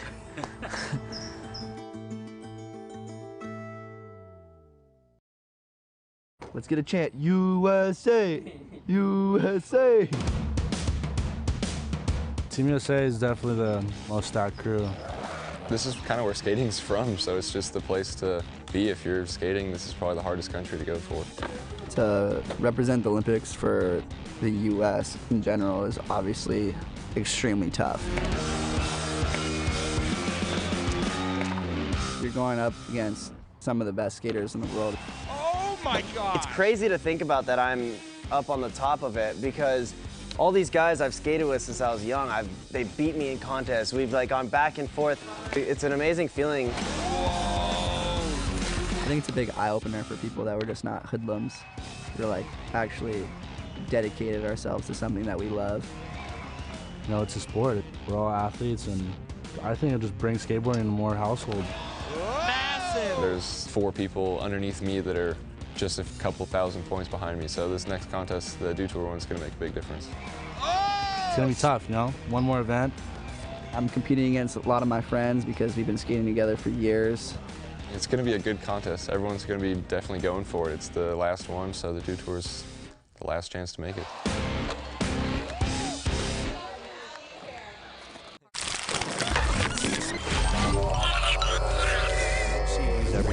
All right, next skater in. No introduction needed. Beaver Fleming. Crowd, make some noise. Beaver busting a big air to start it off. He definitely knows how to play to the crowd. Kickflip Indy. Beaver Fleming, 50-50. Let's see if he's going to switch it. Oh! Backflip again. He boned that one out, though. Mid-backflip, he, like, tweaked it. Beaver, transfer up onto the Toyota extension, pumping around for more. What's he got for us, folks? Come on, Beaver, get one more crazy trick that you have. Oh, no! He's looking for the lean 5. That's like one of his easier tricks. Yeah. Like, that's kickflip Indy. What a show from the boy from Tennessee. That's right, crowd. We might see him in the semifinals. He is currently in 3rd place with a 75.7. We'll see what he gets from that second run. Send me some of that Laird superfoods also when you get a chance, Beaver. I'm waiting for that package to come. They make some great stuff. I am jealous. When I see somebody with like the cool sponsors, I always get like super jealous. Stuff that I actually use on a daily basis. So you don't have enough wheels and bearings? Nah. I want stuff outside of skateboarding. Oh, I see. You're done with the hard goods. Yeah. So Beaver's going to keep that first score, still in 3rd place. We're going to bring in William Cortez out of Mexico for his second final run. Heat 3, we're winding it down. We have 2 skaters left, and then we're going to go into heat number 4 of the Park Open Qualifier. Trying to make that top 20, make the cut. It is a tough cut to make. All right, we're getting a thumbs up, so let's bring in William Cortez. William Cortez skating for Mexico. Big transfer onto the Toyota extension, right into a 5-0. Feeling that one. Big boneless. Ooh, smacking a tail on the way in, too. Backside Smith grind. He's off to a really good run. Showing control. Go. Nice little Indy bone. Yeah, tweaking it out. And then stale to disaster. Hanging on to that one, too. Let's turn this into a really good run with 10 seconds left. That's right, he's in 14th, currently in the cut, but trying to... Whoa! You feel like shove it to Melon? Yeah, and then try and kickflip Melon? Man. God, right at the buzzer. Andy Mack, if you're watching, someone stole your tricks. Crowd, make some noise right there for William Cortez. Throwing a couple Andy Mack maneuvers out. The frontside shove at Melon? Yeah. That's an Andy Mack. Yeah, that is an Andy McDonald special right now. See that one in the Boom Boom Huck Jam with Tony Hawk. Maybe he'll bring it into style. Yeah. William Cortez. Never know.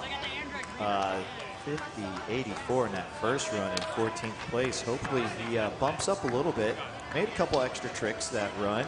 Yeah, remember in his first run he fell on the first at the very beginning, and this time he fell at the end, and it looks like they rewarded him for that. Giving him a 59.08 for William Cortez, bumping him up into the 10th spot. That's nice. Good moves right there. And our last skater in, currently in 4th place. Had a nice solid run, smooth style. Let's bring in Jack Fardell out of Australia. Jack Fardell, fan favorite, skater's favorite skater. That's right, man. It's like Jehovah. Yes. You know, like a skater's favorite skater.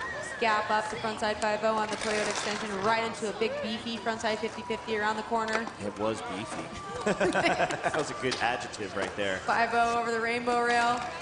Frontside Smith grind through the corner. Fardell is all over this park. Yeah, he is. That's what I want to see.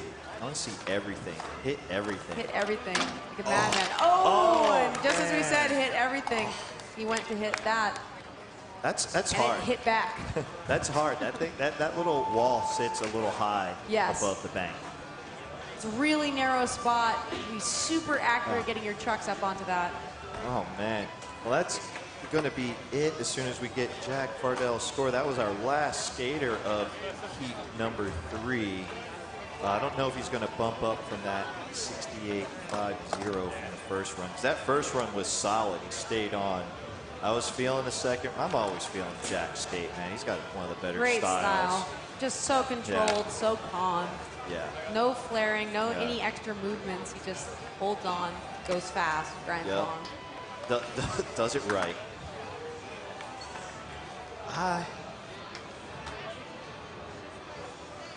No, he's going to keep that first score for sure. That 48.82 is not going to help, but he's still sitting pretty there in 4th place. And that's going to be it for heat number 3. So crowd, make some noise for all of our competitors from the Open Qualifier. So Carl Berglund is still sitting pretty there in 1st place after that run there in heat number 2. And Hampus Weinberg, man, that little kid was killing it, sitting there in 2nd place. And Beaver Fleming rounding out the top 3. Man, I love watching Beaver. And still in the hunt, though. Let's see.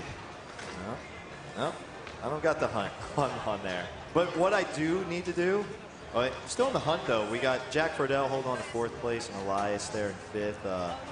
Rounding out William Cortez 10th and Noah 11th. Leonard 12th. James Clark in 13th.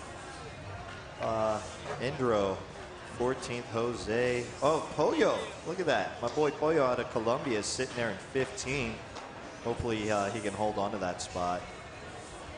Ryan down there in 16th, Yam in 17th. And Damian, another Colombian, holding on for that 18th spot. Good to see my Colombian brothers out here holding on for that cut. But coming up here in heat number 4, we're still looking for the skaters in heat 4. Brian Harper's telling me to spread the word. So if you're in heat 4, we actually need you up here because you guys are going to go soon. So get your practice on. Euro, Nagahara, Jericho Francisco, Vinicius Barbosa, Zion Wright, Andy Anderson, Trey Wood, Josh Dirksen, Andy Hopkins, Kevin Kowalski, Rune Glithberg, Danny Leone. We need you. Heat 4 is coming up. We can't start the contest without you, or maybe we can and you don't get points. I don't really know how that works. Because at the moment, Brian Harper told me there's only 3 skaters from heat 4 currently in the park.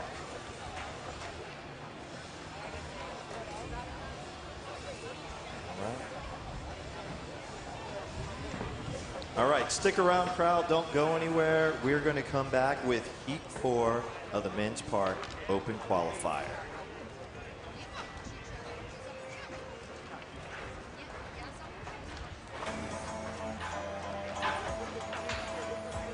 Shall we drive back to the real world now? No, I like it here.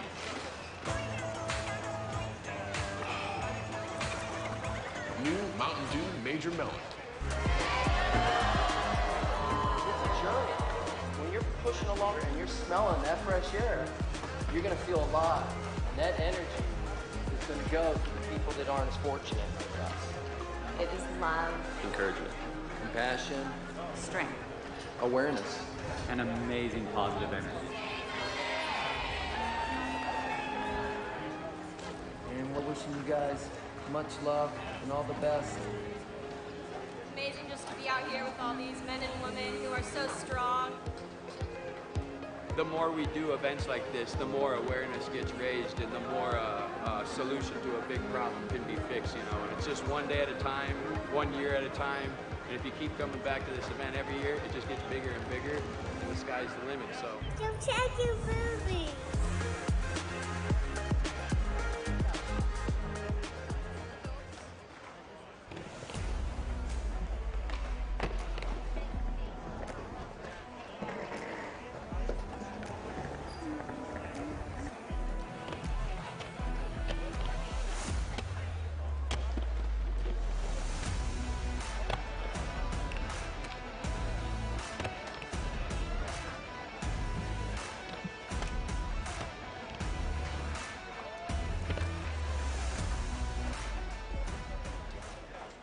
Who really has the best beef?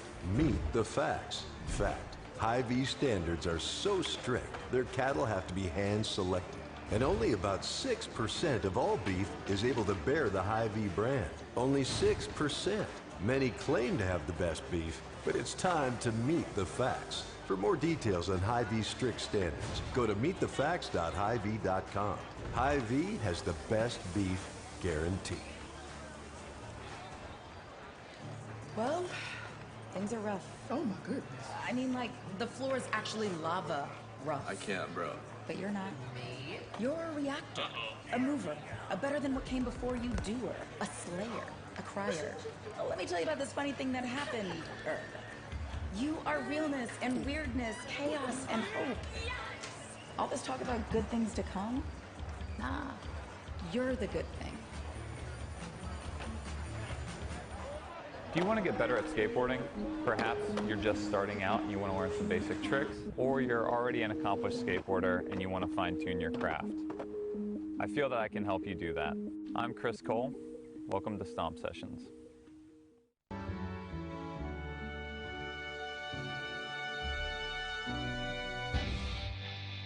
When the skateboard's just too big, you need a handheld rig.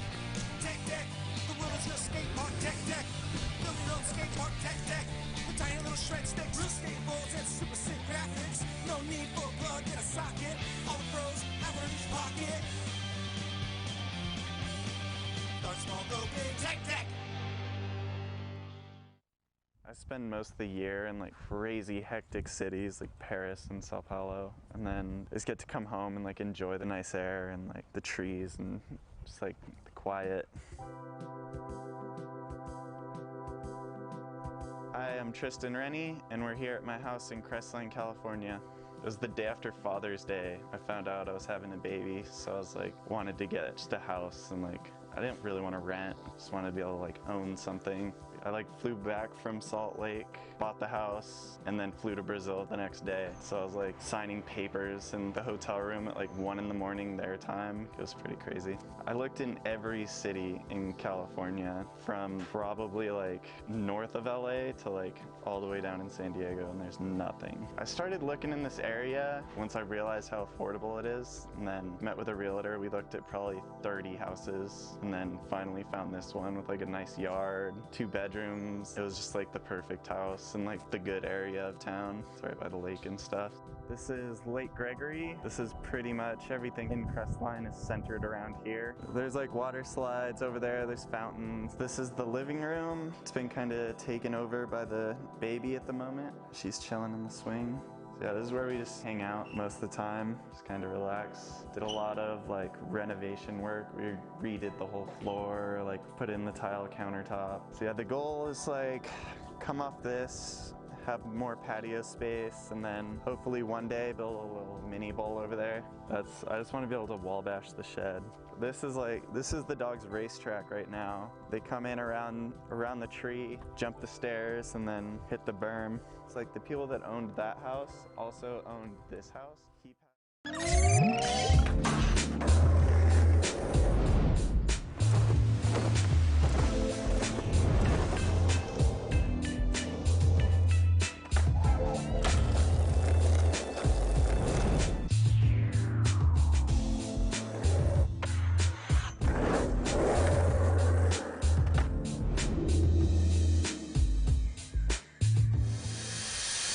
Welcome to sunny Long Beach, California.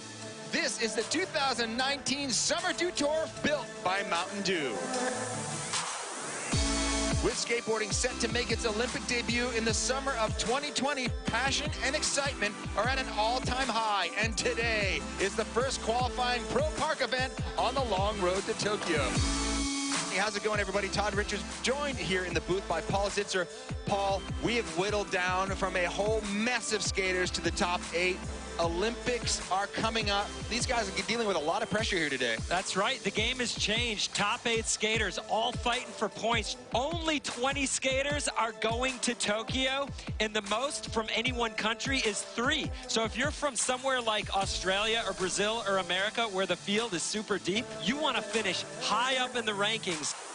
So this is the way it breaks down. We have 2 Americans, 2 Brazilians, 2 Italians, a lone Australian, and a lone Spanish skater. Olympic spots on the line. Paul, how much do you think that factors in with the riders that are out there today? Do you think they're really starting to think about it? I think they're probably thinking about it as they come to the contest and maybe when they leave. But today, forget it. You're thinking about doing your tricks, setting it down and ripping. You're not thinking about points. Going to the Olympics would mean a lot. It's like every athlete's dream. It's going to be really hard to qualify for. The level of competition's definitely risen over the last couple of years. Everybody's out there, like, working hard. We're seeing a bunch of new skaters from a bunch of different places. They're just doing tricks that you would only see the top seeded guys in the world doing it. Just skating insane. Now let's take a look at the Park Finals format. We have 8 athletes. They take 3 runs for 45 seconds. The best run counts. Each run is scored out of a possible 100 points. Paul, what are the judges looking for here today? They want to see skaters flying out of the bowl. If you're going 6 feet high, you've separated yourself from the pack. Lots of big spins, 540s, flip tricks count for a lot of points, and a skater that can use the whole bowl and keep their speed, it's going to pay off for them. All right, well, let's go down to Tina Dixon, who is on the deck with some more information. Yeah, thanks, Todd. And there's no doubt that men's skate park can be one of the most fun events to watch. But for a judge, they really need to pay attention to those finer details. I spoke to Judge Vanessa Torres about it, and she said, you know, we look at the number of tricks, the lip tricks, the airs. They do judge it on overall impression, factoring in a skateboarder's unique style like Pedro Barris's explosiveness and Cory Juno just being smooth. Todd. Well, thank you, Tina. Let's take a look at the Boost Mobile course breakdown. What do these riders have to contend with? Well, first of all, there's that very tall 9-foot layback bank. It leads to that pocket. You'll see skaters using it to gain speed. There's a 6-foot hip, and there's the Mountain Dew extension. You'll see a lot of vert-inspired tricks on that. Here's the other banked wall I was talking about. Skaters will be flying off of that into the deep end of the bowl, and this is where you'll see the biggest airs and the longest grinds. Well, that was the Dew Tour Boost Mobile course breakdown. All right, we're about to get underway with Keegan Palmer out of Australia at 16 years old. Will start us off. Big future for this kid right here. And, I mean, definitely one that has his sights on making the team going into Japan in 2020. That said, the Australians have a deep force in the bowl. There are so many great transition skaters from Australia. But Keegan, very calculated, smooth style, precise, consistent. He can get it done, and he has many times. He's done very well in international contests, and here he's doing it again. You see him going into the deep end. He did the 540. He's doing the technical lip tricks, keeping his speed, and he's well on his way to a great run. There was an eggplant revert. That means he's going backwards here now. Going both directions in this bowl is hugely difficult, as it is in any bowl. Putting together a great run. Wow. All he needs is to finish it off here. Backside nose blunt on the steep bank. Well done, Keegan Palmer. That is how you get your campaign started for a final.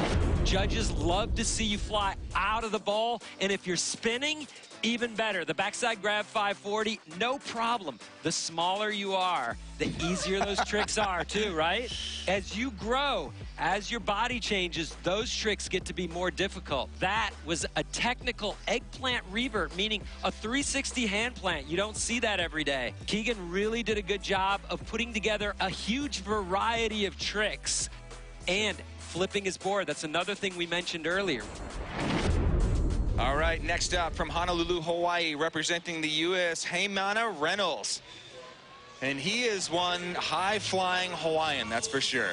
He is excitement squared. The crowd loves Heion, and that was a beautiful hand plant. Frontside invert, he did on the extension with the extension and stall. The longer you can stay on your hand, the better. You see him kicking the foot off on the lean to tail.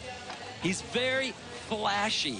He's all over the place, too, and that's what I like about Heiman's approach, that he doesn't really leave any transition untouched in here.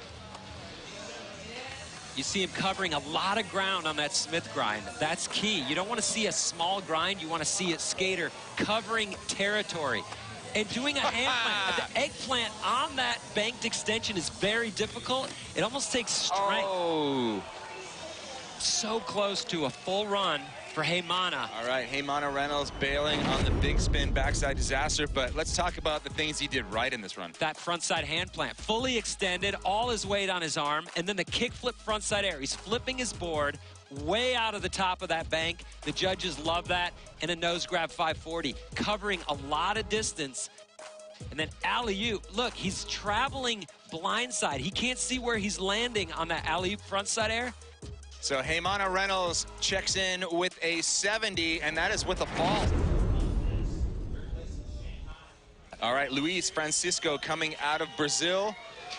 What is it with these Brazilian riders? We were talking about it yesterday. They are all hungry, and this park is just straight up meat for them. They are starving. They come out and they attack this bowl. It's a total Brazilian approach, and we compare it to, let's say, some of the Japanese skaters who are more calculated and a little bit more reserved, but probably more consistent in that way.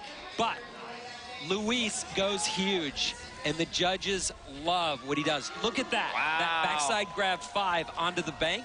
It was massive. Backside boneless up there on the extension. Kind of a simple trick, but good to keep the speed going. See how high he was on that frontside air? And then to kick the foot off, that's just a bonus. Heel flip Indy, flipping the board, giving the judges what they want. Coming off with 4 seconds left in that run.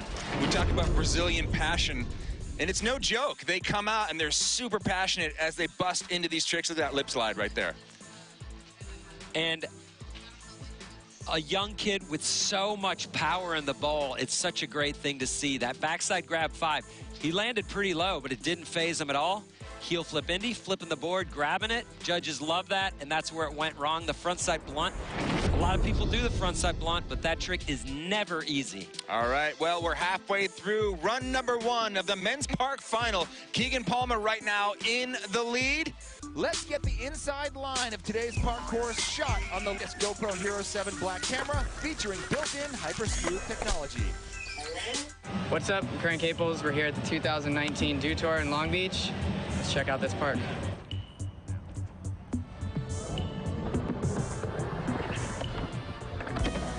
This park's unique just because it has really nice flowing lines and good big bowl corners, good transfers, good steep banks. It just brings a lot of variety, and that's what I feel like makes a good course, and this is what this one has. A lot of park courses, I feel like, kind of have the same routine of like what obstacles are in them. But this one, it's like the design they did last year that works, and so they ran it this year, and yeah, it's just a bowl that you can draw a lot of lines from.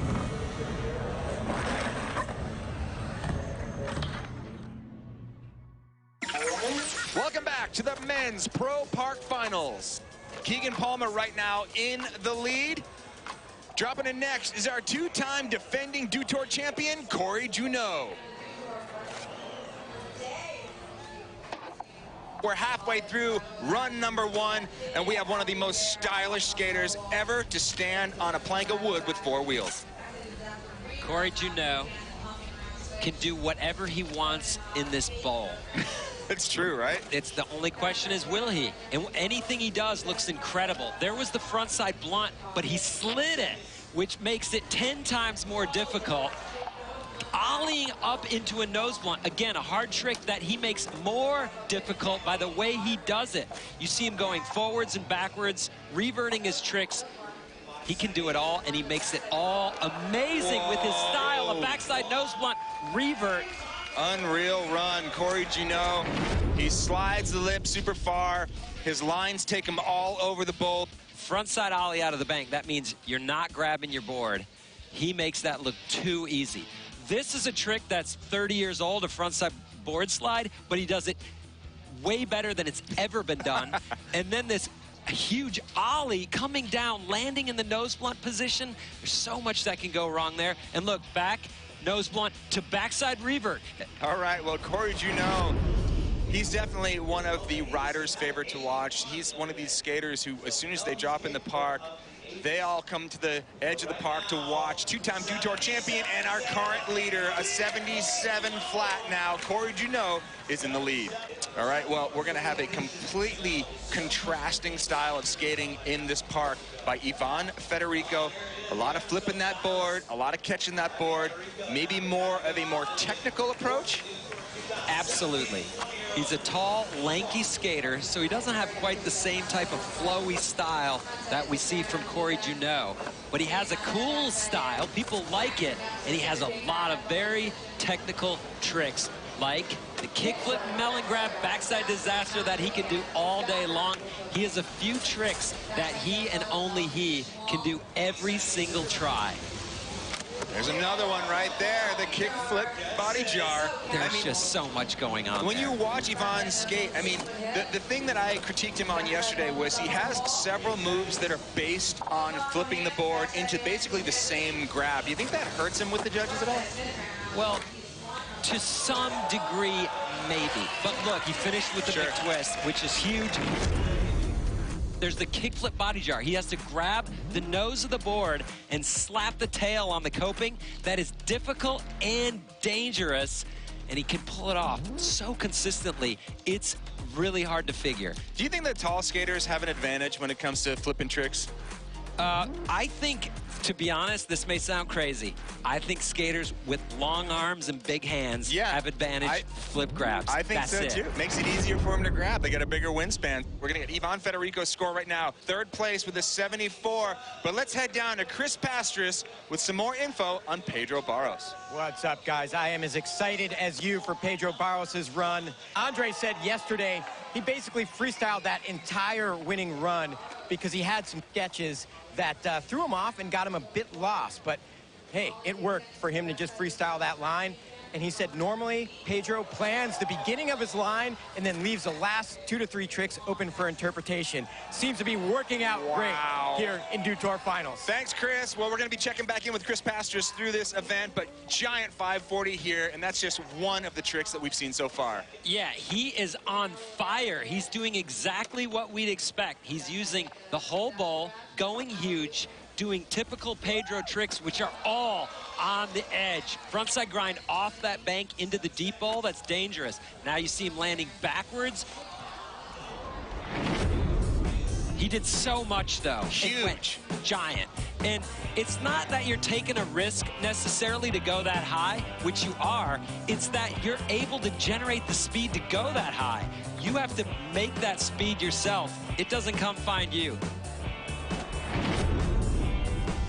Wow, 73.0 puts Pedro Barros in fourth with some tricks to be desired, perhaps. We're going to check out more from the Dew Tour here in Long Beach when we come back to the men's Pro Park Final. Don't go anywhere.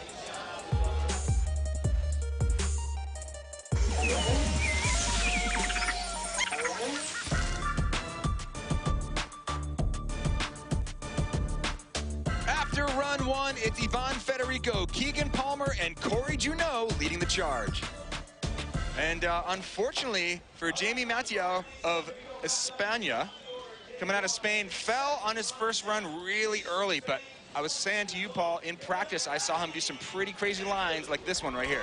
I also heard, though, that at some point the shirt came off, and that's when he really went wild. So maybe that's what it's going to take. It's 100% true. That shirt was off all during practice of the finals, and he seemed like more of an uncaged animal. So look for a less refined approach from Jamie.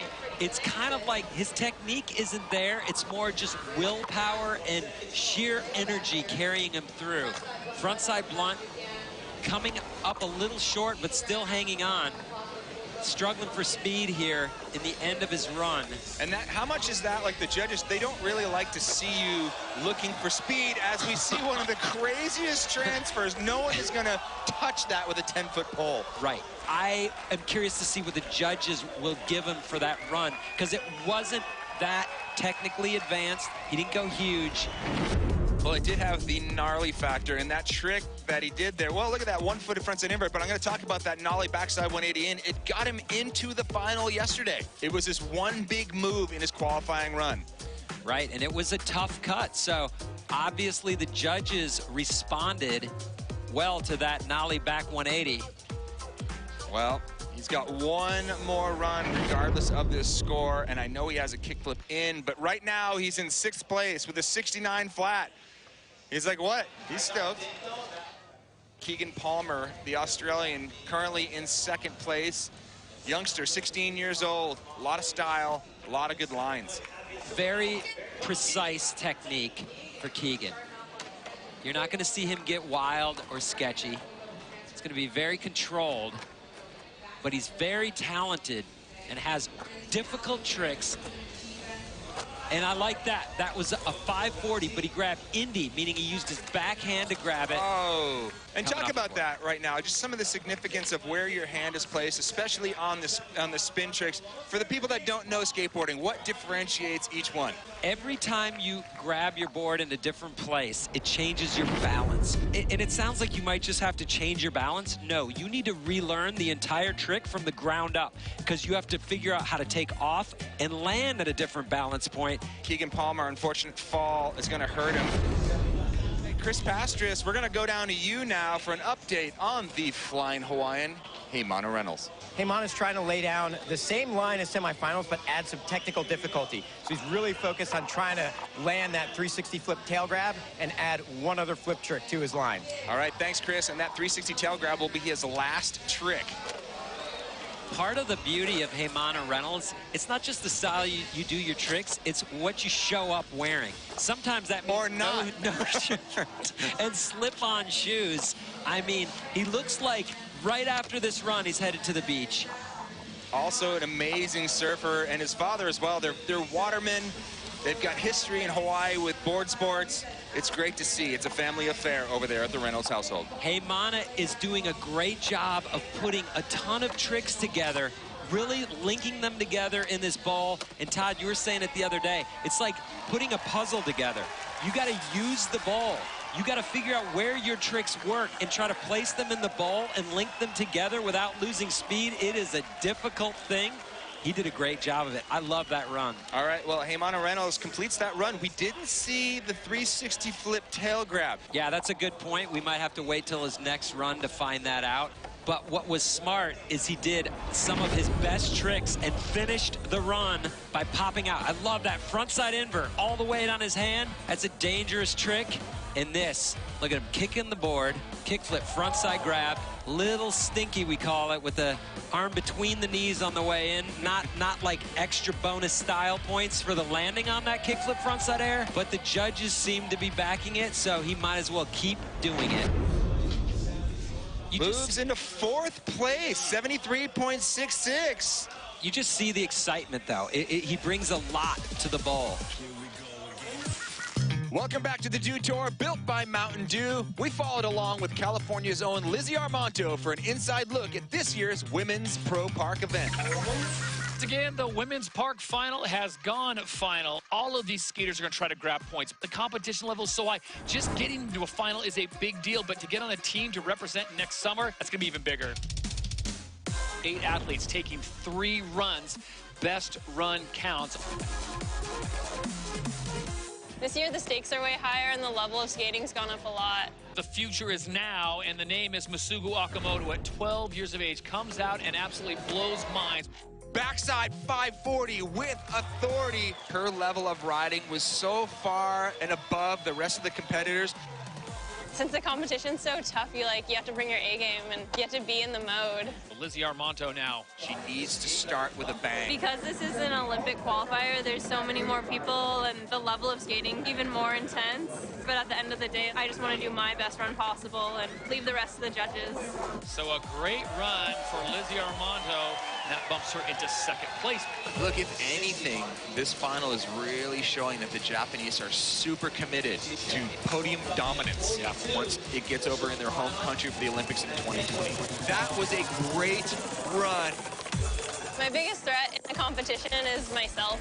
She's going to have to do a lot more if she wants to catch these Japanese riders. It amps me up to skate better myself, but in the wrong situation, it can definitely mess with your head.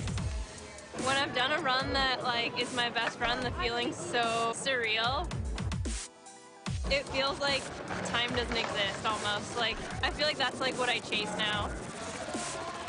For skating to go to the Olympics, I think it's so cool because people like all over the world will get to be exposed to skating, and it's so cool to be able to share that feeling that I get from it, and I hope many other people like find their own passion. Masuko Okamoto takes the win with a 63-16. Second place going to Lizzie Armano representing Finland out of Oceanside, and Kokona Haraki finishing in third. She wasn't expecting to win here, so she's surprised herself too. Japan certainly letting their presence known in the world of skating. I can't wait to see where women's skateboarding is next summer. Welcome back to sunny Long Beach, California. This is the current standings right now. Cory Juno still on top. Keegan Palmer in second, and Ivan Federico in third. This is the men's Pro Park Final. We are underway. Luis Francisco is in the bowl right now, coming out of Sao Paulo, Brazil. A truly international affair here at the Dew Tour with Olympic implications on the line. Paul, what are we looking for here in this young Brazilian skater? Well, the power of the Brazilians shines through in everything he does. He goes absolutely huge.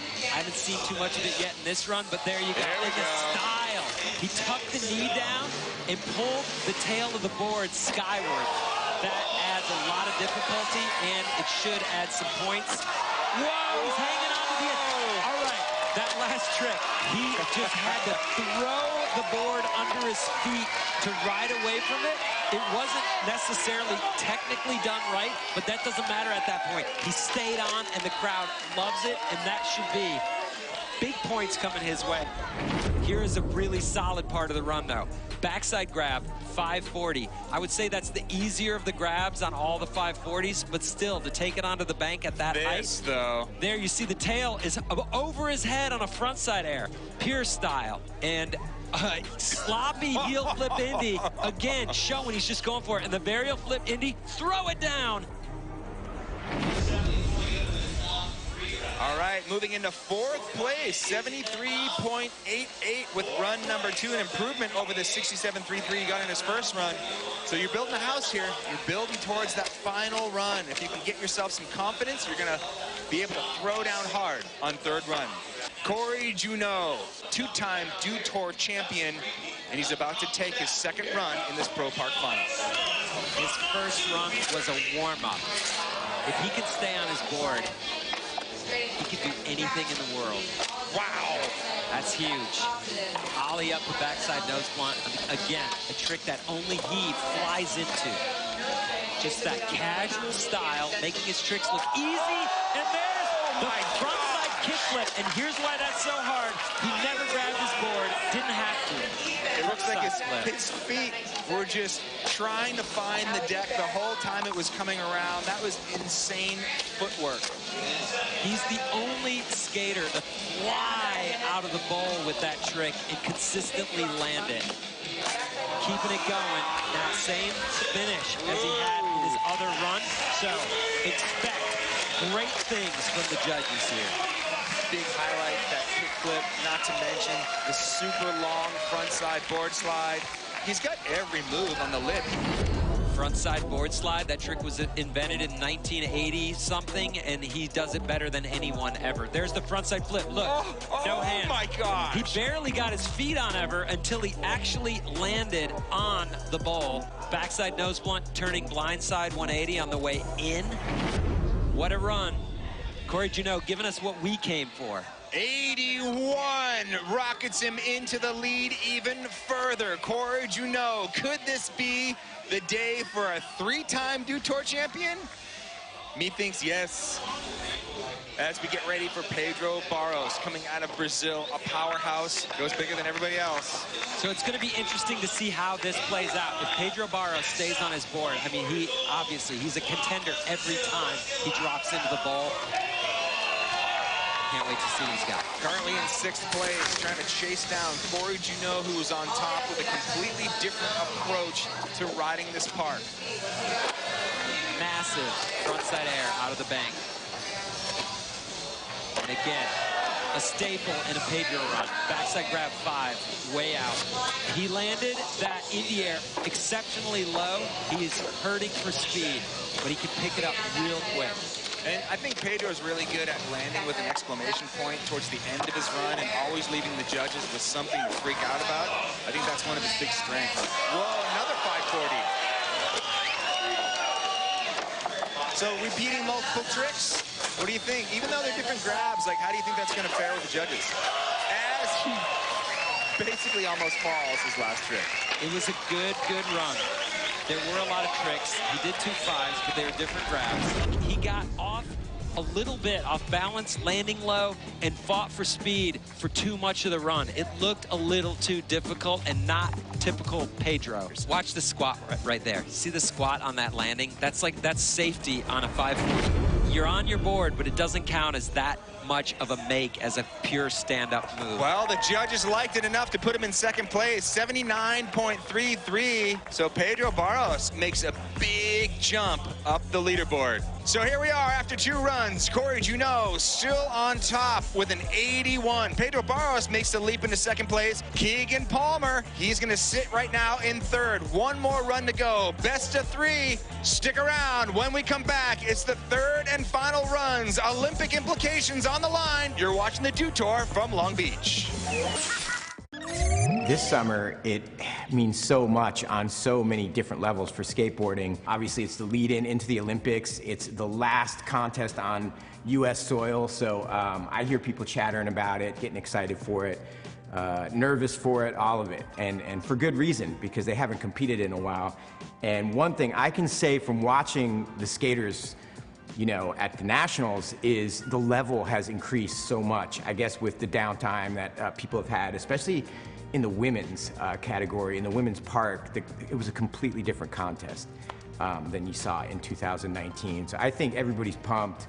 The levels are high. People are excited. They're excited to see their friends, which means they're going to be excited to skate because their friends are there. And ultimately, they're there to impress their boys and have fun and have a session. And I think that's going to make Dew Tour hot. No, yeah, seriously, like, this is like the first event since 2019, so I really think everyone's just excited just to get back out and skate, be back in a competition. The Olympics, I seriously never thought skateboarding would ever be in the Olympics. Like, you know, when I started skating a long time ago, that was like the furthest thing, like, in our imaginations. Like, you know, if you made it to be pro, like, that was like an accomplishment. So now being on this stage, for people outside of skateboarding to see, I think that's huge, and that's just going to grow the sport. Welcome back to Dew Tour Des Moines. You're about to see some men's park action. The Open Qualifiers is underway, but we are about to break right back into it. I'm Chris Cote. This is Chris Pastris. That's Alex White, and we're here to talk you through some amazing skateboarding that you're about to see. We've had 3 heats already underway, and from what we've seen from the men's side of things, it is going off in the park right now.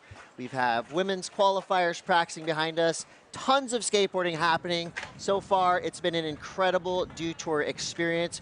We just watched the women's semis go down, and what a party that was. So heated, just amazing skateboarding from the women's field. And yeah, this men watched a little bit of the first 3 heats there. The action's heavy, and yeah, this heat number 4 is going to be no different. Definitely some big names in there. I see Zion Wright, Trey Wood, Josh Dirksen, Rune Glifberg, the legend, Kevin Kowalski, Danny Leone. Super stacked heat, so this is going to be a good one.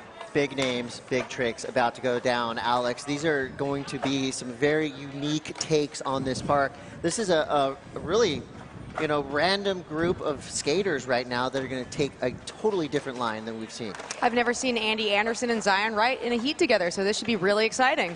So here's what we're looking at right now. Carl Berglund sitting on top with a 75.92.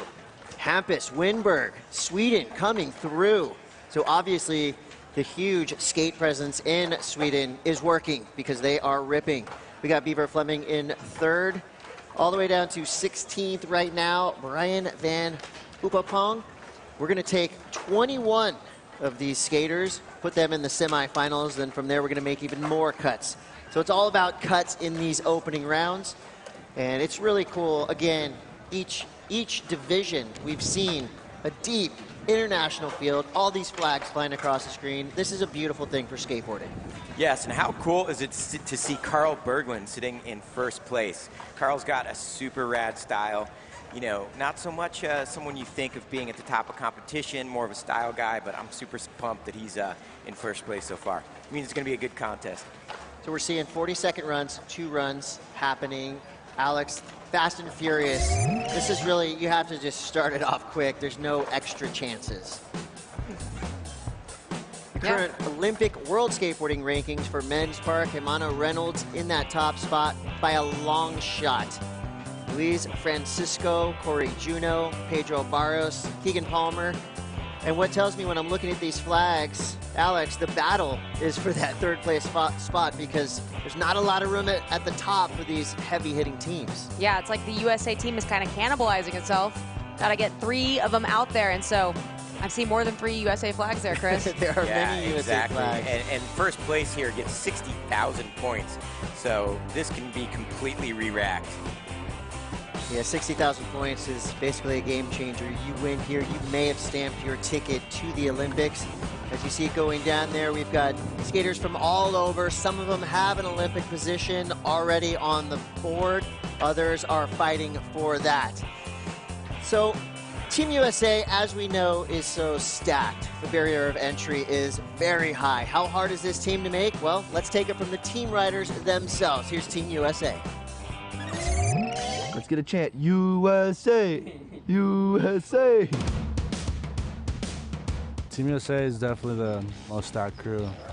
This is kind of where skating's from, so it's just the place to be if you're skating. This is probably the hardest country to go for. To represent the Olympics for the U.S. in general is obviously extremely tough. You're going up against some of the best skaters in the world. Oh my God! It's crazy to think about that I'm up on the top of it because all these guys I've skated with since I was young, they beat me in contests. We've like gone back and forth. It's an amazing feeling. I think it's a big eye-opener for people that we're just not hoodlums. We're like actually dedicated ourselves to something that we love. You know, it's a sport. We're all athletes, and I think it just brings skateboarding to more households. Massive! There's 4 people underneath me that are just a couple thousand points behind me, so this next contest, the Dew Tour one, is going to make a big difference. It's going to be tough, you know? One more event. I'm competing against a lot of my friends because we've been skating together for years. It's going to be a good contest. Everyone's going to be definitely going for it. It's the last one, so the Dew Tour's the last chance to make it.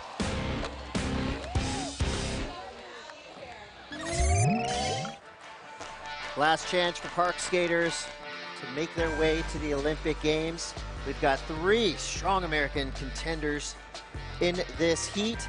So to remind you all watching, the format we're going for right here in the open qualifiers for men in park, 2 runs, 40 seconds. You can fall, jump back on your board, and get back into the park.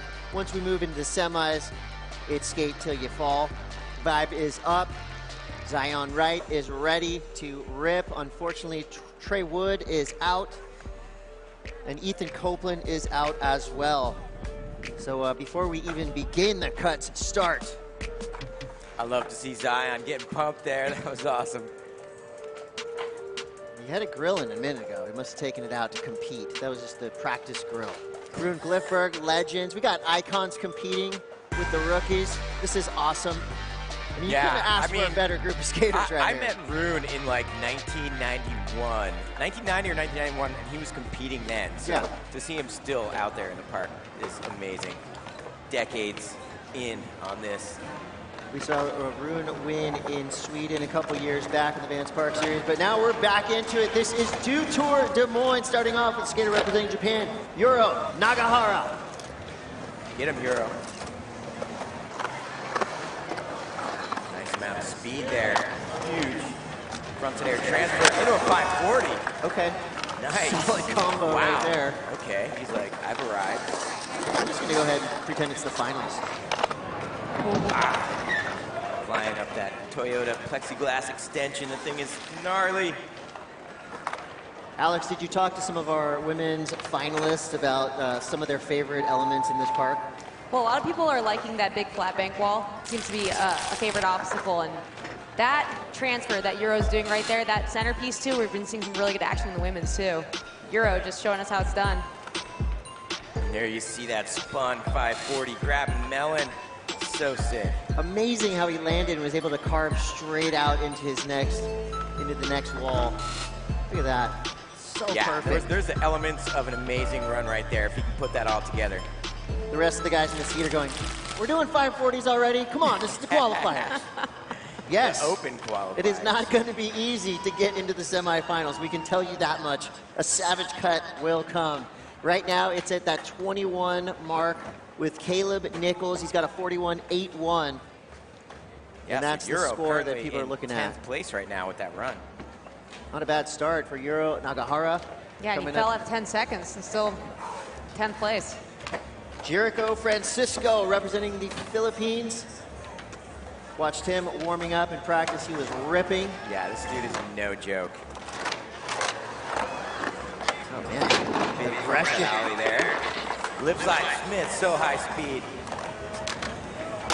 Big boneless disaster. I like how quick that was. Oh, that was amazing.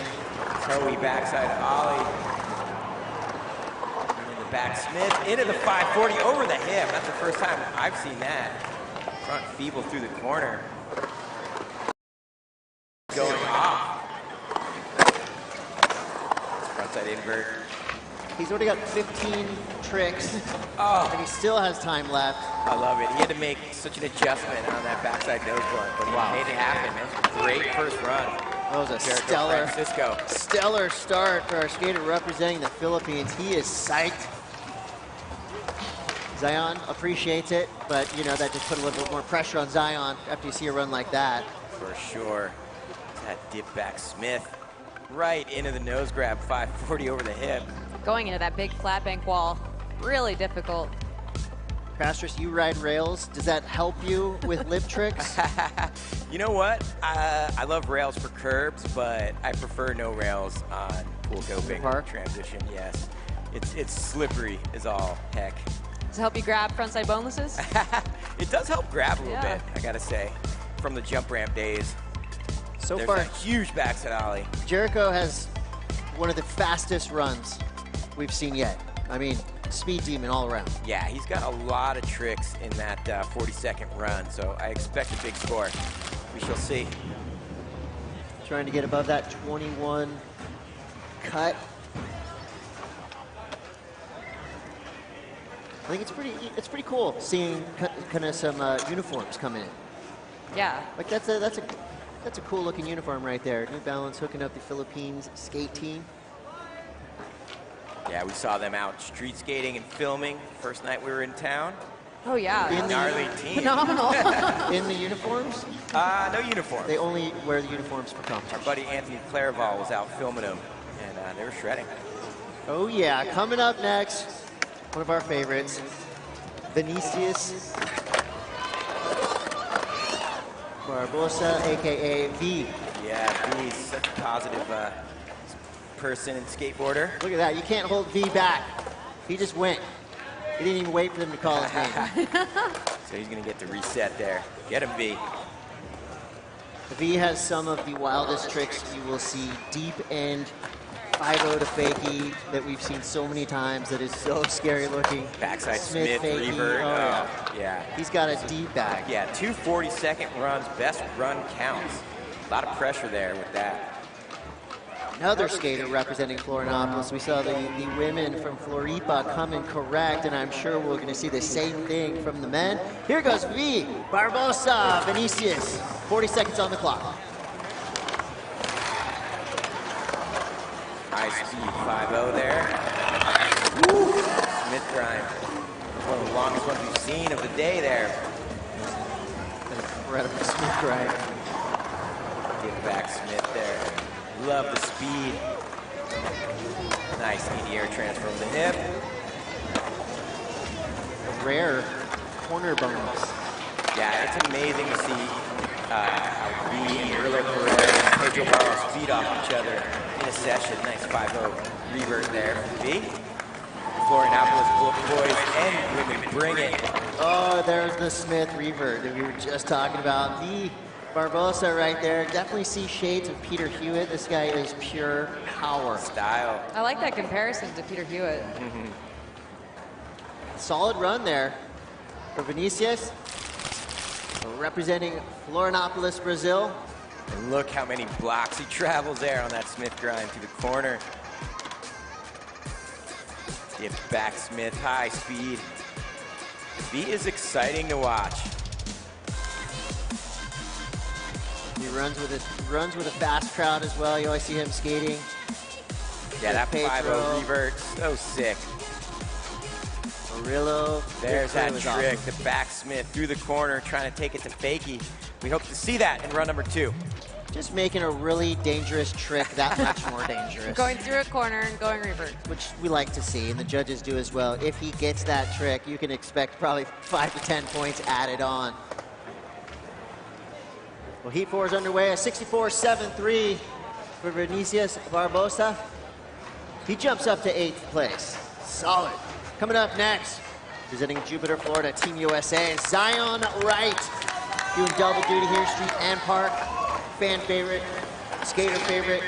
Oh, yes, backside Smith grind on that rainbow rail. Ooh, up and over the hard way. Over the volcano, that was so sick. Showing the street skills there. Big body jar. Zion known for ripping the streets, but as you can see here, has a lot of tranny skill. Great style, speed, nice front blunt. Heel flip Andy pulls it. Zion. 5 seconds left. He's like, do I have to? Oh, I love that big ollie over the head. That combo there was so sick. Yeah, Z. Wow. What? Oh. Zion Wright is in the building. Make way in the top 21. Z is in the house. You're going to see an incredible variety of styles. We've already seen it. From your Zions to your Andy Andersons. Doing a heel flip Indy with no pads and no pants. Yeah. Wearing shorts. Amazing. So much could go wrong. It's incredible. Yeah, I haven't seen Zion do that trick very often, but that was solid. Zion's been skating a lot, coming back from a couple injuries. Obviously, he's looking 100% and stone. There's that floater ollie, Wow. traveling the hard way over the volcano, showing some street skills right there. He could have cleared 2 of those volcanoes with that ollie. Big frontside air. That was massive, right in the middle of his run, too. And then there we go, the heel flip Indy catching it perfect. I mean, so much could go wrong right there. There's a lot happening in that trick. But it all went right. Judges have a lot to think about with that run from Zion Wright. He used every part of this park. That backside big spin was, I can't even explain how difficult that is on that Twinkie hip there. No repeated tricks. I don't remember a wall pumping. I just remember tricks on every single wall. I love you, Mom. I love you, Dad. I love you guys. 78. Shout out his parents, and there you go, first place. The judges love you too, as they should. 8.4, wow. Well-deserved leap up the leaderboard. See you later. Goodbye. Job's done. Good job. We'll see you at the Olympics. Wow. Yeah, that's a run that I think it's safe to say will make it to the finals. Coming up next, Andy Anderson, representing BC, British Columbia. Saw Andy took a gnarly slam in practice. I'm glad he's all right up there, about to drop in on the extension. I feel confident in saying Andy has the most tricks of anyone in this entire competition. From freestyle to vert to park to street, authentic Andy Anderson is a ruler, and here he goes, 40 seconds on the clock. Definitely has some original moves. Nice backside air there. 50 on the rainbow. nice. Over the hard way, too. Oh, yes. Frontside shove it. Melon grab there into a Madonna. Yeah, Andy. Oh! Heel flip burial lead. He just threw that under his feet. Then hitting that rock and roll like it was nothing. Wow. That was amazing. I gotta make it. Oh, he is stoked. I saw him totally slam and, you know, kind of tweak his leg, and he's just back in full force. So stoked. I went full fanboy. The only skateboarder I've got a picture with this entire week, Andy Anderson. Nice. My kid's favorite skater, my fiance's favorite skater. I'll put him as one of my favorite skaters, and obviously he's one of Zion's favorite skaters. Skateboarding rules. Love it. I mean, again, a totally different run. They had a couple similar tricks, but this is why being a judge is so hard. How do you compare these two runs? Yeah, you don't. Andy's definitely his own unique skateboarder. Look at that. There's a lot that could go wrong right there. Having that coping on the other side of the volcano kind of adds an element. That is so difficult. Yeah, just throws it under his feet. That was incredible. On a wing and a prayer. That was like one of those things you land because if you fall, you're going to get really hurt. Yeah. Like you have to land back on your board. It's the best case scenario, even though you're down the transition at the very bottom. I like that foot plant. Going to tail. Throwing his board down. He's psyched. I feel good about that run. I saw Andy earlier today. He just said, I feel like skateboarding. I feel so good. And when you feel that good going into a contest, good things are going to happen. Andy Anderson waits for the score. 76.27. Flying up the leaderboard into second place. Hey, that's the same year Powell started. 76, that's the same year Powell started. That's no water. He's a student of the game. If you still want more skateboarding after Dew Tour ends for the day, go to YouTube, check out Andy Anderson's videos. You will be stoked to skate. Coming up next, New Hampshire, Josh Dirksen. Yeah, Josh is a gnarly high-speed beast of a skateboarder. Full powerhouse. Saw him at the National Championships just a week ago. He was one of my favorites at the Nationals. Yeah, I was calling him Thor. Thor. He's just an animal. He almost broke through the concrete. Get him, Josh. Not Josh. Nice backsmith there. Smith grind transfer into a big Madonna. This guy was a rip of her ramp as well. Very well rounded. Oh! Is he trying to come into faking? He has that blunt slide back disaster. He's got those unlocked, so I think maybe he was trying to pop over for that. Well, he did. He just left a few seconds up on the clock, so nothing too bad there. The judges had enough to work with to throw out a solid score. The leaderboard is being devastated by this team. Zion Wright in the lead, Andy Anderson in second place, Carl Berglund drops to third. We'll see what Josh Dirksen gets here for this run. A lot of solid tricks there. Yeah, big Madonna. Like how he mixes the old school and the new school. Backside ollie up on that extension. That thing is no joke. And there's that blunt slide, like you said, Alex. I think he was trying to go to disaster, possibly.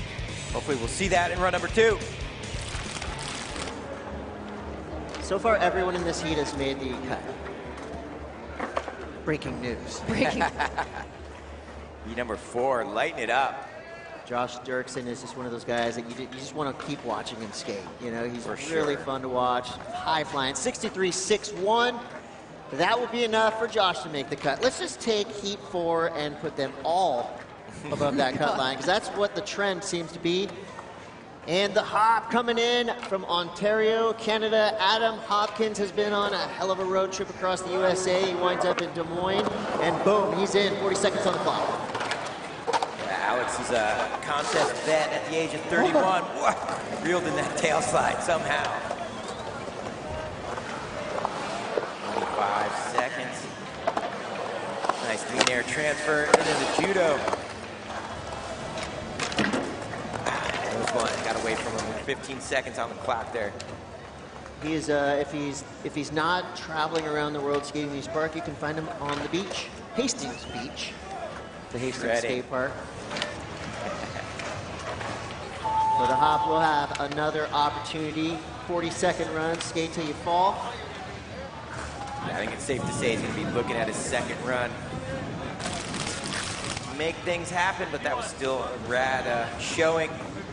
Love how he tweaks that lean air transfer into the judo. That's a cool looking combination right there. Just a little bit off. Again, that gives you a good scale of how big this park actually is. Adam's a big kid, and right there he was dwarfed by that boneless bank. Now we call it the blunt bank after hopefully Adam makes that nose blunt right there. He'll get another go.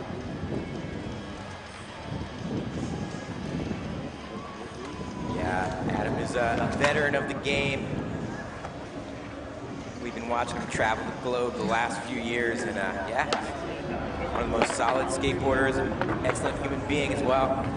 Yeah, he's put out some really epic video parts too. So Adam Hopkins comes through right at the cut. So the trend continues. This whole heat is moving through. Adam has room to grow. He's got a 47.62. Most likely will not stand now. Kevin Kowalski, get ready for some unique variety of tricks, old and new. Kowalski always ruling. I like how he started in with that 5-0 grind into the bowl. Big 360 judo, frontside invert. Yeah, Kev. Kevin is another veteran of the game in contest. Nice backside nose pick there. Doing it for Blood Wizard. Trail slide on top of that huge wall. Up on the Toyota sketch wall. Surrender that body jar. And that backside bolus, so gnarly. Off the extension, into the hip. Just locking the back truck up there for good measure. So at the end of the 40-second run, he does jump off his board, but did some damage right there. This guy is known for doing some of the biggest, heaviest transfers in all of skateboarding, and I know he's probably looking around this park thinking, okay, where is the scariest gap that I can do? Let's do a solid run right here for Kevin. I would say that right there, signature trick, does it perfect every time. Yeah, and right into that stalled frontside invert. How do you go from spinning to the wall, frontside, I mean, the physics right there alone. Tons of experience. Yeah, it seems like with Kevin, the harder the obstacle, the more comfortable he is. Yeah. So he's going to find the weird stuff. Yeah, that crail slide to end off his highlight reel was proper. We haven't seen a lot of lip tricks done up on the top of that plexiglass extension. I don't even think I could get to the extension. I think it's big. It's slippery. Zion's just Who do you think he's texting? Probably his pops. His pops is such a rad dude. Comes to a lot of the events. He's TikToking his run. Current standings right now, Zion Wright still in the lead, Andy Anderson in second, waiting for scores to come through for Kevin Kowalski. Judges, they have to, you know, with every run that starts, you got to readdress what you're about to see. A 63. 13th place. So Kevin Kowalski. Not bad. 2 heats left, but hey, Kev's in the cut for now. Up into it. Well, coming up next, this man needs no introduction. You know exactly who we're talking about, the Danish national champion, 46-year-old Rune Glifberg. It's not a typo, he is still skating at an elite level at 46. For all of you grown-ups out there watching, keep skateboarding. Danish champion, big Madonna there. I love Rune's style. That Smith grind. One of the best styles in park terrain, in my opinion. Definitely super influential too. You see people actually trying to skate like Rune.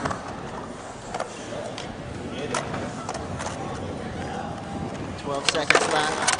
Oh, that backside tail through the corner. Yeah, Rune.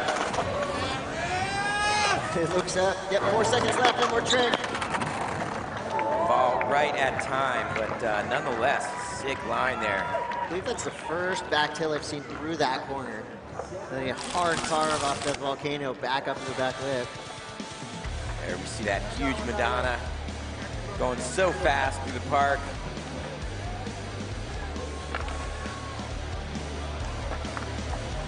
Yeah, and like I mentioned, I met him in 1991 overseas in Italy at a demo, and he has been just on a path of destruction ever since I met him for the first time. There's that backside tail slide. Textbook. Yeah, and no signs of slowing down. There's no like swan song feeling to this. I have a feeling that Rune Glifberg is going to be skating in events into his 60s.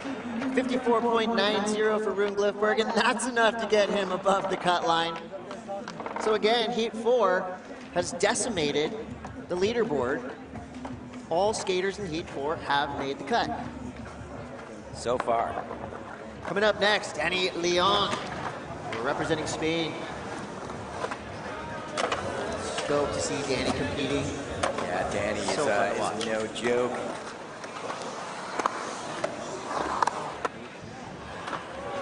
Big front to their transfer there to the 5-0 to the corner.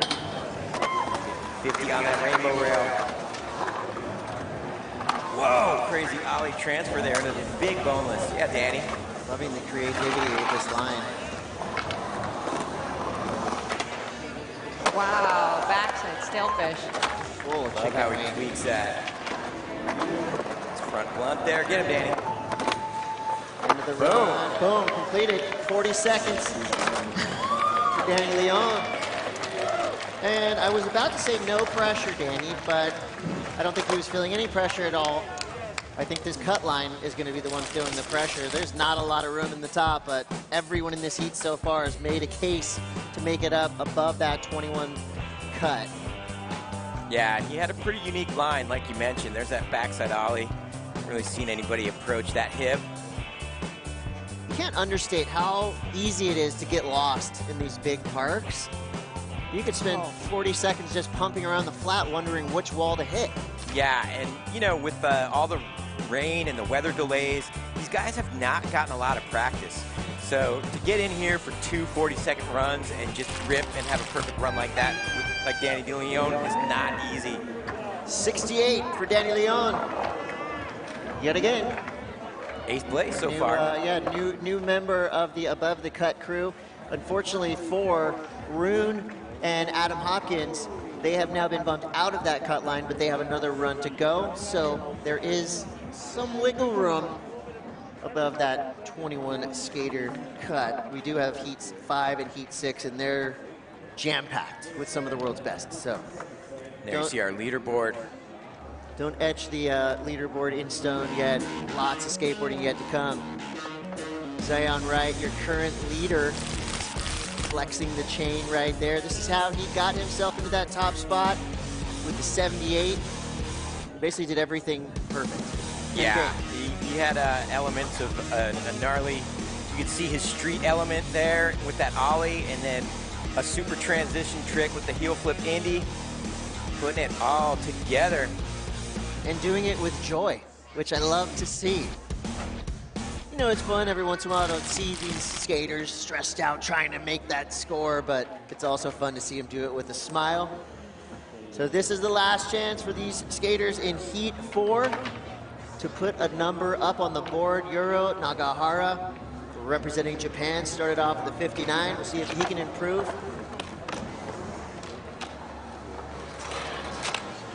Nice front feeble there. That slop transfer.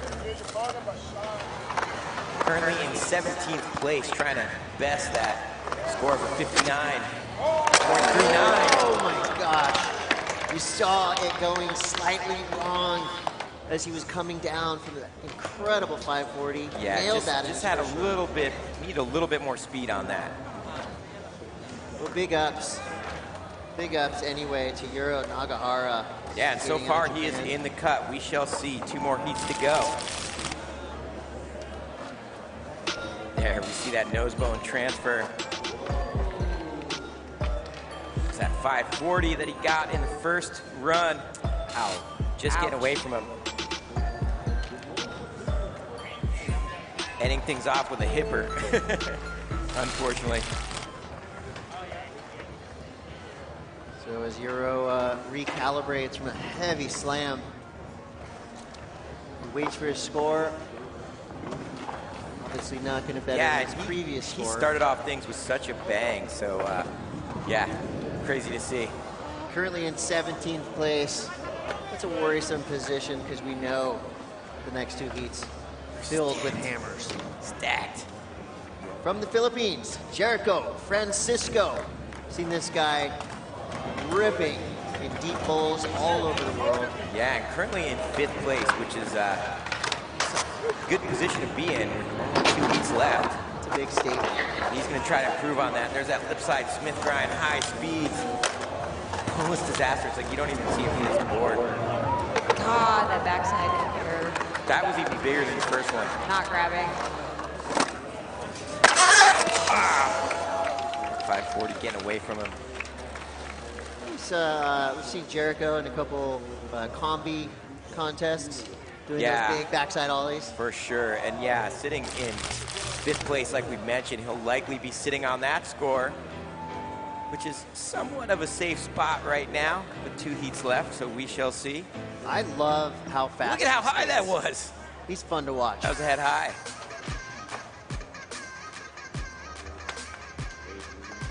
And there we see that nose grab 5. Oh, just barely under rotates.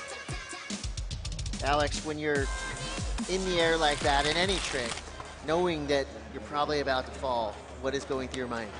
Just really Stay hoping. loose. Stay loose. Tuck and roll. Vinicius Barbosa with a 64, currently above the cut line. Yeah, loving seeing him currently in 11th place. He's going to try to best that. If I could order a trick, I'd say Smith grind revert. Oh, that'll happen. We'll see. Front side or back side? Front side. I'm fine either way. He can do them both. Set it up, flying around the park. Nice backside ollie there. Into the Indy over the hip. Big boosted boneless. I like how he's doing them on the other wall, not the boneless bank. Front side nose grind, popping it in, so sick. There's that 5-0 revert. Yes. Get a beat. One more trick. Oh. 360 ollie, just getting away from him there. You could tell he was thinking, I think I'm done. One more trick. Yeah, V. Yeah, so far in the cut at 11th. We'll see if that bests his first run score. Traveling a lot of blocks there on that frontside Smith grind, then into this huge boneless. Florianopolis represent. Proper nose grind popping in. He's a killer, and if he, if he stays on for a full 40 seconds, he's always going to get a big score because every trick he does is so hard. Yeah, I'd love to see him make the cut into our semifinals. I'm with you. I want to see more V. We're making a cut to 21. 64.39, so just under what he got in his previous run. Still looking good in 11th place. So there's a chance, no doubt. So from Vinicius Barbosa, we're going to go back to Zion Wright, your current leader, sitting on that 76.27 that Zion got for us now. Nice 5-0 grind on the rainbow rail. The backside air, there's that floaty ollie. Going the hard way over the volcano. We got that world famous Crystal Gregson follow cam happening. Loving that. Massive frontside air, get him. Yeah, Z. 5-0 into the hip. I think he was going for the signature frontside shove it on that bank wall. But yeah, Z is in a safe place right now. 78.40, our current leader. Yeah, it's going to be tough to knock Z off that top spot. I got to give accolades and credit to all of our cameramen out there. I know each and every one of them, and they all rip at skateboarding. That's why we're getting all these amazing angles. Yeah, there you see Chris Gregson follow camming through that park. This park is no joke. That is not easy with expensive camera equipment. With a mask on as well. Yep, protocols. That's what's up. Boom. Massive frontside air into that 5-0 into the corner. There you see him going for that frontside shove it. I want to see that in finals. If you've watched a skate video in the last 10 years, it was probably filmed by one of the guys that's filming up on this deck. That's right. Just know. We'll just give Zion the floor after his runs. Yeah, Z thanking his family once again. He is stoked, our current leader. Thankfully, he's so good at skateboarding still because he could be a commentator any day. He's good at everything. He's one of those people. So Andy Anderson has opted out. He's going to sit on the 76.27. Yeah, I saw Andy take that slam. Hopefully he's all right and going to be able to reset. I think he's pretty safe in second place. We should see him in our semis. Yeah, smart move sitting out. Because when you get a score like that, you're up in second place. You do have, what, 20 skaters after this, so it will be a stressful couple of heats, but we'll see what happens. Here we go. Josh Dirksen, Team USA. Lip slide, sugar cane, that front feeble. Dour, hammer. Dour, he is in. I love the way he just looks like he's gonna break the park in half.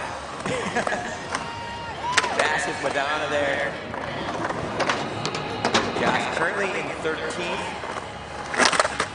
There it is! Oh my goodness. Alex, you called it. One slide, back D. No one else is doing those. Both of those tricks on their own. Big body jar, and that is gonna improve on that 13th place run number 1, I'm gonna say.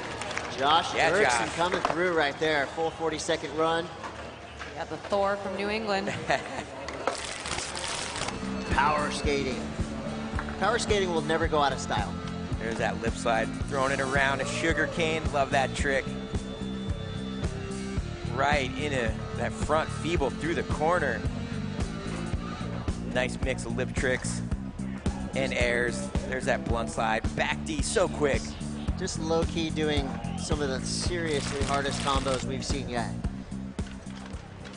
Judges loving it. 72.04 for Josh Dirksen.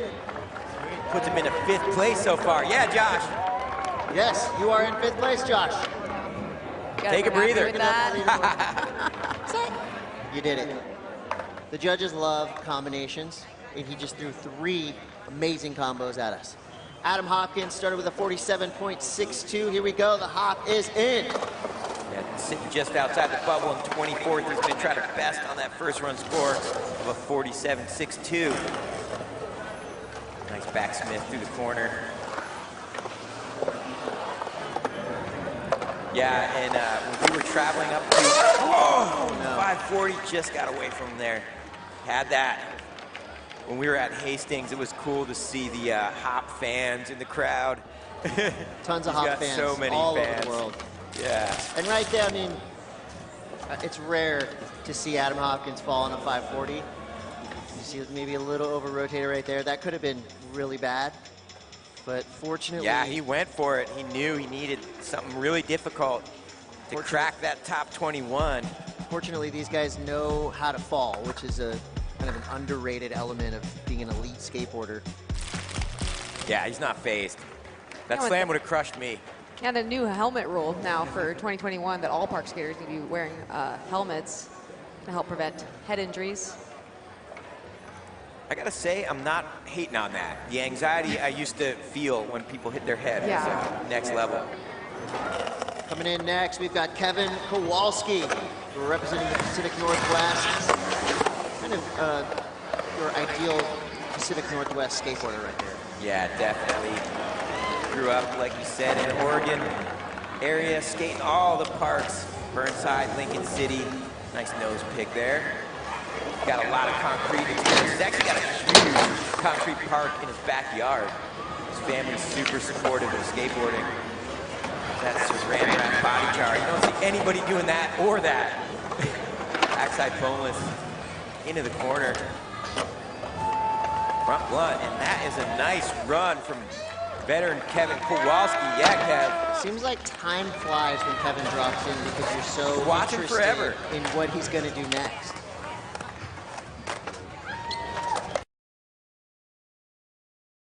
Just getting those really tight transition parks like Burnside, really packs it in. Even though this park is a lot bigger, finds all those lines, that gives him a lot of opportunities. That 360 judo air into the frontside invert like clockwork. There's that crawl slide. Extension is no joke. Then we see that backside boneless transfer into the hip. Only person I've seen do that all weekend.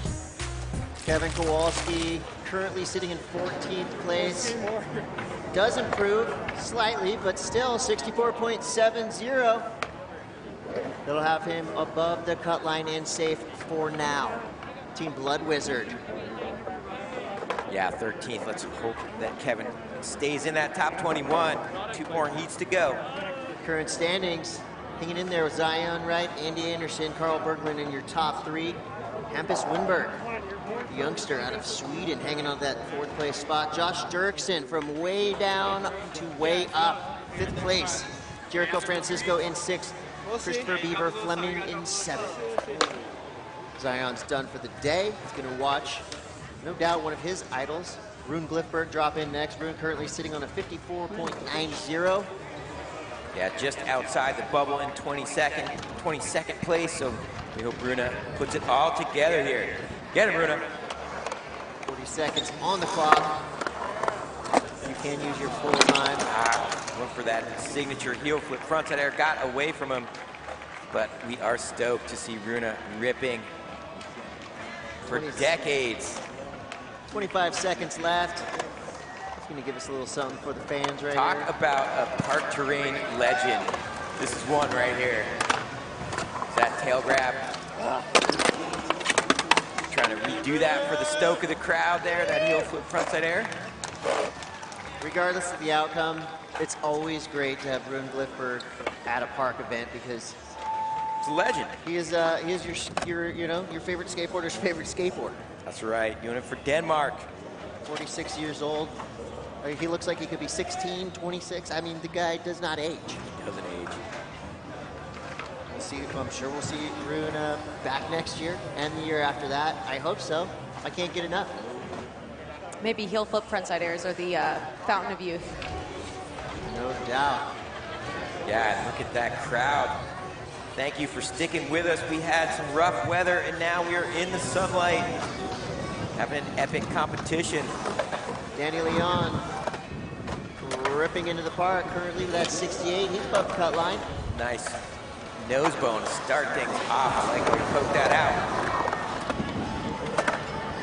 Big frontside air transfer, 5-0. Nice 50-50 on the rainbow rail. Well, so much can go wrong there. Big boosted boneless. Danny currently at 9th place. There's a signature stale fish hanging on. This is the only person we see do stale fishes like that. Going for the kickflip stale to end things, but Danny is in 9th place. Very respectable. Yeah, Danny. We might see an increase with that run. That fall was after time. Everything was a little bit bigger, a little bit more controlled. But again, high speeds. I'm going to leave the subtleties up to the judges. There we go with that 50-50 on the rainbow rail. I love seeing that. Keeping his speed through the corner. Traveling through another corner on that Smith grind. And there you see he went for the kickflip stale fish. That's another Danny Leon signature move. Hopefully we will see that in our semifinals. We're going for a cut to 21. Similar score right there, 67. So just under the 68 he had previously. Still in 9th place. The park cools down after being burned up by heat number 4. We got 14 Americans ahead of Zion Wright for now. You know that will change just judging by how he's skating. Top spot belongs to Florida's Zion Wright with that 78.40. Authentic Andy Anderson in 2nd. Opted out of his 2nd run, is going to hang on to the 76.27. Carl Berglund, Hampus Winberg, 3-4. Dirksen jumps out of the depths up to 5th place. Jericho Francisco with a 71.50. Beaver Fleming with a 70 as well. The rest of your leaderboard stands for now. The cut is 21. So some of your favorite skateboarders from 10 to 21, here's where you start to worry for them a little bit because the next 2 heats are stacked to the gills with absolute rippers. Men's Park qualifiers rolling on. This is what we just saw from Zion Wright. A look at our #1 qualifier so far. That huge frontside air. Toe ollie over the volcano, traveling the hard way. Then that heel flip in the air. That's one of the first times I've seen Z do that. So with that, Heat 4 is in the books. We're going to go down to the deck. Kim Woozy has Zion Wright. I'm here with Zion. Zion, congrats on taking that first place spot. It's been a minute since we've competed. How do you stay focused and throw down a run like that after it's been a while? I mean, honestly, yeah, I'm just here to have fun, and I'm just not even letting all that get to me. And we're here in the now, so let's just get it over with and, yeah, continue on. For sure, and I saw you giving mad props to Andy, shouting out the fam back at home. What does it mean to you to be here in Des Moines, Iowa for like this historic event, Olympic qualifiers? What's it been for you? I mean, it means a lot, and I'm just here to have fun and put on for everyone. So if I'm able to show that love back and give it to all you guys, here it is. So, all right, thank you so much, Zion. And I respect the floss right there with that grill. Diamonds and platinum, what's up? Yeah, and you see it, he said he's just having fun, man, and it shows. You gotta have fun to place first in a contest as heavy as this one. When a skater of this caliber is also having fun and skating like that, watch out, field. Zion Wright's coming for you. We got more skating to come. You're watching Dew Tour Des Moines, and we'll be back with more men's park qualifiers. Stay tuned.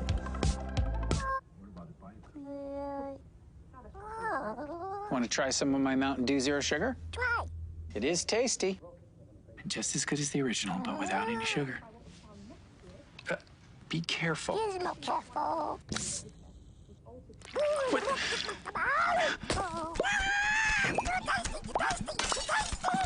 Hey, Dad, Mom wants...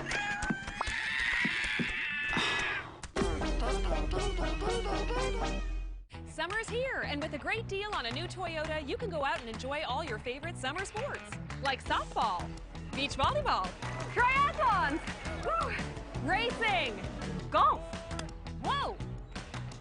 Someone needs lessons. What makes an amazing deal even better? How about that every new Toyota comes with Toyota Care, a 2-year or 25,000-mile no-cost maintenance plan with roadside assistance.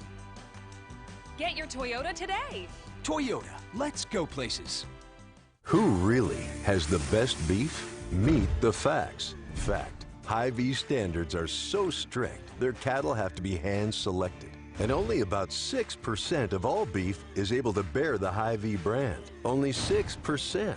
Many claim to have the best beef, but it's time to meet the facts. For more details on Hy-Vee's strict standards, go to meetthefacts.hyvee.com. Hy-Vee has the best beef guaranteed.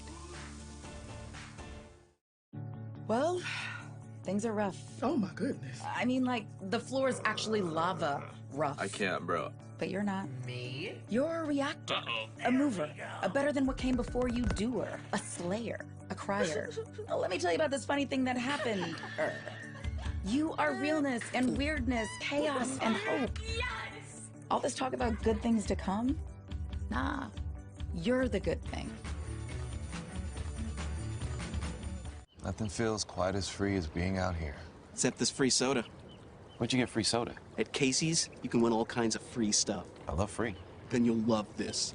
Bought this jerky, won this free donut. I love donuts. And these chips can win me the big one. What? A free concert from country music superstar Lee Brice. I love free Lee Brice. With Casey's Summer of Freedom sweepstakes, the more you buy, the more you can win, including a free Lee Brice concert for your town. Free Lee! No. After almost 20 years of award-winning work, the Tony Hawk Foundation is changing its name, but not its focus.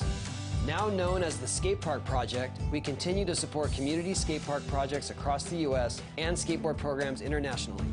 Since 2002, the organization has helped fund more than 600 free, quality public skate parks in all 50 states.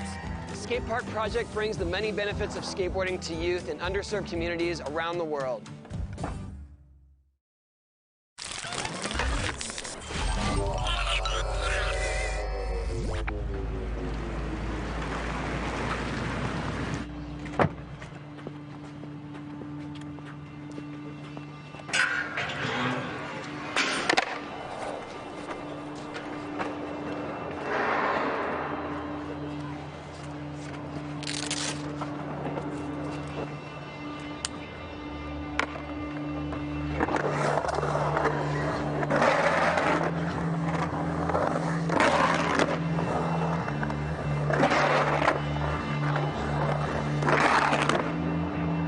There's so many rad sensations within skating. Grinding is one of the most cool sounds probably in this world. The grinds and the ollies, the snapping of a tail. This is skateboarding, this is fun, this is rad.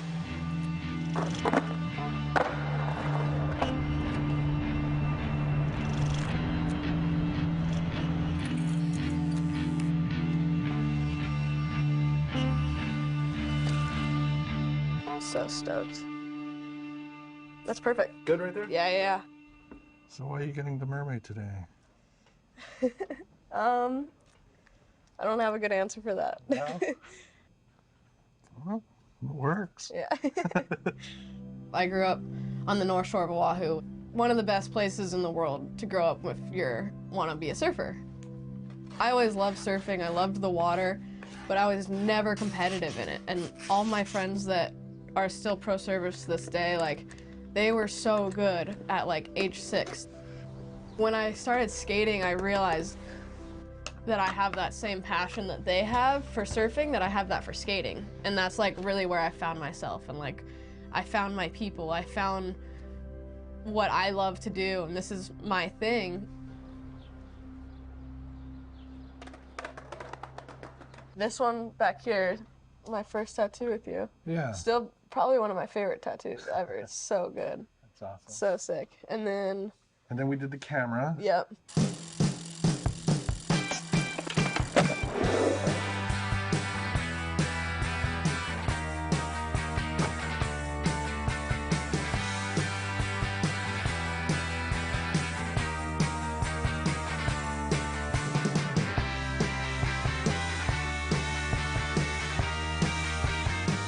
A lot of the skate videos that I've watched over and over and over are all from like the 80s.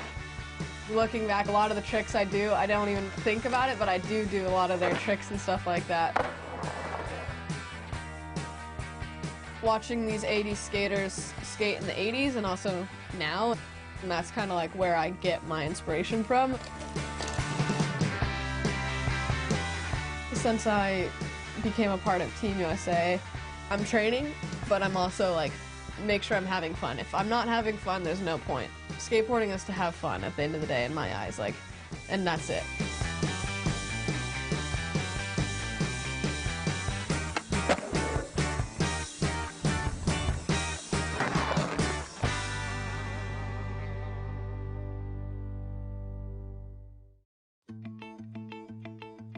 The Brazilian, the Mexican, the Japanese, the American, everybody in the end are truly united. To be able to represent America and represent Hawaii as well would be really special. I get to compete for Great Britain, but be in Japan. I mean, that's just a dream. The Olympics is an opportunity to bring something for your country. I'm not only representing USA, but coming from Hawaii, there's so much pride. Who would have thought that I'd come from this little island in the middle of the Pacific to skating for my country and also my island, you know? I think the Olympics is going to impact the world in ways no one ever thought it could. It's basically putting skateboarding on this pedestal for the whole world to see. You're showing skateboarding to a broader audience, new people, younger girls. I think it's only going to help skateboarding. It's going to introduce skating to so many people, millions of people. Everybody who's in those top spots really worked hard for it. It definitely pushes me to try to stay up in the top 20. I'm just trying to keep not too much pressure on myself, try not to think about it too hard. I want to go. Let's get it done. It's me and my best friend Bryce. We talk about it and laugh all the time that we met each other when we were 8 years old and now we're competing to get in the Olympics. It'd be a dream come true, I feel like, after so long.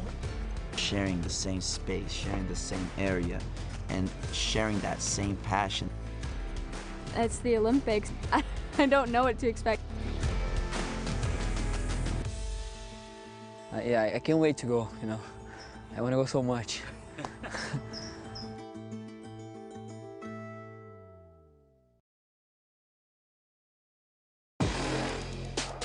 Man, like, skateboarding is just family. We get along so quick, it's crazy. It's so, you don't see that any other sport. very diverse. It's worldwide, you know, like every continent on this planet has skaters. You can be from Brazil, Mexico, South America, Japan. You can be from anywhere all over the world and just come together as like one when you're skateboarding. It's always protected that aspect of like diversity. There's never been any pressure to like force that on people, you know? Everybody skates, every gender, every race. Skateboarding has always fought for what's right, especially here in the US. Skateboarding has helped bring light to a lot of issues. We share from the same passion. It doesn't matter if like you don't enjoy his style. Who cares? It can't go to those directions. With the Olympics now, you know, there's so much more equality and so much more going on for the women's side as well. You know, there was just a few women skaters. Now there's a lot. There's really not much requirements to skate. It's all personal preference, and I feel like that draws a lot of people in the world to just gravitate towards it. Anyone who steps on a skateboard and actually goes and skates and tries to learn and realizes how hard and difficult and frustrating this thing is, you form this bond because it's like hardship. It's crazy they get so many different races, so many different type of people together in one thing. That's the reason why I love skating, you know? It's like, it's awesome.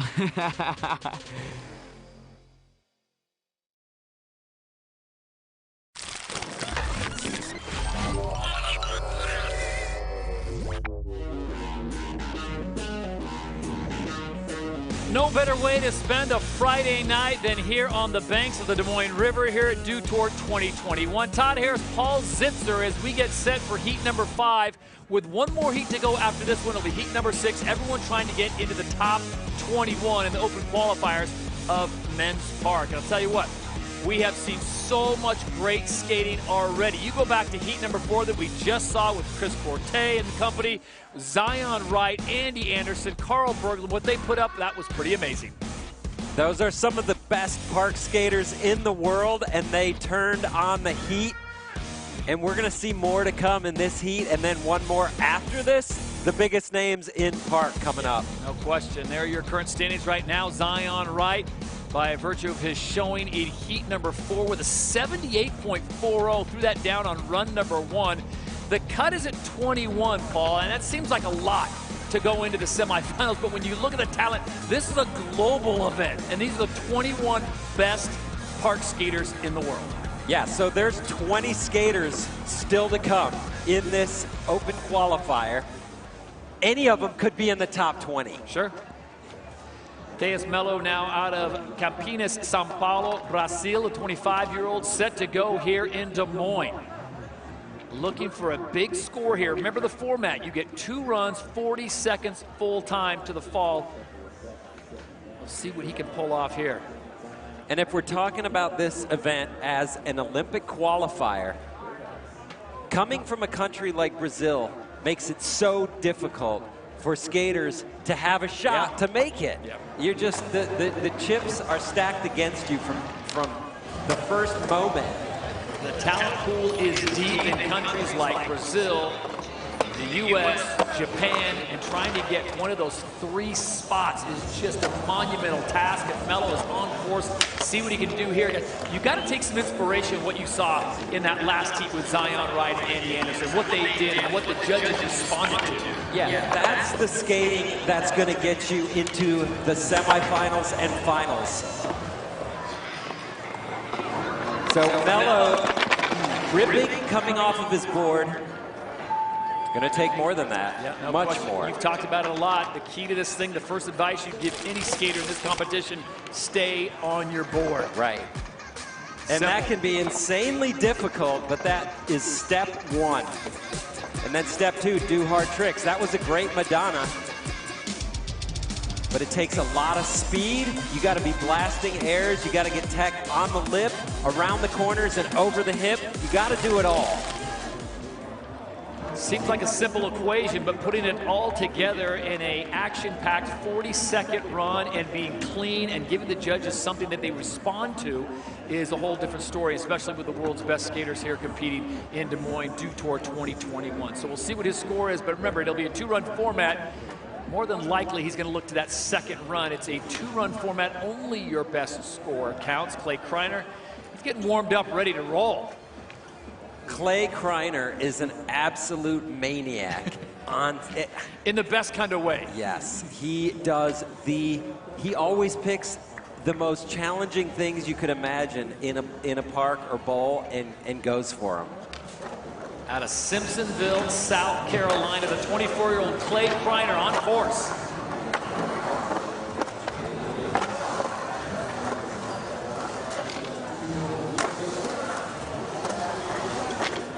Oh my. Wow, see the height of that backside grab 540. Incredible. Talking about what the judges like, what they respond to, going back to that Andy Anderson run. He had the fans all hyped up, what he was doing, and what Zion is able to do when he comes off. So Clay Kreiner will look to run at number 2, but I just think the judges seem to be responding to that explosive, powerful skating, I guess is the best way to say it. Yeah, but when you're watching hundreds of skaters over the week, you respond to that thing that's different. Bringing something else into the bowl. That was a giant frontside boneless. And the backside grab, 540. He was too far over the nose, I think, and realized landing was probably going to be a bad idea, and he was going to land low. Sometimes you got to abort mission. Live to fight another day. Clay Kreiner looking good in this middle section, just working those transition areas, and there's what went wrong. It's good to see Clay out here, though. He has not been focused on competition so much, so anytime we get to see Clay skate live, we're psyched. Clay not thrilled with that one. We'll see what the judges think of it. Remember, right now, Zion Wright has the top score of a 78.40. Everyone trying to get into the cut line, which is 21. Top 21 gets you in to the semifinals, which will be 3 runs and 40 seconds. So a 67.61 for Clay Kreiner has him in 10th. Something to build on for him, no question about it. And if he stays on the full 40 seconds, I mean, the way I see it, shoe in to the next round. Just the way he skates, the speed he can generate, counts for a lot. 22-year-old Kensuke Sasaoka of Japan. Same issue that we've got in the States, they have in Japan. There is so much talent, only 3 spots on the men's park team. Seems like as a host nation, they should get a waiver, because they can field 6 guys with aspirations to make it on the podium. Although the Japanese women's team is stronger than the Japanese men's team, I would say. I don't think we need a lot of people to disagree with you on that. Right. Kensuke has problems there early on in the 42nd run. That was a cool transfer he was going for. That's a stretch. And let him know he still has time and he's going to take advantage of it. Why not? Spent a little bit too much walking around just now. Well, the course is yours. You might as well utilize it. His time comes to a conclusion. So Kensuke also a situation where, like Mateus Mello, he's going to have to look to run number 2. 2-run format, best run counts, trying to make it to the top 21. That gets you a date in the men's semifinals where you get another run. So let me talk to you about this. And we were talking with Ryan Sheckler earlier. It's a big difference between 2 runs and 3 runs. Absolutely, and then if you make it to the finals, you get 4 runs. So here are the Olympic World Skateboarding rankings as they stand right now. Heion Reynolds on top by a large margin. Then you see a lot of stars and stripes coming in. And this is where the battle's going to come in, because this event, if you win it, Paul, 60,000 points. So there's a lot of folks that are way down on the ladder. If they would win it, now they're in the conversation. But if you notice the skaters without an Olympic position next to their name, even though they're up in the top 20, that's because they're from those countries where only 3 skaters can make it per country, and they're not in the top 3. Well, you've got 16 American skaters in that top 30, and Clay Kreiner and, of course, our friend Zion Wright, they're not even in that mix. So right now they're looking, hey, you know, 60,000 points would certainly look good in my account. Absolutely. Pedro Acosta Carvalho of Brazil, another nation that is just loaded with talent. Yeah, they support skaters there. They just have the skate mentality. Skateboarding is huge in Brazil. way he's skating is with purpose. He is making quick work of this course. He is, but he's going to have to bring some serious tricks and start doing them quick. Now, the frontside boneless on that bank, we've been talking about it all week. That's the trick on the bank. It might be time to think about switching it up, because it's after a while, it's not going to get you any points if everyone is doing it. That was nice. Backside Smith grind around the corner. Working the lip a little bit, 50-50 to fakie, but that is not the type of skating that's going to send you to the next round. But it was a nice way to start things off, so maybe he's thinking, I'm going to build on something here, get my confidence up, get some momentum going, and then just crush in run number 2. But the judges are going to want to see some big airs, maybe flipping the board, spinning a 360, a 540. 10 skaters in this heat number 5. Pedro Acosta Carvalho is number 5, so halfway through run number 1. And to your point, I was talking about how I liked how he was working the bowl, generating a lot of speed and momentum, but that's not getting you points. Right. Well, it helps. You need to be going fast, but then you really need to put it to use. You got to blast out of the bowl. Hopefully, spin a 540. Do some unique transfers. Mix it up a little bit. 65.85 for Pedro, so he will look to run number 2. Currently sitting in 12th place, top 21, moving to the semis. But remember, we've still got heat number 6, and it is loaded.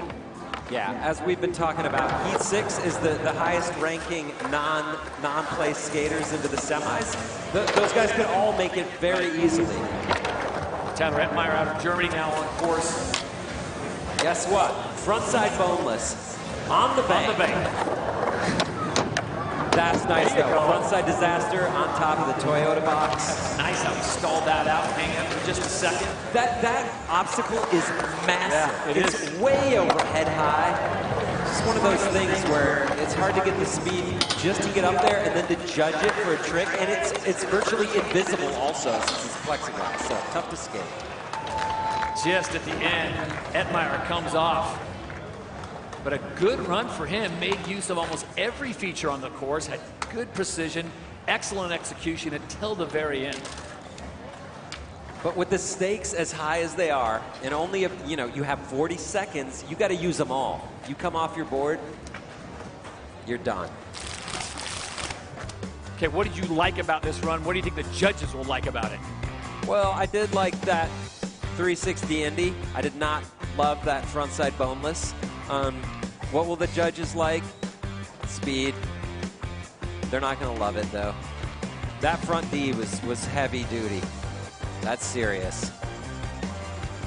360 over the Twinkie, but deck checking on the way in? No. It's not going to get you there.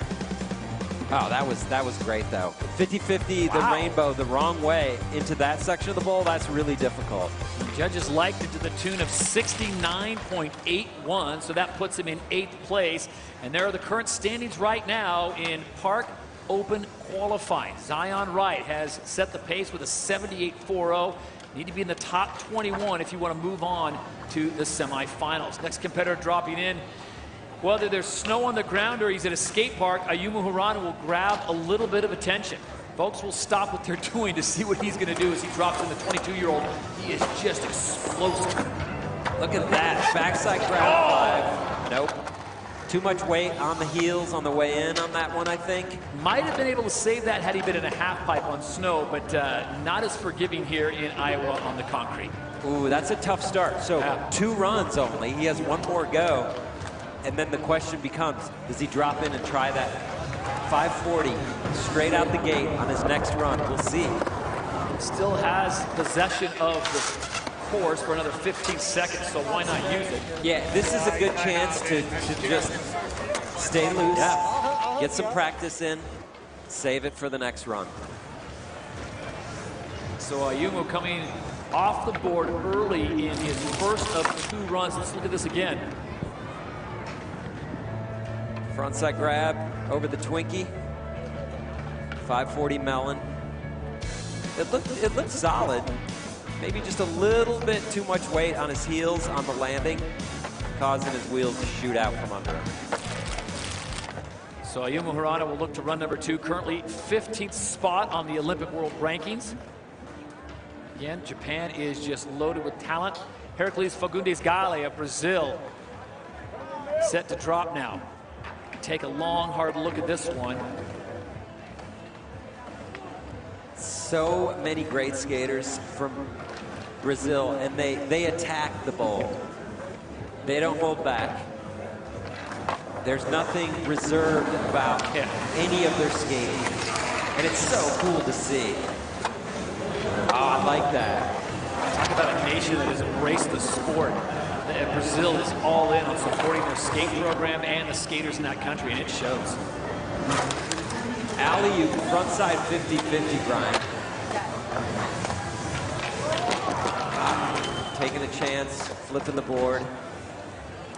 All right, so with 10 seconds left, he's going to hustle up, get a little more track tie in. Maybe work out a few kinks, or just do some nice grinding. Wow, that grind is so hard because he's doing a frontside grind around the corner, but then instead of coming in forward, takes it to fakie. Yeah. So it all starts up top with the shoulders, and you have to keep them from turning, and that puts you in a dangerous place in the corner. If things go wrong, they go really wrong. He's great in the corners. I really like to see that. Sometimes on the flip tricks, when you put the board back on your feet, it sticks to your feet too early, and like it stuck to his toes, and he didn't get his whole foot on the board. And so if he would have gone for it, could have been bad.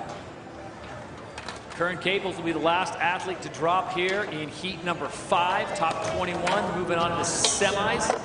Wow, what a start. Frontside nose grind on that handrail.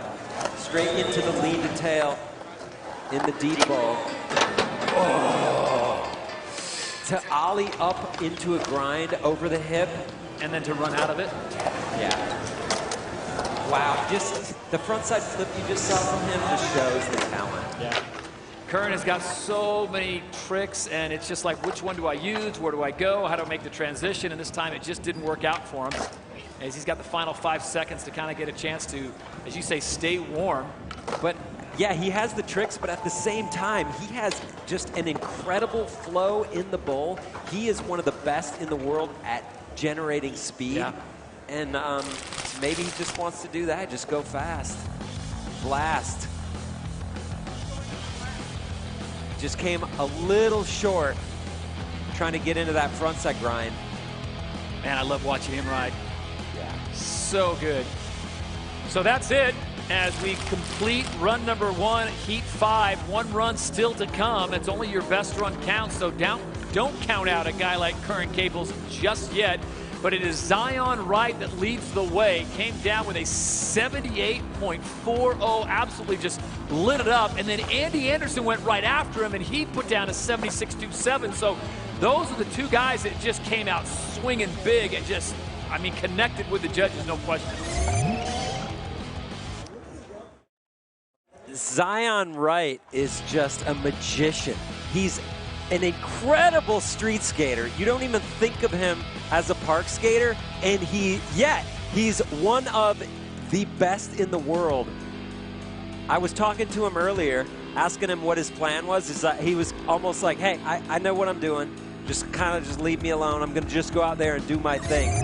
And he first go, put it down. How about this? We were just walking around the skate park, and I bump into, hey, this is Ryan Scheckler. He might know a thing or two about skating. Ryan, good to have you back, buddy. Hey, man, it's good to be back, dude. Yeah, I was watching Zion's heat, too, man. He's an all-terrain vehicle. That guy can skate anything, and when Zion's on, it's really hard to beat him. It was so impressive how explosive his riding was, and it was so smooth. Transitions, everything. He just seemed like he checked every box. Yeah, man. I mean, he's smooth. He's a smooth skater, and like, you know, you were saying, it's like he can skate street. He could skate the skate park. He can skate bowl. He can skate vert. He grew up skating everything. He's an all-around vehicle. It's amazing. I want to take it away from Canada's Andy Anderson, because Andy Anderson came right afterwards and went, you know what, I think I'd do something. Had the crowd on their feet. Everyone had their phones out. We did the monster drop. That was awesome. That was so cool to see, because sometimes Andy Anderson does tricks that are so outside the norm that they don't score well because the judges don't know what to do with them. Right. But I feel like he tuned it down a little bit in that regard, but his run was incredible. Like such hard stuff, great flow, mixing it up. He's like he's a wizard. Anyone that thinks that Ryan Sheckler just got in his helicopter and went back to his expensive hotel, he's been here all day long. The man loves him some skating. And yes, I do. Jex, it doesn't matter if it's park or street, you are all invested. Hey, man, I'm a fan of skateboarding, so I like watching it. And, you know, these guys are putting down some work right now. And I'm here as a fan at this one. Yeah, you're working now. We're putting you to work. Here we go. Second runs. Matias Melo of Brazil needs something big here. Melo, remember, coming off that 61.41. Top 21 are moving on to the semifinals with one heat still to go. So as we were talking about earlier, for a guy like Matias Melo to make it into the top 3 of the Brazilian coalition is a tall order. But he's ripping the ball, but hurt a little bit for speed. 540 over the hip, landing low. That doesn't help with the speed factor. And that's one of the subtle difficulties about skating park is you have to be really good to find speed wherever you are in a bowl. It doesn't necessarily just come to you. Right. You have to work out the corners and figure out how a line works. And when somebody can make that look natural and like that's what should be done, that means they're good.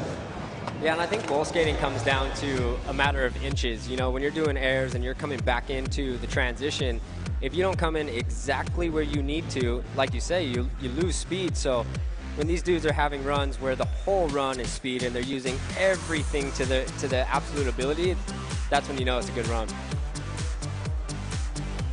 So we'll see if the judges like what they saw in the second off rate of Matias Melo of Brazil.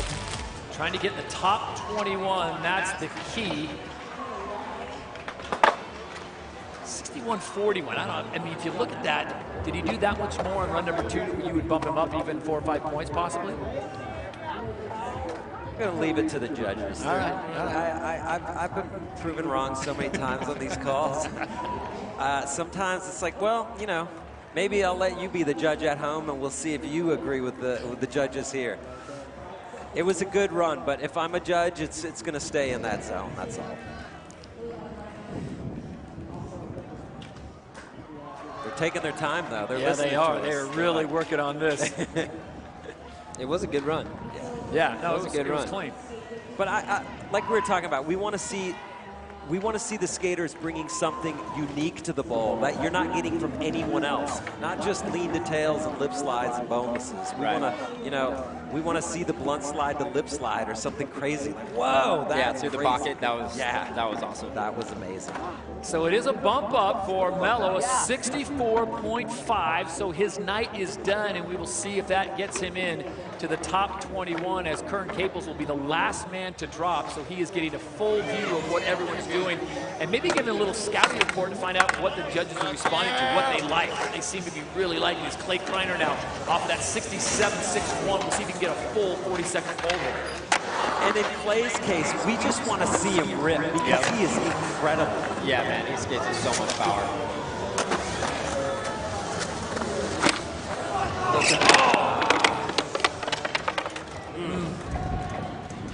See, and he took some time off from competing, and then to come back, you just want to see him put it down, and then to bail some tricks that you know he can do all the time. It's frustrating. That's all. And I think the adrenaline starts pumping up at this point too, knowing you just have one run left and it's got to count. So Clay Kreiner more than likely will stay in that 11th position, knowing that there's another heat coming with 10 more athletes. Safely in, not safely in? Not safely, but I'm feeling good about his chances. And remember, guys, this is just to get into semifinals. True. Oof. That next cut is going to be brutal. I can't wait for these next couple days, bro. It's going to go off. The level of skateboarding just in park, in bowl, like, it's unbelievable. No question about it.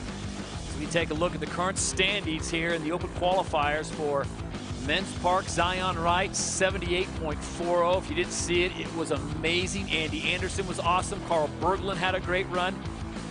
And right now, Clay Kreiner is in 11th place, 67.61. 21 of these skaters will move on to the semifinals. Kensuke Sasioka of Japan, saw him come off the board early in his run. We'll see if he can work the kinks out, sitting on 18.48.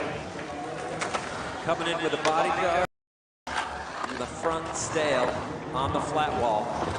But when you're in a bowl, you gotta look at those corners. Oh. Yeah, that was a crazy transfer. Caught the back end. We'll call it a make. Well, it just goes to Ryan Shetner's point. It's a matter of inches. I mean, 2 more inches of distance and it's not a problem. Yeah. But he held on. Yep. That goes back to the adrenaline we were talking about, man. Normal run, you bail it, but contest, you're trying to roll away. Time runs out. So he kind of made the gap. Yeah. That's just frustrating. He's like, oh my gosh, if I'd listened to Ryan Sheckler and gone 2 more inches farther, I would have made that transfer easily. No, man. I definitely think he's not thinking that. And that's at a weird angle. Yeah, You're skating like a V hip right there. Yeah. Yeah. Still impressive that he did what he did on the rollout. I love the fact that he just held on. He wasn't going to get off the board. Yeah. So I'm not coming off. That's the contest make. Well, you know in street, when you fall off during a run, you step back on your board and you're rolling. Right. In park, when you have to run out of the bowl, and that zorches energy out of your legs, to make anything after that can be so hard. Yeah. I mean, I'll be like at the bottom of the barrel, but 21's the same as first for this shit, So Pedro Acosta Carvalho is set to drop in. This heat, which was supposed to be 10, is now down to 8 with the loss of Woolley and Sini. That's gonna help some people. It's gonna help some people, especially if you're on number 19 or 20, you're loving that. So he did the nose grab 540 over the hip. It's a big move. You can tell us what that was, Todd. Exactly. So many frontside bonuses on the bank. Seems to be the trick for the bank, huh? The trick du jour. But it looks good. Well, what do you think, Ryan? Paul was talking about if everyone's doing it and everyone's having no problem with it, it becomes so stock that the judges don't respond to it points-wise? Yeah, I believe that's true.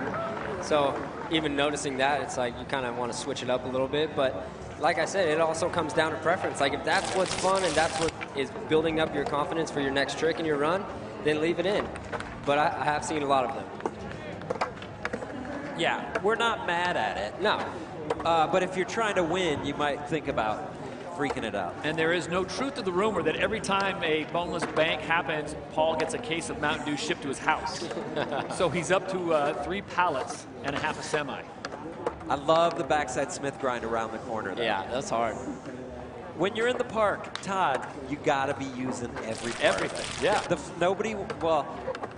You don't want to spend too much time skating the flat walls. The park has corners and hips, you gotta use them. Pedro taking care of his sponsor. Zion Wright still leads the way. Andy Anderson second. Carl Berglund sitting in third. Top 21 move on to the semifinals, which will be 3 runs and 40 seconds. Here in the open qualifiers, it's just 2 runs and 40 seconds. Best run counts. Pedro waiting for his score to drop, hoping he's in that top 25. Reminder, Heat 6 is coming up. And the names in that one, yeah, they're pretty good. Yeah, we have Jamie Mateo coming up. Gavin Botker, Oscar Rosenberg, Steven Pinheiro. It's going to be heavy. Last opportunity for these park skaters to get themselves into the semis. Look at that, 68.70. So Pedro feeling really good about things now, currently sitting in 9th. Nice. He's stoked. You love it when the dudes are stoked. Happy for him. Tyler Ettmeyer knows what he needs to do, currently sitting in 8th. Wide, good position. Oh, I love that. Yeah, take different line. And see, just being able to figure out the line that no one else is doing, that's hard to do.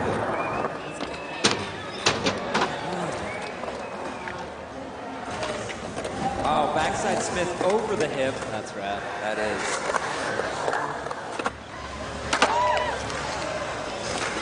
He's just holding on. Wow. Oh, that's a good run. That is a great run. Really Yep. I think last run, I sold him short. I think we were blabbing away, and I kind of missed actually how great he was ripping. He 50-50 the rail going the opposite way. Yep. That's tough. Yeah, this was solid start to finish. Look at this long way transfer over the Twinkie. Yeah, backside grab 540 straight out of it. Landed a little low, but kept his speed. Yeah, and then to get, I mean, that thing is 7 feet tall. Found the juice to get up top and then stalled out. Didn't end there. And you notice when he got down to like the final 5 seconds, you know he was thinking stay on, and didn't go cheap. I mean, he brought it. Yeah, into the deep end, frontside blunt. Great run. See what the judges do with this. This might be worthy of a few extra points from what he did from run number 1. Already in a good position, safely into the semifinals. Tyler Ettmeyer representing Germany. That was a fun run to watch. Yeah, and it's because, right, he took a different approach. Yep. Everything, you didn't know what he was going to do. Nope. Super unique. It was a very unique line. Here it is. Current standings. Zion Wright, 78.40. Andy Anderson, Berglund, Winberg, Josh Dirksen had a great run in that last heat, 72.04. I'd be really surprised not to see Ettmeyer. Look at this, up to 5th. I was going to say top 6, but I hedged my bet a bit. 72.50. Nice. Tyler, well done. Into the top 5. Yeah, well deserved. You want to talk about pressure? Well, everyone knows what he can do on a snowboard, and now Ayumu Hirano needs something big, huge, because he's currently sitting at 25th, top 21 is the cut line. We'll see if he comes back to this 540. He does. Yes. Now, hang on. Yeah, serious red.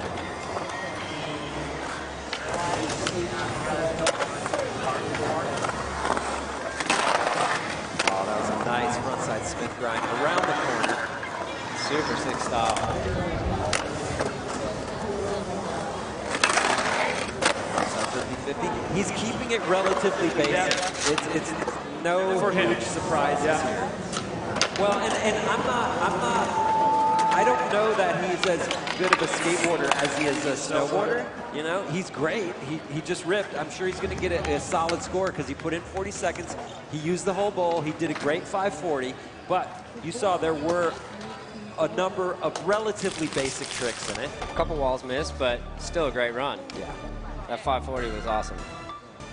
So Ayumu Hirano looking for something big enough to put him in.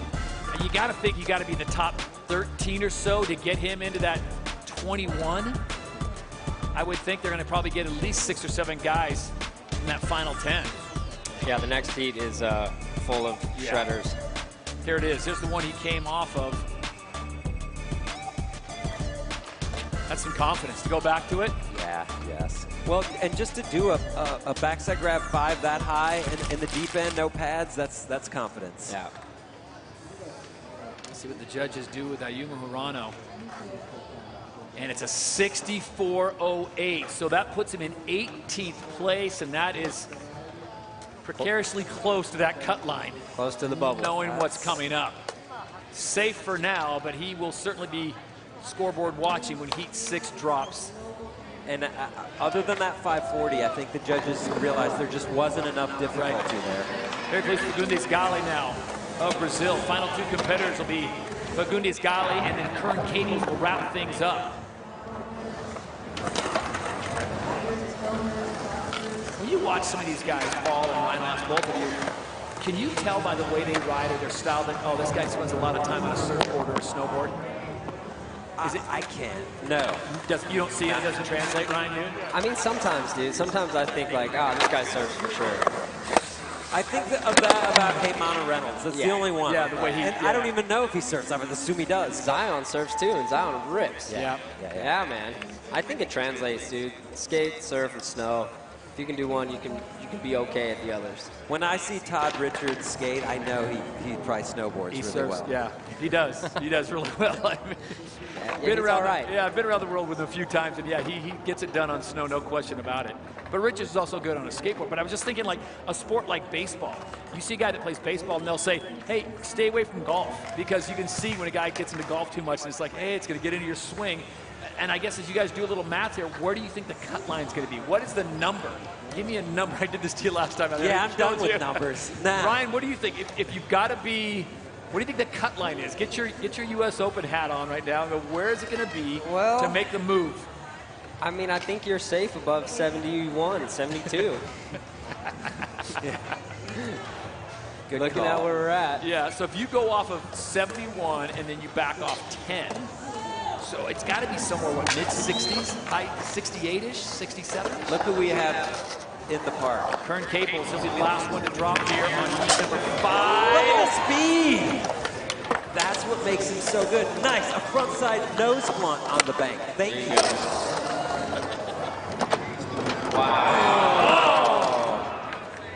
Was he going back nose pick? I don't know, man. He was going to go with whatever it went into. Kern rips. It's always fun watching him skate. It really is. And you just want to see him stay on and do what you know he's capable of, because it's so cool to see. Yeah. Got so much style. Kern Caples there having not his best run on run number 2, and he needed something big to get in that top 21, or at least in the top 15.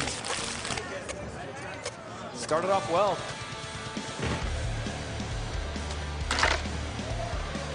Yeah, that high-speed tail slide right here. Yeah, that was the highlight. So sick. Well, and the nose blunt was great too.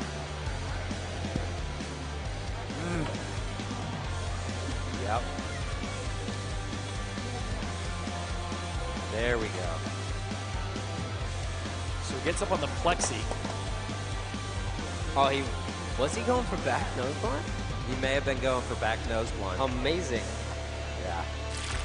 But he could have tuned it down, stayed on, and cruised through to the next round. That's what's frustrating when you're like, if I was a coach, I'd tell him like, hey man, turn it to 70% and you'll be in there. It's hard, man. You get under the lights right now. You got the crowd out there. You just want to go for it. Right. Kind of feed off the energy, and you know, sometimes it works and sometimes it just doesn't. Tyler Ettmeyer, the highest placed skater here in heat number 5, as he currently sits in 5th place. As we go down the list and look at the top 21 with 10 more to go, 10 more skaters going to drop in, get 2 runs, and look at the 21. Omar is right now shaking in his boots, and you got to figure anyone 5 within 21 is thinking, I'm in trouble. Hey, Omar doesn't need to worry. He's going to be out. I'm sorry. Way to give him some hope. Paul Sitzer. Omar probably in trouble. But you know what? Melo's probably in trouble too, and he's sitting in 15th. So you figure anyone within 7 or 8 of that cut line. I mean, I think if you're not in the top 13, you might want to stick around and see how it works out.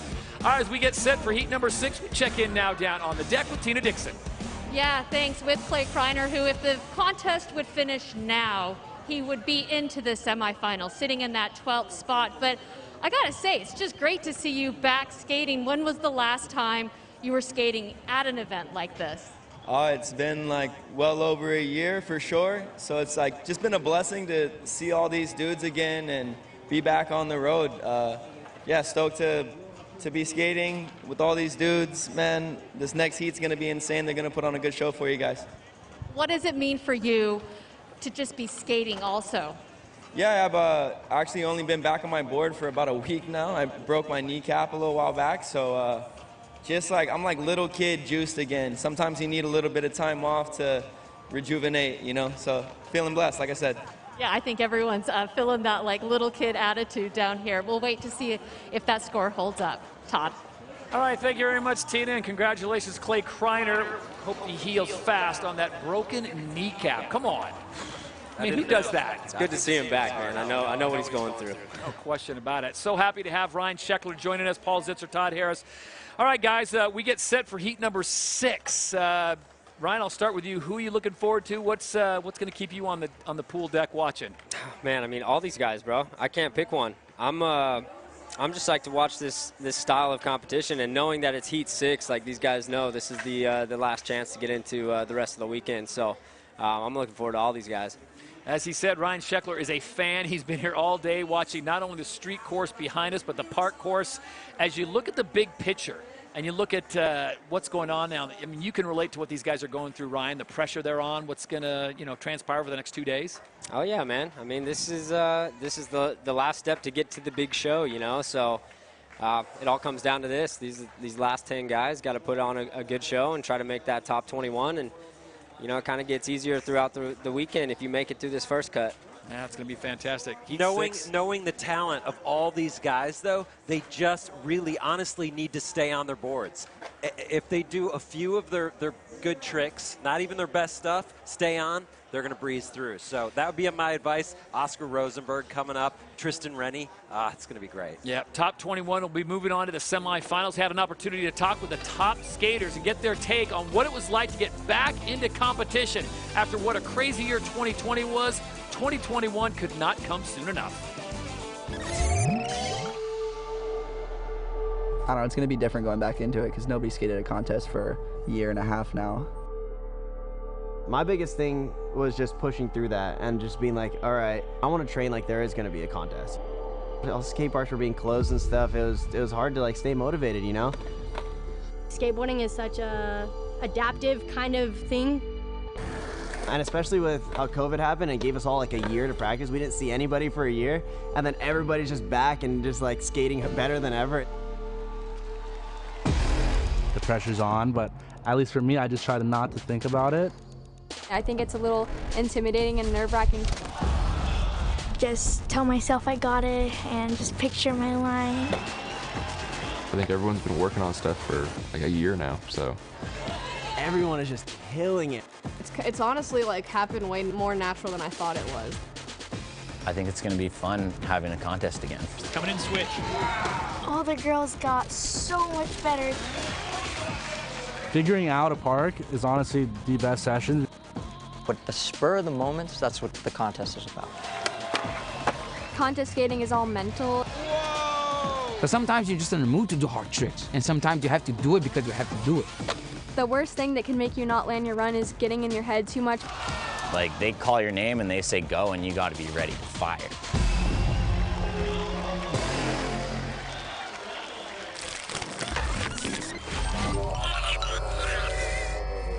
Just like that. Nestle the Mountain Dew into the fresh snow. Let's add a little more. Make that bottle nice and cold. Remember, it's your world, your delicious dew. There are no wrong choices. How about we add some happy little droplets? Sometimes in life you get a little thirsty. And when a refreshing opportunity comes along, you can just... shoot, that's good.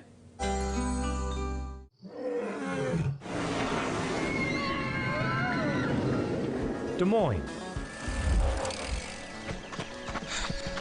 The yeses are silent. Our city is buzzing.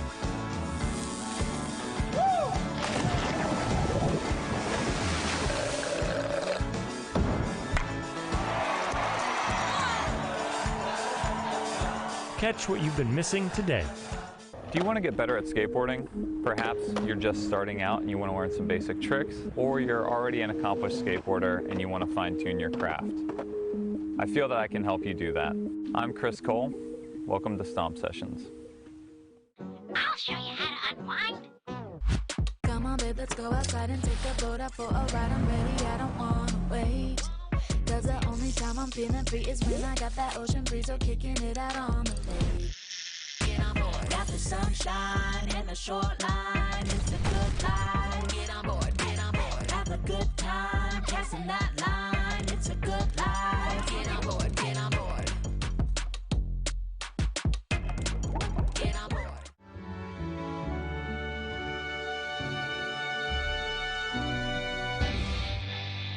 When the skateboard's just too big, you need a handheld rig. Tech deck, the world is your skate park. Tech deck, build your own skate park. Tech deck, with tiny little shred sticks, real skateboards and super sick graphics. No need for a plug in a socket. All the pros have one in each pocket. Start small, go big, tech, tech.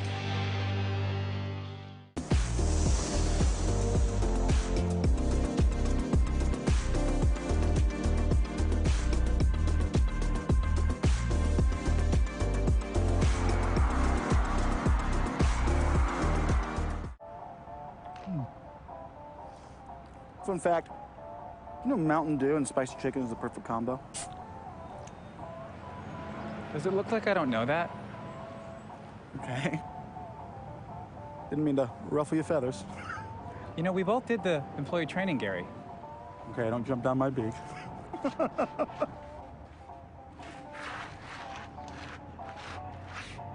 Doing spicy? Do the do.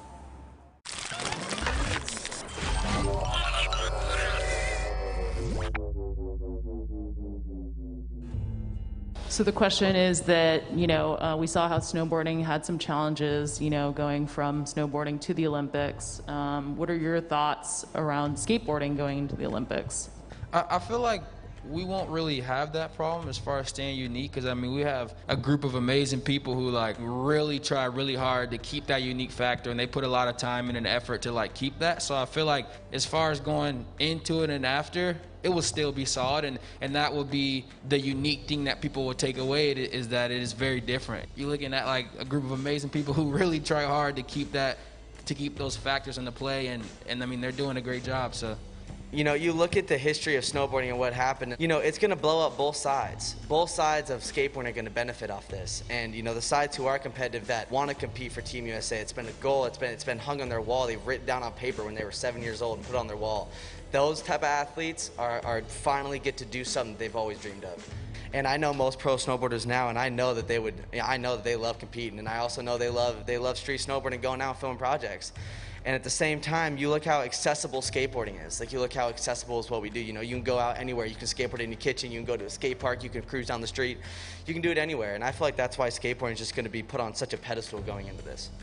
Yeah, I mean, I would agree with both of them for sure. Like, we definitely have a team that's making sure, like, the cultural side of skateboarding is going to stay the same. But I also just think it's like skateboarding is such an individual thing that it's really up to the skater as to where they want to take it. Like, if they want to go for the Olympics, then they can absolutely do that. If they just want to go and cruise and just have fun, then they can absolutely do that. I feel like the core of skateboarding is always going to be there, and like it's kind of just like a tree. Like, the root is always going to be there, and you could branch out to as far as you want to go to.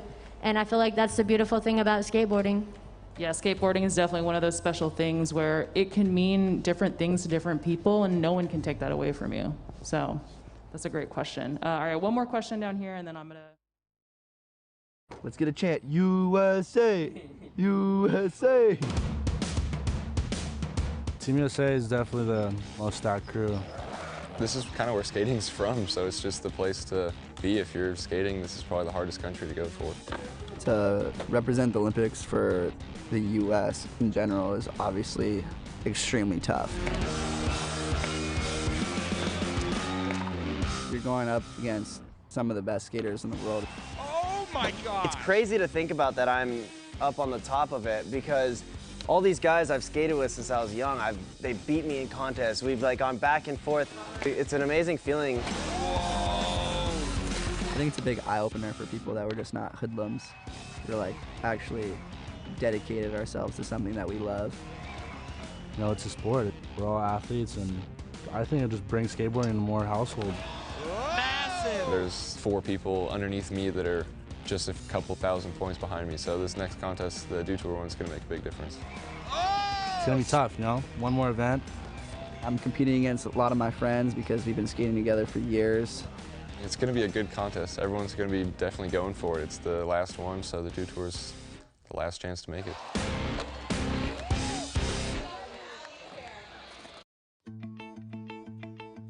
The Brazilian, the Mexican, the Japanese, the American, everybody in the end are truly united. To be able to represent America and represent Hawaii as well would be really special. I get to compete for Great Britain, but be in Japan. I mean, that's just a dream. The Olympics is an opportunity to bring something for your country. I'm not only representing USA, but coming from Hawaii, there's so much pride. Who would have thought that I'd come from this little island in the middle of the Pacific to skating for my country and also my island, you know? I think the Olympics is going to impact the world in ways no one ever thought it could. It's basically putting skateboarding on this pedestal for the whole world to see. You're showing skateboarding to a broader audience, new people, younger girls. I think it's only going to help skateboarding. It's going to introduce skating to so many people, millions of people. Everybody who's in those top spots really worked hard for it. It definitely pushes me to try to stay up in the top 20. I'm just trying to keep not too much pressure on myself, trying not to think about it too hard. I want to go. Let's get it done. It's me and my best friend Bryce. We talk about it and laugh all the time that we met each other when we were 8 years old and now we're competing to get in the Olympics. It'd be a dream come true, I feel like, after so long. Sharing the same space, sharing the same area, and sharing that same passion. It's the Olympics.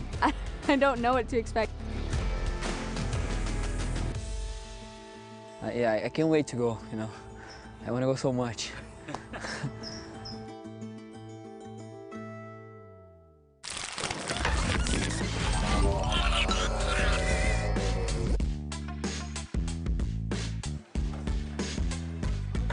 Dew Tour Under the Lights, powered by Mid-American Energy, as we welcome you back to Des Moines for Dew Tour 2021. Lights are up, athletes are out, and we've got one more heat. And I'll tell you what, when they say they've saved the best for last, this might be the case. Chris Pastras, Ryan Sheckler, Todd Harris, glad to have you with us. Thanks for staying up with us here in beautiful Des Moines. And guys, this is kind of the heat that a lot of us have circled and said, okay, we can't wait for this one to go down. Yeah, it's so heavy. I mean, Jaime Mateo, Gavin Bodker, young teenager Vincent Matheron, Liam Pace, Merlo Perez, Oscar Rosenberg, who's been one of my personal favorites to watch. Just such amazing style coming out of Sweden. So this is going to be action-packed. Ryan, we talked about the musical chairs aspect of this. There's only 21 seats to move on to the next round, so there's 10 guys here. Yeah, what do you expect? Well, I agree, man. It's like if these guys just do what they know they can do and don't go absolutely crazy, I think all 10 of these guys have a shot to make it into this 21. I don't think at this point that you have to go completely out of your mind. You know, the score to get in right now, I mean, looks like mid-60s. Yep. A little bit above mid-60 and you're in. So I think it's going to be awesome. They definitely saved the best for last, and it's nice, man. Weather's cooling down. Nighttime's here. Lights are on. Lights are on. It's game time. Let's do this. Two-run format, 40 seconds, and everyone's still talking about Zion Wright's run. He came out on his first run and did this. Yeah, I mean, it's crazy because Zion is mostly known for street skating. You see that massive floaty ollie. Straight ollie the right? backwards. Like, he looked so focused and determined coming into these runs, and look at him, man. He's just happy. Having fun. It's all about having a good time, staying loose, and he did just that and is our top place qualifier. Yeah, love to see it. 78.40. That was a huge score. Andy Anderson, what impressed me was Andy Anderson came right on the heels of that and said, all right, I see that's pretty impressive. And then he lit it up to the tune of 76.27 to grab second place. He took a really awkward slam, and I think that's why he didn't take his second run. So I was amazed to see him get on the top of that extension and take the run he had. I saw the slam in practice, so props to Andy Anderson. I hope he heals up tonight and is ready for the semis. As Ryan Sheckler pointed out, it's the top 21, and so the cut line right now is 60. That's getting you in the top 21, but man, I guarantee these guys are going to be, I just have a feeling, Ryan, you know how competitive these guys are. No one's going to go out there and go, I'm going to put down my 62 run. Right. No, it's impossible to do that. Even if you think you're going in with a game plan of like being mellow, you know, the lights are on, the crowd's out here, everyone's supporting you, and it's, you know, you're the last heat. So I think these guys are going to bring it home, and this is it. Well, in celebration of Dew Tour, Toyota and Dew Tour have teamed up to give one lucky winner a brand new 2021 Toyota Corolla Apex and a limited edition summer Dew Tour Des Moines prize package.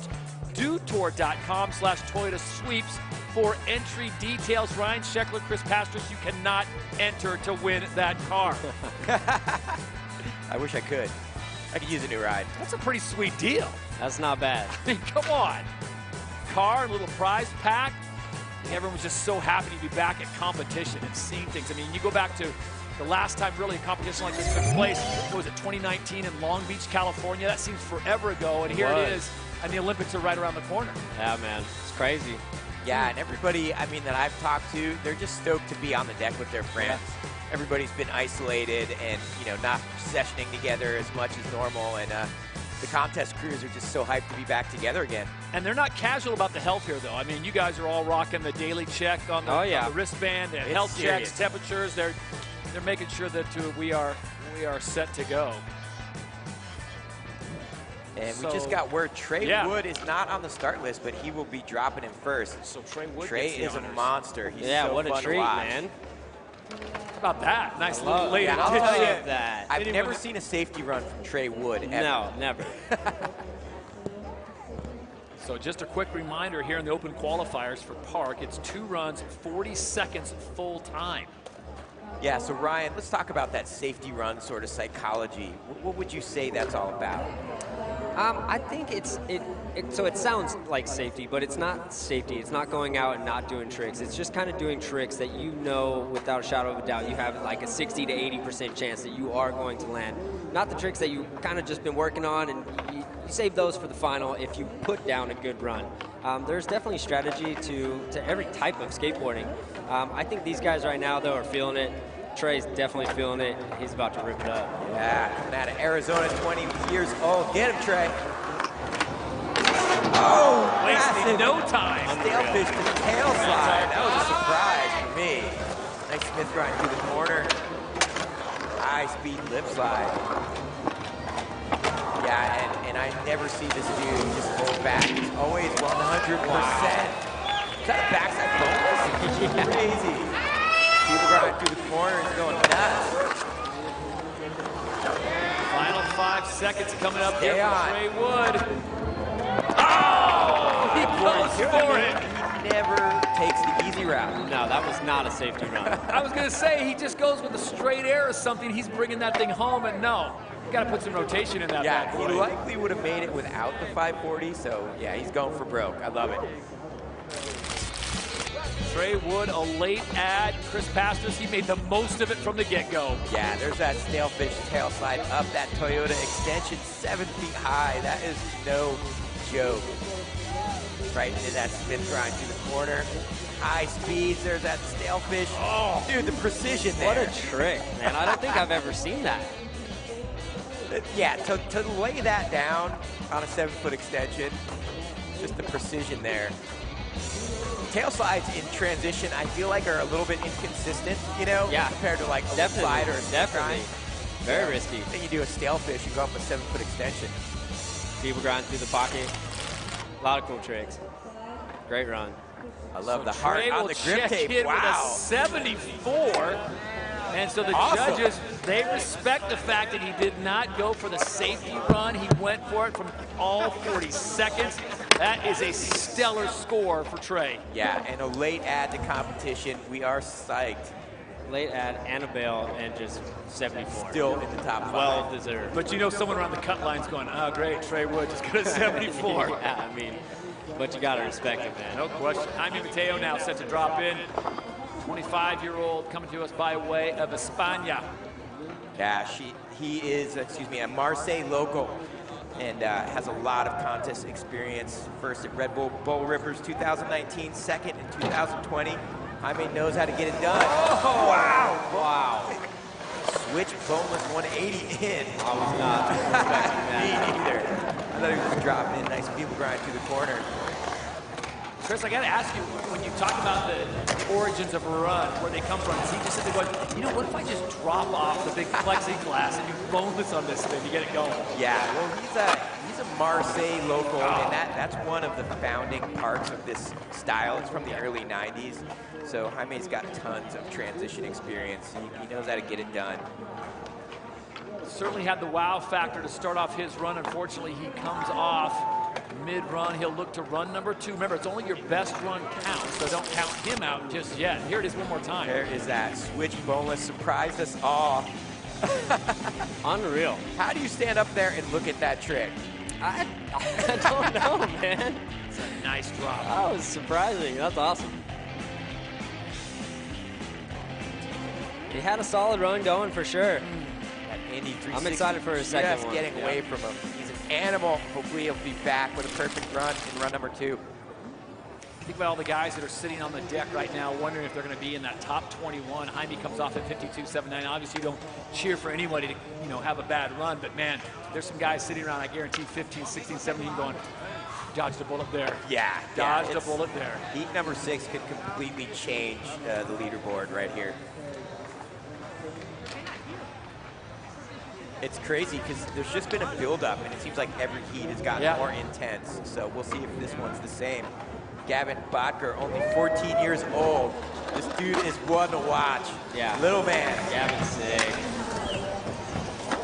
Big old alley-oop air. Another air to disaster there. Yeah, Gavin.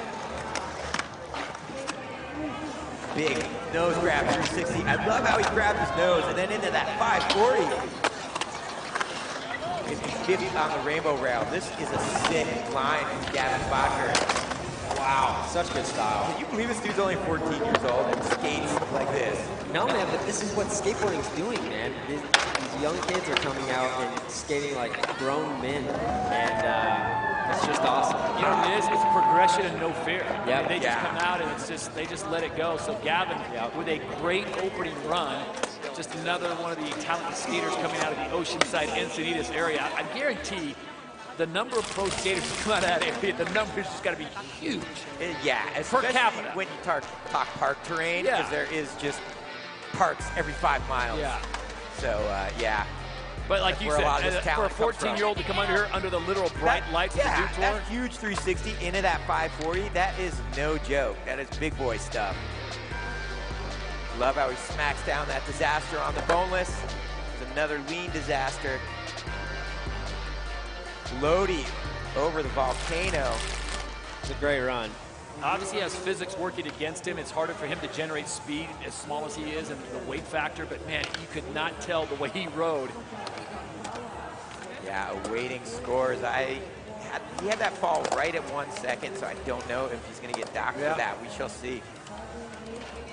73.50. Gavin, welcome to the show as he gets into top 5 position. Well deserved, man.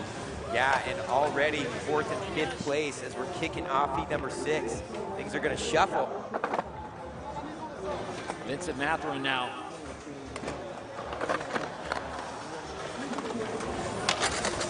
Nice slip slide up the extension. Into that Smith grind. Love those long Smith grinds.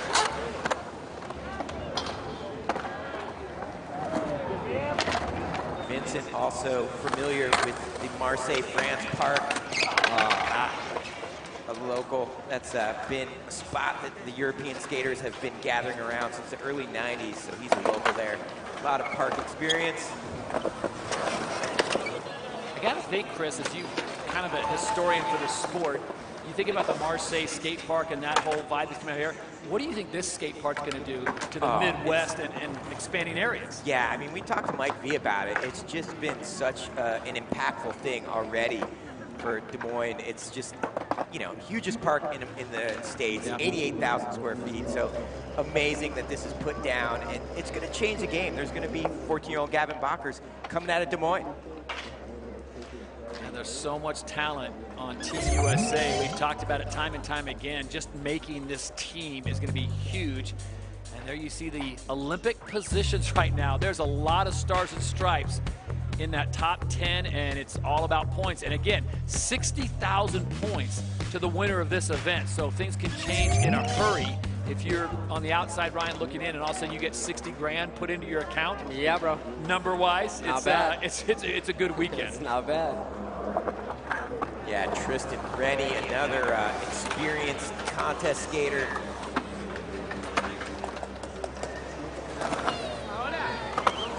Tristan just got second at the USA Nationals last weekend, so he's fresh off of that. He's got fresh legs, nice Smith grind through the corner there.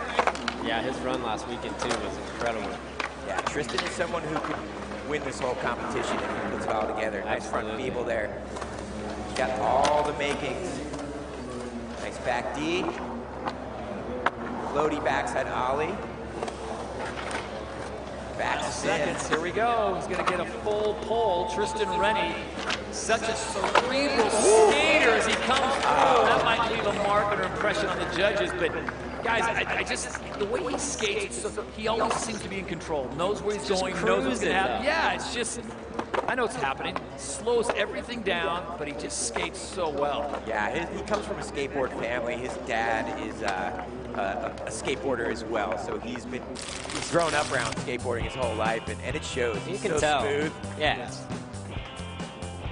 Coming from the Badlands, one of the original parks out in California, so his family's got the genes, and it's passed down to Tristan from his pops.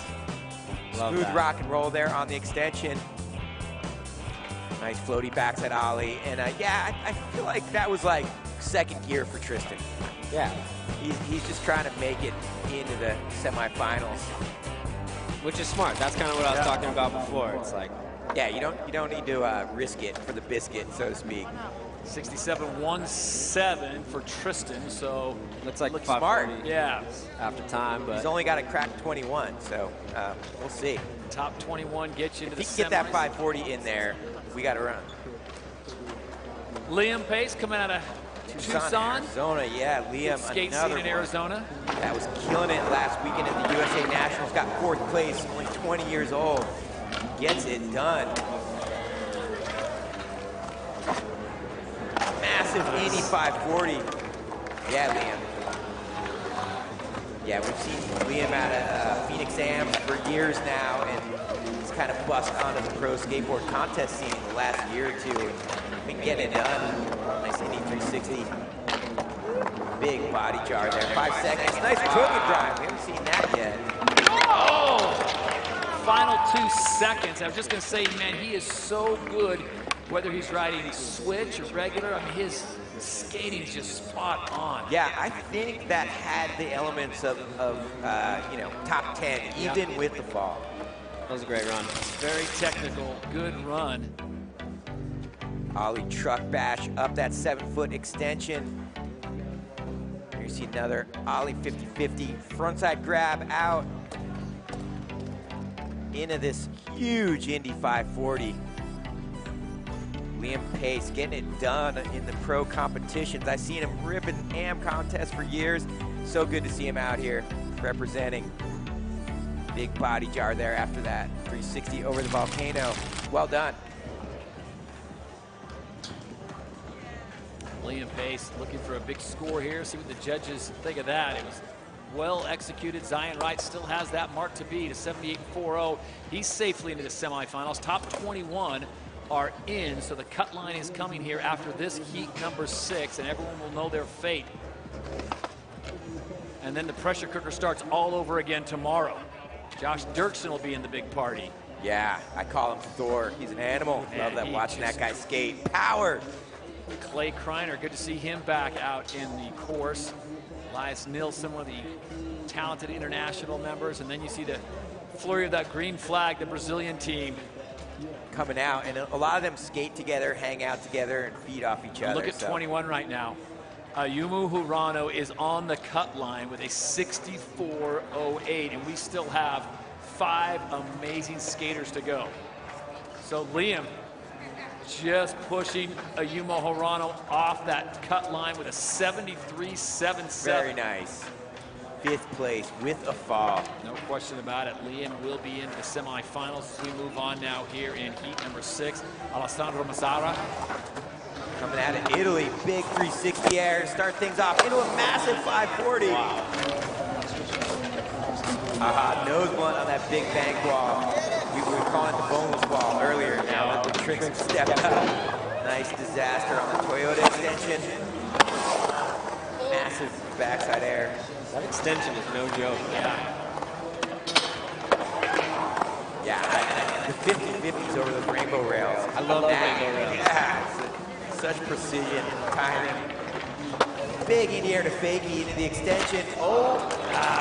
Cap disaster got a little lost there, and it got away from him. So with Still 3 a great seconds run. left, Mazzara comes off. But you said, Chris, that was a great run. And, you know, this is no surprise, guys. We knew coming in this heat number 6 was going to be heavy. Guys are going to be putting down some amazing tricks. Yeah, it's based on ranking, so we're seeing the difficulty increase as we go. Does that surprise you, though, to still see Zion's 78.40 still sitting up there as a top scorer? It's amazing. I mean, he did it. He got it done, you know. The heel flip in, he surprised everybody. He had elements of street, elements of park. Yeah. So, yeah, I'm not surprised. Elements of vert, the way he was getting out.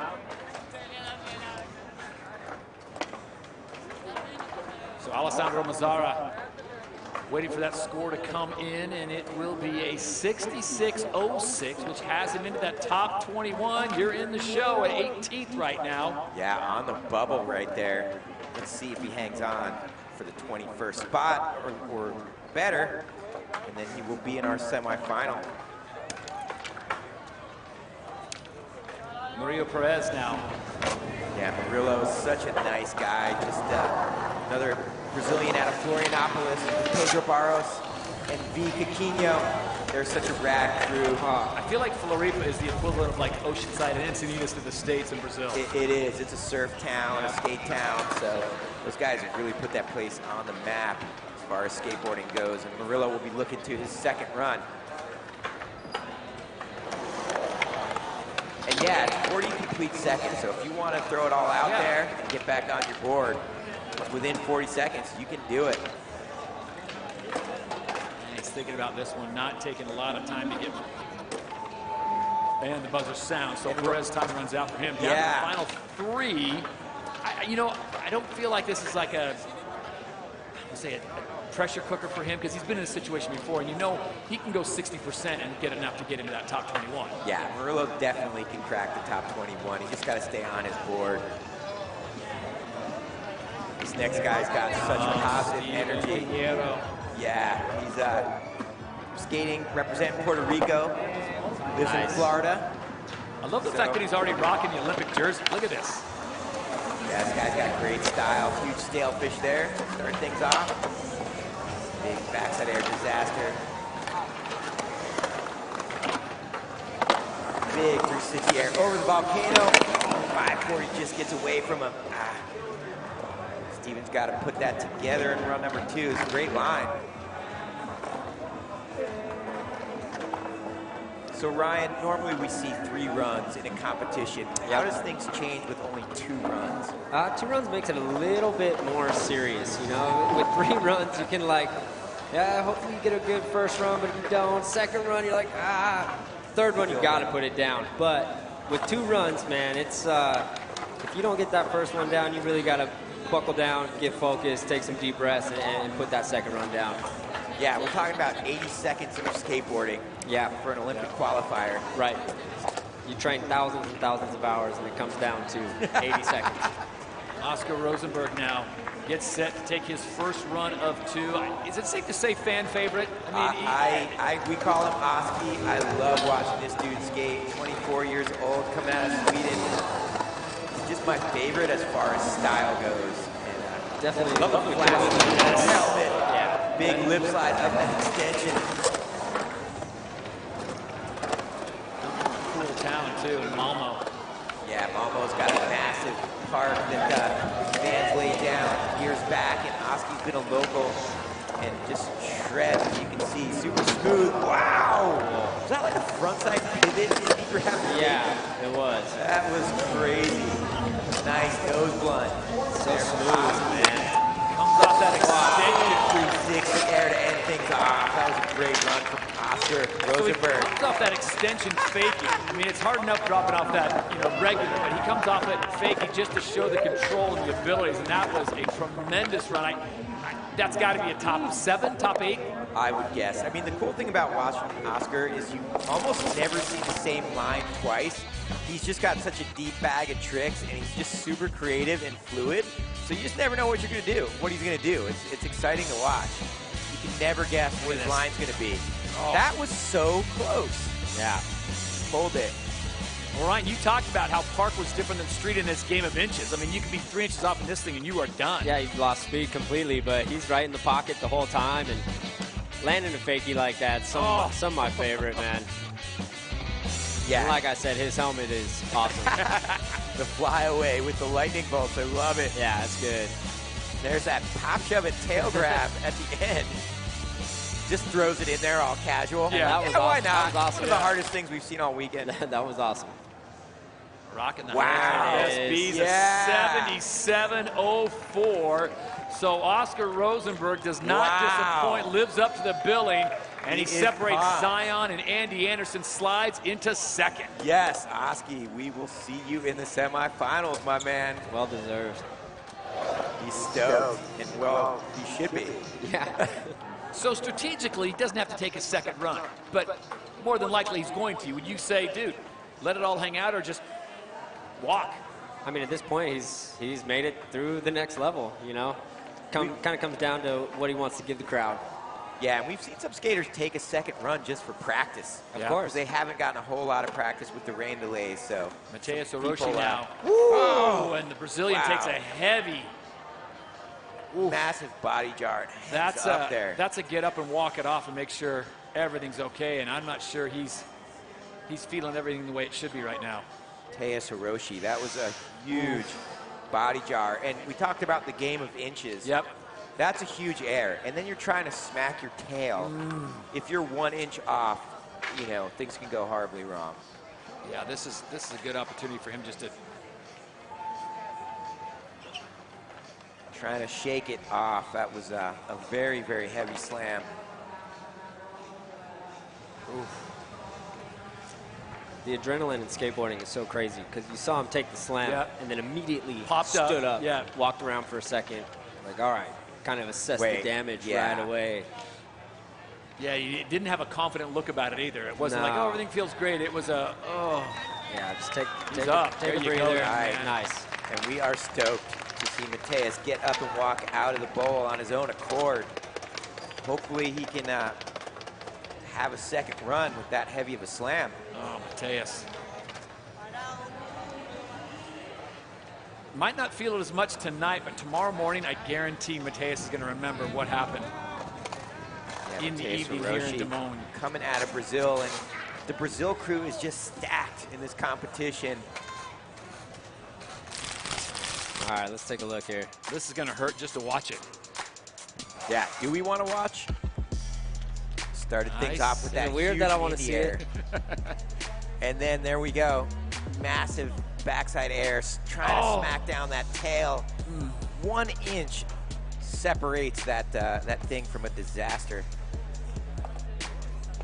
Yeah, tailbone. All right, well, here's the one. Look at this, where we hooks up on his tailbone. Yeah, he'll feel that little whiplash. See, right here, he's going, everything's working, maybe it's not. Yep.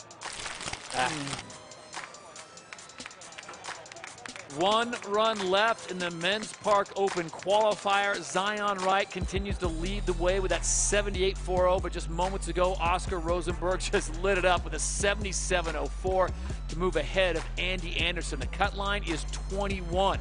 Clay Kreiner looks to be pretty good. And now you see the Brazilians are starting to be in a seriously tough situation. That's a bit of a traffic jam there. Yeah, look at some of the names that have been pushed out. Yeah, Kevin Kowalski, we saw some great skateboarding from him. Oof. Alex Halford just getting pushed out as well. When you see those kind of names getting pushed out, you know it's pretty serious. It's heavy. Yeah, no question about it. So we're down to the final run here. It is a 2-run format here in the Open Qualifiers. 40 seconds. That, of course, is Ryan Scheckler. That, of course, is Chris Pastras. And I'm Todd Harrison. We're glad to have you here on the banks of the Des Moines River here. Dew Tour 2021.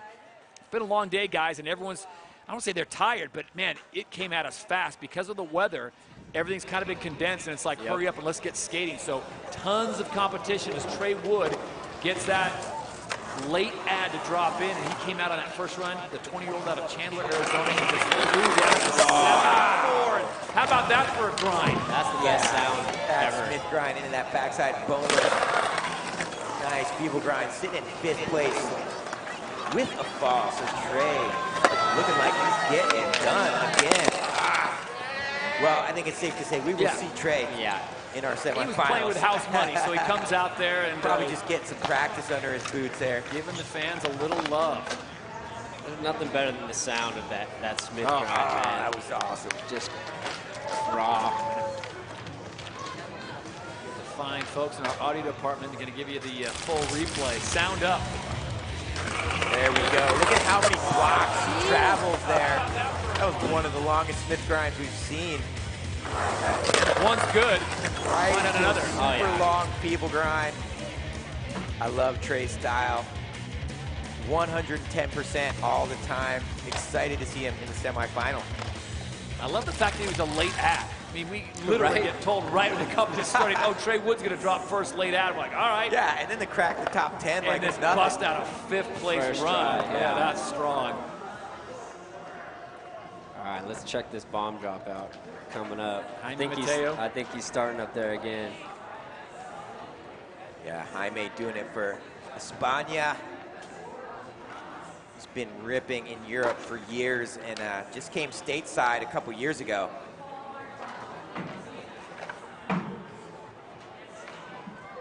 We were talking about the weather situation the last couple of days and how much rain, and usually we're going to have one event going at one time, but guys, we've got simultaneous courses going. I mean, right behind us is the street course, and the women are just doing work over there. It's killing Ryan Scheckler's going to get a kink in his neck because he keeps looking over there going, what did I miss? What did I miss? I know, man. I want to see something. But we've got action all around here at this beautiful skate park here in Des Moines. The weather has cleared up, rained the last 2 days. It is beautiful tonight. Perfect conditions. The wind has dropped down. And here you go. There's that switch 180 boneless. So awesome. Such a random trick. Yeah, it's his own signature move. I love it. And yeah, I first learned about this guy in Europe at the Simple Session contest. And yeah, he's come stateside the last few years. Been on a path of destruction. Hopefully stays on his board. Oh! 360 just getting away from him, and he's bummed. But the crowd still hyped. Got a little time left on the clock for the fans. He's like, I still have time. I own this course for another 10 seconds. At least he's having fun. Yeah, get it, Jaime. Oh, wow. Trying to spin a 540 over that volcano. He took a slam on his tailbone as well. Yeah. He's gonna go take a hot bath. Solid showing though, man. You had fun. That's what it's all about. Jaime always lays it all out on the line. Him and Trey, how great is that? They never skate conservative. It's like 110%, make it or break it. I dig it. All right, Gavin. Gavin came out on run number 1 and dropped a 73.50. That's big boy skating right there. Oh, yeah. Here he is, looking for a little more. Yeah, we call him Gavo, currently in 7th place. Whoa. Wow. That was insane. Yeah, he rips, man. It's so fun to watch. Just the compact power. I love how he nose grabbed on that 360 over the volcano. 50 over the rainbow rail. Gavo getting it done, 14 years old. He smacked down disaster so fast, we almost didn't see it. And yeah, it's a game of math, and it's safe to say he will be in our semifinals at this point. Get it. There you go. So another full point for Gavin Brodka. Oh, man. That judo air 360 over the hip was no joke. The speed that he can generate is incredible. Oh, yeah.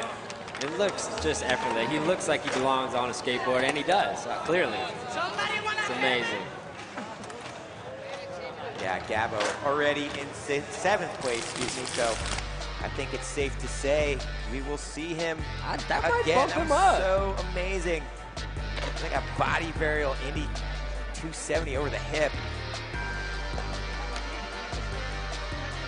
Nice high-speed lip slide.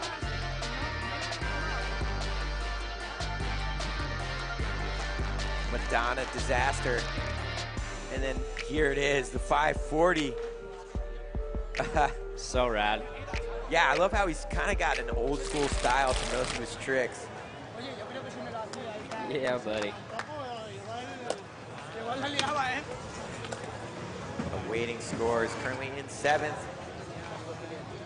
Love to see his name move up as he's currently in 7th place with a 73.50, so he is safely into it. How about this one more time? Watch this backside work. Whoop! Ah, floaty backside ollie. See, if I just saw him do that, I'd be like, yeah, he surfs for sure. That's how you want to do it. Yeah, that's beautiful. We've seen a lot of frontside bonelesses on that wall. We have not seen many people smack it. Yeah, nice improvement up to 3rd with a 76.74. So Gavin puts on a show and gets himself in 3rd ahead of Andy Anderson and Carl Berglund, Trey Wood, and Liam Pace rounding out that top 7 with Zion Wright still holding down top honors with a 78.40. Yeah, it's good to see 2 Swedish flags in the top 7.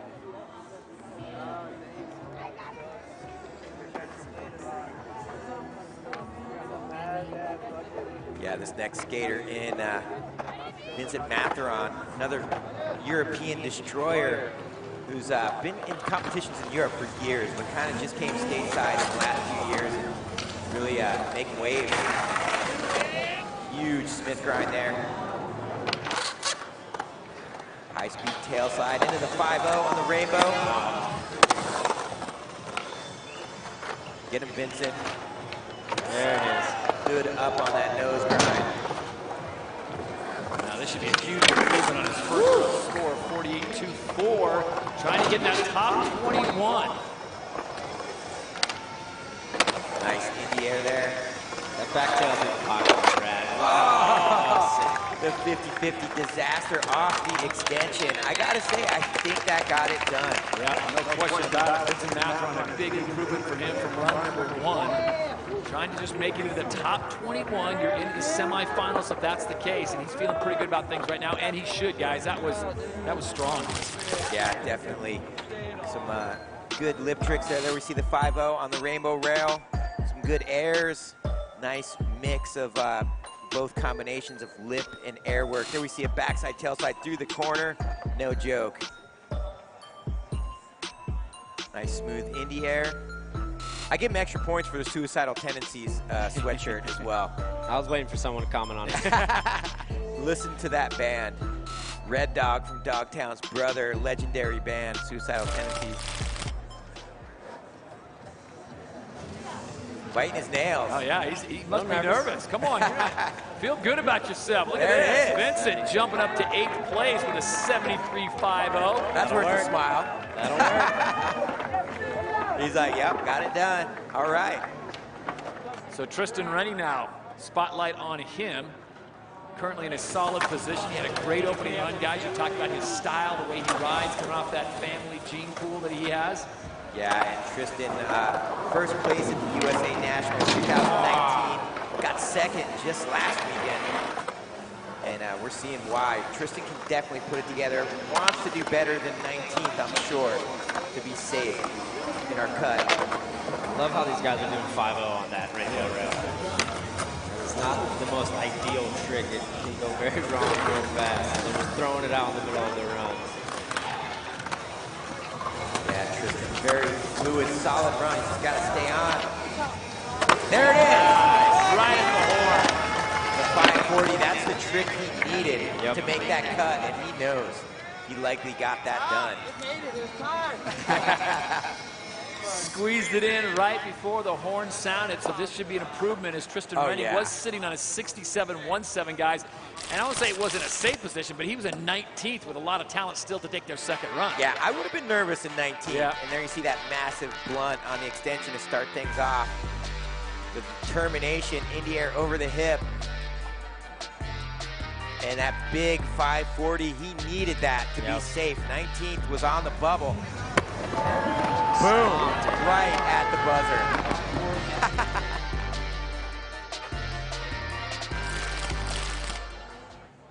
Feeling pretty good about it as he hangs out with Vincent Matheron. Tristan Rennie now looking for a nice bump, maybe get him out of that 19th position. Yeah, waiting scores as he gets props from the best follow filmer in the business, Chris Gregson. The best follow filmer. Yeah, Gregson's no joke. I'm going to score him on the next run. Seriously, Skates man. through the ball as he films people. With a backpack on and a leather jacket. And a mask. Yeah. You guys seen his clips on Tony's ramp? 73-89, so Rennie goes way up from 19th to 7th, and he will be safely into the semis. Amazing. Yeah, and Tristan's somebody who could podium here, so it's great to see him move on. So Liam threw down a nice run of 73 on run number 1. Here he goes. This guy wastes no time. Oh! Going up the extension, but he is safe in 8th place. 8th place. Why not take a chance and try something new that he might need for the semis? Yeah, now it's just practice. I can ask you, Chris, how many of these guys will translate this run that they did tonight into the semis, or will it have to be some major overhaul? The judges love the element of surprise, so I think, Ryan can speak to this more than I can, I think, but if you're doing the same exact runs you do in qualifying, I think you're getting docked. Yeah. So that's one of the reasons a guy like Oscar Rosenberg, does so well in competition, because he changes up his line every time. The element of surprise is huge, and I know you can speak to that, Ryan. Yeah, absolutely, and I think, that's what keeps everybody on their toes, even the crowd, the crowd's out here, and, if they keep seeing the same run over and over again, it's still awesome, but, if you can switch it up and add some new tricks and change the variation up, it's fun to watch. Is this the look of maybe something he was looking to unveil in the semis, but then he comes back, gets on his board, and drops that in? Just 540. Yeah. Nice way to exit. Just testing the water. Love that all you faking, traveling up the water. extension. Gap back D. Huge inch 360. And there's a trick that got away from him, that massive kickflip in the air. That slam looked mellow, but that was right to his hip. He's going to feel that one. A few ice baths going down tonight here in the greater Des Moines area. So Liam safely in. Alessandro Massara, we saw him earlier. He is, look at that. Talk about 20th. The bubble, 20th place. Man. Big nose grab, 360 into the 540. All right, here we go. Gotta make this nose blood, wow. That went wrong and he made it work. Wow. He's just holding on. I think he was going for a disaster up the extension and just hung it on. He knows this run is critical, sitting in 20th place. 10 seconds on the clock. In the air to faking, traveling up that extension. Get it. Back there in. You go. Fall after time. Yep. Wow, he really. So now it's crunch time. Yeah, let's see. So now you guys can get down to the final 5 guys. Yeah. You know what the cut line is at 21, at 65. And they're going to start placing these guys, okay, was it better than this? But this, what a way to start.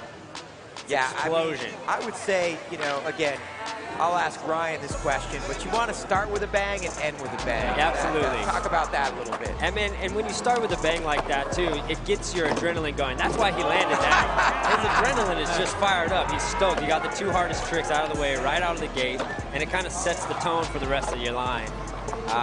Obviously, he wanted to get a big banger at the end, but, he held on. He stayed on and falls after time. So, all in all, that was a great run. Yeah, and there's only a few names left that can knock him out of the semifinals. But there's a few big names in there that are...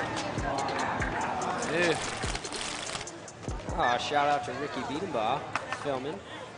Doing a great job. Just a slight improvement, guys, a 66.20. So Alessandro Mazzara sitting in 20th. He's going to start watching the scoreboard very intently. Yeah, that's might a nail want to start biter right now. Murillo Perez now. He needs a big score. You figure after what he did in run number 1, he's going to come back with something big here. He's going to take a spot. Sitting on 11.87. Yeah, Murillo skates with so much power and speed. One of my favorites. Nice 5-0 through the bowl corner there. Eyes beat tail slide. Backside alley to tail. He's got to add some difficulty here. Oh! Yeah, and that I don't think is going to get it done for Murillo and his showing, but yeah, amazing skateboarders from Florianopolis. Such a good crew. We love having them out here at Dew Tour, bringing the vibes. Mandatory flat ground pop Chevy. Yep. Just to show you can. Thank you. And then there were 3. So if you're sitting in 18th place right now, you're feeling things are getting a little bit better. Yeah, you're right. Steve Pinheiro. Yeah, sitting outside the bubble. Can definitely get it done. Doing it for Puerto Rico. Steven's got such a positive attitude. I love seeing this guy at events. That's the Puerto Rico vibe, man. Manny Santiago. No worries. No worries. All good. Yeah, currently in 57. He's got to best that.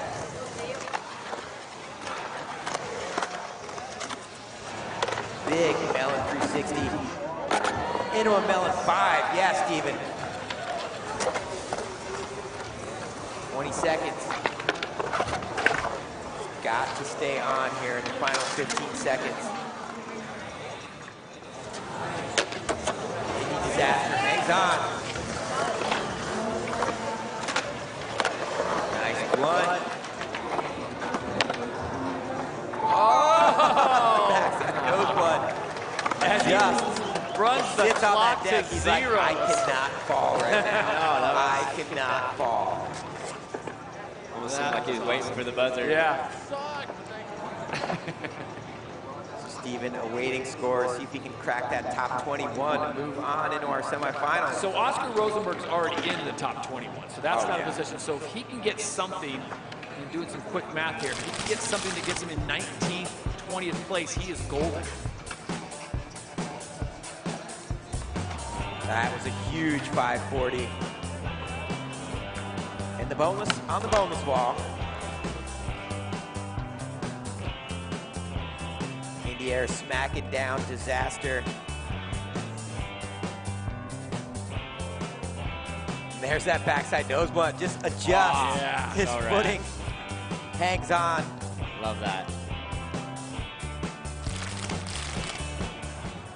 Well, he was sitting in 57th place, but that's going to be no more. Steven yeah, waits we're for the definitely score throwing to that drop. score out. No question about it. Where will it put him as they tease him a little bit with the current standings? Zion still leading 78-40, top score. As we move through, top 21 moving on to Silva holding down that 65. So he needs to get above 65.5, 66 to be safe. Look at him. Come on. Yeah, the bubble score of a 65. Come on, baby. Waiting for it. Snake eyes. Let's see it. That's a good sign or a bad sign. The jury's still out. I know, this is always the most nerve-wracking time, for sure. You know you put a good run down. They're taking their and time. You just wait. You just gotta wait. So Oski clearly is already in our semifinals. So Mateus Hiroshi will be our only name that can possibly shift things around. Above, yeah, if he gets above a 66-20, he's guaranteed.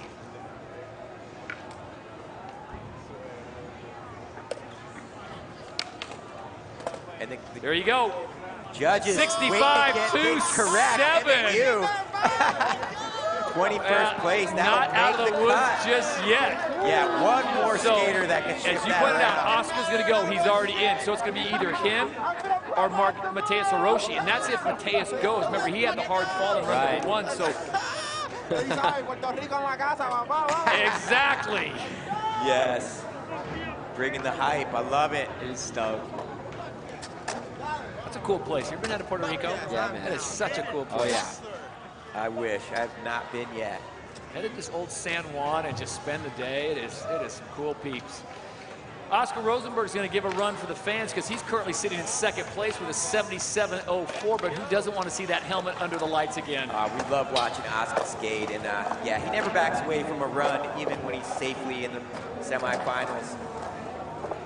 I got to think, Ryan, with him already being in, knowing the semis are in his future, is this a time to maybe try some new product? Maybe run out a few new tricks? I mean, it just looks like he's having fun, man. There it was, you know, back nose one up there. Just having fun, you know. Get a little practice time in.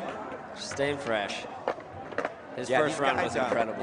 These guys haven't gotten a ton of practice with all the reins. And Ryan, what do you think of all the stopping and starting? How has that affected the skaters psychologically? I mean, it's hard, man, because, you know, you'll get warmed up, you're ready to go, you've got your mind mentally ready to compete, and then if you got to wait another hour, that means you have to completely get your mind back right to competing, and you have to get warmed back up, and hopefully in that meantime, you know, you didn't build up a bunch of lactic acid. There's a bunch of factors to that for sure. Staying loose, staying warm. And then trying to stay calm. Yeah, getting back in the bowl. He knows he just wants to keep it loose, like you're saying, Ryan. Wow. So we're being told that Mateus Hiroshi unable to go on his second run, so that means Steven Pinheiro is into the semifinals. Nice. Does not have to wait and see what Mateus Hiroshi does. And guys, take nothing away from Mateus. That fall was we wish the best for Mateus Hiroshi. That was a gnarly, gnarly slam. I would have been surprised to see him come back and skate again after that hard fall. So Steven Pinheiro is the beneficiary. Does not have to sit through one more run to see if he's in. He is in. Yeah, you're in, buddy. Really? Yeah, an amazing. Yeah, they just told him Oscar's already in. So here we go. On to that Top first place 21. spot. Zion holds on to it. Oscar Rosenberg gets in on second. How about Gavin Bodker going in? What a performance. Liam Pace was strong throughout. Vincent Matherin's second run was really good at 73.50.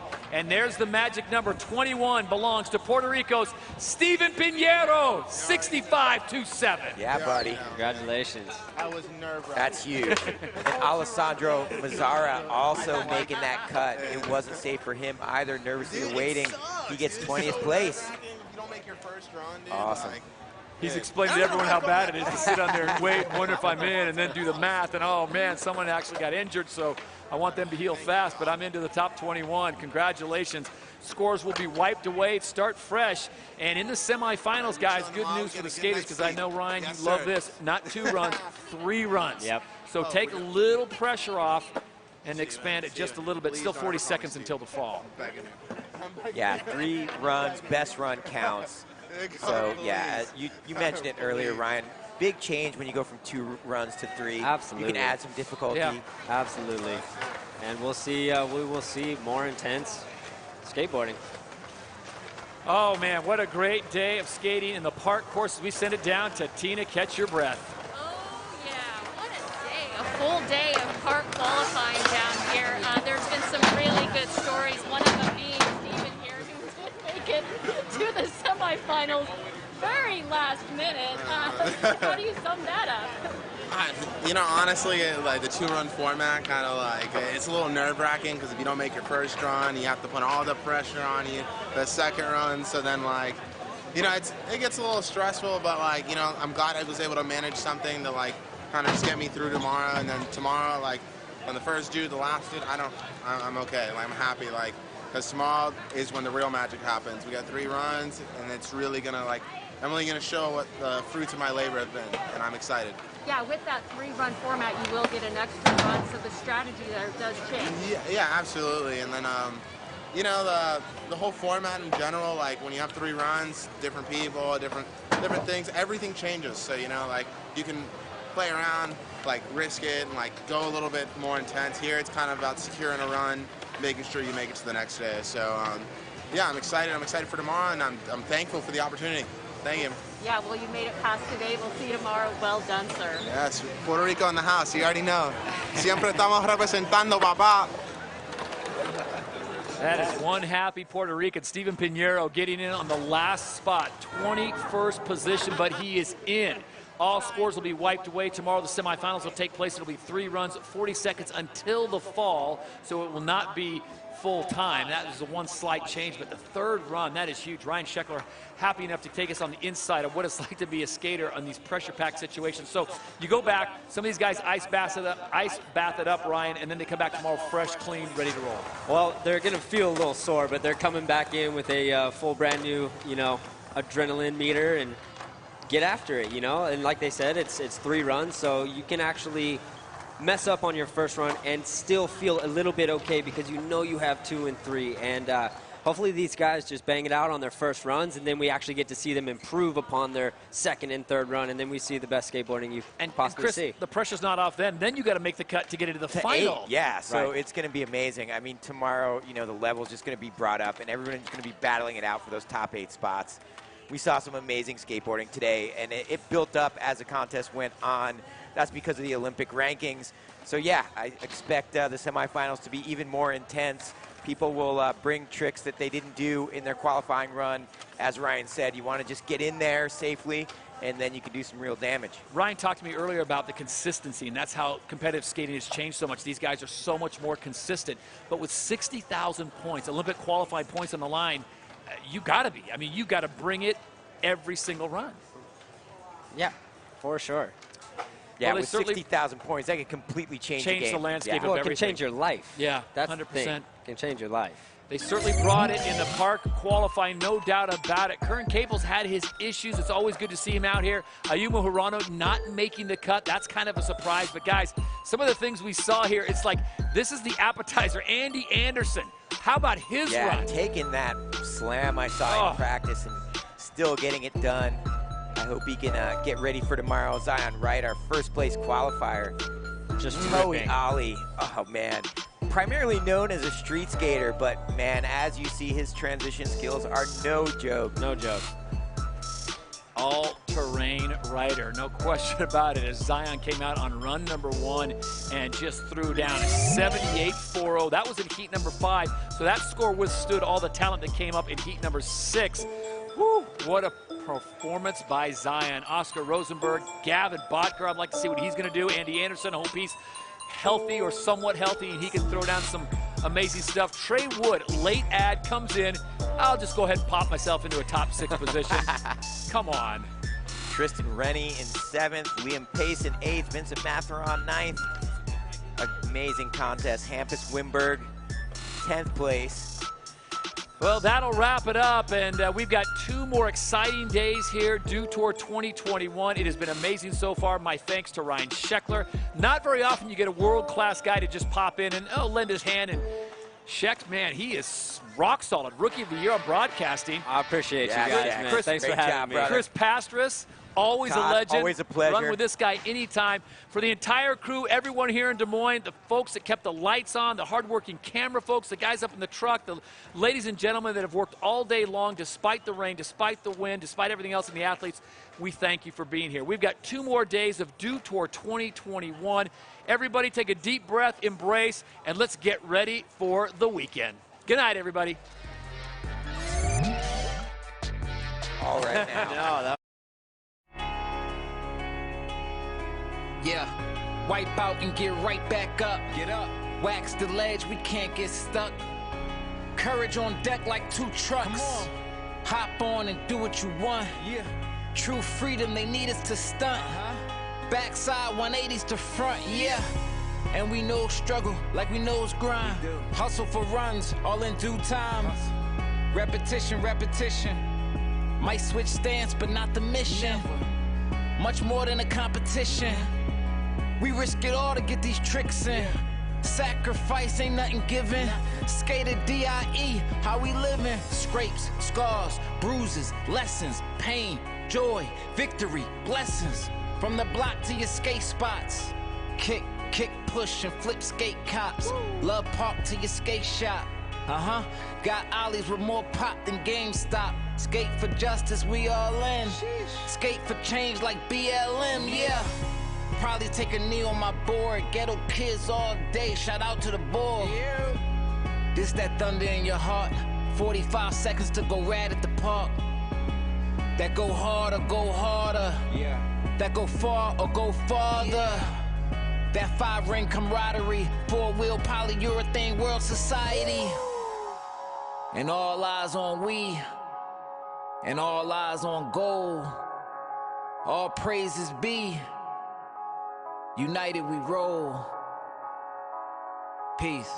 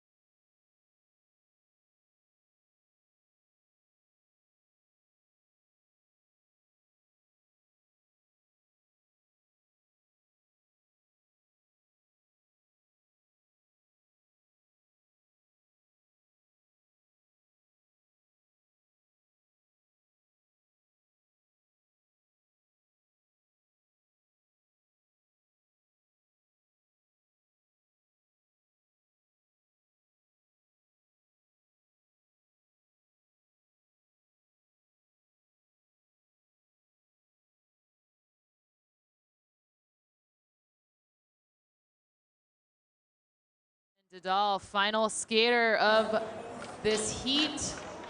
Oh, not able to hold on. First trick. Ow. Looking like that one hurt. Elbow. But Margie is Lip slide through the pain. Resilient. Frontside 50. Frontside 50 again. Yeah, Margie. Holding her arm up. She is tough. Tough as nails. Tough as nails. Backside 50. Frontside Smith grind, pulling it off. Staying on for that one. God. Yeah. Looked like her elbows really hurt.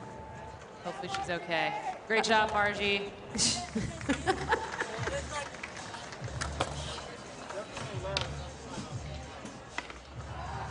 Yeah, these skaters out here, tough as nails. So much respect for all of them. The coolest and most badass people I know. Am I allowed to say that? Yeah. Badass? I said it. All right. She's just doing the finger. All right. That is Heat 3. We are looking at the overall results. Top 9. Jasmine, Momiji, Poe, Nanika, Samaria, Isabelli, Julia, Anna, and Laura. Those are your top 9. Next set, 10 through 18, Katoni, Itzel, Charlotte, Aldana, Kate, Paige, Andrea, Margie Lynn, Funa, and here is the third set. Asia, Sarah, Rizu, Megan, and Faye making it into that top 23.